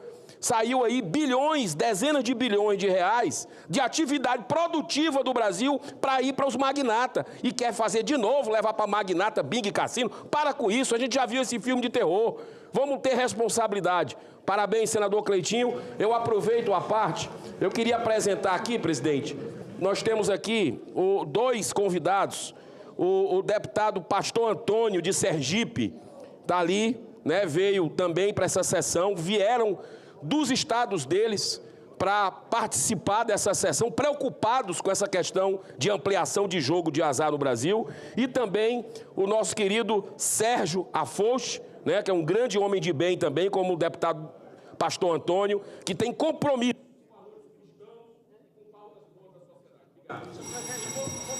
Eu vou finalizar, senhor presidente, só mostrando para a população brasileira que dá para taxar, assim, alguns ricos também. Esse também tem que entrar na conta. Deixa eu explicar para vocês aqui, gente. Olha que beleza. Super salário de juízes acima do teto custam 10 bilhões por ano, aponta a pesquisa. Eu vou repetir, 10 bilhões por ano. Aí tem isso aqui, ó.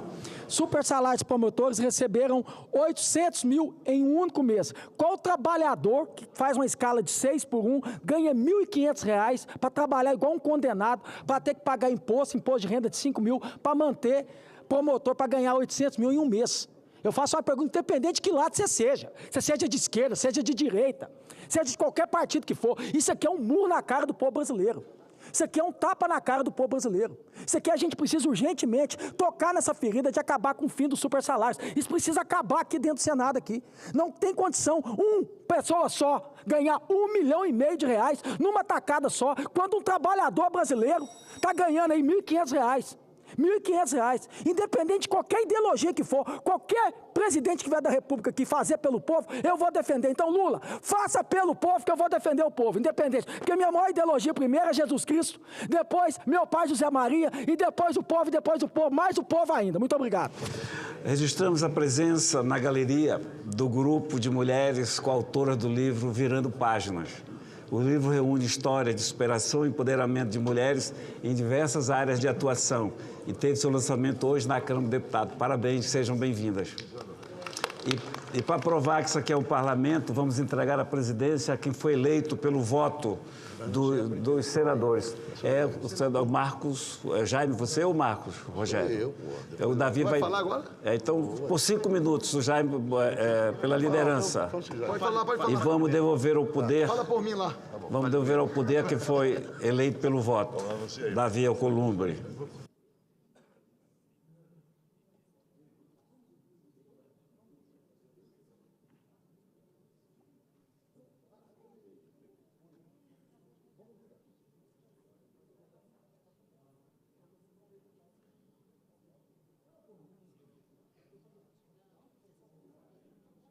Seguindo a orientação do então presidente em exercício Plínio Valério, concedo a palavra ao eminente senador Jaime Campos. Obrigado, senhor presidente.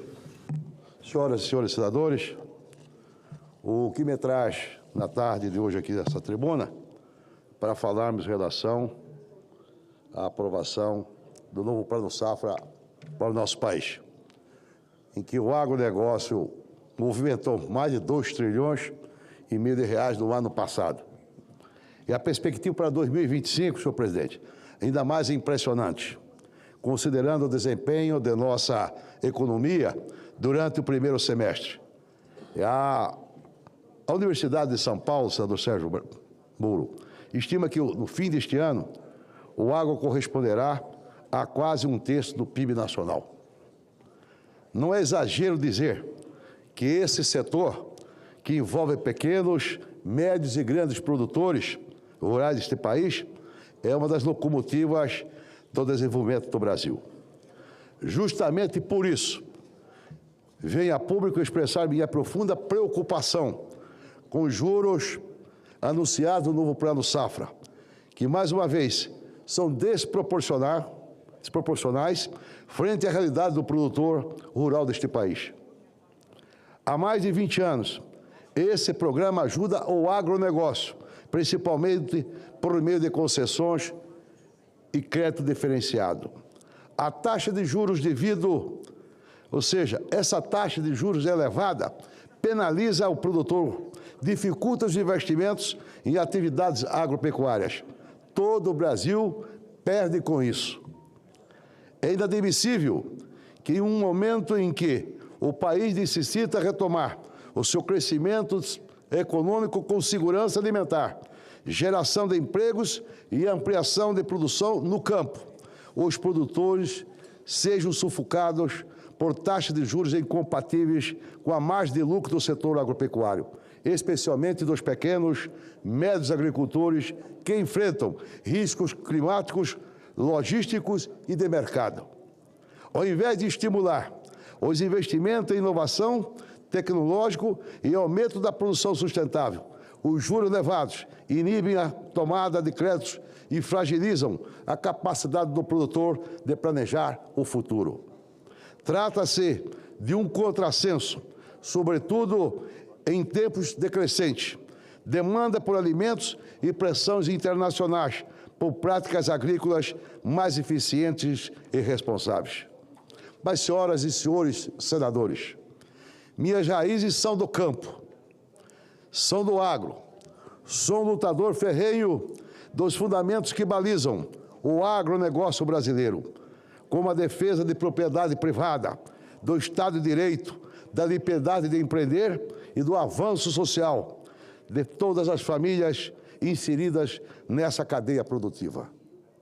O Brasil precisa avançar com propostas sérias e estruturantes que valorizem o nosso campo.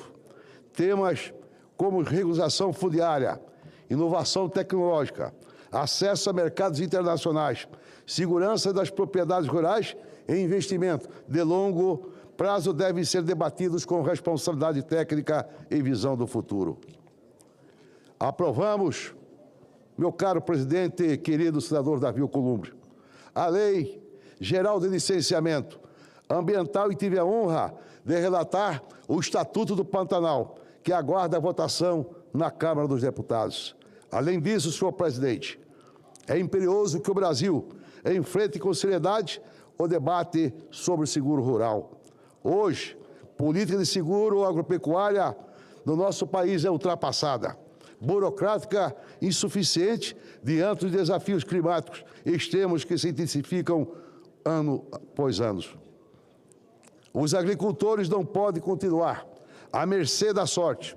A área segurada nos Estados Unidos da América chega a 80% da sua área plantada, contra cerca de 20% em nosso país. Precisamos, portanto, de um modelo de seguro rural moderno, acessível, com grande cobertura e o que ofereça segurança jurídica para quem investe e produz no campo. Mas, senhoras e senhores senadores, na Comissão de Constituição e Justiça, sou relator do PL 2951 de 2024, apresentado pela ilustre senadora Tereza Cristina, que atualiza o seguro rural do Brasil, com previsão orçamentária beneficiando tanto o produtor quanto o governo. Gostaria de aproveitar a oportunidade para fazer um apelo ao presidente da CCJ, meu amigo senador Otto Alencar, para que paute essa matéria quanto antes. Precisamos votar o PL 2951 com urgência necessária. Fortalecer o campo brasileiro é modernizar o seguro rural, é rever políticas de juros de plano safra.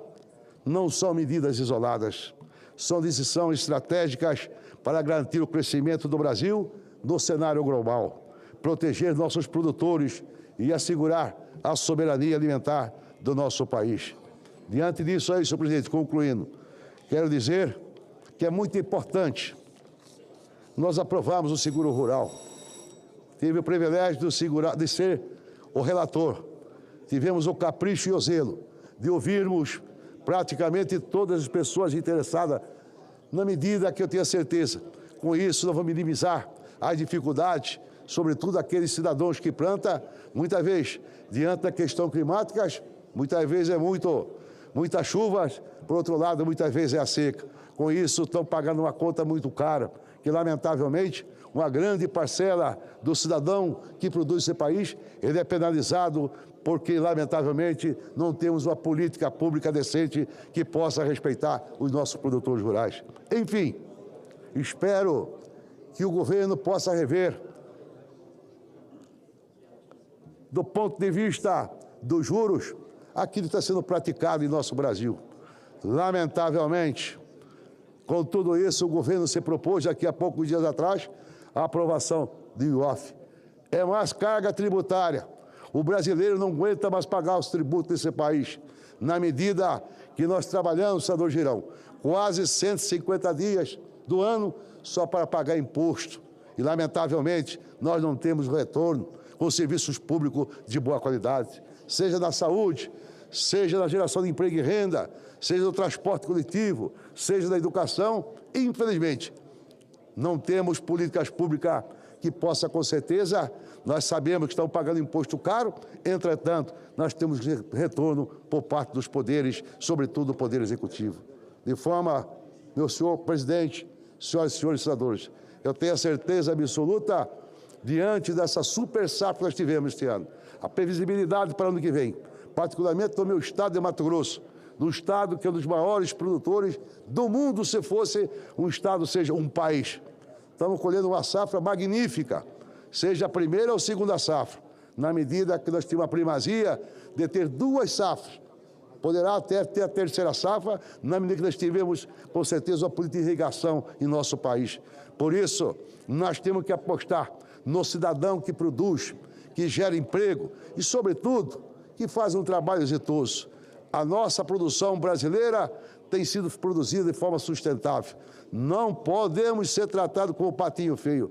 Muito pelo contrário. Se o Brasil hoje está com a sua balança comercial de forma positiva, é graças ao agronegócio brasileiro. Caso contrário, nós teríamos com certeza um PIB negativo, teríamos com certeza pouco emprego gerado nesse país. E graças a Deus no meu Mato Grosso, hoje temos a primazia de dizer que nós temos o estado que tem o menor índice de desemprego. Está faltando gente para trabalhar, sobretudo de pessoas, pelo menos um mínimo de qualificação, para trabalhar em setores tão importantes que é do agronegócio brasileiro. Muito obrigado, senhor presidente. Presidente, pela ordem, rapidamente, só para...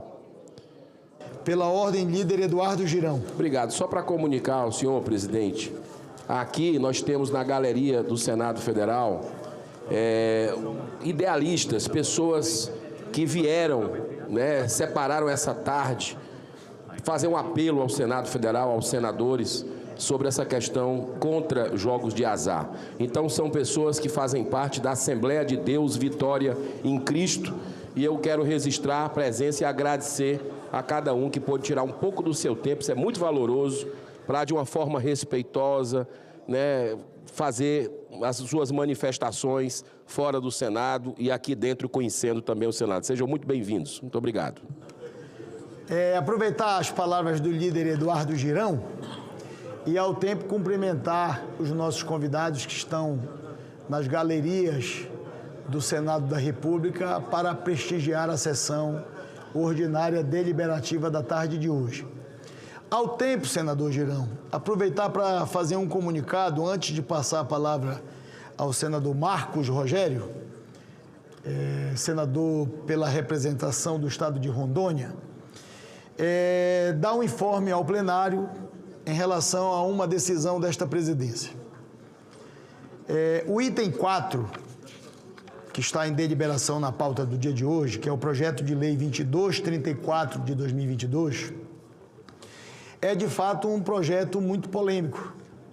É um projeto que há aqueles que defendem e os argumentos daqueles que defendem também têm a sua importância, e há muitos senadores, como Vossa Excelência, que há algum tempo, por que não dizer pela vida toda, trabalha contrariamente à votação deste projeto de lei.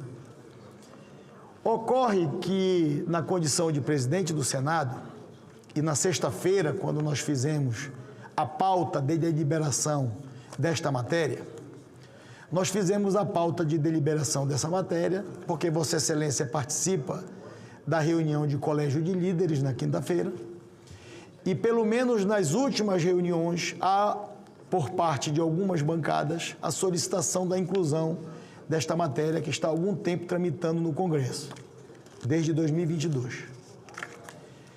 Só que eu pautei, por solicitação de alguns senadores e senadoras, e no dia de ontem e no dia de hoje, diante do quórum que há no Senado da República, 56, e a totalidade do Senado Federal são 81 senadores com à presidência. Nós temos 8 ou 9 senadores que estão fora do Brasil em missão oficial, e eu falei com todos eles, que solicitaram desta presidência que gostariam de estar no dia da deliberação dessa matéria. Temos senadores que estão fora do Brasil, que declaradamente votam a favor desta matéria, e temos senadores que estão fora do Brasil que declaradamente votam contra essa matéria.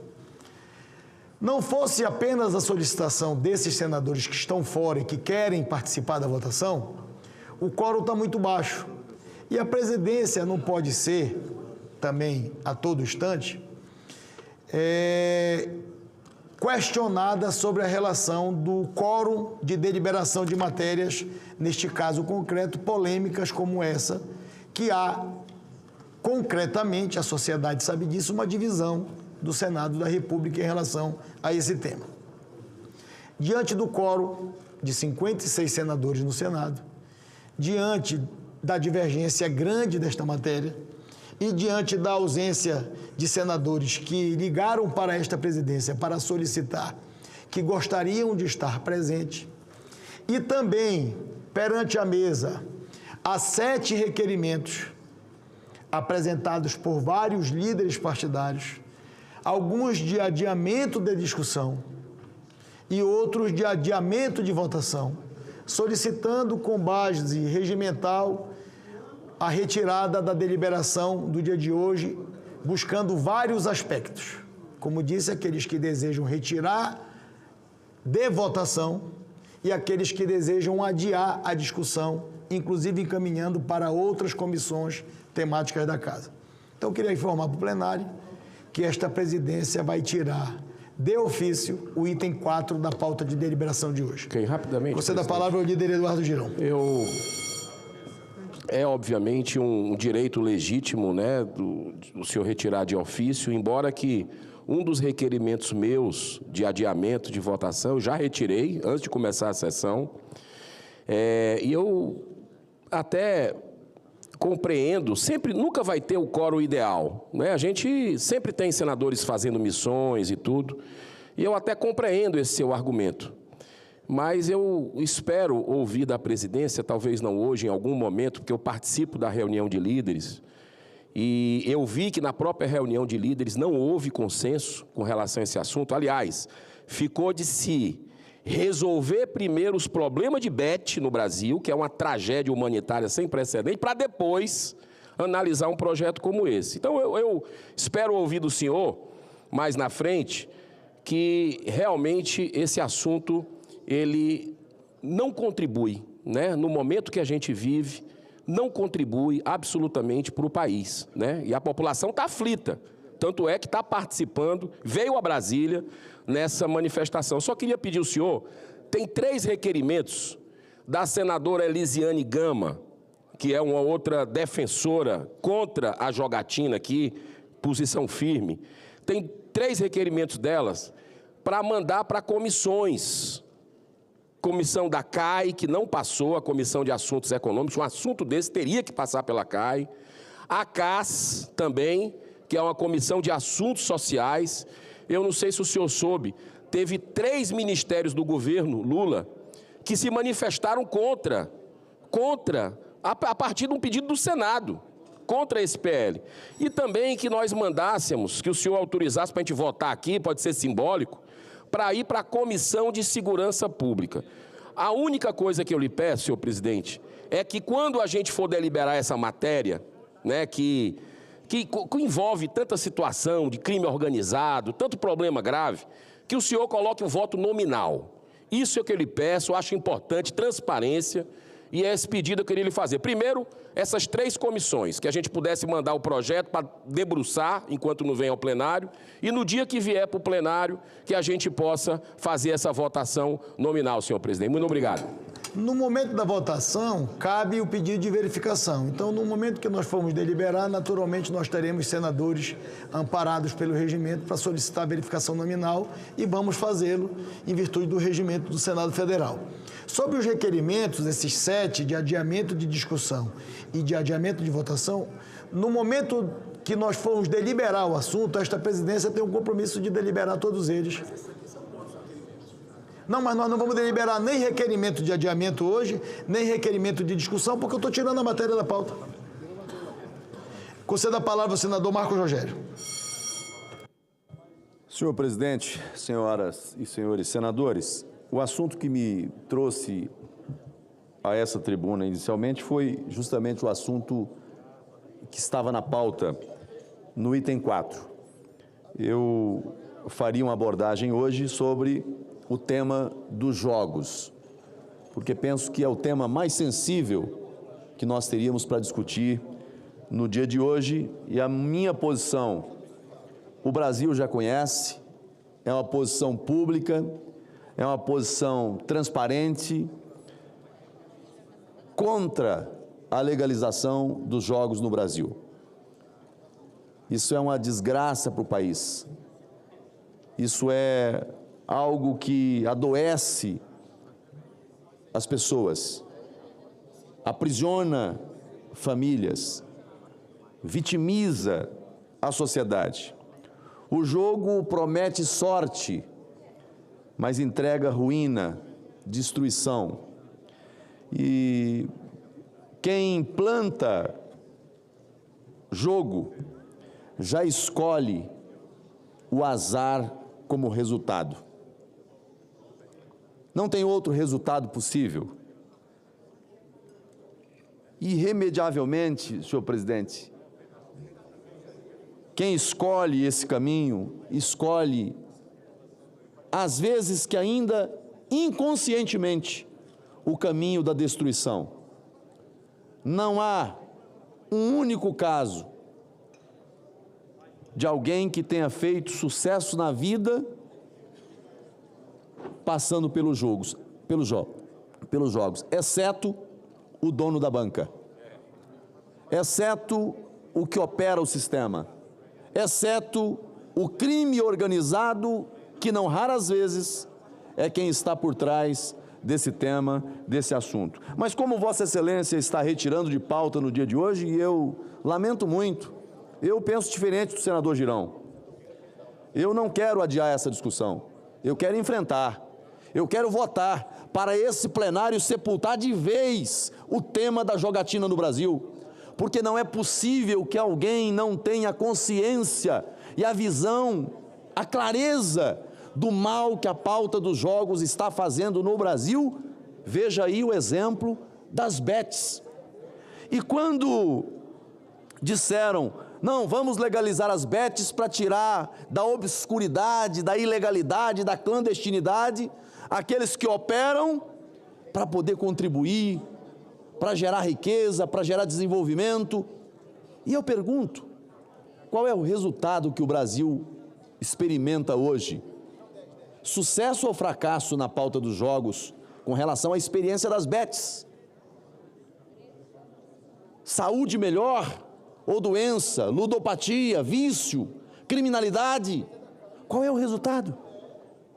Qual é o resultado? Aonde é que está o lado bom? Ah, não, vai promover desenvolvimento econômico, social. Aonde? Em que país do mundo que a legalização dos jogos levou desenvolvimento, prosperidade, famílias fortes? Não, é o contrário. Levou destruição, levou problemas seríssimos à saúde pública, levou problema para a segurança pública. Então, esse é um tema que eu quero ter oportunidade de discutir com mais profundidade quando essa pauta estiver sendo debatida com o plenário. Então, eu vou abrir mão de fazer um discurso mais profundo, porque eu quero fazer esse debate conversando, dialogando com cada um dos meus colegas sobre a gravidade dessa escolha política, porque é uma escolha política, senador Girão. Aprovar ou rejeitar a legalização dos jogos é uma escolha política, mas as consequências serão inevitáveis para o Brasil inteiro, especialmente para a família brasileira. Então eu vou fazer esse debate no momento certo. Eu, portanto, faço, senhor presidente, a substituição do tema para destacar hoje uma fala que repercutiu no mundo inteiro ontem. E não foi um comentário qualquer, foi uma declaração feita pelo presidente dos Estados Unidos, Donald Trump, um dos líderes mais influentes do mundo. E ele afirmou, com todas as letras, que o Brasil está fazendo uma coisa terrível no tratamento que está dando ao ex-presidente Jair Bolsonaro, e disse mais: ele não é culpado de nada, exceto por ter lutado pelo seu povo. O presidente Trump comparou o que Bolsonaro está enfrentando com aquilo que ele próprio viveu nos Estados Unidos, dizendo que isso aconteceu com ele por vezes lá no seu país. E aí eu trago aqui alguns pontos para a gente refletir. Bolsonaro está sendo alvo de uma caça às bruxas e de perseguição política. E ele compara a situação do ex-presidente brasileiro com as próprias batalhas legais que ele enfrentou no território americano. Reforçou que Bolsonaro não é culpado e pediu que o deixem em paz. Sugeriu que seu julgamento legítimo viria pelas urnas e não pelos tribunais. Feitas essas ponderações sobre a fala do presidente Trump, eu quero expressar aqui a minha perplexidade com a repercussão que foi dada à declaração do presidente Trump pelo presidente Lula e pelo PT no Brasil. Repito, a repercussão que Lula e o PT deu à fala do presidente norte-americano. Lula pediu que Trump não desse palpite sobre a nossa vida. Mas é justamente aí que mora o problema, a incoerência do discurso do atual governo. Será que o presidente Lula se esqueceu do que o próprio Partido dos Trabalhadores fez quando ele foi preso? Quando ele foi condenado? Naquela época, o PT correu o mundo pedindo ajuda internacional, recorreram ao Comitê de Direitos Humanos da ONU, Celso Amorim criou um comitê internacional só para divulgar, senador Zequinha, informações no exterior sobre a prisão de Lula. Pediram missão de observação ao Parlamento Europeu. Fizeram vídeo para Al Jazeera, pedindo apoio do mundo árabe. Tentaram até o Nobel da Paz. Isso é normal. Isso tudo é normal. Isso tudo pode, porque na visão deles havia uma injustiça no Brasil e o mundo precisava saber o que estava acontecendo naquele momento. Digo mais, no governo Dilma não foi diferente. Quando houve o impeachment, o PT também percorreu o mundo. Recorreu à OEA, à CEPAL e tentou mobilizar a comunidade internacional para barrar o processo de impedimento da então presidente Dilma. Senador Marcos Rogério. Agora, quando o presidente norte-americano se manifesta sobre o que claramente também é uma perseguição política, Lula reage como se fosse um atentado à soberania nacional brasileira. Como se fosse um escândalo alguém dar uma opinião sobre o Brasil. O mesmo governo que buscou socorro lá fora, agora diz que não admite palpite. Isso não é, senador Zequinha, defesa da soberania nacional? Isso é seletividade ideológica. Isso é hipocrisia. Quando é para defender os seus, aí vale tudo. Mas quando a crítica vem de fora e contra seus interesses, não, aí já é demais, isso não é aceitável, isso é um atentado à democracia. Não dá para fingir que o povo brasileiro não percebe essa contradição. A regra que vale para um, não vale para o outro. Antes, Lula se dizia vítima e o PT buscava a intervenção internacional. Mas, Se quem agora pede é o adversário político, então isso é interferência ilegal. Isso é afronta à soberania nacional. E olha, senador Espiridião Amin, e olha que comparar o caso Bolsonaro com a busca do PT e seus líderes por socorro internacional contra a condenação e prisão de Lula é algo duro de fazer. É algo que é difícil descer. Porque no caso de Lula, uma condenação e prisão por crimes de corrupção, fraude, desvio de dinheiro público, rombo nas estatais. Agora, o que nós temos no caso Bolsonaro não é acusação de corrupção, não é acusação de desvio de dinheiro público, não é fraude às estatais, não teve ex-diretores devolvendo milhões e milhões, somando bilhões de reais devolvidos aos cofres públicos diante de confissões. Não, não se trata disso. Acusações fabricadas, narrativas construídas para justificar uma condenação política. E aí eu digo aqui com toda a convicção, querem tirar Bolsonaro do jogo eleitoral de 2026. Querem impedir Bolsonaro de ser candidato à presidência da República. Aqui está o verdadeiro golpe à democracia. A maior expressão da democracia é o direito de votar e de ser votado. Então, senhor presidente, o que o presidente Trump fez foi apontar o que muita gente já enxerga aqui no Brasil. Existe uma clara tentativa de afastar Bolsonaro do jogo eleitoral, da disputa eleitoral de 2026 pela via judicial. E a história vai registrar quem se calou diante disso e quem teve a coragem de dizer a verdade. Eu ouço muito rapidamente a parte do senador Espiridião Amin e concluo a minha fala, senhor presidente. Sempre pela sineta que o senador Davi Alcolumbre não tinha me visto pedir a parte, que se tivesse pedido, se ele tivesse visto, não ia tocar a sineta. Mas não, eu serei breve, Foi o cronômetro que deu 1 minuto. Só para me solidarizar com o seu pronunciamento e para lamentar até a ausência, não é a perda, a ausência de memória.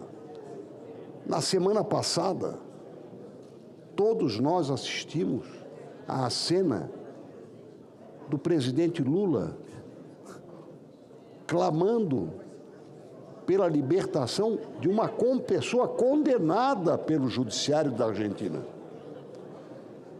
E certamente isso não é uma interferência, nem lá, feita em Buenos Aires, em solo alheio, em terreiro alheio, como diz o gaúcho.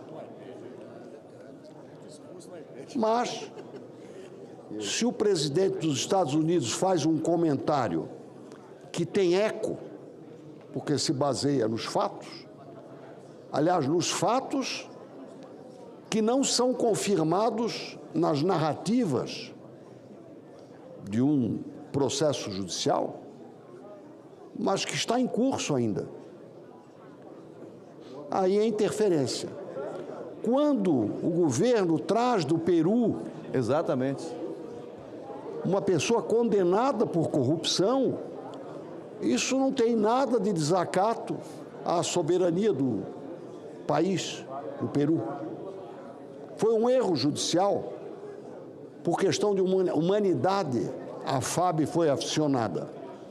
Então, tudo isso mostra mais do que uma controvérsia. Mostra que nós estamos assistindo a uma marcha de carta marcada que já chama a atenção do mundo.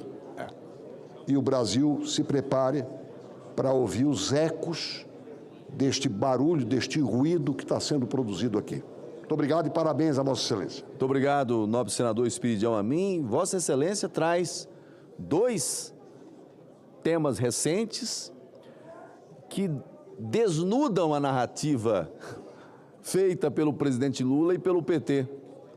O caso da ex-presidente Kirchner que aí ele vai lá interferir na Argentina, e aí não é ofensa à soberania argentina.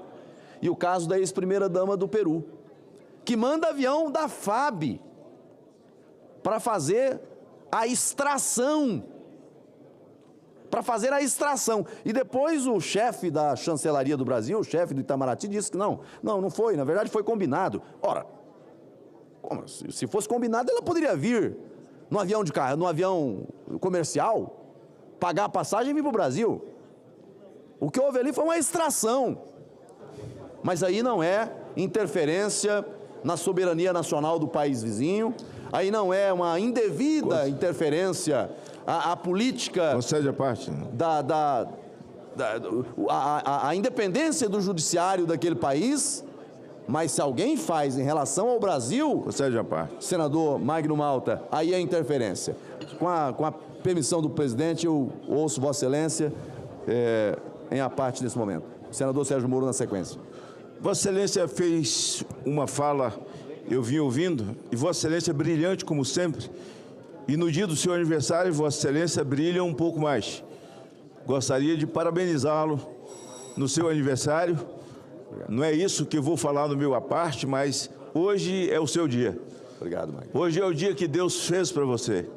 E homenagear você como homem público, digno, honrado, que tem cumprido o seu dever, e um grande amigo, um amigo de verdade, como a Bíblia diz, que existem amigos que são mais chegados do que irmão. Eu quero te desejar toda a felicidade do mundo, sua saúde e cumprimento destemidamente das missões que Deus lhe deu. Amém. Vossa Excelência, do alto da sua capacidade como orador e com a sua mente arguta, Vossa Excelência é um pensador e consegue ligar todos esses fatos. Quando Vossa Excelência usa a palavra extração, é verdade. Eles foram extrair rapidamente um arquivo vivo. Um arquivo vivo, e essa foi a razão de ter usado um avião da FAB e depois ter voltado a esse mesmo país com o nosso dinheiro, sem a nossa autorização. Não foi o Brasil, é o partido do Lula, é o seu conluio que estão fazendo com que o Brasil virasse esse pária internacional. E vai lá, num outro país, quando eles reclamam de interferência, e Vossa Excelência dizia dos Estados Unidos, que nós somos um país e que temos leis, lá também deve ter lei na Argentina, e que precisa ser respeitado, e ele vai lá para dizer Cristina livre, uma corrupta, presa. Então, essas ligações todas com o crime organizado, essa ligação toda com os ditadores, com países ditatoriais, para nós, brasileiros, já não é mais novidade, mas o mundo está espantado. Eu li parte do discurso do pastor, do advogado, professor do Alexandre de Moraes, de professor do Toffoli aos 93 anos, no Gilmar Palusa, na festa do Gilmar Palusa. Não vou falar de circo, porque circo tem artista e não gosto de ofender aqueles profissionais do entretenimento. Mas ele, do alto, Manuel Gonçalves, 93 anos, um constitucionalista, durante 1 hora, ele disse todas as verdades, violações, e deu nomes de ministros do Supremo que lá estavam e foram obrigados a ver o professor lavando a cara de todos eles, e citando o nome, Manuel Gonçalves. E dizia ele, com esse discurso eu me despeço, esse é meu último discurso, dizendo da transgressão, da invasão dos poderes. Senador Marco Rogério, senador Davi Alcolumbre, essa questão do IOF, desculpa, senador Marco, mas Vossa Excelência tem nesse momento o dever e a oportunidade que Deus lhe deu, juntamente com o Hugo Mota, de se resgatar com a sociedade brasileira Vossa Excelência tem o dever, como presidente dessa casa, de exigir respeito do Lula, de exigir respeito do Supremo Tribunal Federal. Vi alguns trechos de entrevista de Vossa Excelência falando de interferência e claramente dizendo que esse poder está sendo invadido e já faz muito tempo de ativismo. Peço a Vossa Excelência, em nome da Constituição da finada que está enterrada, que Vossa Excelência a desenterre. Vossa Excelência, do alto dessa cadeira, Vossa Excelência se imponha como presidente desse poder. Eu vi 3 recortes de entrevista de Vossa Excelência. Vossa Excelência me pareceu muito chateado, até porque eles devem ter uma dívida eterna com Vossa Excelência, que Vossa Excelência tem sido para eles um amigo, mas a amizade é diferente da distinção de um poder e outro poder. Resgate nesse momento do IOF, quando eles desrespeitam claramente a luz do dia. Alexandre de Moraes suspende tudo e diz: vamos sentar na mesa. É ele que convoca, é ele que chama, ele vai botar na mesa. Quem é esse sujeito? Não vou nem falar ministro. Quem é esse mau elemento para interferir? Marcar a reunião. Peço, por gentileza, senador Marco Rogério, Vossa Excelência me deu a oportunidade e, na contundência de Vossa Excelência fala de um assunto vil, que todos eles têm ligação um com o outro, inclusive com esse assunto que eu acabei de falar. Um desgoverno que arrecada muito e gasta muito mais, e quer mais, e quer mais, e quer mais. Mas fica o ponto de desrespeito dele à Argentina e fica o ponto da palavra do ministro da Defesa. Daqui a pouco nós teremos marinheiros sem navio, porque falta gasolina para as aeronaves da FAB. Vossa Excelência está dando um presente ao Brasil, com o seu discurso, com a sua coragem e com o respeito ao povo brasileiro e o povo de Rondônia que ama Vossa Excelência. Muito obrigado. Muito obrigado, senador Magno Malta. Lhe agradeço a homenagem que faz. Só gratidão ao conjunto e, em nome de Vossa Excelência, agradecer os senadores que me cumprimentaram em razão da passagem do meu aniversário nesse último dia 7. Senador Sérgio Moro, eu ouço Querido líder... É porque tinha me pedido, eu estou... Vossa Excelência... Eu passo para Vossa Excelência falar em seguida. Eu quero iniciar a deliberação Então eu agradeço Vossa Excelência, senhor presidente. Apenas... concluindo dizendo que o Brasil precisa de coerência e não de teatro político, de justiça e não de perseguição seletiva. Muito obrigado.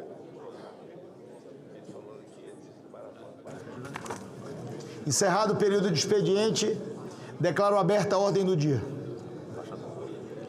Eu queria solicitar às assessorias, que nós temos várias autoridades para deliberarmos no dia de hoje. São 6 embaixadores e é preciso apresentar. Escrever. Vossa Excelência vai estar escrito como líder. Eu queria solicitar às senadoras e aos senadores que possam vir ao plenário, senador Magno Malta. Nós temos autoridades para deliberarmos hoje, que foram encaminhadas pela Comissão de Relações Exteriores. São 6 embaixadores e é necessário atingirmos pelo menos 41 votos para iniciarmos o processo de abertura da votação. E, como todos os embaixadores precisam de voto nominal, por se tratar de uma votação secreta, precisa da digital, eu queria pedir a permanência no plenário do Senado. Eu vou iniciar a votação das autoridades. Nós temos uma pauta previamente estabelecida, que é apenas a leitura de 2 PECs que estão para cumprirmos as 5 sessões de discussão. Nós temos um PLP, queria informar o plenário também. Este PLP, ele é necessário para aprovarmos ele 41 votos favoráveis, mas é um projeto de lei que foi construído ainda desde o ano passado, que trata sobre o limite de despesas de pessoal dos municípios e dos estados brasileiros. Havia uma divergência ainda no ano passado, quando o nosso querido presidente Rodrigo Pacheco colocou em deliberação este PLP, com o PSD, e o relator Efraim Filho conseguiu dirimir as dúvidas levantadas pelo MDB e pelo PSD. Então, pelo que eu compreendo, há um entendimento em relação a essa matéria, mas será necessário termos 41 votos favoráveis, por se tratar de um projeto de lei complementar. E os embaixadores também. Então, eu queria pedir a permanência, que, diferente dos embaixadores, do PLP, os senadores podem votar pelo aplicativo do Senado Digital.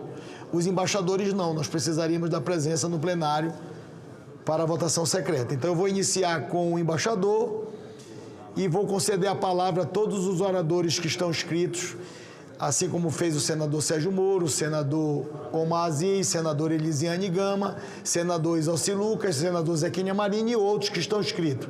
Mas eu quero iniciar... Inclusive quem está inscrito e não falou, não é, presidente?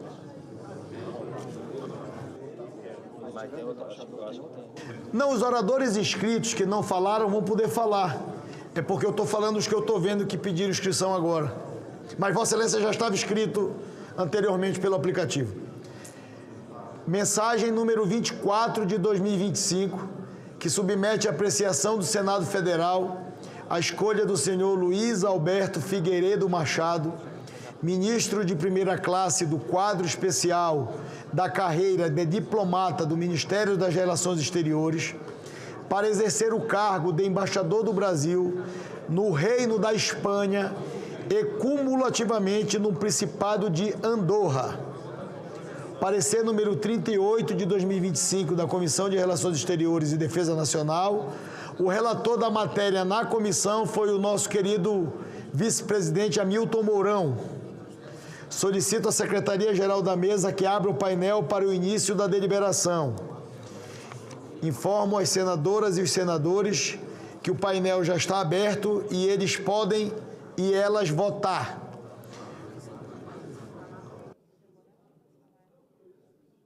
Gostaria de conceder a palavra, pelo tempo de liderança, com amparo regimental, ao líder da bancada do PSD, senador Omar Aziz.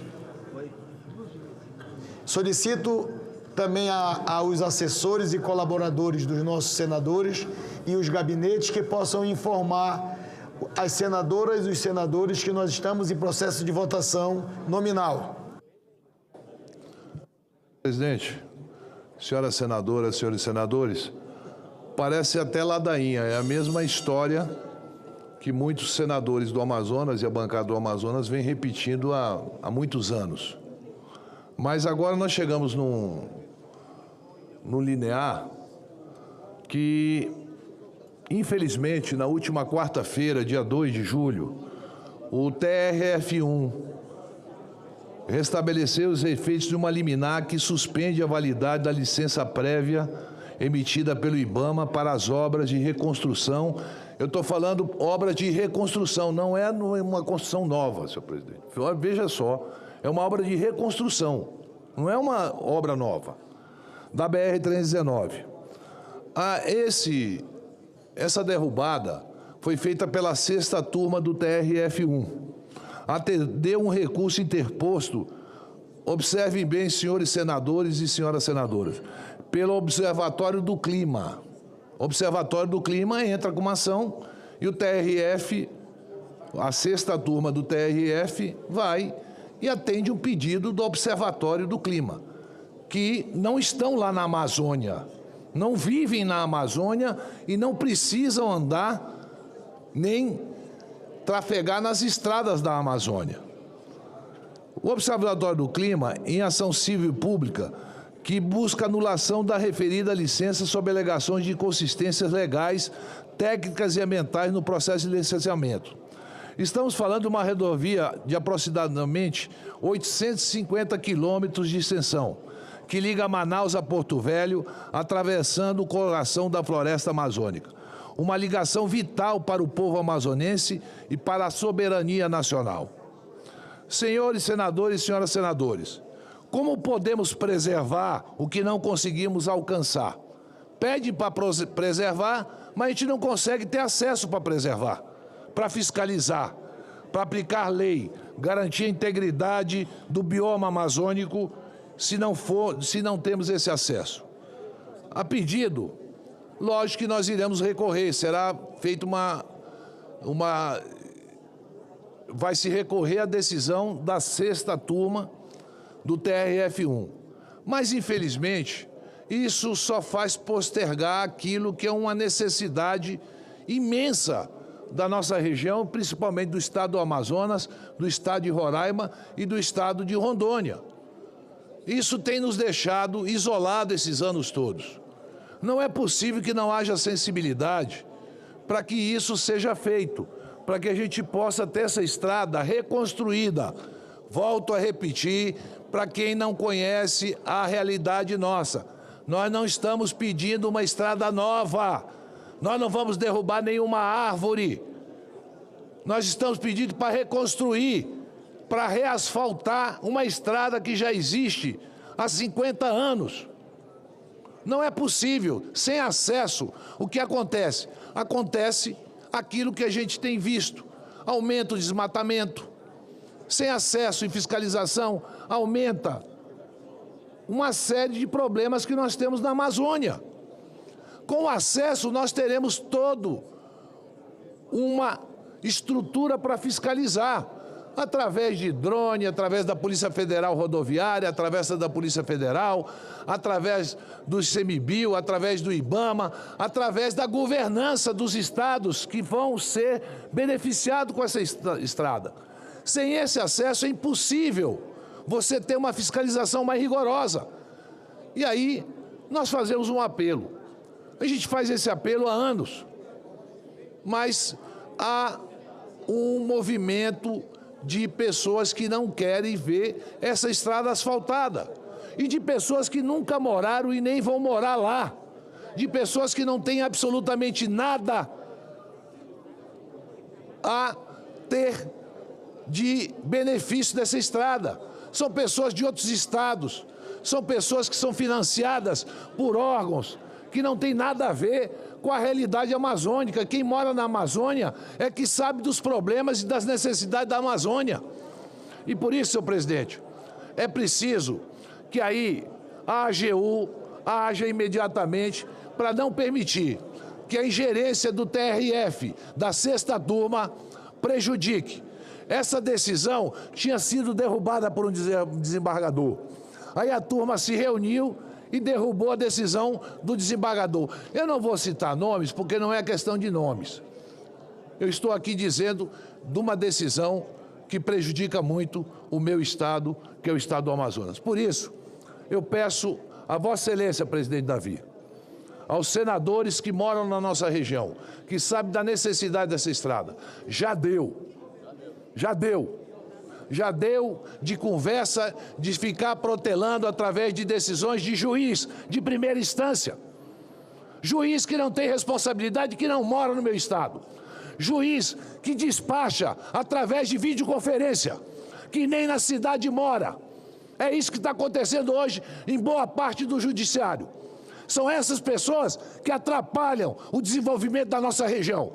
Pessoas que não moram lá, que não vivem lá, que não dependem da estrada e que, através de videoconferência, vem atrapalhando o desenvolvimento da nossa região. Eu fico feliz em saber, presidente, que Vossa Excelência é a favor do asfaltamento da 319. Fico muito feliz.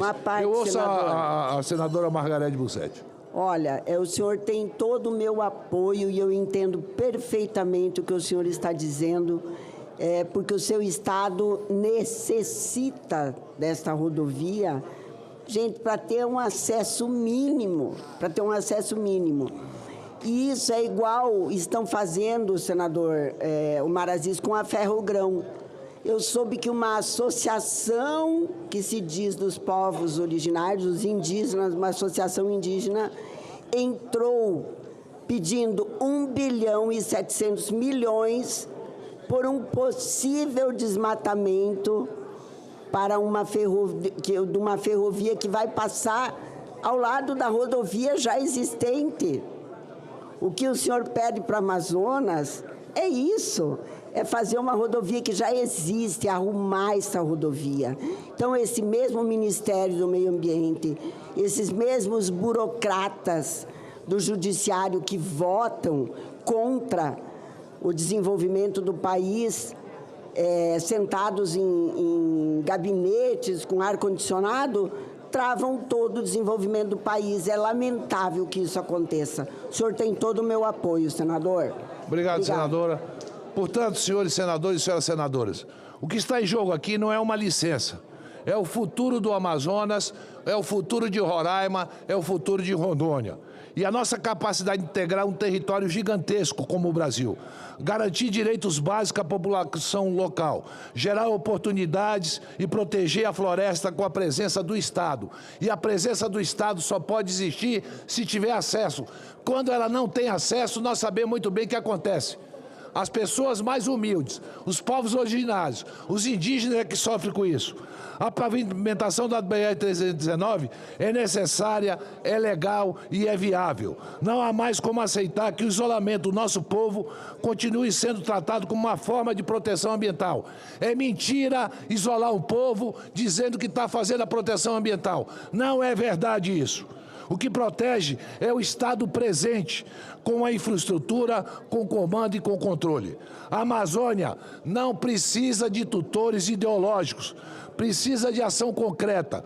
O povo do Amazonas precisa de dignidade, de mobilidade, de oportunidades. E é por isso que eu, como senador da República, jamais deixarei de defender o reasfaltamento, a reconstrução da BR-319. Tenho dito isso, senhor presidente, e agradeço essa oportunidade de falar aos meus colegas senadores. Ouço Vossa Excelência, senador Jaime, do meu estado, irmão Rondônia. Obrigado, senador. Senador Omar, quero dizer para você o seguinte, a BR-319, ela só precisa ser reconstruída. A BR-319 não precisa de tanta licença ambiental, porque ela é uma BR já existente. Como que você quer fazer todo um novo projeto de uma rodovia que em 1978, ela já era interligada por asfalto Porto Velho a Manaus. Tinham 8 ou 9 balsas para se cruzar. Eu estive lá em Manaus em 1979, andei nela. E agora nós não podemos fazer a reconstrução. Quanta gente tinha salvado, quantas pessoas nós tínhamos salvado na Covid se a BR-319 tivesse funcionando. Eu só quero dizer a todos que estão nos acompanhando pelo Senado Federal, é uma BR de suma importância para o estado de Rondônia, para o estado do Acre, para o estado do Amazonas, para o estado de Roraima. Ela é de suma importância. E depois, quando vamos falar do turismo. Senador, não são todas as pessoas que têm condições de andar de avião, mas nós vamos ter as pessoas que possam ir de ônibus. O turismo vai ganhar muito com isso. E não vai haver destruição, nada sobre a floresta, porque hoje já há um controle, já tem as áreas de preservação, e se for possível, que para fazer essa conservação, que nós colocamos mais órgãos ambientais para cuidar na beira da rodovia para que não seja invadida. E as pessoas têm que ter o direito de ir e vir. Obrigado, presidente. Obrigado, senador Jaime. Obrigado, senhor presidente. Deixa eu pedir, que eu estou vendo que o quórum no plenário está elevado, com a presença dos senadores. Senador Jaime, tudo bem? Eu vou encerrar essa votação, senador Fabiano, e vou retomar outra votação de outra autoridade, e aí eu concedo novamente a palavra àqueles senadores que estão inscritos. Está encerrada a votação. Só um minuto. Senador Jaime, Vossa Excelência vota no próximo. Vota no próximo. Solicito à Secretaria-Geral da Mesa que mostre no painel o resultado. Sou seu fã, doutor Danilo. Ignora... Votaram sim 43 senadores, não 3. Está aprovada a indicação do senhor Luiz Alberto Figueiredo Machado para exercer o cargo de embaixador do Brasil no Reino da Espanha e cumulativamente no Principado de Andorra. Será feita a devida comunicação à Presidência da República.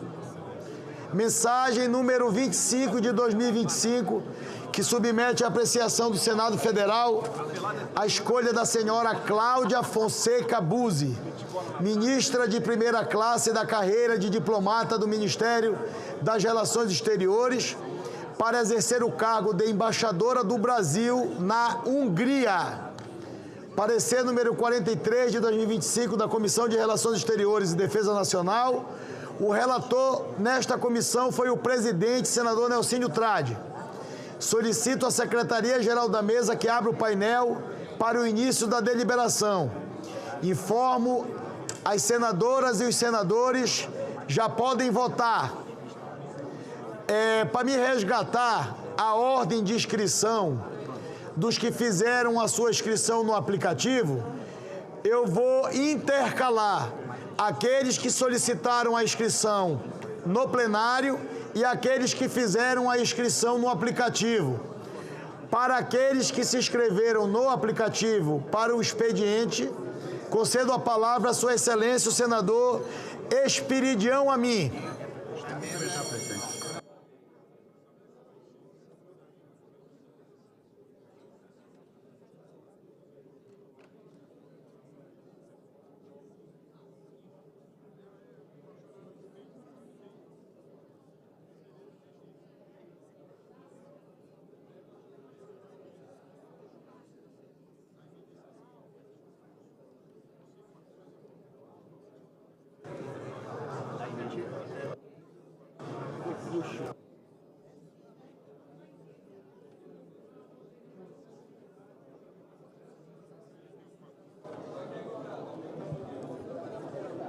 Senhor presidente, senhoras e senhores senadores, cumprindo o que anunciei na semana passada, dei entrada no projeto de lei número 3283, aumentando em 5 linhas o seu escopo. Ele altera o artigo 19 da Lei 12.965, de 23 de abril de 2014, o famoso Marco Civil da Internet, para dispor sobre a obrigatoriedade de comunicação pelo provedor quando da indisponibilidade do conteúdo sem ordem judicial.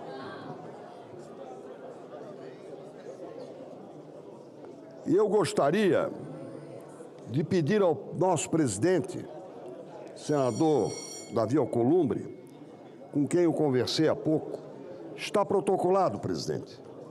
Acho que era do meu dever, depois de ter anunciado na semana passada, e com isto até ter merecido um generoso à parte de Vossa Excelência. Este projeto é muito singelo. O Supremo Tribunal Federal revogou a neutralidade da internet. Queria pedir a atenção do plenário, por gentileza, eu não estou conseguindo ouvir, me perdoem o que o senador Espiridião Amin está falando. E os nossos colaboradores também. A internet não é mais neutra. Com a decisão do Supremo, as plataformas vão poder retirar conteúdo sem decisão judicial. É uma excepcionalidade. Não vou discutir a decisão. Não concordo com ela, mas respeito. Agora, que isto é censura terceirizada, eu não tenho dúvida. Porque as plataformas intimidadas pelo judiciário vão retirar sem dar ao próprio judiciário, seja de primeiro, de segundo grau, a oportunidade de decidir se aquilo era uma calúnia, se era uma fake news, se prejudicava alguém. A plataforma é que vai decidir. E ela vai ser influenciada por quem? Pelo judiciário. Sei que Vossa Excelência tem outra ideia, mas o que este projeto faz é apenas uma coisa. Esta gritante excepcionalidade, tanto é que foi uma deliberação 11 anos depois de entrar em vigor o artigo 19, eu só quero uma coisa, propor aqui uma coisa, que seja dada essa informação do fato, senador Alessandro, o senhor que estudou a 2630, retirou-se em ordem judicial, preste contas a quem? Ao CNMP, ao Conselho Nacional de Justiça, à OAB e ao Congresso Nacional. Eu escolhi a SECAI, mas se Vossa Excelência desejar que seja a Comissão de Comunicação, eu mudo agora, ou complemento agora. O fato é que só a censura será beneficiada se nós mantivermos em segredo a remoção de uma postagem sem ordem judicial. E, finalmente tem um pedido muito singelo para fazer. Presidente, isso é uma emergência. Então, eu lhe peço, despache. O meu pedido não é que Vossa Excelência concorde. Eu concordo com Vossa Excelência. Vossa Excelência concordou com a necessidade de se fazer alguma coisa. Eu peço, o número do projeto já é 3283 de 2025. Presidente, despache, é o meu pedido. O Congresso não pode deixar que o Supremo revogue um artigo de uma lei que já tinha 11 anos de duração e legisle, porque a regra sobre o tema 987 tem 3 páginas, 14 recomendações. Seria o conjunto de 14 artigos e parágrafos, disciplinando como é que vai funcionar isso. Então, o Supremo legislou a respeito de algo que dispersamente considerou inconstitucional. O meu pedido, presidente, dê tramitação, corrija, aprimore, mas vamos dar uma resposta legislativa. Muito obrigado. Senhor presidente. Rapidinho, senadora Soraya, só um minutinho. Eu consulto se há no plenário algum senador ou senadora que ainda não votou e que deseja votar. Nós atingimos o quórum mínimo necessário. Eu vou encerrar a votação. E eu queria pedir a permanência ainda de Vossas Excelências, que ainda temos várias votações. Pode votar na próxima. Senador Amin, pode votar na próxima.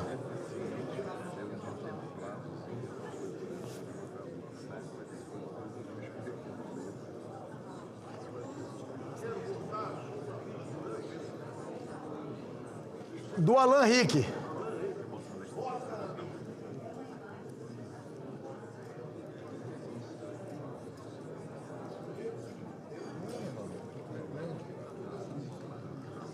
Vou encerrar a votação. Está encerrada a votação. Determina a Secretaria-Geral da Mesa que mostre no painel o resultado.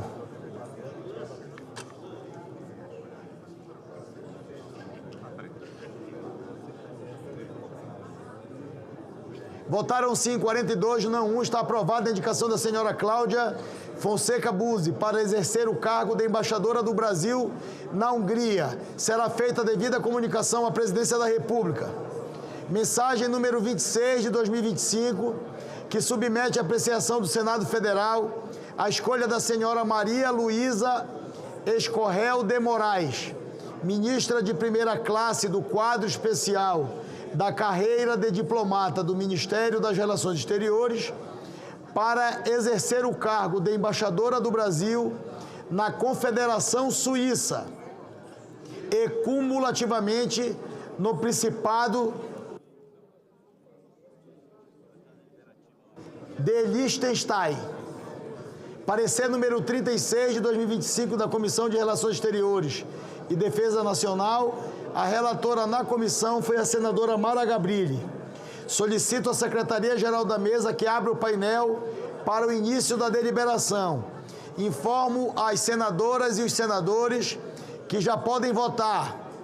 Para continuarmos na lista de senadores inscritos, concedo a palavra ao senador Sérgio Fernando Moro. Perdão, senador Moro, pela ordem, rapidamente aqui para a senadora Soraya Tronic. Já pode subir a tribuna.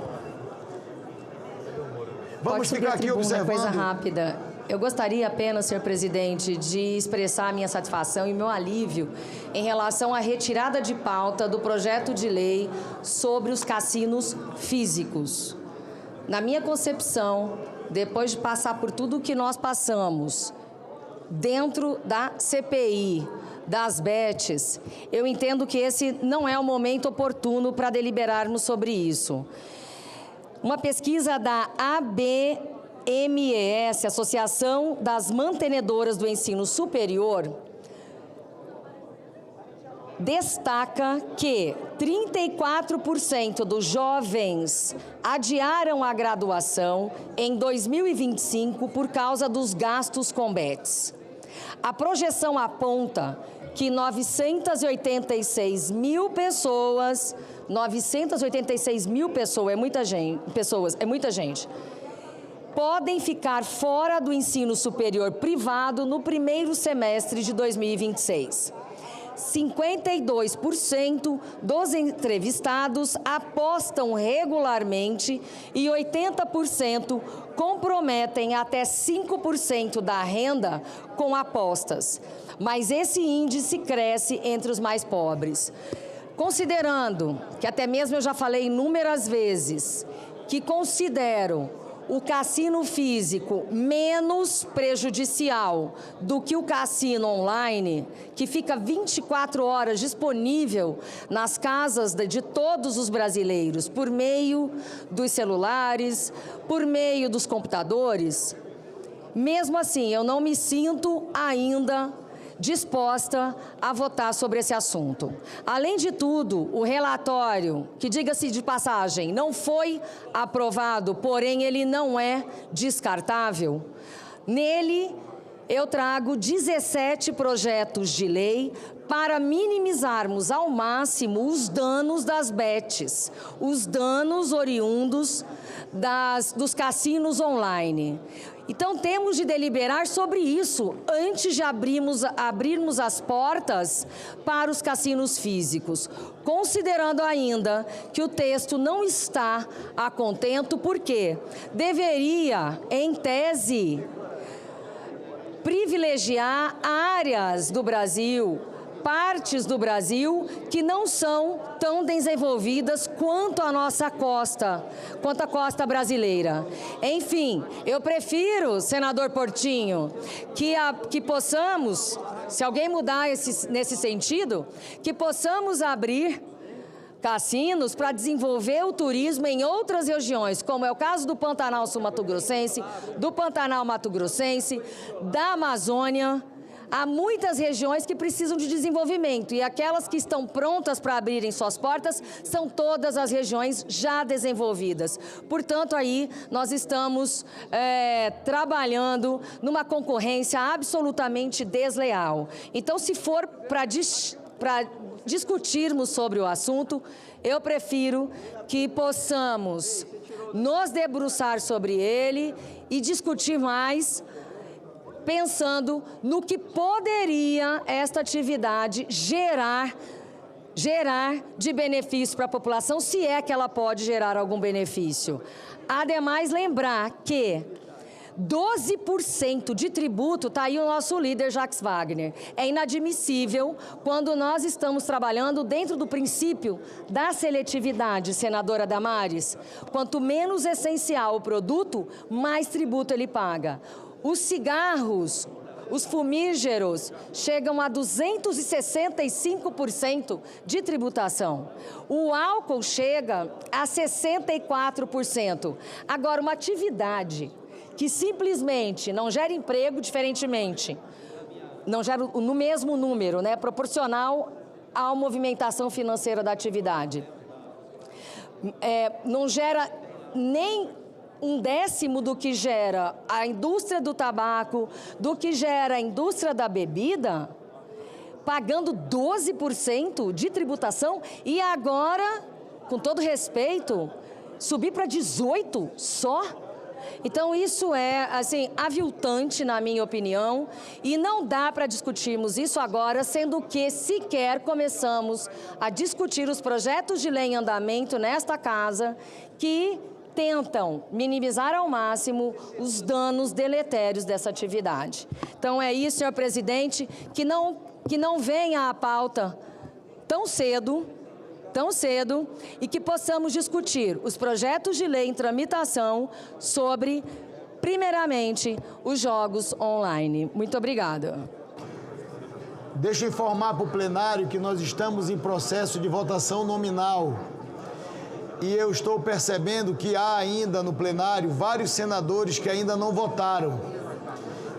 E nós precisamos atingir o quórum de 41 senadores votantes para encerrar a votação da indicação da doutora Maria Luísa. Peço às senadoras e aos senadores que possam exercer o direito do voto. Convido o senador Sérgio Moro. Gostaria de cumprimentar o senador Moro, na condição de filiado do União Brasil, senador. Lhe cumprimentar hoje porque nós recebemos no grupo da nossa bancada de senadores do União a pesquisa que foi realizada no estado de Vossa Excelência, no estado do Paraná. E Vossa Excelência lidera a pesquisa para a disputa do governo do estado de Vossa Excelência no ano que vem. Queria, como filiado do União Brasil, como entusiasta da candidatura de Vossa Excelência, lhe parabenizar por estar hoje pontuando com um nível elevado de intenção de voto para o desejo de Vossa Excelência governar o estado que Vossa Excelência representa no Senado Federal. Conte conosco, conte com o nosso partido para essa nova batalha na sua vida pública. Concedo a palavra ao senador Sérgio Moro. Presidente, senadores e senadoras, primeiro, presidente, quero agradecer aqui encarecidamente as palavras gentis que Vossa Excelência fez em relação aqui à minha pessoa. Eu acho que é um fruto do trabalho que vem sendo desenvolvido no Senado e muito isso também produto do trabalho da bancada, né, do União Brasil, que tem feito a oposição necessária, mas também tem feito muitas vezes votações de interesse do país, colocando diferenças partidárias aqui de lado. Eu até também aproveito para felicitar Vossa Excelência por ter retirado de pauta esse projeto hoje, porque é um projeto complexo, é um projeto que tem bastante divergências e eu acredito que nós não devemos avaliar esse tema aprofundando a polarização, porque tem argumentos razoáveis, né, de ambos os lados. Eu me posicionei recentemente contrário, mas não dá para tentar trabalhar com essa lógica amigo, inimigo, bandido, mocinho, porque tem várias nuances essa questão da legalização ou não dos jogos de azar. Mas, até esse propósito, hoje é um dia oportuno para discussão e votação dessas indicações para as embaixadas no exterior. E eu, como membro da Comissão de Relações Exteriores, votei, aprovei os nomes que foram indicados, presidente. E estou votando hoje aqui favoravelmente também a esses nomes. Porque eu diferencio muito claramente o que é o Itamaraty, que é composto por um quadro de profissionais altamente qualificado e pessoas sérias que vão realizar esse trabalho nas embaixadas. Mas eu tenho que registrar aqui o meu desgosto em relação à diplomacia presidencial, a diplomacia que é do presidente Lula, que tem sido um desastre para o nosso país. Mas eu sei fazer essa distinção, não vou deixar um posto de embaixada do Brasil vago não vou barrar a progressão funcional, muitas vezes uma promoção, uma colocação de um embaixador necessária e um posto no exterior, por conta das minhas discordâncias em relação à diplomacia presidencial do atual governo. E essa diplomacia presidencial tem sido cada vez mais desastrosa. No prazo de uma semana, nós vimos Lula visitando a Argentina e escolhendo, ao invés de prestigiar os acordos do Mercosul, ao invés de buscar uma relação harmoniosa com a contraparte argentina, o presidente Milei, foi realizar um gesto de provocação infantil. Buscou a corrupta Cristina Kirchner, condenada pela justiça argentina, pessoa que todos nós sabemos de má fama, e foi lá abraçá-la e ainda posar para fotos ridículas, pedindo a liberdade dela. Um desrespeito à justiça da Argentina, um desrespeito ao presidente Milei, um desrespeito ao Mercosul. Se tivéssemos ficado apenas com esse episódio, já seria vexatório o suficiente. Mas na esteira, tivemos a reunião do BRICS, aqui no Rio de Janeiro, esvaziada. Não veio Vladimir Putin. Ok, ele tem um mandado de prisão expedido pelo Tribunal Penal Internacional e não seria, de fato, prudente comparecer. Mas também não veio o presidente da China. Não vieram outras lideranças importantes. E dessa reunião do BRICS, não vi nenhuma resolução concreta num sentido de aproximação maior entre esses países. O que nós vimos, inclusive, nas declarações realizadas ao final dessa reunião do BRICS, uma completa inversão de valores, consubstanciada no ponto em que os BRICS condenaram um ataque feito pela Ucrânia ao território russo, à infraestrutura civil, na qual teria havido algumas vítimas civis.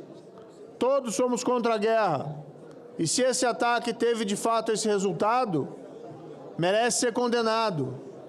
Mas a hipocrisia dessa declaração, e a senadora Damares esteve comigo lá, inclusive em Kiev, para ver o sofrimento do povo ucraniano, a hipocrisia dessa condenação do ataque da Ucrânia acaba sendo ressaltado pela completa omissão do contexto.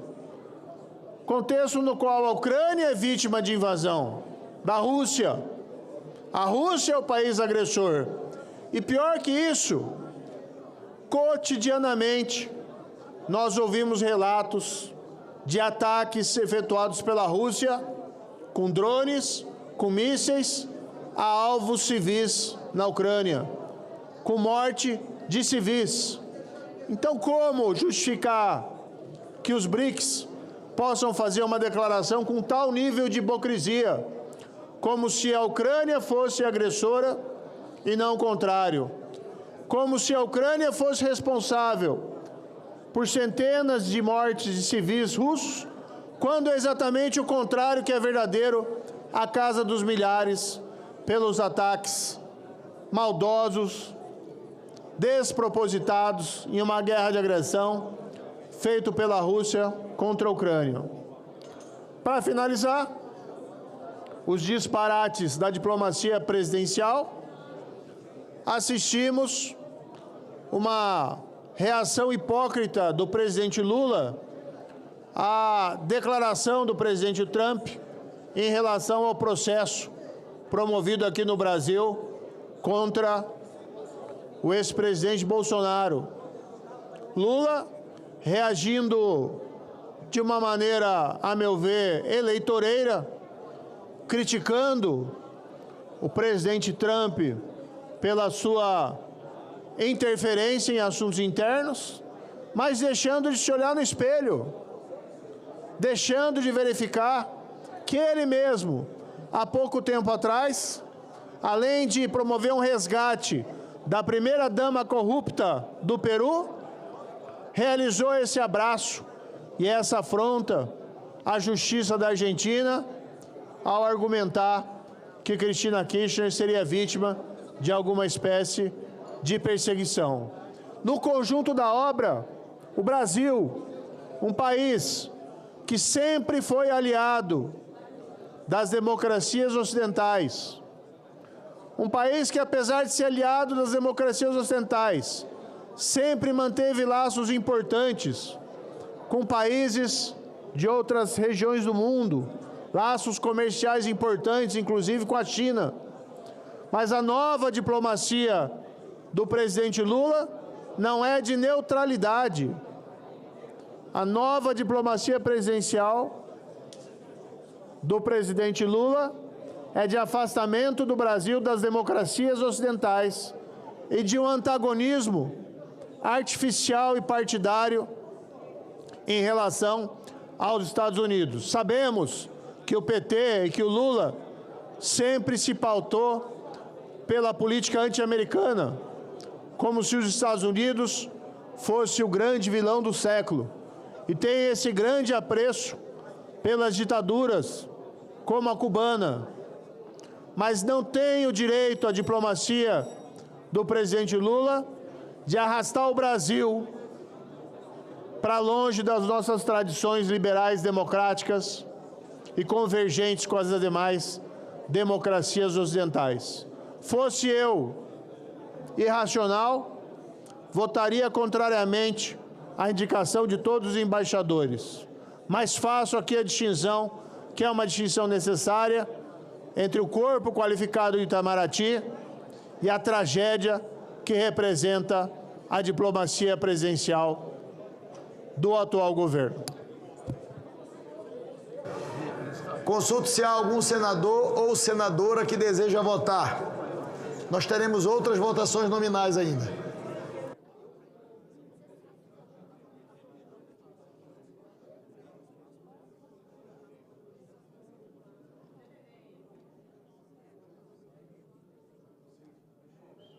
Vou encerrar a votação.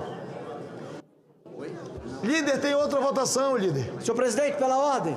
Pela ordem, senador Márcio Bittar. Presidente, primeiro eu quero lhe parabenizar pela sua fala semana passada.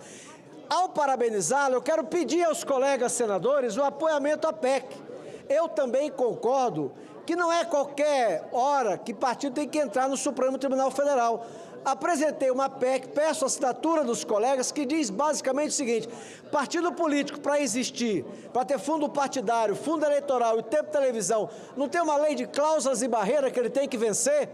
Ora, se ele tem que, para pegar fundo partidário, fundo eleitoral, tempo de televisão, ele tem que vencer uma lei de cláusulas e barreiras, seu presidente, isso também tem que valer para permitir que partido que possa entrar no Supremo, desde que ele cumpra a lei de cláusulas e barreira. Simples assim. Então eu peço aos colegas senadores, a começar pelo nosso presidente Davi, que já se pronunciou semana passada sobre isso, ao ex-presidente Rodrigo Pacheco, que também já disse publicamente favorável. A PEC é simples. Existe uma lei de cláusula e barreira. Ela também tem que valer para dizer qual partido venceu a lei de cláusula e barreira e pode entrar no Supremo arguindo inconstitucionalidade ou não. Em primeiro lugar. Segundo, senhor presidente, fazer registro da pastora Cida, primeira mulher presidente da Assembleia de Deus Madureira do Acre e do mundo. Está aqui a pastora Cida, muito obrigado. Seja bem-vindo, bem-vinda a essa casa. E amanhã nós vamos fazer uma live, eu, a pastora Cida, pastor Henrique do Mato Grosso do Sul, querida amiga Damares, nossa senadora, e o meu tutor, Magno Malta, amanhã, a partir das 20 horas. Muito obrigado, senhor presidente. Está encerrada a votação. Determina a Secretaria-Geral da Mesa que mostre no painel o resultado.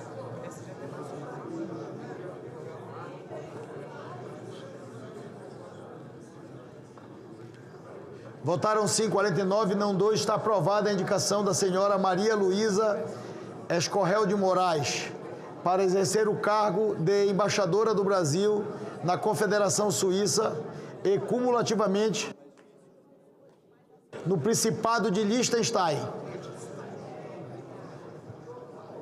Tem que pegar uma orientação aqui do líder Randolph Rodrigues para me poder pronunciar, presidente Pacheco. Eu perguntei, Randolph, como é que se pronuncia isso? Aí ele me deu a dica e eu acertei. Foi um bom auxílio. Será feita a devida comunicação à Presidência da República. Mensagem número 27 de 2025, que submete à apreciação do Senado Federal a escolha do senhor Orlando Leite Ribeiro, ministro de primeira classe da carreira de diplomata do Ministério das Relações Exteriores, para exercer o cargo de embaixador do Brasil na República Tcheca. O relator número 37 de 2025, o parecer 37 de 2025 da Comissão de Relações Exteriores e Defesa Nacional, e na comissão a relatora foi a senadora ministra Tereza Cristina. Solicito à Secretaria-Geral da Mesa que abra no painel para o início da deliberação. As senadoras e os senadores já podem votar.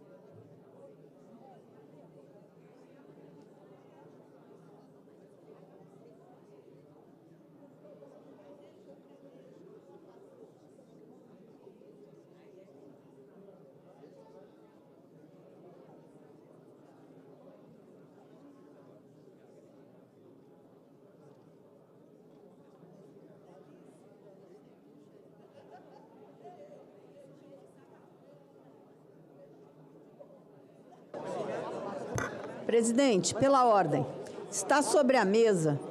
Só um minuto, senadora Tereza.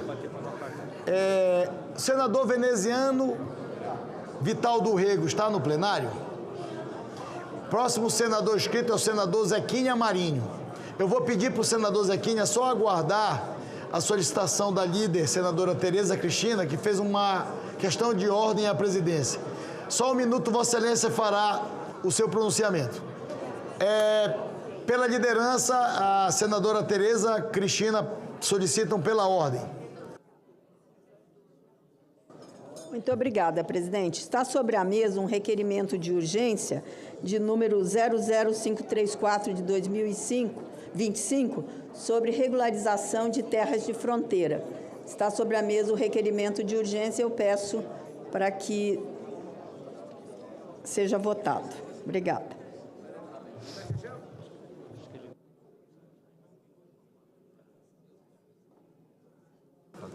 Senadora Tereza Cristina, só informar o plenário, na semana passada, esse trata do assunto da prorrogação do prazo para regularização em áreas de fronteira? Exatamente. É somente o prazo, a prorrogação por 5 anos, que vence no dia 30 de outubro desse ano, para que as pessoas possam aguardar, enfim, outros trâmites de outros projetos sobre georreferenciamento, enfim, ficará isso para o segundo semestre. Nós estamos só tratando da prorrogação do prazo. Senadora Tereza... Pela ordem, senhor presidente. Pela ordem. Pela ordem, senador Carlos Viana. Presidente, pedindo vênia aqui ao meu colega, meu amigo e parceiro, nosso capelão da Frente Parlamentar Evangélica, Zequinha Marinho, para dizer da satisfação de Vossa Excelência ter tirado de pauta hoje esse projeto dos cassinos. O quórum baixo mostra claramente, presidente, que há uma resistência muito grande da sociedade, que essa casa está atenta ao que diz a população sobre não aprovarmos jogos em nosso país. Nós deixamos passar as bets aqui, virou um problema social gravíssimo, com famílias endividadas, com gente que recebe até auxílio do governo, gastando de uma forma absurda. Na televisão, nenhum tipo de restrição à propaganda de bet. Isso gerou no país todo um trauma. E nós aqui, como parlamentares, não podemos fazer ouvidos moucos, nós não podemos ficar surdos a essa questão da sociedade. Nós temos que deixar com clareza a nossa resistência a esse assunto. Cassinos não geram riqueza, cassinos não geram emprego, cassinos são lavagem de dinheiro. Nós estamos enfrentando um problema seríssimo com as facções criminosas. Eu fui relator, senadora Tereza Cristina, do marco do câmbio. Nós cercamos todas as possibilidades. Eles estão se legalizando em postos de gasolina, empresas de ônibus, e vão usar os cassinos para isso. Quem consegue dizer se um cassino movimentou 5, 10 milhões numa semana em dinheiro? Ninguém consegue isso. Portanto, presidente, fico feliz e espero com sinceridade um debate em profundidade, responsável sobre esse assunto, e parabéns a todos que se mobilizaram da sociedade com os senadores para que a gente fizesse esse adiamento hoje. Muito obrigado, presidente Alcolumbre. Senador, cumprimentar o senador Viana. Senadora Tereza, houve uma construção em relação aos dois projetos, é isso? Havia o PL 4497, que era um projeto mais amplo. Isso, que veio da Câmara. Só que ele já está com o requerimento de votação na pauta para o dia de hoje. Sim. E eu fui informado pelo secretário da mesa que Vossa Excelência participou pela manhã de uma reunião na comissão. Sim. E tratou da possibilidade de nós votarmos o PL 1532, que eu consultei a mesa, e já há número suficiente de assinaturas para nós incluirmos na votação ainda no dia de hoje, se nós aprovarmos o requerimento de inclusão de extra-pauta. Mas pelo que eu consultei o doutor Danilo, o nosso secretário-geral da mesa, há também consenso com aqueles atores que estavam construindo o entendimento com Vossa Excelência e com outros líderes partidários, e falo especialmente em relação ao governo. Exatamente. Consultei o senador Jacques Wagner e ele disse que há entendimento para a votação apenas da prorrogação do prazo. Isso. E também informou a mesa que há o entendimento para que no segundo semestre a gente possa pensar a votação no dia de hoje para incluirmos extra-pauta o que trata apenas da prorrogação e vai tirar um trecho do projeto apresentado pelo senador Nelsinho, relatado por Vossa Excelência, que falava do georreferenciamento. Isso. Ou seja, nós vamos votar apenas, única e exclusivamente, a prorrogação. Mas há um compromisso das lideranças partidárias, o que foi informado pelo líder do governo, que o PL 4497, que é mais abrangente e que resolve definitivamente esse assunto das áreas em fronteira no Brasil, que nós vamos tratar no segundo semestre da sua deliberação, acordado com a SGM e com as lideranças, para tramitar em duas comissões. Exatamente, presidente. Consegui concluir Conseguiu, concluiu brilhantemente, é isso mesmo. Quem estiver a favor, que fale agora ou cale-se para sempre. Tá tudo certo, então. Eu vou incluir extra-pauta. Obrigada. Você dá a palavra ao senador Zequinha Marinho. Senhor presidente, senhoras e senhores senadores, eu venho à tribuna da casa nessa tarde com a responsabilidade que foi me outorgada pelo povo do meu querido estado do Pará e, acima de tudo, com a convicção dos princípios que regem a minha fé, a minha vida, para manifestar minha veemente oposição ao projeto de lei número 2234 de 2022, que visa autorizar o funcionamento de cassinos e bingos em nosso país. É o PL da jogatina, como todo mundo aqui já batizou.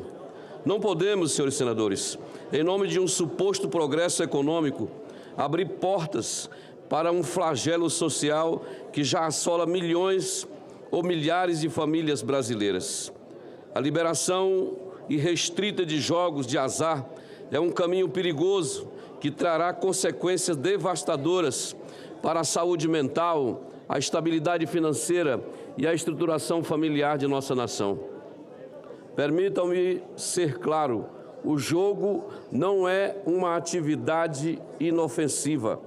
Ele é uma armadilha, um vício silencioso e cruel que destrói vidas. Refiro-me aqui à ludopatia, reconhecida pela Organização Mundial de Saúde, a OMS, como um transtorno de controle de impulsos. No Brasil, a situação é alarmante.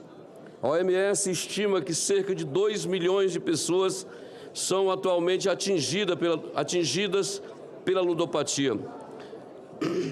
E o que ainda é mais preocupante, esse problema tem afetado cada vez mais o público jovem, impulsionado pela facilidade de acessibilidade das apostas online.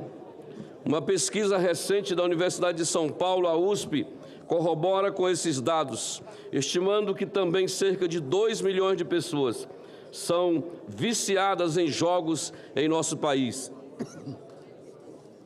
Isso não é um número, senhores. São vidas, são famílias desestruturadas, são sonhos desfeitos. A ampliação da prática do jogo, especialmente no ambiente online, já está causando repercussões gravíssimas na vida financeira das famílias, arrastando-as para o endividamento e para a miséria. Quero lembrar aqui dos 5 milhões de beneficiários do Bolsa Família que no ano passado enviaram 3 bilhões de reais via Pix à plataforma de apostas em apenas um mês, segundo declara ou informa aqui o próprio Banco Central do Brasil. Com a liberação dos cassinos e bingo, o Estado estará estimulando que famílias tentem a sorte nas roletas, apostando o pouco dinheiro que já tem para a aquisição de alimentos, de comida. Ademais, a liberação dos jogos tende também a afetar a economia nacional, desviando recursos produtivos para uma atividade estéril e viciosa. E de forma mais dolorosa, ceifa a saúde mental das pessoas e da população, gerando ansiedade, depressão e, em casos extremos, até mesmo suicídio. Como senador e como cristão, não posso compactuar com uma atividade dessa forma, com a medida que, em vez de proteger, expõe mais os nossos cidadãos a um mal tão profundo. A Bíblia, a Palavra de Deus, nos ensina sobre a temperança, a responsabilidade e o cuidado com o próximo. O jogo, em sua essência, contraria esses princípios, estimulando a ganância, a ilusão do ganho fácil e a negligência das responsabilidades. Não podemos trocar a saúde e a dignidade do nosso povo por uma promessa vazia de arrecadação. Os custos sociais e humanos da ludopatia e da proliferação dos jogos de azar serão infinitamente maiores do que qualquer benefício financeiro que se possa imaginar. Peço a cada um dos meus pares nessa casa que reflitam profundamente sobre as implicações deste projeto. Não nos deixemos levar por argumentos que mascaram a realidade devastadora do vício.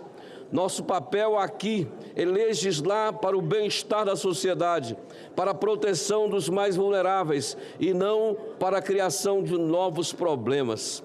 Portanto, e por tudo isso, senhores, em defesa da família brasileira, da saúde mental dos nossos jovens e a integridade de nossa nação, meu voto é e será sempre contra esse PL 2234 de 2022.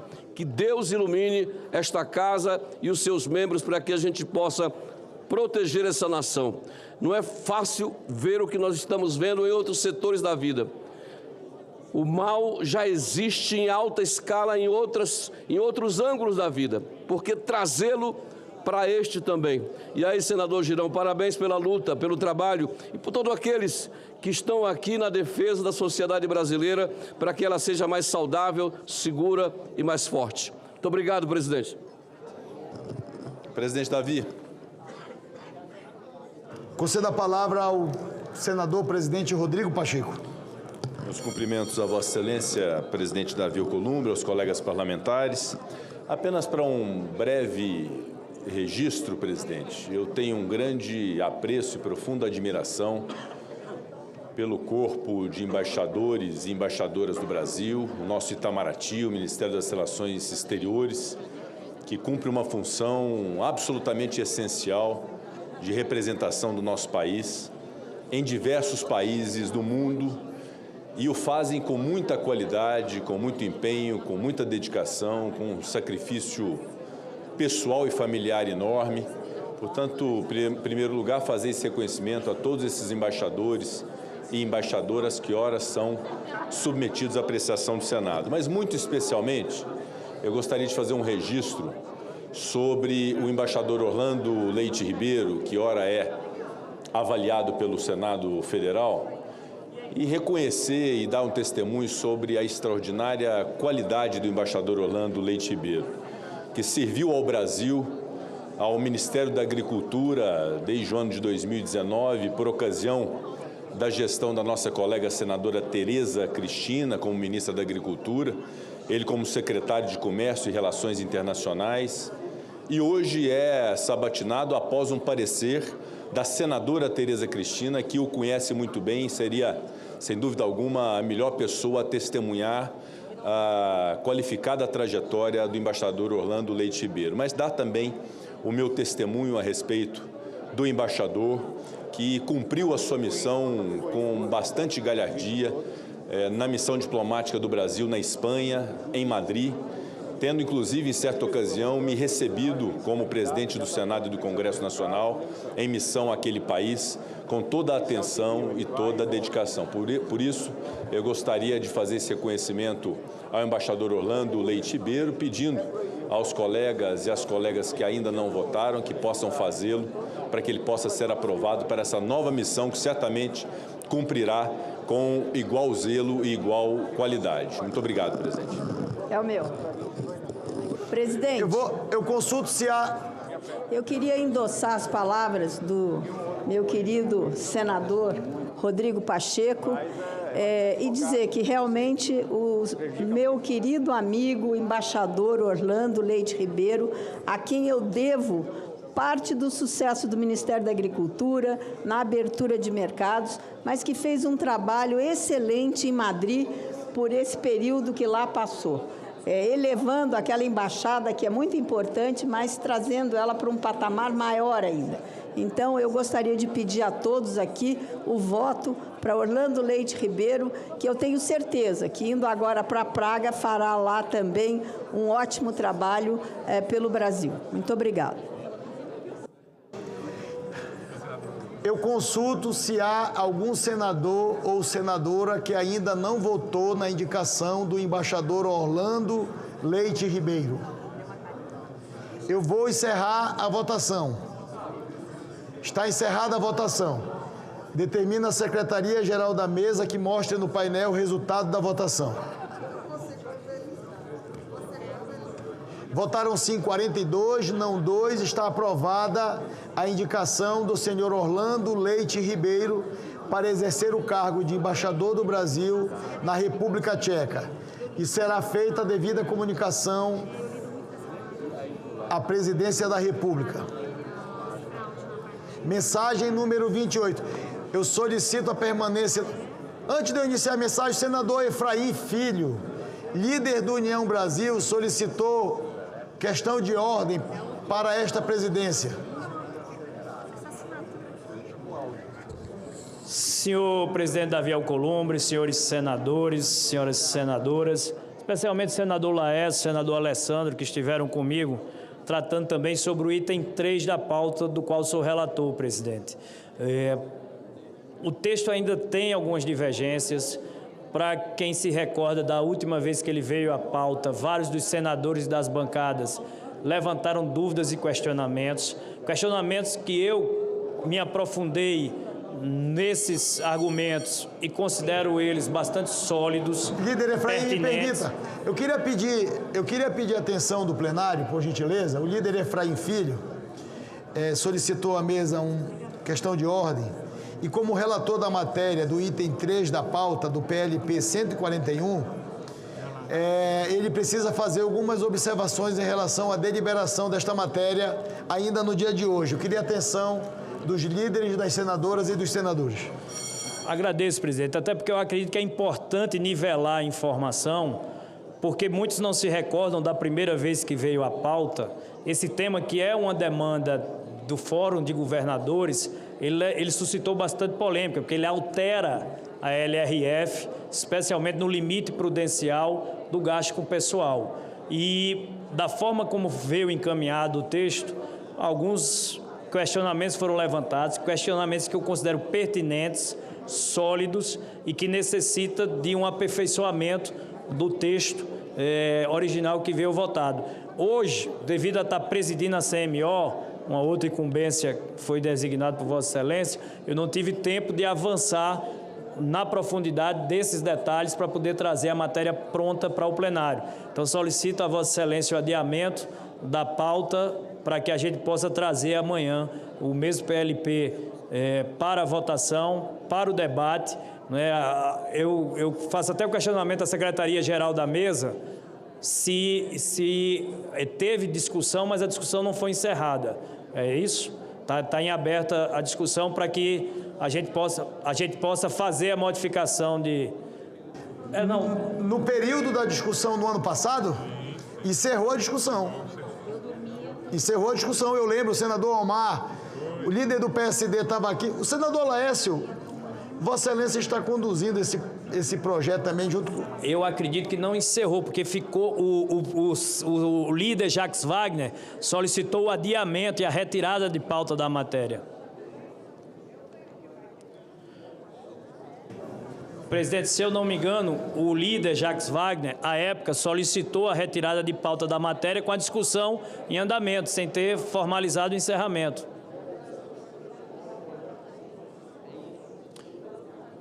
A doutora Sabrina, nossa secretária da mesa, informa que foi buscar nos anais daquela sessão e que ainda está o projeto em discussão, não foi encerrada a discussão. Perfeito. É isso? Isso, do ponto de vista regimental, para o trabalho da relatoria, era uma informação importante para que a gente possa proceder aos ajustes que o texto, que o relator entende que seja necessário, claro, para colocar a deliberação da casa, se segue o parecer, se segue o texto original ou não, mas eu solicito a Vossa Excelência o adiamento para amanhã e aí a gente vê como avança, né, o andamento das votações. Eu sei que, especialmente o senador Laércio, o senador Alessandro, tiveram com o governador de Sergipe, conosco, Mitidieri, e é uma demanda mas o exemplo do caso de Sergipe, com as contas saneadas, não significa que possa ser uma regra generalizada para todo o Brasil, todos os estados e todos os municípios. Então, eu prezo muito pela LRF, acho que ela cumpre um papel importante no saneamento da nossa gestão e eu quero me aprofundar mais até amanhã para poder tentar trazer um texto aperfeiçoado, presidente. Portanto, informo ao plenário que, por solicitação do relator em entendimento com as senadoras, mas muito especialmente com os senadores Alessandro Vieira e Laércio, nós vamos retirar a presidência da pauta de deliberação do dia de hoje e ela vai retornar para a pauta do dia de amanhã. É isso? Tem uma solicitação, eu vou aproveitar, feita pelo senador Messias de Jesus, que tem um projeto, presidente Rodrigo Pacheco, que está para deliberação no dia de amanhã, e o senador Messias de Jesus pede para que a gente possa antecipar para o dia de hoje. Como nós estamos tirando um projeto da deliberação de hoje para amanhã, eu vou atender a solicitação do líder Messias e vou incorporar na pauta de hoje o projeto que estávamos para deliberar no dia de amanhã. Vou fazer a inclusão do item extra pauta, apenas antecipando em um dia. Projeto de Lei 2.352 de 2023, que está publicado na pauta desde sexta-feira, mas para deliberação na quarta. Eu vou trazer para terça, já que o que estava para terça, por solicitação do relator, está indo para quarta. Ou seja, eu continuo cumprindo o que nós acordamos, que é publicar a pauta da próxima semana, na sexta-feira, às 18 horas. Mensagem número 28 de 2025, que submete à apreciação do Senado Federal a escolha da senhora Irene Vidagala, ministra de primeira classe da carreira de diplomata do Ministério das Relações Exteriores, para exercer o cargo de embaixadora do Brasil na República de Ruanda. O parecer número 42 de 2025 da Comissão de Relações Exteriores e Defesa Nacional é de autoria do senador Espiridião Amin. Solicito à Secretaria-Geral da Mesa que abra o painel para o início da deliberação. Informo as senadoras e os senadores que já podem votar. Senador Isalci Lucas, Vossa Excelência tinha solicitado a inscrição? Conceda a palavra a Vossa Excelência. Solicito às senadoras e os senadores que nós estamos em processo de deliberação nominal. A votação é secreta e precisa da permanência no plenário. Teremos outras autoridades para deliberar ainda no dia de hoje. Com a palavra, pela ordem de inscrição, o líder Isalci Lucas. Senhor presidente, senhoras e senhores senadores e senadoras, o mundo está preocupado com o que está acontecendo no Brasil. Até o presidente dos Estados Unidos, Donald Trump, teve que se manifestar sobre caças bruxas que estão fazendo neste país. E reparem, a perseguição que fazem com o principal líder da direita não é por conta de roubo de dinheiro público, Petrolão, Mensalão, INSS. A perseguição é de crimes que sequer existiram. A perseguição é apenas para tirar o nosso principal representante das eleições. Eles não querem Bolsonaro elegível. Sabe por quê? Porque eles têm medo. Medo do que Bolsonaro representa. Medo do povo que o Bolsonaro representa. Eles têm medo de você, cidadão, pedir justiça porque teve a aposentadoria roubada. Eles têm medo de você ter liberdade demais e amanhã dizer tudo aquilo que eles têm medo de ouvir. Eles têm medo de sair do poder e não continuar roubando. Medo de saber que com Bolsonaro os corruptos desse país não têm vez. E eles precisam mesmo ter medo, porque sabem que hoje a direita tem 3 nomes fortes para varrer de vez a esquerda na próxima eleição. Em primeiro, Jair. O segundo, Messias. E o terceiro, Bolsonaro. A caça às bruxas existe porque eles sabem que hoje no Brasil não tem ninguém com força contra esses 3 nomes. Sendo o líder da oposição no Congresso, nós seguiremos lutando por justiça, mas não essa justiça parcial e que só favorece a esquerda, mas uma justiça verdadeiramente justa, que não puna inocentes por crimes que nunca cometeram. Senhor presidente, nós tivemos aí, nesses últimos 15 dias, 3 decisões que nos preocupam muito no Congresso Nacional. Primeiro, a decisão do Supremo Tribunal Federal com relação ao artigo 19. Eu, como deputado, votei o Marco Civil da Internet. E o artigo 19 é muito claro, não tem nada de inconstitucional. Depois de 10 anos, o Supremo vai dizer que é inconstitucional e transfere para terceiros, privatiza a censura. O que esse Congresso precisa fazer, e eu estou apresentando um projeto, é que a Justiça precisa criar uma vara, um órgão que em 24 horas dê a decisão pela internet, de qualquer forma, em 24 horas também, o prazo para retirada do conteúdo, mas através da Justiça, através do Judiciário. Não pode deixar, como o Supremo pretende, terceirizar para as plataformas, que com certeza vão retirar muitos conteúdos indevidos, pressionados pelo próprio Supremo. Senador Girão, não tenha dúvida que a direita nesse país, principalmente agora no ano eleitoral, terão todos os seus conteúdos retirados pelas plataformas com medo de uma retaliação do Supremo, de uma multa. Então, nós não podemos aceitar, o Congresso não pode aceitar o Supremo manifestar dessa forma, terceirizar a censura.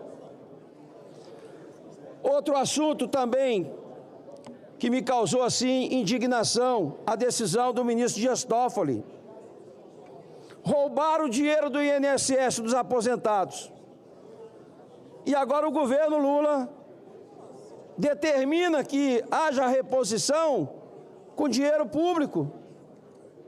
E aí o Dias Toffoli, o ministro Dias Toffoli, dá uma decisão que o governo terá que devolver com dinheiro público. E ainda manifestou sobre a questão de estar fora do arcabouço fiscal. Então, nós não podemos também aceitar esse tipo de decisão. Já existe um rombo no orçamento. O governo não consegue cobrir esse rombo.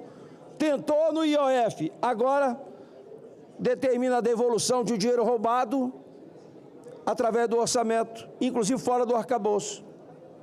Então, são decisões como essa que o Congresso não pode aceitar. Agora vem a outra do IOF. O IOF, a Câmara, derrubou por 383 votos. Eu tive o privilégio aqui de relatar o IOF aqui no Senado. E coloquei claro no voto que essa matéria, esse decreto do IOF era totalmente inconstitucional. Porque o IOF não é arrecadatório, como o ministro colocou em todas as suas declarações. O IOF, senador Girão, senador Jaime, é para regular o câmbio, alguma medida excepcional. Mas não, querem aumentar. Aí vem o Supremo e diz, não, o decreto é inconstitucional. Mas o Congresso também não poderia sustar o decreto. Como? Está na Constituição. E convoca o presidente da Câmara e o presidente aqui do Senado para comparecer no Supremo. Ou seja, olha, vocês não mandam nada. Congresso, Executivo não vale nada. Quem manda aqui sou eu. E venham aqui. Vocês estão convocados. É o que aconteceu. E será que eles vão? Será que o presidente Davi, o presidente Hugo Mota irão no Supremo para atender uma determinação, uma convocação do ministro? Eu espero que não. Porque senão, não precisa de nós aqui. O Supremo decide tudo. Então é inadmissível o que vem ocorrendo nos últimos dias. Mas há anos que vem acontecendo isso. Mas agora extrapolaram de uma forma irrestrita. Então, Senadores Dalci. Senadora Damares. Quero compartilhar contigo a sua indignação.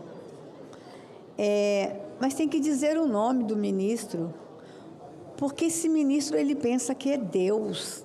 E está na hora da gente começar a dizer para ele que ele não é Deus. Agora, o Congresso Nacional ir lá para uma grande conciliação, a gente podia fazer o seguinte, isso que o Davi Alcolumbre podia deixar sair da mesa, deixar ele sentadinho ali, ele resolveria todos os problemas do Congresso Nacional. Aí a gente ganharia tempo, economizaria tempo, dinheiro, ele podia descer aqui para o Senado. Ou então ele se candidatar também para resolver os problemas no nosso lugar. Mas eu queria compartilhar com o senhor essa indignação. E eu estou morrendo de vergonha que isso tenha acontecido no meu país.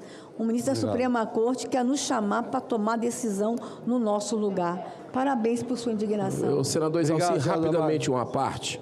Pois não, senador Girão. Eu acho que o presidente Davi Alcolumbre não ouviu na hora que ele estava conversando ali uma pergunta que o senhor fez. Se ele e o presidente Hugo Mota vão atender a convocação do ministro para irem lá. Porque eu concordo com o senhor. Se fizer isso, para que Congresso? Para que Senado? Para que a gente está consumindo esse dinheiro todo aqui, com assessoria, com salário? Realmente é uma pergunta que era importante saber se o presidente Davi Alcolumbre e o presidente Hugo Mota vão lá atender a convocação do dono do Brasil.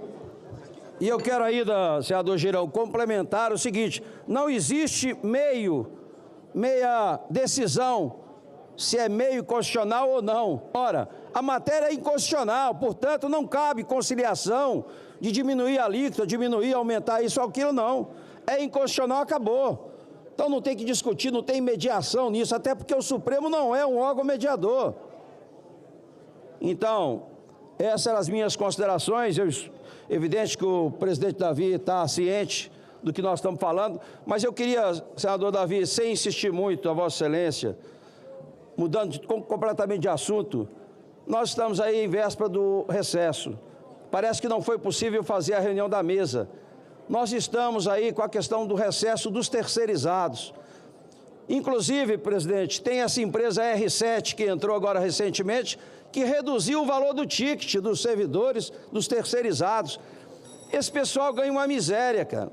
Nós não podemos desconsiderar todo o que está acontecendo aqui no Senado e na Câmara. Vamos dar uma atenção especial para os terceirizados. A gente fica cuidando aqui de ministro, embaixadores, deputados, senadores, e esquecemos quem mais precisa, que é aqueles que mais trabalham, que são os nossos terceirizados. Então, eu peço atenção a Vossa Excelência para esse tema. Muito obrigado. Presidente, pela ordem, para fazer um pequeno registro. Senador Jaime, rapidamente eu vou conceder a palavra a Vossa Excelência. Tem vários senadores ou senadoras que ainda estão no plenário, o senador Petecão, que ainda não votaram, e a gente está precisando ainda de 3 votos ali para a gente encerrar a votação da senhora Irene. Conceda a palavra ao senador Jaime Campos. Senhor presidente, quero fazer apenas um registro aqui, com muito pesar, quero aqui registrar o falecimento da minha querida e estimada amiga, Beatriz Helena Bressani Spinelli, dona Bia Spinelli, aos seus 82 anos. A Bia foi ex-vereadora, ex-vice-prefeita de Cuiabá, que era vice do então prefeito daquela oportunidade, doutor Frederico Campos, nas décadas de 80 e 90. Era casada com ex-conselheiro, ex-deputado estadual, ex-deputado federal, meu amigo querido, o Biratã Spinelli. Ela deixa 3 filhos. Ela foi uma das precursoras na luta em defesa dos direitos das mulheres. Família tradicional de Cuiabá e considerada uma mulher à frente do nosso tempo. Exemplo de liderança em nosso estado, sobretudo na cidade querida de Cuiabá. E que a sua história, seu legado, com certeza continua inspirando a boa política e, sobretudo, a certeza de que sempre estará se incentivando as nossas mulheres para a vida pública. De forma que Bia foi um exemplo de mulher, exemplo de mãe, exemplo de avó e exemplo de mulher matogrossense de fibra, de garra, que também deu a sua contribuição para que a nossa capital, com certeza, chegasse hoje no estado que está. De forma que, a todos os familiares, o meu pesar, a certeza que Bia só deixa boas recordações e saudades para todos nós que o conhecemos. Muito obrigado, senhor presidente. Senhor presidente Davi, aqui. Conceda a palavra ao senador Wellington Fagundes. Da mesma forma, eu quero fazer das palavras do senador Jaime as minhas palavras. O Biratã Spinelli foi um companheiro, deputado presidente da Assembleia Legislativa e sempre tinha a Bia, né, como a sua grande companheira, uma mulher alegre, movimentava as massas, religiosa também. Então eu quero aqui também, em nome da família Spinelli, do Biratã Spinelli, que foi deputado federal aqui, uma figura que, assim, sempre me tratou com muito carinho, e a família toda. Portanto, fica aqui o meu registro também, a minha tristeza, solidariedade nesse momento para a família Spinelli, em nome da memória da Bia Spinelli e de todos aqueles que eram amigos, né? Todos que sempre estiveram na casa dela, na família dela também, um grande amparo através da solidariedade. Pela ordem, senadora Jussara. Senhor presidente, peço a apreciação do requerimento número 524/2025, a realização de sessão especial destinada a celebrar o Dia Nacional da Musicoterapia e os 30 anos da União Brasileira das Associações de Musicoterapia, UBAM. Obrigada. A mesa defere a solicitação feita por Vossa Excelência e incluirá, assim como tem feito sempre, como item extra pauta ainda na reunião de hoje. Está encerrada a votação. Determina a Secretaria-Geral da Mesa que mostre no painel o resultado. Votaram sim 41, não 13. Está aprovada a indicação da senhora Irene Vidagala para exercer o cargo de embaixadora do Brasil na República de Ruanda. Será feita a devida comunicação à Presidência da República.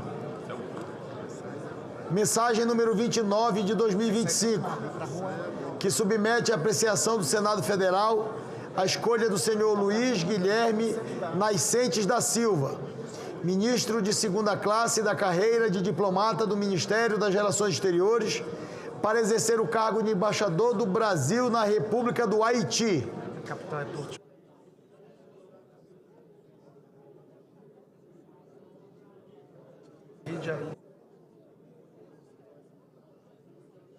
O nosso líder, senador Randolfo Rodrigues, está informando esta presidência que a capital é Porto Príncipe e divide o Mar das Antilhas, divide a ilha de São Domingos com a República Dominicana.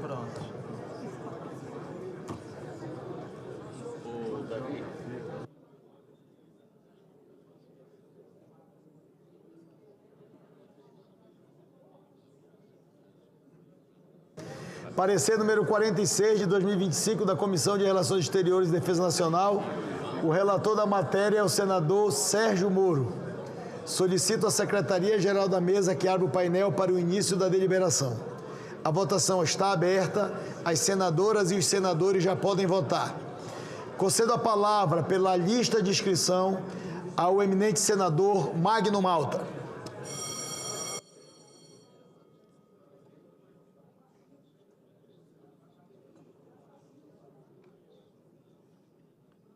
Em seguida, o senador Beto Faro está escrito, senadora Tereza Leitão e o senador Alan Rick.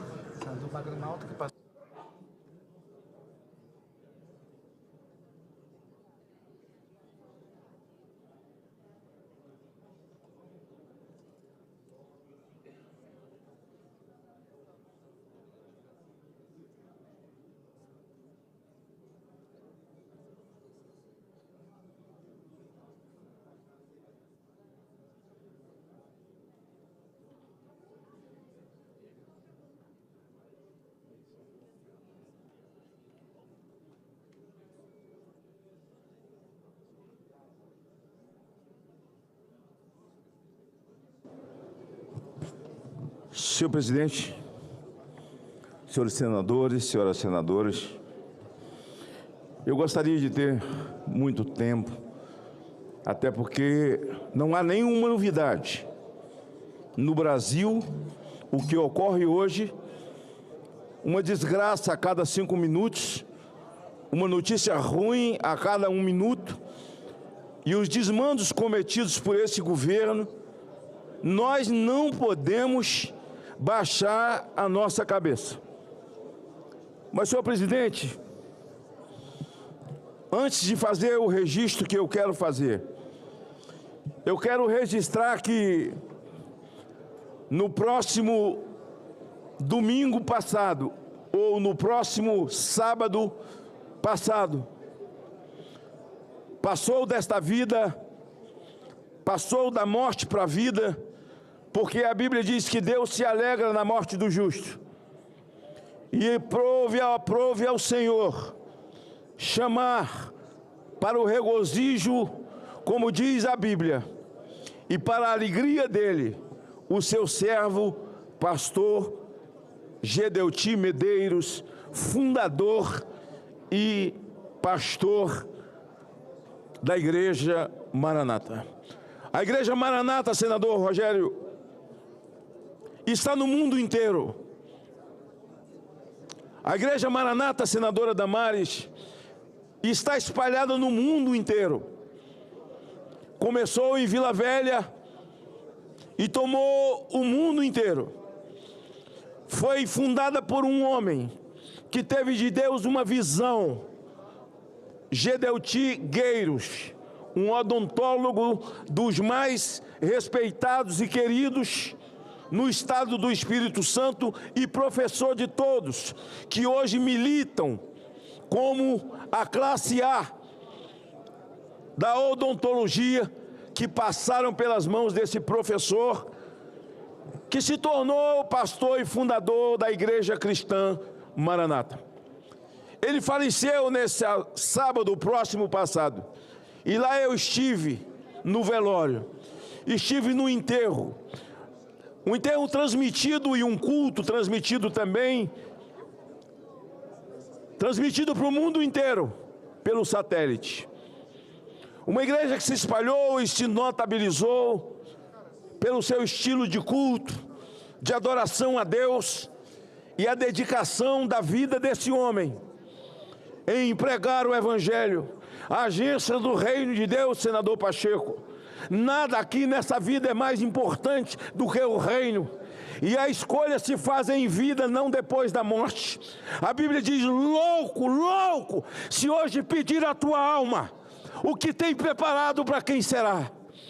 A Bíblia diz: louco, ajuntai, pois, tesouro no céu, onde a traça e a ferrugem não consome. Louco, se hoje pedir a tua alma, o que tem preparado para quem será? As pessoas, senador Cleitinho, vivem de forma nababesca, senador Girão. E alguns de forma nababesca com aquilo que não lhe é devido e não lhe pertence. Eles desfrutam do suor dos mais pobres. Eles ficam ricos com a corrupção, eles ficam ricos com o desvio daquilo que era para ser dos mais simples, e fazem isso dizendo que estão protegendo os pobres. Mas não existe obra social, porque a igreja não faz obra social. Mas se nós quisermos, não existe no mundo obra social maior do que feita pela igreja. E ai desse país se não fosse a igreja. Está bem ali, perto de nós. Os ditadores, quanto mais sanguinários, infelizmente amigo dessa regime que hoje comanda o Brasil de uma forma ditatorial, infame, alinhada com ditadores. Mas esse assunto eu quero falar depois. Mas eu quero dizer que a igreja, os milhares de homens e mulheres que hoje choram a perca de Gedeuti, eles sabem que nós estamos sofrendo, como eu estou sofrendo, porque tinha uma ligação pessoal com ele. Eu tinha de 23 para 23 anos de idade, 22, 23, senador Pacheco, quando esse homem, um cirurgião dentista respeitadíssimo, eu fui lá humildemente, entrei no consultório dele, pedi para ele me olhar, porque eu tinha um diagnóstico de que não tinha jeito, menino pobre do Nordeste. E o pastor Gedeuti me atendeu, e assim nasceu uma ligação umbilical.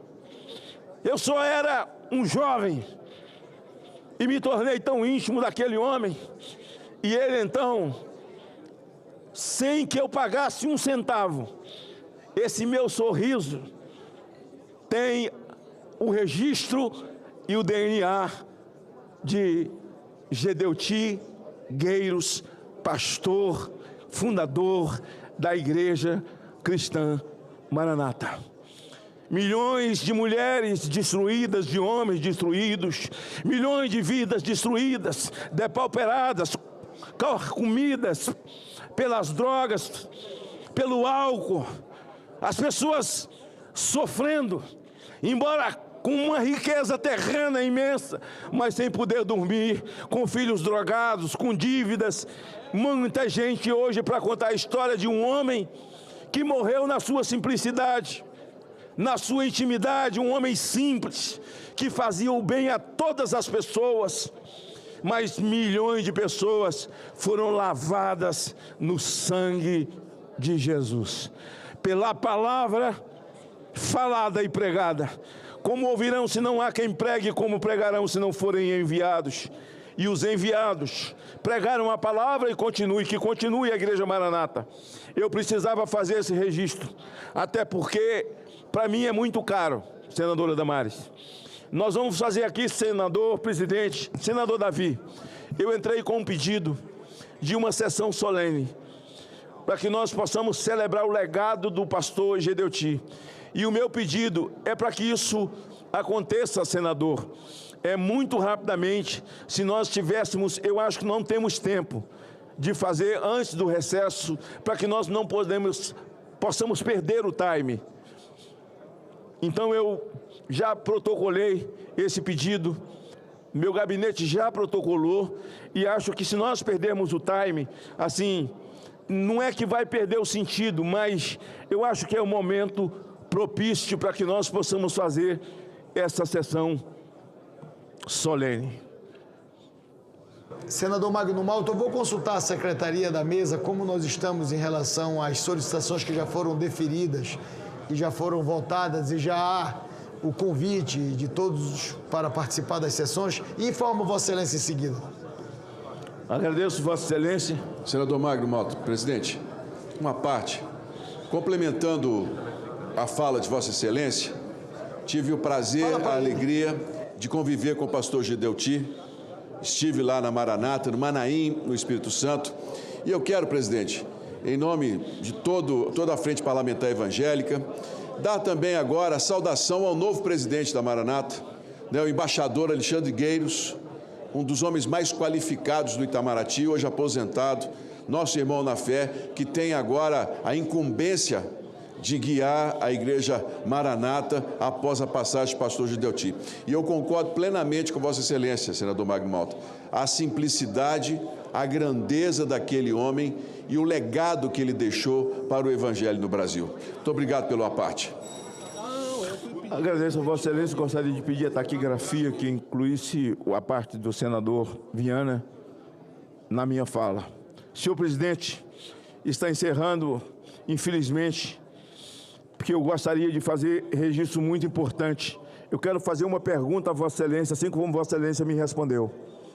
Eu vou fazer uma pergunta a Vossa Excelência que o Brasil quer saber. As duas casas votaram o IOF e foram desrespeitadas por um partido nanico que está sempre a serviço de praticar aquilo que o partido maior não faz, põe esse partido para fazer. Judicializar e humilhar essas duas casas. Eu ouvi 3 entrevistas de Vossa Excelência sobre o IOF. E a minha pergunta é, essa casa, Vossa Excelência, estamos falando com o Brasil. Um homem só, que eu me recuso a chamar de ministro ou de excelência, chamado Alexandre de Moraes, absolutamente desrespeitoso. Ele acolhe a solicitação desse partido, passa dos limites, já adentrou a essa casa, humilha essa casa e faz de uma forma vil, covarde. Derruba tudo, como se não existisse Senado nem Câmara, até o próprio Executivo, derruba tudo e diz que vão ter que sentar na mesa para negociar. Ele será o mediador? E a minha pergunta, presidente, como Vossa Excelência reagirá?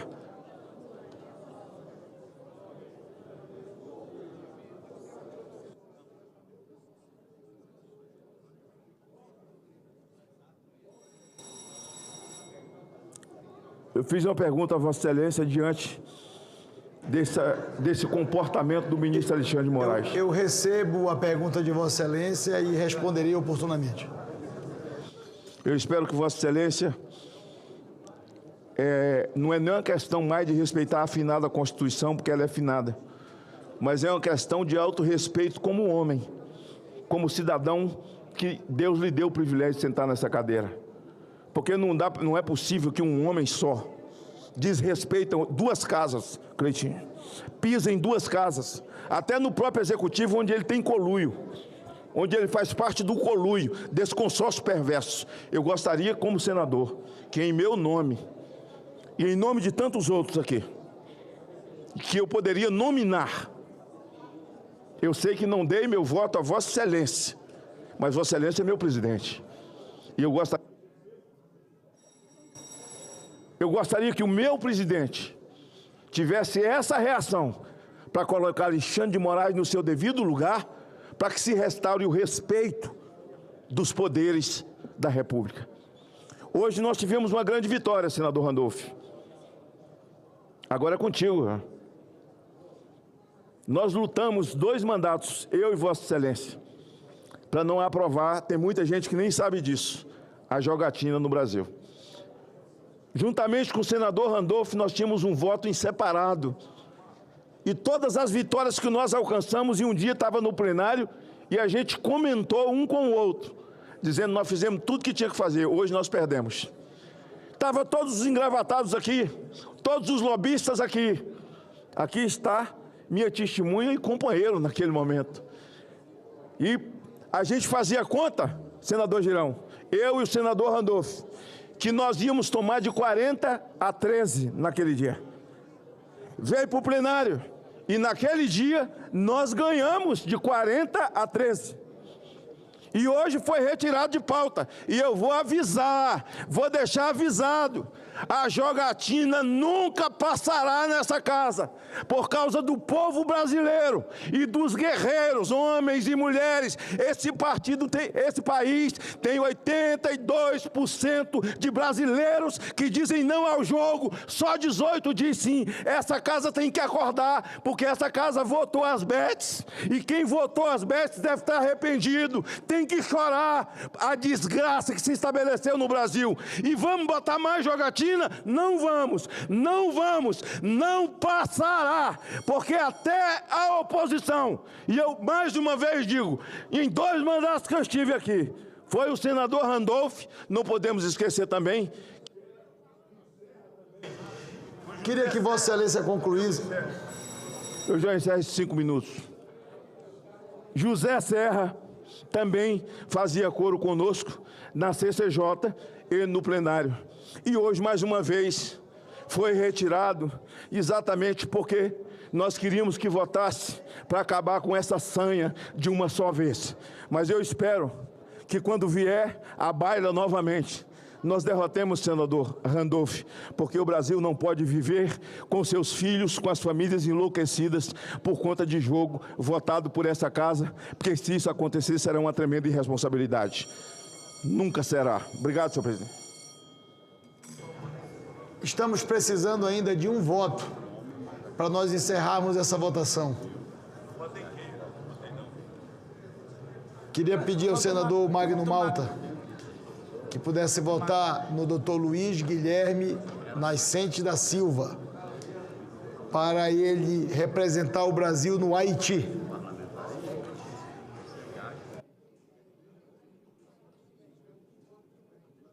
Príncipe, pode ser. Por informação do líder Randolph Rodrigues, a capital é Porto Príncipe.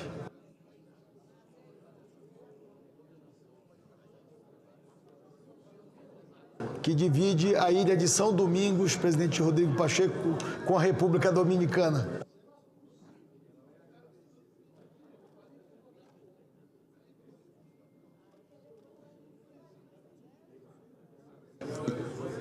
E para concluir, fica no Mar do Caribe. Ele falou agora aqui.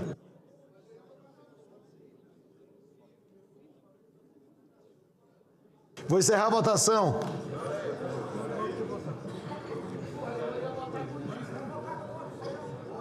Ele? Não, ele vai votar sim.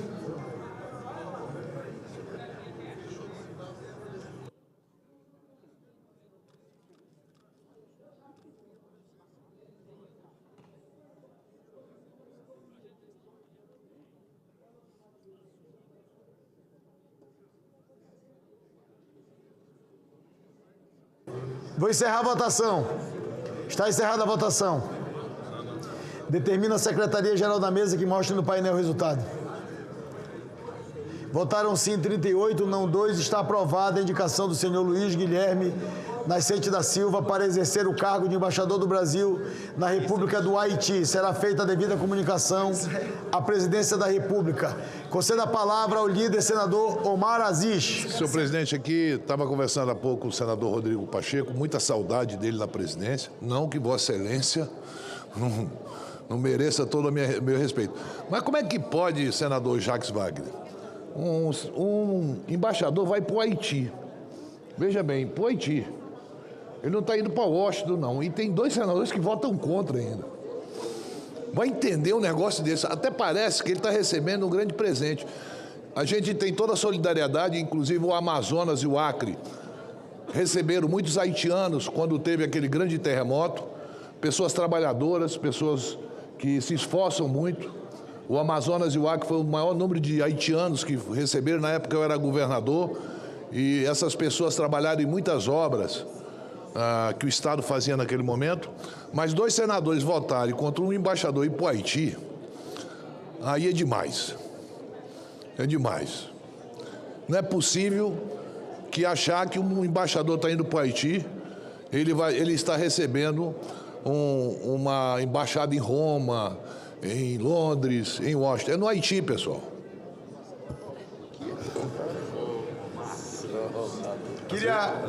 Queria agradecer e registrar a presença do nosso querido presidente Rodrigo Otávio Soares Pacheco, que sentou aqui à mesa dos trabalhos, senador Weberton, senadora Ana Paula, senadora Jussara, um grande quadro da política nacional, meu amigo pessoal, um grande líder. E dizer, presidente Rodrigo, que nós estamos com saudade de Vossa Excelência. Vossa Excelência, diferente do que o senador Omar Aziz falou, ele passa a semana toda na sua ausência aqui, fazendo críticas a Vossa Excelência aqui no Senado Federal. E agora ele veio dizer, só porque Vossa Excelência está aqui na mesa, que estava com saudade. Tô brincando. Omar, Rodrigo...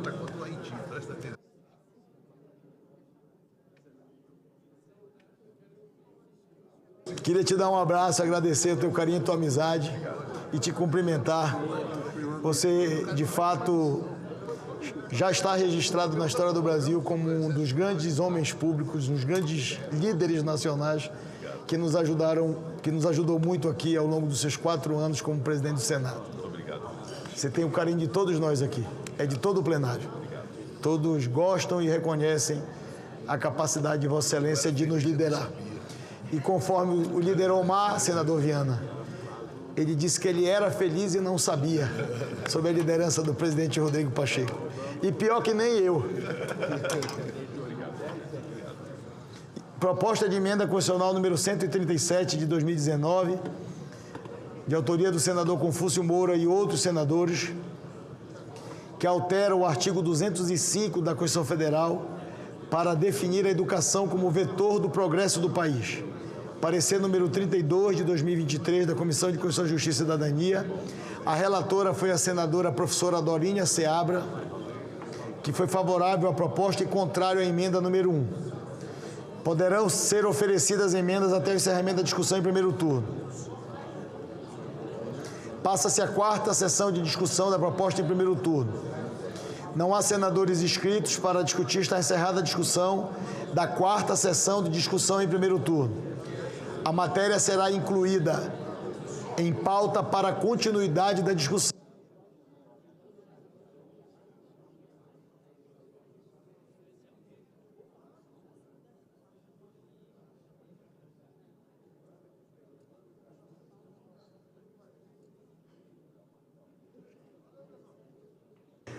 Proposta de emenda constitucional número 76 de 2019, de autoria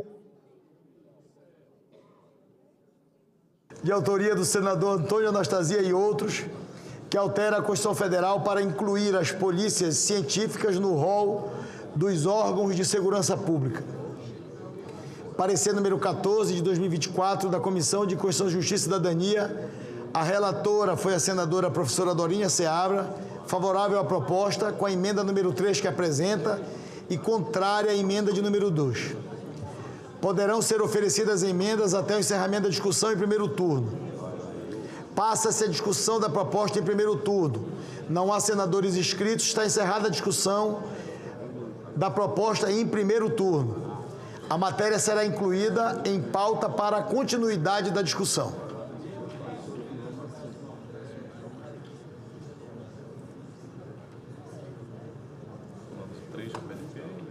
Isso é o quê? É um PDL, um acordo. Projeto de Decreto Legislativo número 103 de 2024, de iniciativa da Comissão de Relações Exteriores e Defesa Nacional da Câmara dos Deputados, que aprova o texto das emendas à Convenção Constitutiva da Organização Marítima Internacional, adotadas por meio da Resolução número A 1152/32 da Assembleia da Organização Marítima Internacional em 8 de dezembro de 2021. Parecer favorável número 44 de 2025 da Comissão de Relações Exteriores e Defesa Nacional. O relator da matéria foi o senador Jorge Seife. Passa-se a discussão. Não há senadores inscritos, está encerrada a discussão. Passamos à apreciação da matéria. A presidência submeterá a matéria à votação simbólica. Votação do projeto em turno único nos termos do parecer. As senadoras e os senadores que aprovam permanecem como se encontram. Aprovado o projeto, a matéria vai à promulgação e será feita a devida comunicação à Câmara dos Deputados. Senadora Tereza? Senadora Tereza? Peço a atenção de Vossa Excelência que nós vamos fazer agora a inclusão do item extra-pauta, o projeto de lei número 1532 de 2025. Projeto de lei de autoria do senador Nelcínio Trade, que altera a lei número 13.178 de 2015, para ampliar o prazo para ratificação dos registros imobiliários referentes aos imóveis rurais com origem em títulos de alienação ou de concessão de terras devolutas expedidos pelos estados em faixa de fronteira, e também para estabelecer a forma de encaminhamento do pedido de aprovação do Congresso Nacional quando a ratificação versar sobre imóveis com área superior a 2.500 hectares, nos termos do artigo 188, parágrafo 1º da Constituição Federal. Parecer número 51 de 2025 da Comissão de Relações Exteriores e Defesa Nacional. A relatora desta matéria na CRE foi a senadora Tereza Cristina. Foi favorável à matéria nos termos da emenda número 1, substitutivo que apresenta. Foi apresentado um requerimento número 532 de 2025, de autoria da senadora Tereza Cristina, que solicita a tramitação conjunta do projeto de lei número 1532 de 2025, com o projeto de lei número 4497 de 2024, por tratarem de tema correlato. Em votação, requerimento. As senadoras e os senadores que aprovam permaneçam como se encontram. Aprovado o requerimento, as matérias passam a tramitar em conjunto. O projeto de lei número 1532 de 2025 perde o caráter terminativo.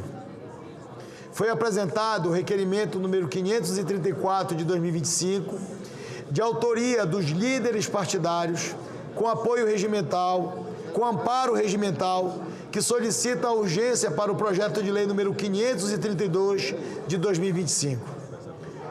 Passamos à votação do requerimento, senador Jaime Bagatoli. As senadoras e os senadores que aprovam permaneçam como se encontram. Aprovado o requerimento de urgência, passamos à apreciação da matéria. As matérias dependem de parecer. Faço a designação de plenário à senadora Tereza Cristina para proferir o seu parecer. Aproveito e faço um registro, enquanto Vossa Excelência se dirige à tribuna, do envolvimento do senador Jaime Bagatoli em relação a esse assunto. Também na semana passada, a preocupação feita e levantada pelo senador Jaime para esta presidência foi aquecida. Tratamos esse assunto com os líderes do governo e gostaria de fazer esse registro, senador Jaime, pela sua preocupação em relação a darmos um bom encaminhamento em relação ao prazo estabelecido pela lei a partir da votação da matéria de hoje. Concedo a palavra à relatora de plenário da matéria, nossa querida ministra Tereza Cristina. Muito obrigado, senhor presidente, senador Davi Alcolumbre. Como o relatório está publicado, eu gostaria de pedir para ir diretamente para a análise. gostaria de pedir para ir diretamente para análise, já que o relatório foi publicado. Com certeza, e há o entendimento do plenário em relação ao relatório apresentado por Vossa Excelência. Muito obrigada. O projeto de lei 1532 de 25 do senador Nelsinho Trade visa prorrogar por 5 anos o prazo para requerimento da ratificação de imóveis rurais com área superior a 15 módulos fiscais situados em faixa de fronteira. Tal medida atende uma necessidade urgente, pois o prazo original, que se encerra em outubro de 25, traz consequências severas, como a possibilidade de transferência do imóvel à União, caso o processo de ratificação não seja concluído em tempo hábil. A prorrogação se justifica como forma de proteger particulares de boa-fé que enfrentaram obstáculos técnicos, administrativos ou financeiros. Durante os 10 anos de vigência da norma, diversos fatores dificultaram o cumprimento do prazo pelos interessados. Houve lacunas regulamentares, indefinições quanto a requisitos legais e a pendência da ADI número 5.623, que impugnava dispositivos centrais da Lei de Ratificação. Somente após o julgamento dessa ação em 2023 e a promulgação de modificações pontuais em 2021, consolidaram-se critérios para a ratificação, muitos dos quais ainda carecem de regulamentação legislativa uniforme. Esses elementos evidenciam que o prazo previsto originalmente não foi plenamente exequível em diversos casos. Neste cenário, entendemos por bem trazer a plenário o substitutivo da CRE ao PL número 1532 de 25, que resolve a questão mais urgente, que é a prorrogação de 5 anos do prazo para requerer a certificação de georreferenciamento e atualização do Sistema Nacional de Cadastro Rural para fins de ratificação de registros de imóveis rurais na faixa de fronteira. As demais questões relativas à devida regulação de matéria deverão ser enfrentadas no âmbito do PL número 4.497 de 24, já aprovado pela Câmara, que continuará a tramitar para a devida apreciação do Senado Federal. O voto. Diante das considerações apresentadas, votamos pela aprovação do projeto de lei 1532 de 25, na forma do substitutivo aprovado pela Comissão de Relações Exteriores e Defesa Nacional e pela desapensação do projeto de lei 4.497 de 2024 para que continue a tramitar. Esse é o voto, senhor presidente. E agradecendo muito a essa mesa, dizendo, presidente, que isso é importantíssimo. O senhor vai tirar muitos produtores e proprietários rurais que estão preocupadíssimos porque não conseguem, através dos cartórios, chegar até os títulos paroquiais ou os títulos do Império. E, com certeza, o senhor sintetizou muito bem o acordo que foi feito nessa casa hoje para que possamos, hoje, somente prorrogar o prazo, mas tramitar a partir de agosto o projeto 4.497, que traz aí, então, né, todo o rito de como proceder para que cheguemos à ratificação desses títulos de fronteira, que são pessoas que estão lá, muitos têm o título do Império ainda e que hoje precisam dessa ratificação para poder consolidar a sua posse e a sua propriedade. Muito obrigado, senhor presidente. O parecer é favorável ao projeto de lei número 1532 de 2025, na forma da emenda número 1, substitutivo, que foi aprovada na Comissão de Relações Exteriores e Defesa Nacional, e pela continuidade da tramitação do projeto de lei número 4.297 de 2024. Não, é aquele que vai... Presidente. Só, rapidamente, senador Jaime Campos, senadora Tereza, senador Wagner, só para registrar o acordo que foi construído em relação ao projeto de lei 4.497 de 2024. O acordo consta no parecer e a decisão também da mesa que teremos a continuidade desta matéria para debatermos no segundo semestre, como eu falei ainda há pouco aqui. Na CRE...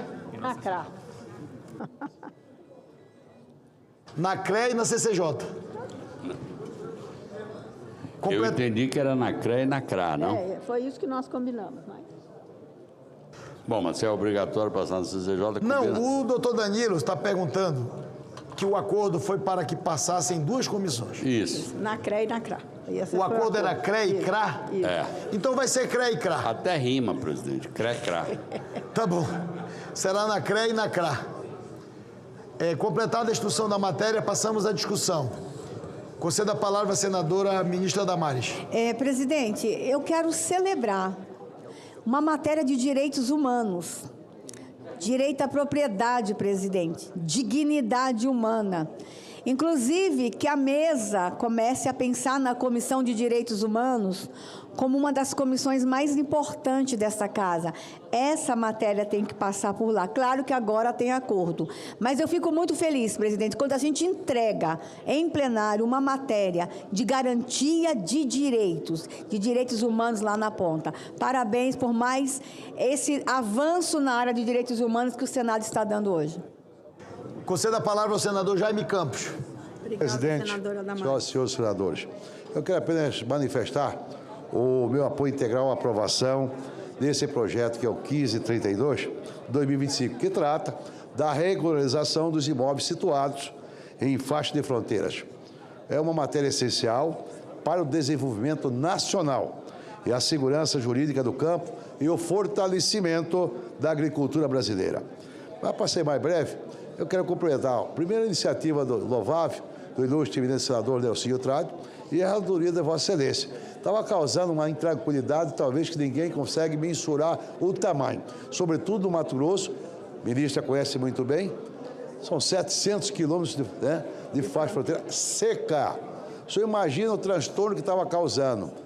Todos os dias estava sendo abordado por comissões e mais comissões de gente que está lá na terra há mais de 30, 40, 50 anos.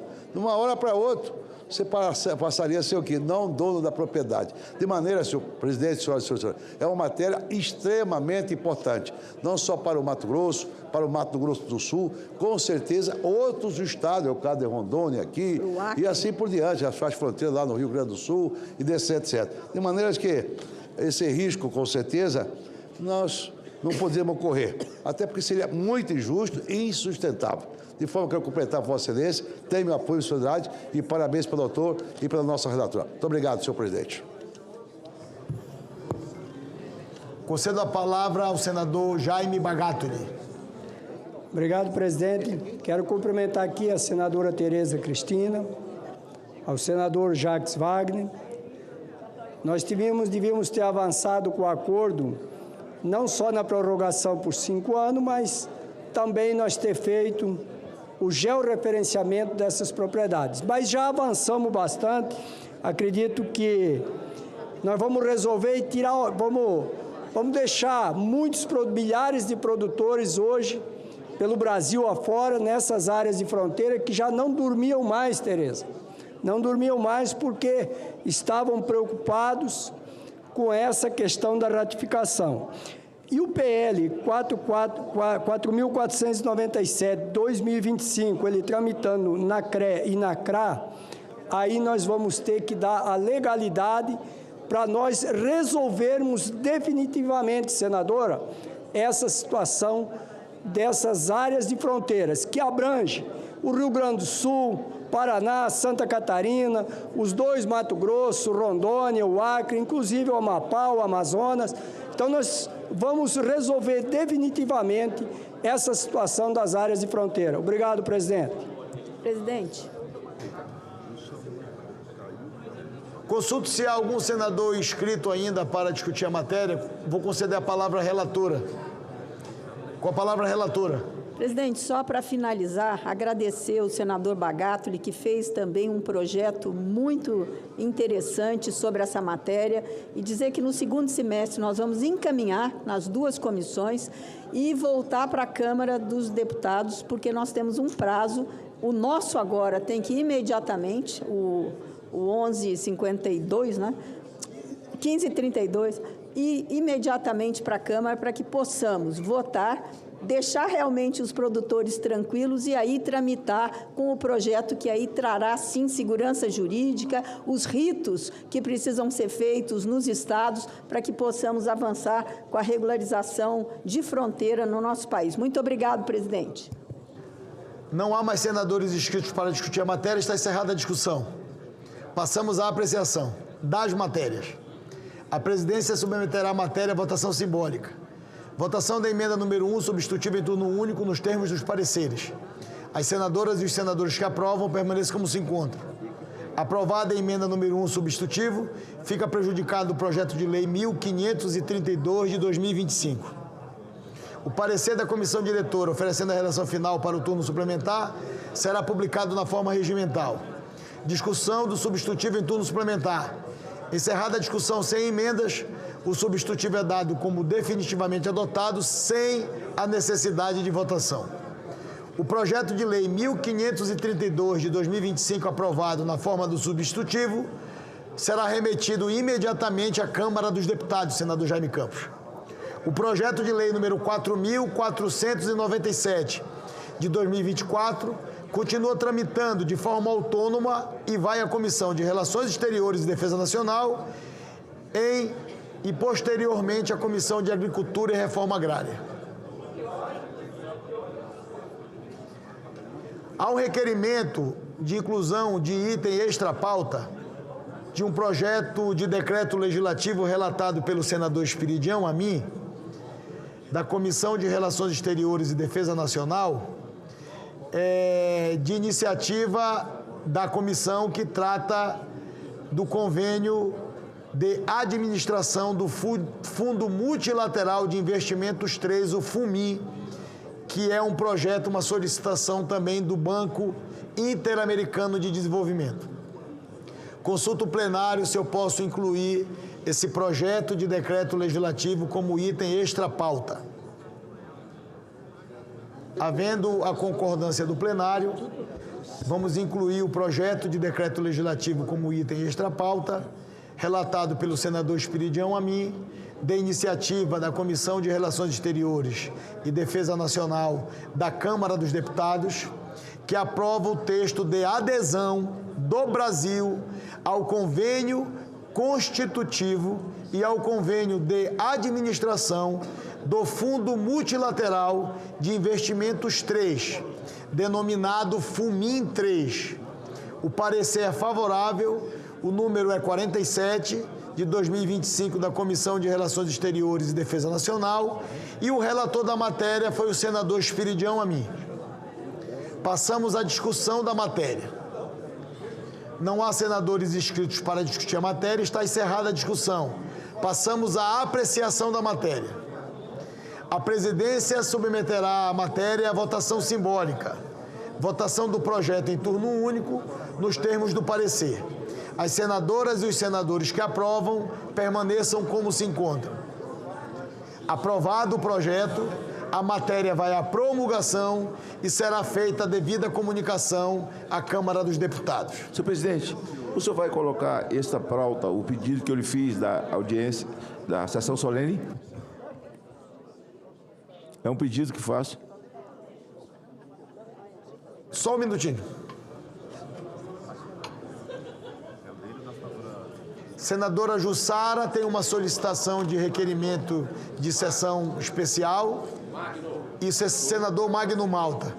Eu vou fazer a inclusão extra-pauta e a votação. Obrigado, senhor presidente. E nós vamos ver a data e comunicamos, Vossa Excelência. Muito obrigado. Item extra-pauta, de autoria, requerimento número 524, de autoria da senadora Jussara Lima e outros senadores, que solicita a realização de sessão especial destinada a celebrar o Dia Nacional da Musicoterapia e os 30 anos da União Brasileira das Associações de Musicoterapia, UBAM. Em votação, requerimento. As senadoras e os senadores que aprovam permaneçam como se encontram. Aprovado o requerimento e a sessão requerida será agendada pela Secretaria-Geral da Mesa. Item extra-pauta, Requerimento 544 de 2025, de autoria do senador Magno Malta e outros senadores, que solicita a realização de sessão especial destinada a homenagear o pastor Gedeuti Vitalino Teixeira Gueiros, fundador da Igreja Cristã Maranata, falecido no dia 5 de julho de 2025. Em votação, requerimento proposto pelo senador Magno Malta. As senadoras e os senadores que aprovam permaneçam como se encontram. O requerimento está aprovado por unanimidade e será feita o agendamento do requerimento pela Secretaria-Geral da Mesa, senador Magno. Votar do Messias.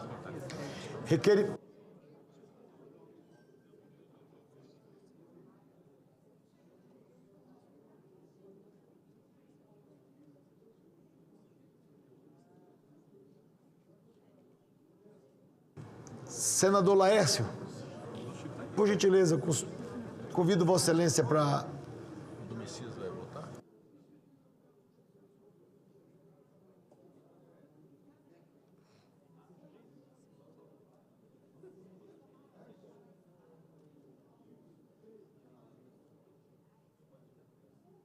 Requerimento de licença. Requerimento número 442 de 2025, de autoria do senador Ciro Nogueira, que solicita, com fundamento no artigo 40 do Regimento Interno, licença dos trabalhos da Casa para participar de missão oficial nos termos da autorização da presidência do Senado. As senadoras e os senadores que aprovam permaneçam como se encontram. O requerimento está aprovado e será cumprida a deliberação de plenário.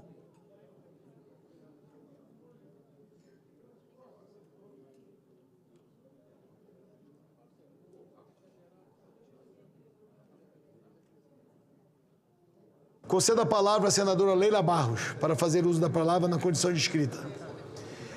Temos um projeto ainda para deliberarmos no dia de hoje.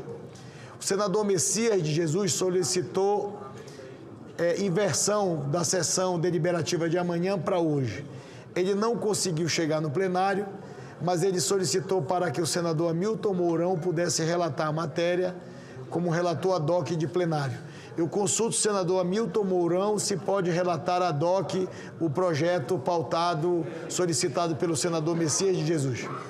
Positivo, presidente. Não com a capacidade do meu líder, senador Messias, vou tentar fazer uma pálida imitação dele.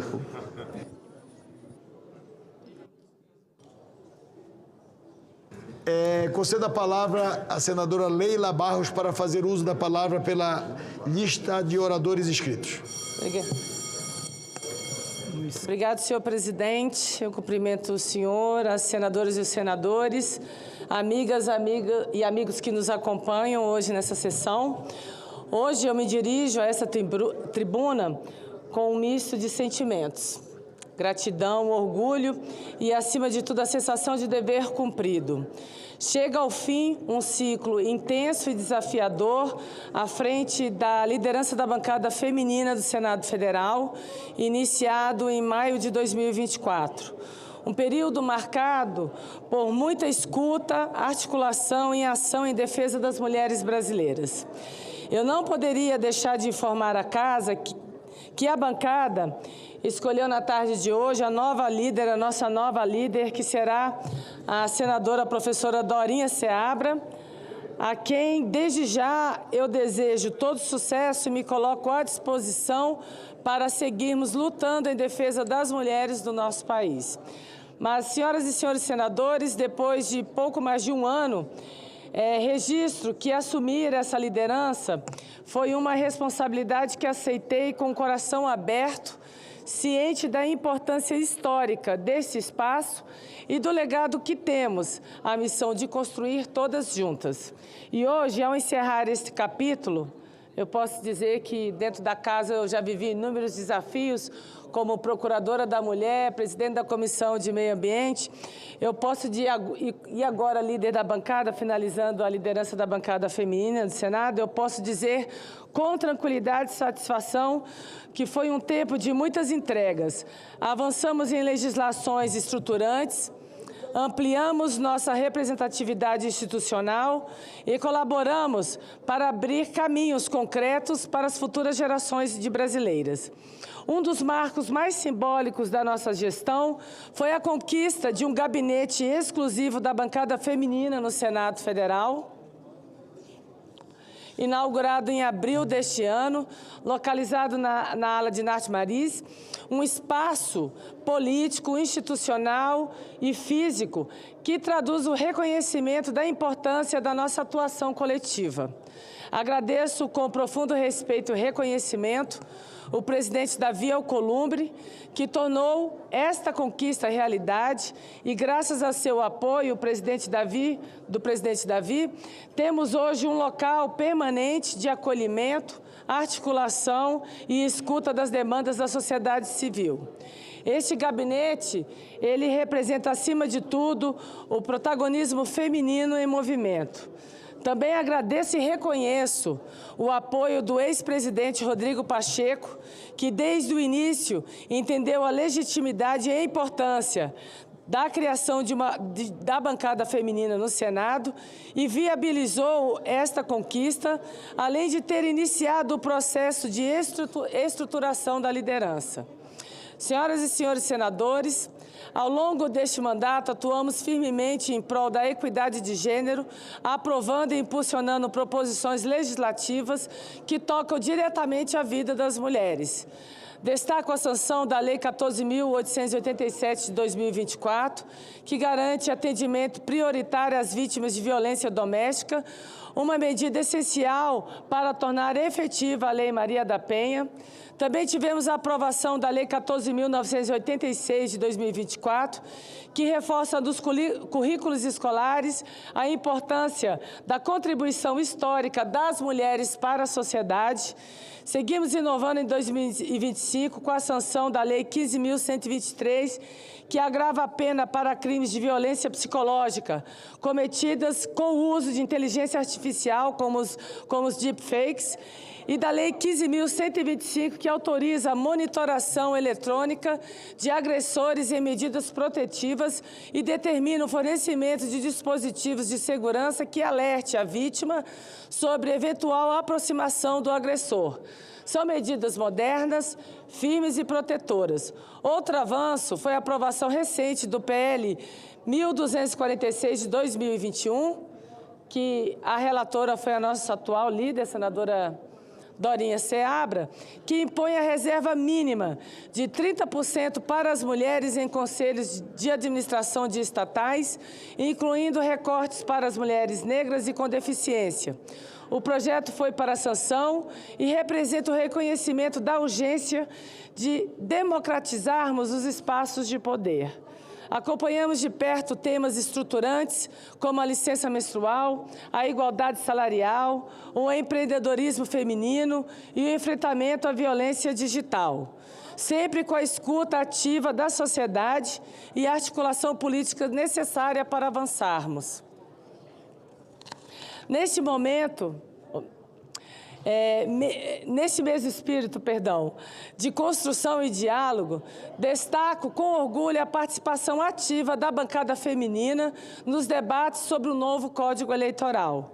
Junto ao relator da proposta, o senador Marcelo Castro, buscamos assegurar que as mulheres sejam tratadas com justiça e equidade no processo político-eleitoral. Defendemos com firmeza a manutenção e ampliação dos mecanismos de incentivo à participação feminina na política, como as cotas de candidaturas e vagas, a distribuição proporcional de recursos e o combate à violência política de gênero. Certamente, sob o comando da nova líder, seguiremos essa interlocução essencial para garantir que o novo marco legal reflita compromisso da democracia com a inclusão e a representatividade feminina nos espaços de poder, em especial no poder legislativo.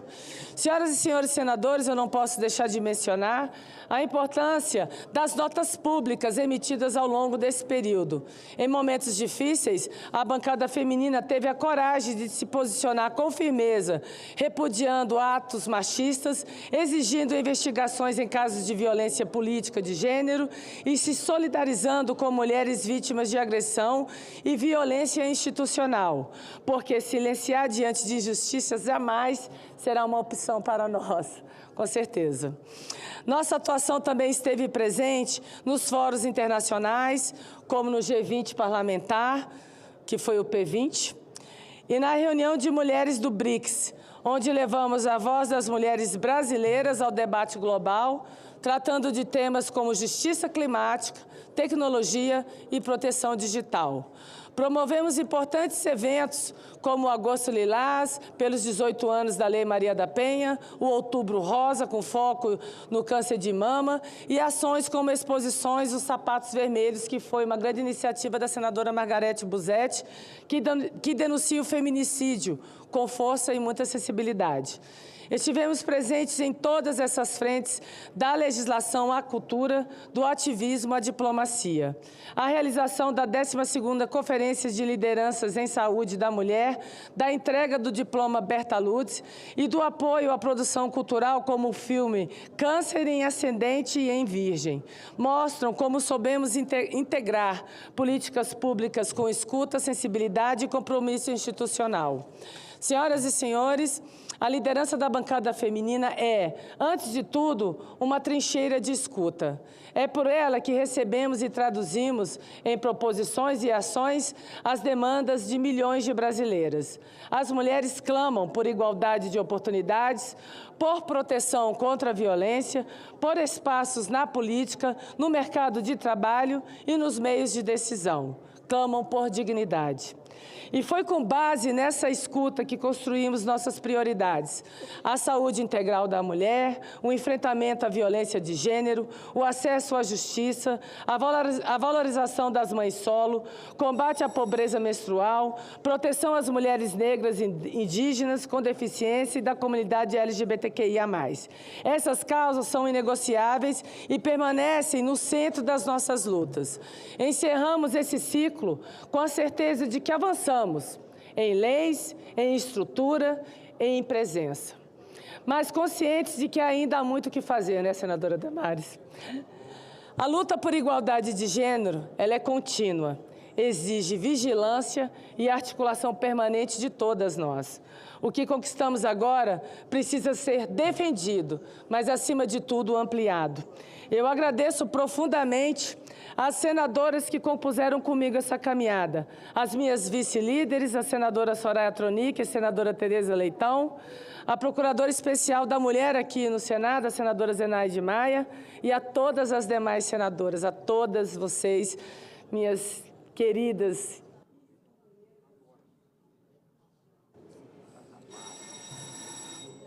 Imagina, as minhas 15 queridas companheiras, a minha gratidão pelo compromisso, sensibilidade e, acima de tudo, a força de trabalho.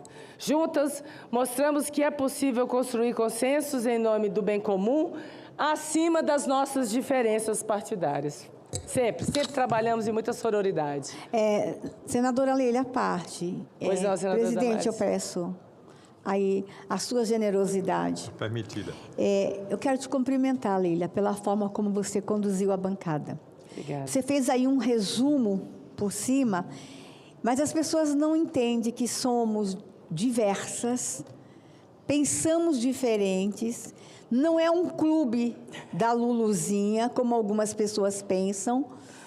Lá nos bastidores, presidente, a gente briga porque a gente pensa diferente, mas a gente acaba tomando uma decisão pela maioria e quando chega aqui, às vezes não é nem a decisão que ela queria, mas foi a decisão da maioria.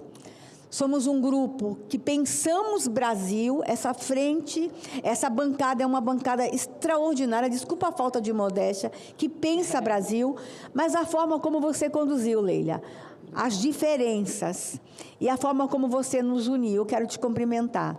você era presidente de comissão, você estava num monte de missões.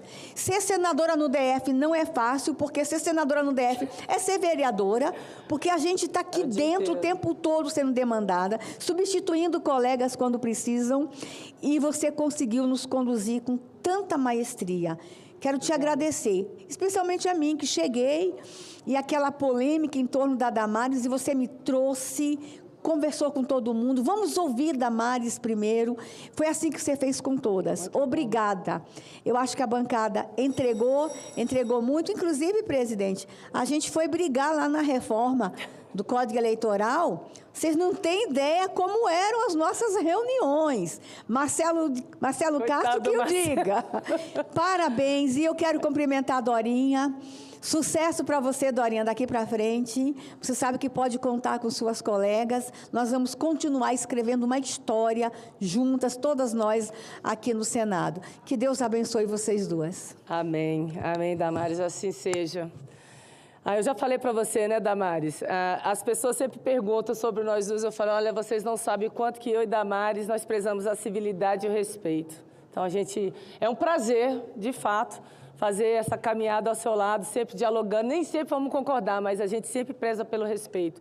E isso é um grande exemplo que deveria ser, enfim, para toda a política, eu acho, de um modo geral, para todo o campo político. A todas e todos que estiveram conosco, equipes técnicas, eu gostaria muito de agradecer, né, porque nós não somos nada, absolutamente nada, sem as nossas equipes técnicas, os assessores, servidoras, servidores, movimentos sociais, representantes da sociedade civil. Nossa, o meu muito obrigada, todos muito generosos comigo.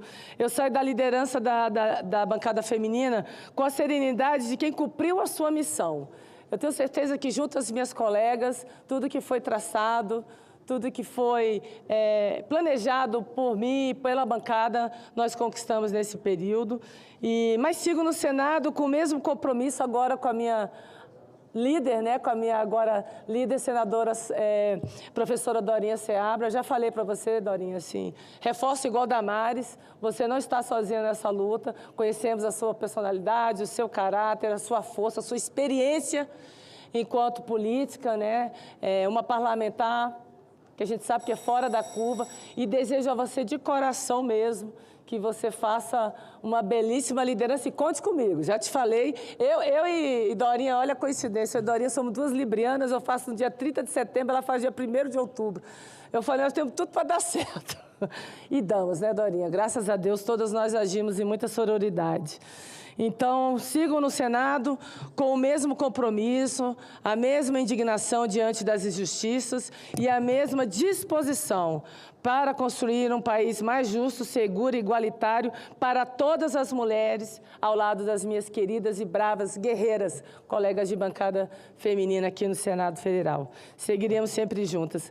Muito obrigada. Quero cumprimentar Leila Barros. Senadora Leila, parabéns pelo seu trabalho.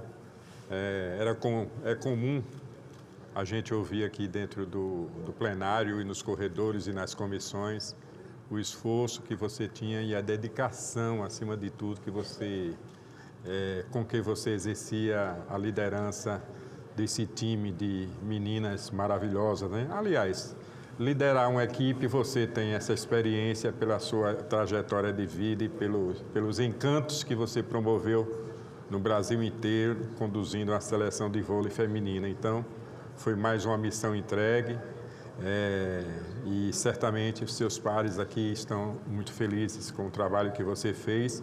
E cabe à professora Dorinha Seabra agora o desafio de substituir você. Eu tenho a impressão que não vai ser uma tarefa fácil, mas como o time é um time de mulheres muito competentes, eu tenho certeza que a bancada vai continuar trabalhando, ocupando seus espaços, tendo uma voz altiva e sempre um braço forte também para contribuir com o desenvolvimento do nosso país e, acima de tudo, com o parlamento qualificado do jeito que é, com a presença de todos vocês. Receba meu carinho, meus cumprimentos. Ela fez um ex.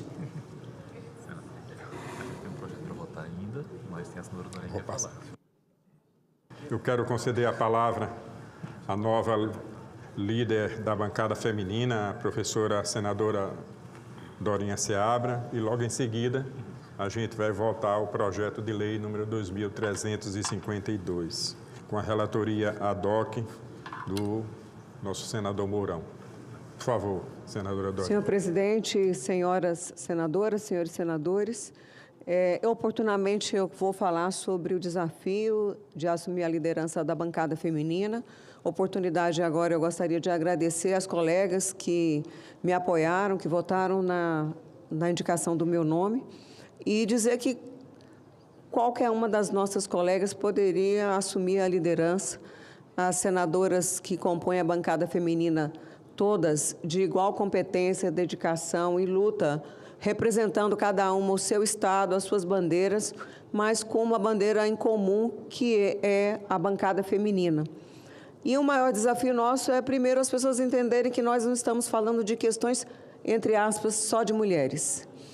Nós representamos mais de 50% da população e temos a tarefa e a responsabilidade de dar voz a quem não tem voz e de entender que no processo democrático e político no nosso país, a partir dos municípios, dos estados e nacional, nós temos a responsabilidade de trazer questões importantes sobre a representação feminina, sobre o debate que envolve, todas nós senadoras, quando lidamos com orçamento, com questão tributária, com o desenvolvimento das cidades, com o cuidado nas áreas da saúde, educação e, logicamente, a representação política. Hoje, a minha fala ela é para dedicar à senadora Leila, como nossa líder, que conclui hoje essa tarefa, apesar das nossas insistências para que ela permanecesse na liderança, porque o fez com grande equilíbrio, com paixão e trouxe resultados importantíssimos para todas nós. Porque a sua tarefa, senadora Leila, não era para lidar com o seu mandato. É um trabalho de fortalecimento e de institucionalização da bancada feminina. Hoje nós temos um espaço físico e que, como foi dito hoje por uma colega, nós não estamos falando de tijolo e tinta. Nós estamos falando da simbologia da liderança da bancada feminina, em que a bancada tem voz, tem voto e pode conduzir as matérias que deverão ser votadas e debatidas nas comissões e aqui no plenário. E esse espaço simbólico que Vossa Excelência teve a oportunidade de falar aqui, ele é parte da consolidação. Nós passamos nos nossos papéis em diferentes lugares e aqui, frente à bancada feminina, você entrega essa liderança com conquistas importantes. Não só o espaço físico, mas esse espaço vem acompanhado de uma presença e, ao mesmo tempo, como a senadora Damares disse há pouco, a nossa responsabilidade de, dentro das nossas diferenças partidárias, ideológicas, crenças e bandeiras, entender que nós temos uma representação que nos compete. Quando nós lidamos com o tema da violência feminina, nós não estamos falando de mimimi, nós estamos falando de milhares de mulheres que são mortas, são violentadas e a cada dia como se isso fosse normal. Então, a nossa tarefa é de não aceitar a normalidade. Isso vem acompanhado de legislação, uma das mais avançadas, a legislação Maria da Penha, mas também outras legislações, e toda essa tarefa ela é colocada a cada tijolinho por cada uma de nós. De onde nós estamos, com as nossas histórias, com as nossas simbologias, nós temos essa responsabilidade. Então, hoje é a minha gratidão, essa responsabilidade enorme de suceder a senadora Leila nessa tarefa da liderança da bancada feminina, e eu tenho tranquilidade que vou contar com a sua colaboração, com a colaboração de cada uma das colegas, com o olhar, com a firmeza das conquistas necessárias. De novo, nós não estamos falando por nós e nem de nós. Nós falamos pela nossa representação. Então, Leila, parabéns. Eu desejo que nessa sua tarefa o povo do Distrito Federal reconheça como você exerce o seu mandato com seriedade, compromisso, solidariedade, sororidade e competência. Então, parabéns pela liderança e nós juntas vamos trabalhar pelas milhões de mulheres que, infelizmente, em muitos casos não têm voz, não têm vez e nem dignidade, porque muitas vezes o nosso país nega a nós mulheres esse espaço de representação. Então, parabéns, muito obrigada às colegas senadoras, ao presidente Davi, e vem mais por aí. Nós queremos cada dia mais a liderança e a bancada feminina precisa estar institucionalizada. A Procuradoria é parte desse direito nosso de representação, de voz e, acima de tudo, entendendo que o Senado Federal ele tem essa responsabilidade com todas as mulheres brasileiras. Parabéns, Leila, pelo seu trabalho. Muito obrigada. Quero agradecer as palavras da senadora professora Dorinha, desejar muito sucesso nesse novo tempo à frente da liderança da bancada feminina aqui no Senado Federal. Pela ordem, senhor presidente. Eu só queria fazer um registro que é muito importante, né? No Brasil, tudo está normalizado. Nós temos aqui uma democracia relativa, né? Que o ministro da Justiça pode entrar na favela, pode o presidente entrar na favela, colocar o boné da facção, e enquanto o Brasil vai aí pegando fogo, ele vai lá e, quando diz que o Trump não pode atacar a soberania do Brasil, ele entra na Argentina com o nosso dinheiro, aliás, e vai lá, e participa do movimento Kirchner Livre. Ele não estaria violando a soberania da Argentina? Esse indivíduo não tem assessor. É assim, eu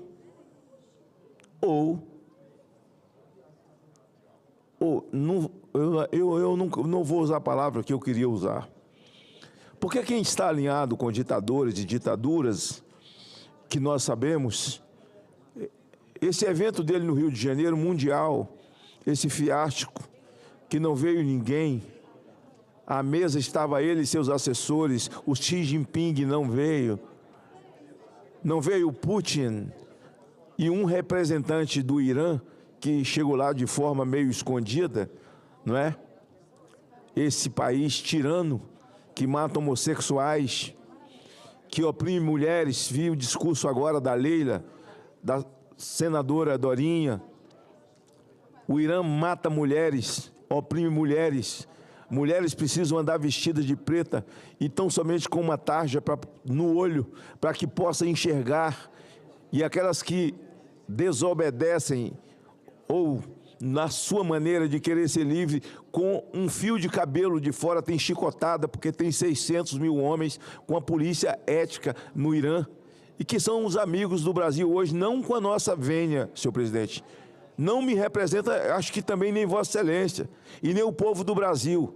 Representa eles mesmos, a esquerda, o conluio deles, que hoje um consórcio malvado que comanda esse país é que tem relação com crime organizado, tem relação com o Irã. Assim, eu fiquei até com pena porque Xi Jinping nem veio, né? O Putin nem veio, deixou o pobre na mão, né? Só tinha ele e os assessores na mesa. Coitado, coitado, coitado. E o Brasil virou o pária do mundo. O Brasil virou o pária do mundo. E agora, essa semana, enquanto esse Brasil está pegando fogo e esse homem cometendo atrocidade, você vê o ministro da Defesa, o Múcio, dizendo daqui a pouco nós teremos marinheiros sem navio. Está faltando combustível para as aeronaves da FAB.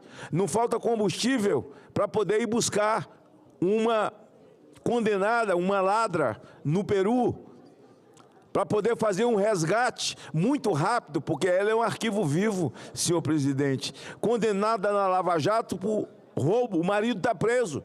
E o outro ex-presidente se suicidou, para entender a gravidade de tudo isso, não com a minha vênia, dizendo que é o Brasil que está fazendo. Mentira, é um conluio de esquerda, o Brasil não se mete nisso. O povo brasileiro é conservador, como é conservador contra o jogo, a jogatina, que Vossa Excelência é contra também.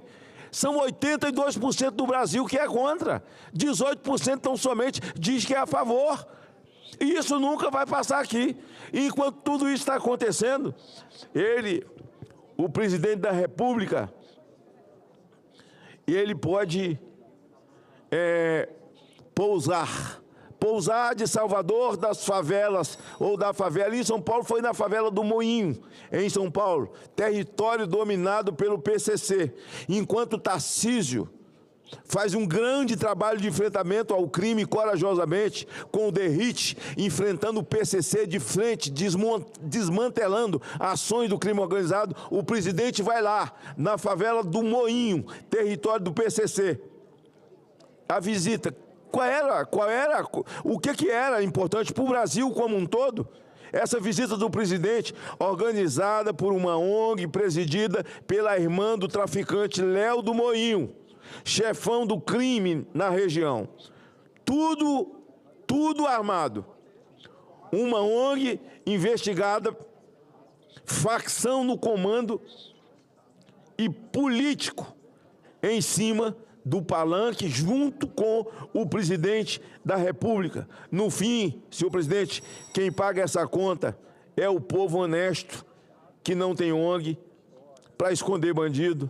Até quando, a minha pergunta, o crime organizado vai mandar na agenda deste desgoverno? Eu diria que vai mandar sempre, porque é um consórcio em que todos eles fazem parte. A minha pergunta é quando nós vamos nos livrar disso. E eu só penso em uma coisa: do ponto de vista humano, nós não temos saída. Nós só temos uma saída: uma ação de uma intervenção divina. Fora disso, eu não acredito. Nós estamos num cerco, nós estamos num charco, num lodo, nós estamos numa terra movediça, o Brasil. Fazem 60 dias, senhor presidente, do assalto do INSS, do roubo aos velhinhos, do roubo aos novinhos também que se aposentaram, às pessoas que dependem de pensão. São 60 dias, ninguém fala nada do assalto. A CPMI não foi instalada ainda. Por quê, senhor presidente? E o ex-ministro me deu de presente semana passada um processo. Ele me processou por calúnia e difamação, porque ele declarou que sabia o que estava acontecendo. E eu fiz um discurso duro e repito todas as palavras. E na hora que for depor nesse processo, aqueles coisas contra mim, eu vou falar mais coisa ainda. Eu tenho mais coisa para falar. Ele foi demitido por corrupção. E foi demitido também no governo Dilma, quando era ministro do Trabalho, por corrupção, 2 vezes. Tem alguém aí para me desmentir? Eu dou uma parte. Tem alguém aí? Não tem ninguém para me desmentir, mestre? Não tem ninguém? Eu estou doido para depor. Estou doido. Que eu já juntei mais coisa desse cidadão corrupto. Vou falar de novo. Corrupto. E que venham os processos.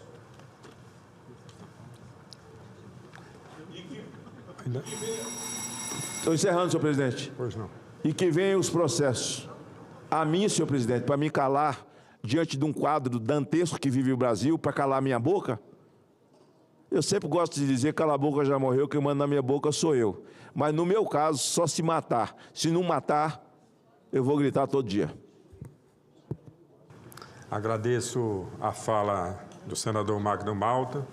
E nós temos um item extra-pauta, que é o projeto de lei número 2.352 de 2023, de autoria do nobre deputado Cezinha de Madureira, aqui presente conosco, com muita alegria, que altera o Código Brasileiro de Telecomunicações e as leis 9.612 de 1998, a Lei 13.424 de 2017, a Lei 5.785 de 1972 e a Lei 5.768 de 1961, para estabelecer diretrizes relacionadas à autorização de modificações de características técnicas, à apresentação de documentos, aos procedimentos de renovação de outorgas e à promoção de recursos de acessibilidade, com o intuito de promover a modernização da legislação sobre serviços de radiodifusão, e revoga a Lei número 6.606 de 1978. Perante a mesa, foi apresentada a emenda número 1, já disponibilizada na tramitação da matéria e que será encaminhada à publicação. Foi apresentado o requerimento número 536 de 2025, de iniciativa de líderes que solicita urgência para a matéria. Votação do requerimento. As senhoras e os senhores senadores que o aprovam, permaneçam como se encontram. Aprovado o requerimento. A matéria depende de parecer. Faço designação do senador Hamilton Mourão como relator ad hoc para a leitura do parecer de plenário do senador Messias de Jesus. Por favor, senador Hamilton Mourão. Obrigado, chefe. É isso, com o maior prazer.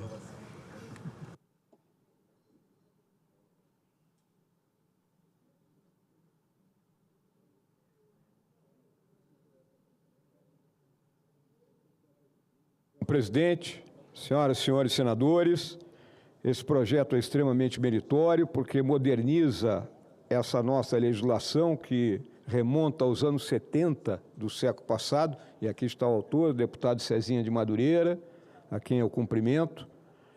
E importantíssimo porque quando essa legislação foi aprovada, a televisão ainda era de válvula. Então, é necessário que haja uma modernização. O PL ele não tem nenhum aspecto desabonador em termos da sua juridicidade, também em relação à sua técnica legislativa, ele está perfeitamente consonante com a Lei Complementar número 95, e ele o projeto altera esses dispositivos previstos na disciplina legal regulamentar do Serviço de Radiodifusão de forma a, número 1, incorporar no texto da lei definições previstas em norma infralegal com o objetivo de promover maior estabilidade para esses conceitos. Flexibilizar regras relacionadas, principalmente a procedimentos e prazos de licenciamento de estações, de promoção de classe para as emissoras, de apresentação de documentos relativos a alterações contratuais diretivas e de capital social, de transferência das outorgas e de requerimentos para sua renovação. Inserir na legislação específica do setor regras de acessibilidade na publicidade veiculada pelas emissoras de televisão e revogar dispositivos legais anacrônicos. Entendemos que a incorporação no Código Brasileiro de Telecomunicações das definições de classe de emissora, contorno protegido e promoção de classe, relacionados à potência de transmissão e à área de cobertura dos equipamentos de radiodifusão, e de preço mínimo e diferença de preço mínimo relativos a valores a serem pagos pelas emissoras, tanto na outorga quanto numa promoção de classe, não altera o quadro normativo dos serviços de radiodifusão, por se tratar de conceitos já consagrados na regulamentação que os disciplina. A ampliação dos prazos das licenças de funcionamento das estações de radiodifusão, que só perderiam sua validade com a extinção de todas as outorgas a ela vinculadas, possibilita que emissoras compartilhem essas estações. Também não encontramos óbvios quanto à eliminação dos prazos para apresentação pelas emissoras de informações relativas a alterações contratuais ou estatutárias e à composição de seu capital social, já que, então deixo claro, foi mantida a prerrogativa do Poder Executivo solicitá-las a qualquer tempo. É importante destacar que o artigo 19 da Lei nº 10.098, de 19 de dezembro de 2000, e o artigo 67 da Lei nº 13.146, de meia dúzia de julho de 2015, se coadunam com a proposta de se inserir recursos de acessibilidade para pessoas com deficiência na programação das emissoras de televisão.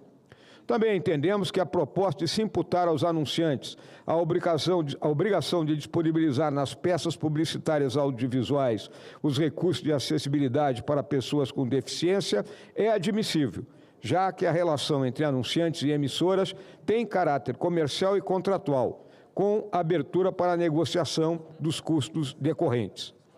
A autorização a qualquer tempo de caráter oneroso para a promoção de classe das emissoras, implicando o aumento de potência dos transmissores, bem como do alcance de sinais, estende para os demais serviços prerrogativa que já é concedida às rádios que operam em frequência modulada.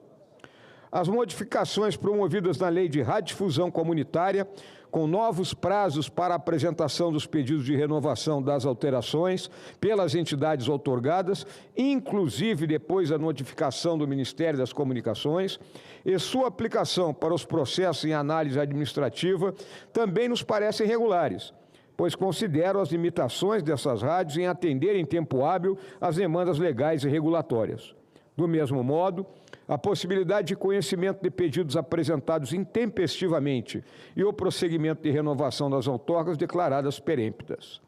Também não enxergamos óbitos quanto à possibilidade de se aprovar a transferência de concessão ou permissão do serviço de radiodifusão de uma pessoa jurídica para outra, no curso do funcionamento desse serviço em caráter precário, desde que já iniciada a instrução do processo de renovação junto ao Ministério das Comunicações. Note-se que o funcionamento em caráter precário dessas emissoras se dá, entre outras variáveis, pela demora do poder público em analisar, no tempo adequado, os pedidos de outorga e renovação. As modificações na Lei 5785 de 1972 vão da mesma direção daquelas promovidas na Lei de Radiodifusão Comunitária, ajustando os prazos de requerimento para a renovação de outorgas. No que tange ao estabelecimento do IPCA como índice de correção monetária para o pagamento do preço público relativo ao valor ofertado pela outorga de radiodifusão, a proposta está em consonância com o previsto na Portaria 5256, de 12 de abril de 2022, que prevê o mesmo índice de correção. Por fim, entendemos que são pertinentes à revogação do artigo 62B da Lei de Radiodifusão Comunitária, que será substituído pelo novo artigo 62C proposto pelo projeto. Do artigo 3º da Lei nº 5785 de 1972, reduzindo a margem discricionária do Ministério das Comunicações em criar novos condicionamentos para a renovação de outorgas. E da Lei número 6606 de 1978, cujos mandamentos são anacrônicos frente às novas formas de acesso e consumo do conteúdo audiovisual promovidas pelo desenvolvimento tecnológico. A revogação do parágrafo 4º do artigo 4º da Lei nº 5785 de 72, que indica a possibilidade de decretação da perempção das outorgas no caso de não serem observadas as regras relacionadas à sua renovação, também não causará prejuízo, já que o caput do artigo 67 do Código Brasileiro de Telecomunicações atribui a prerrogativa ao Presidente da República de declarar a perempção das outorgas de radiodifusão foi mantido inalterado. Tivemos a emenda número 1, de autoria do senador Carlos Viana, do Podemos, a qual consideramos prejudicada, porque a Lei 4117 de 1962, especialmente em seu artigo 10, inciso 2, já atribui à União a competência privativa para fiscalizar o serviço público de radiocomunicações. E, em seu artigo 11, reforça a atuação fiscalizatória federal sobre os serviços outorgados. Com o intuito, senhor presidente, de conferir maior clareza redacional ao texto aprovado na Câmara, apresentamos pequenas emendas de redação, que não alteram o conteúdo ou o sentido das disposições. As referidas emendas simplesmente ajustam expressões para reforçar a transparência de informações societárias, aprimora a redação sob pedidos de alteração técnica das emissoras, responsabilidade dos anunciantes quanto à acessibilidade, organizam a apresentação de alterações nos atos constitutivos das rádios comunitárias e consolidam os dispositivos revogados, assegurando uniformidade e coerência à redação. Voto, presidente. Por tais motivos, votamos pela aprovação do PL número 2352 de 2023, pela rejeição da emenda número 1 e com as emendas de redação que se segue. Esse é o relatório, presidente. Eu peço apoio dos meus pares para aprovação. Agradecendo a relatoria DOC do senador Hamilton Mourão, esse grande brasileiro, eu informo que o parecer é favorável ao projeto com as emendas número 2 a 7 de redação que apresenta e contrário à emenda número 1. Completada a instrução, passamos à discussão da matéria. Não havendo... Presidente, eu quero discutir a matéria. Desculpe, senadora Damares Alves. Na verdade, Com muita presidente, eu quero cumprimentar o autor pela matéria, lembrando que essa matéria foi amplamente discutida na Câmara dos Deputados, nas comissões. Essa matéria aqui no Senado agora recebe esse aperfeiçoamento, senador Girão, trazido pelo senador Messias, nessa emenda de redação, que ficou completa. Ficou completa. Então, quero cumprimentar o autor, quero cumprimentar o relator, senador Messias, e o relator ad hoc. Que incrível esse relator ad hoc, né? Ele é fantástico. Então, parabéns. É uma matéria que vem trazer aí uma adequação à legislação existente, e eu fico muito contente de participar desse momento, dessa votação, e parabéns ao autor e aos relatores.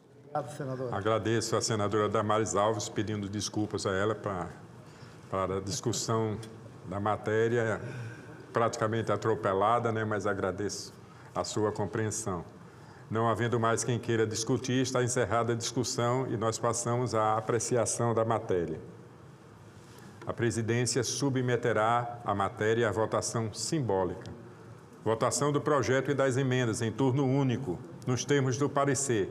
As senadoras e os senadores que o aprovam permaneçam como se encontram. Aprovado o projeto com as emendas números 2 a 7 de redação.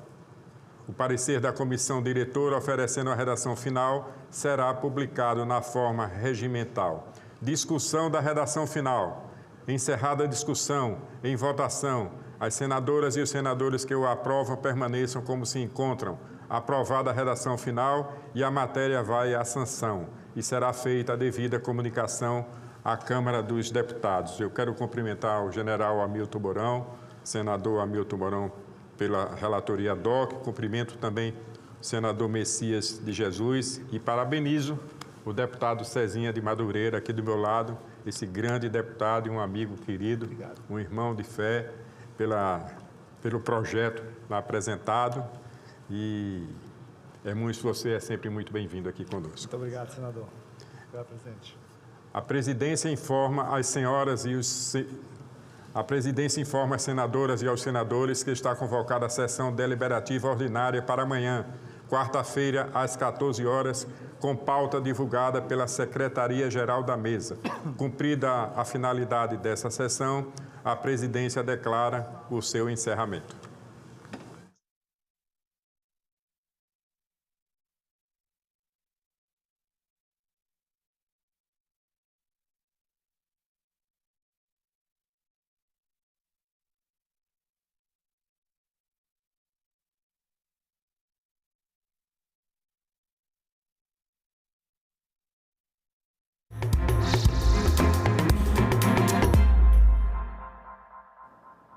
Boa noite. Hoje é terça-feira, 8 de julho, e o Senado Notícias está no ar. Mais 5 anos para a regularização de terras na fronteira. A prorrogação atinge imóveis com área superior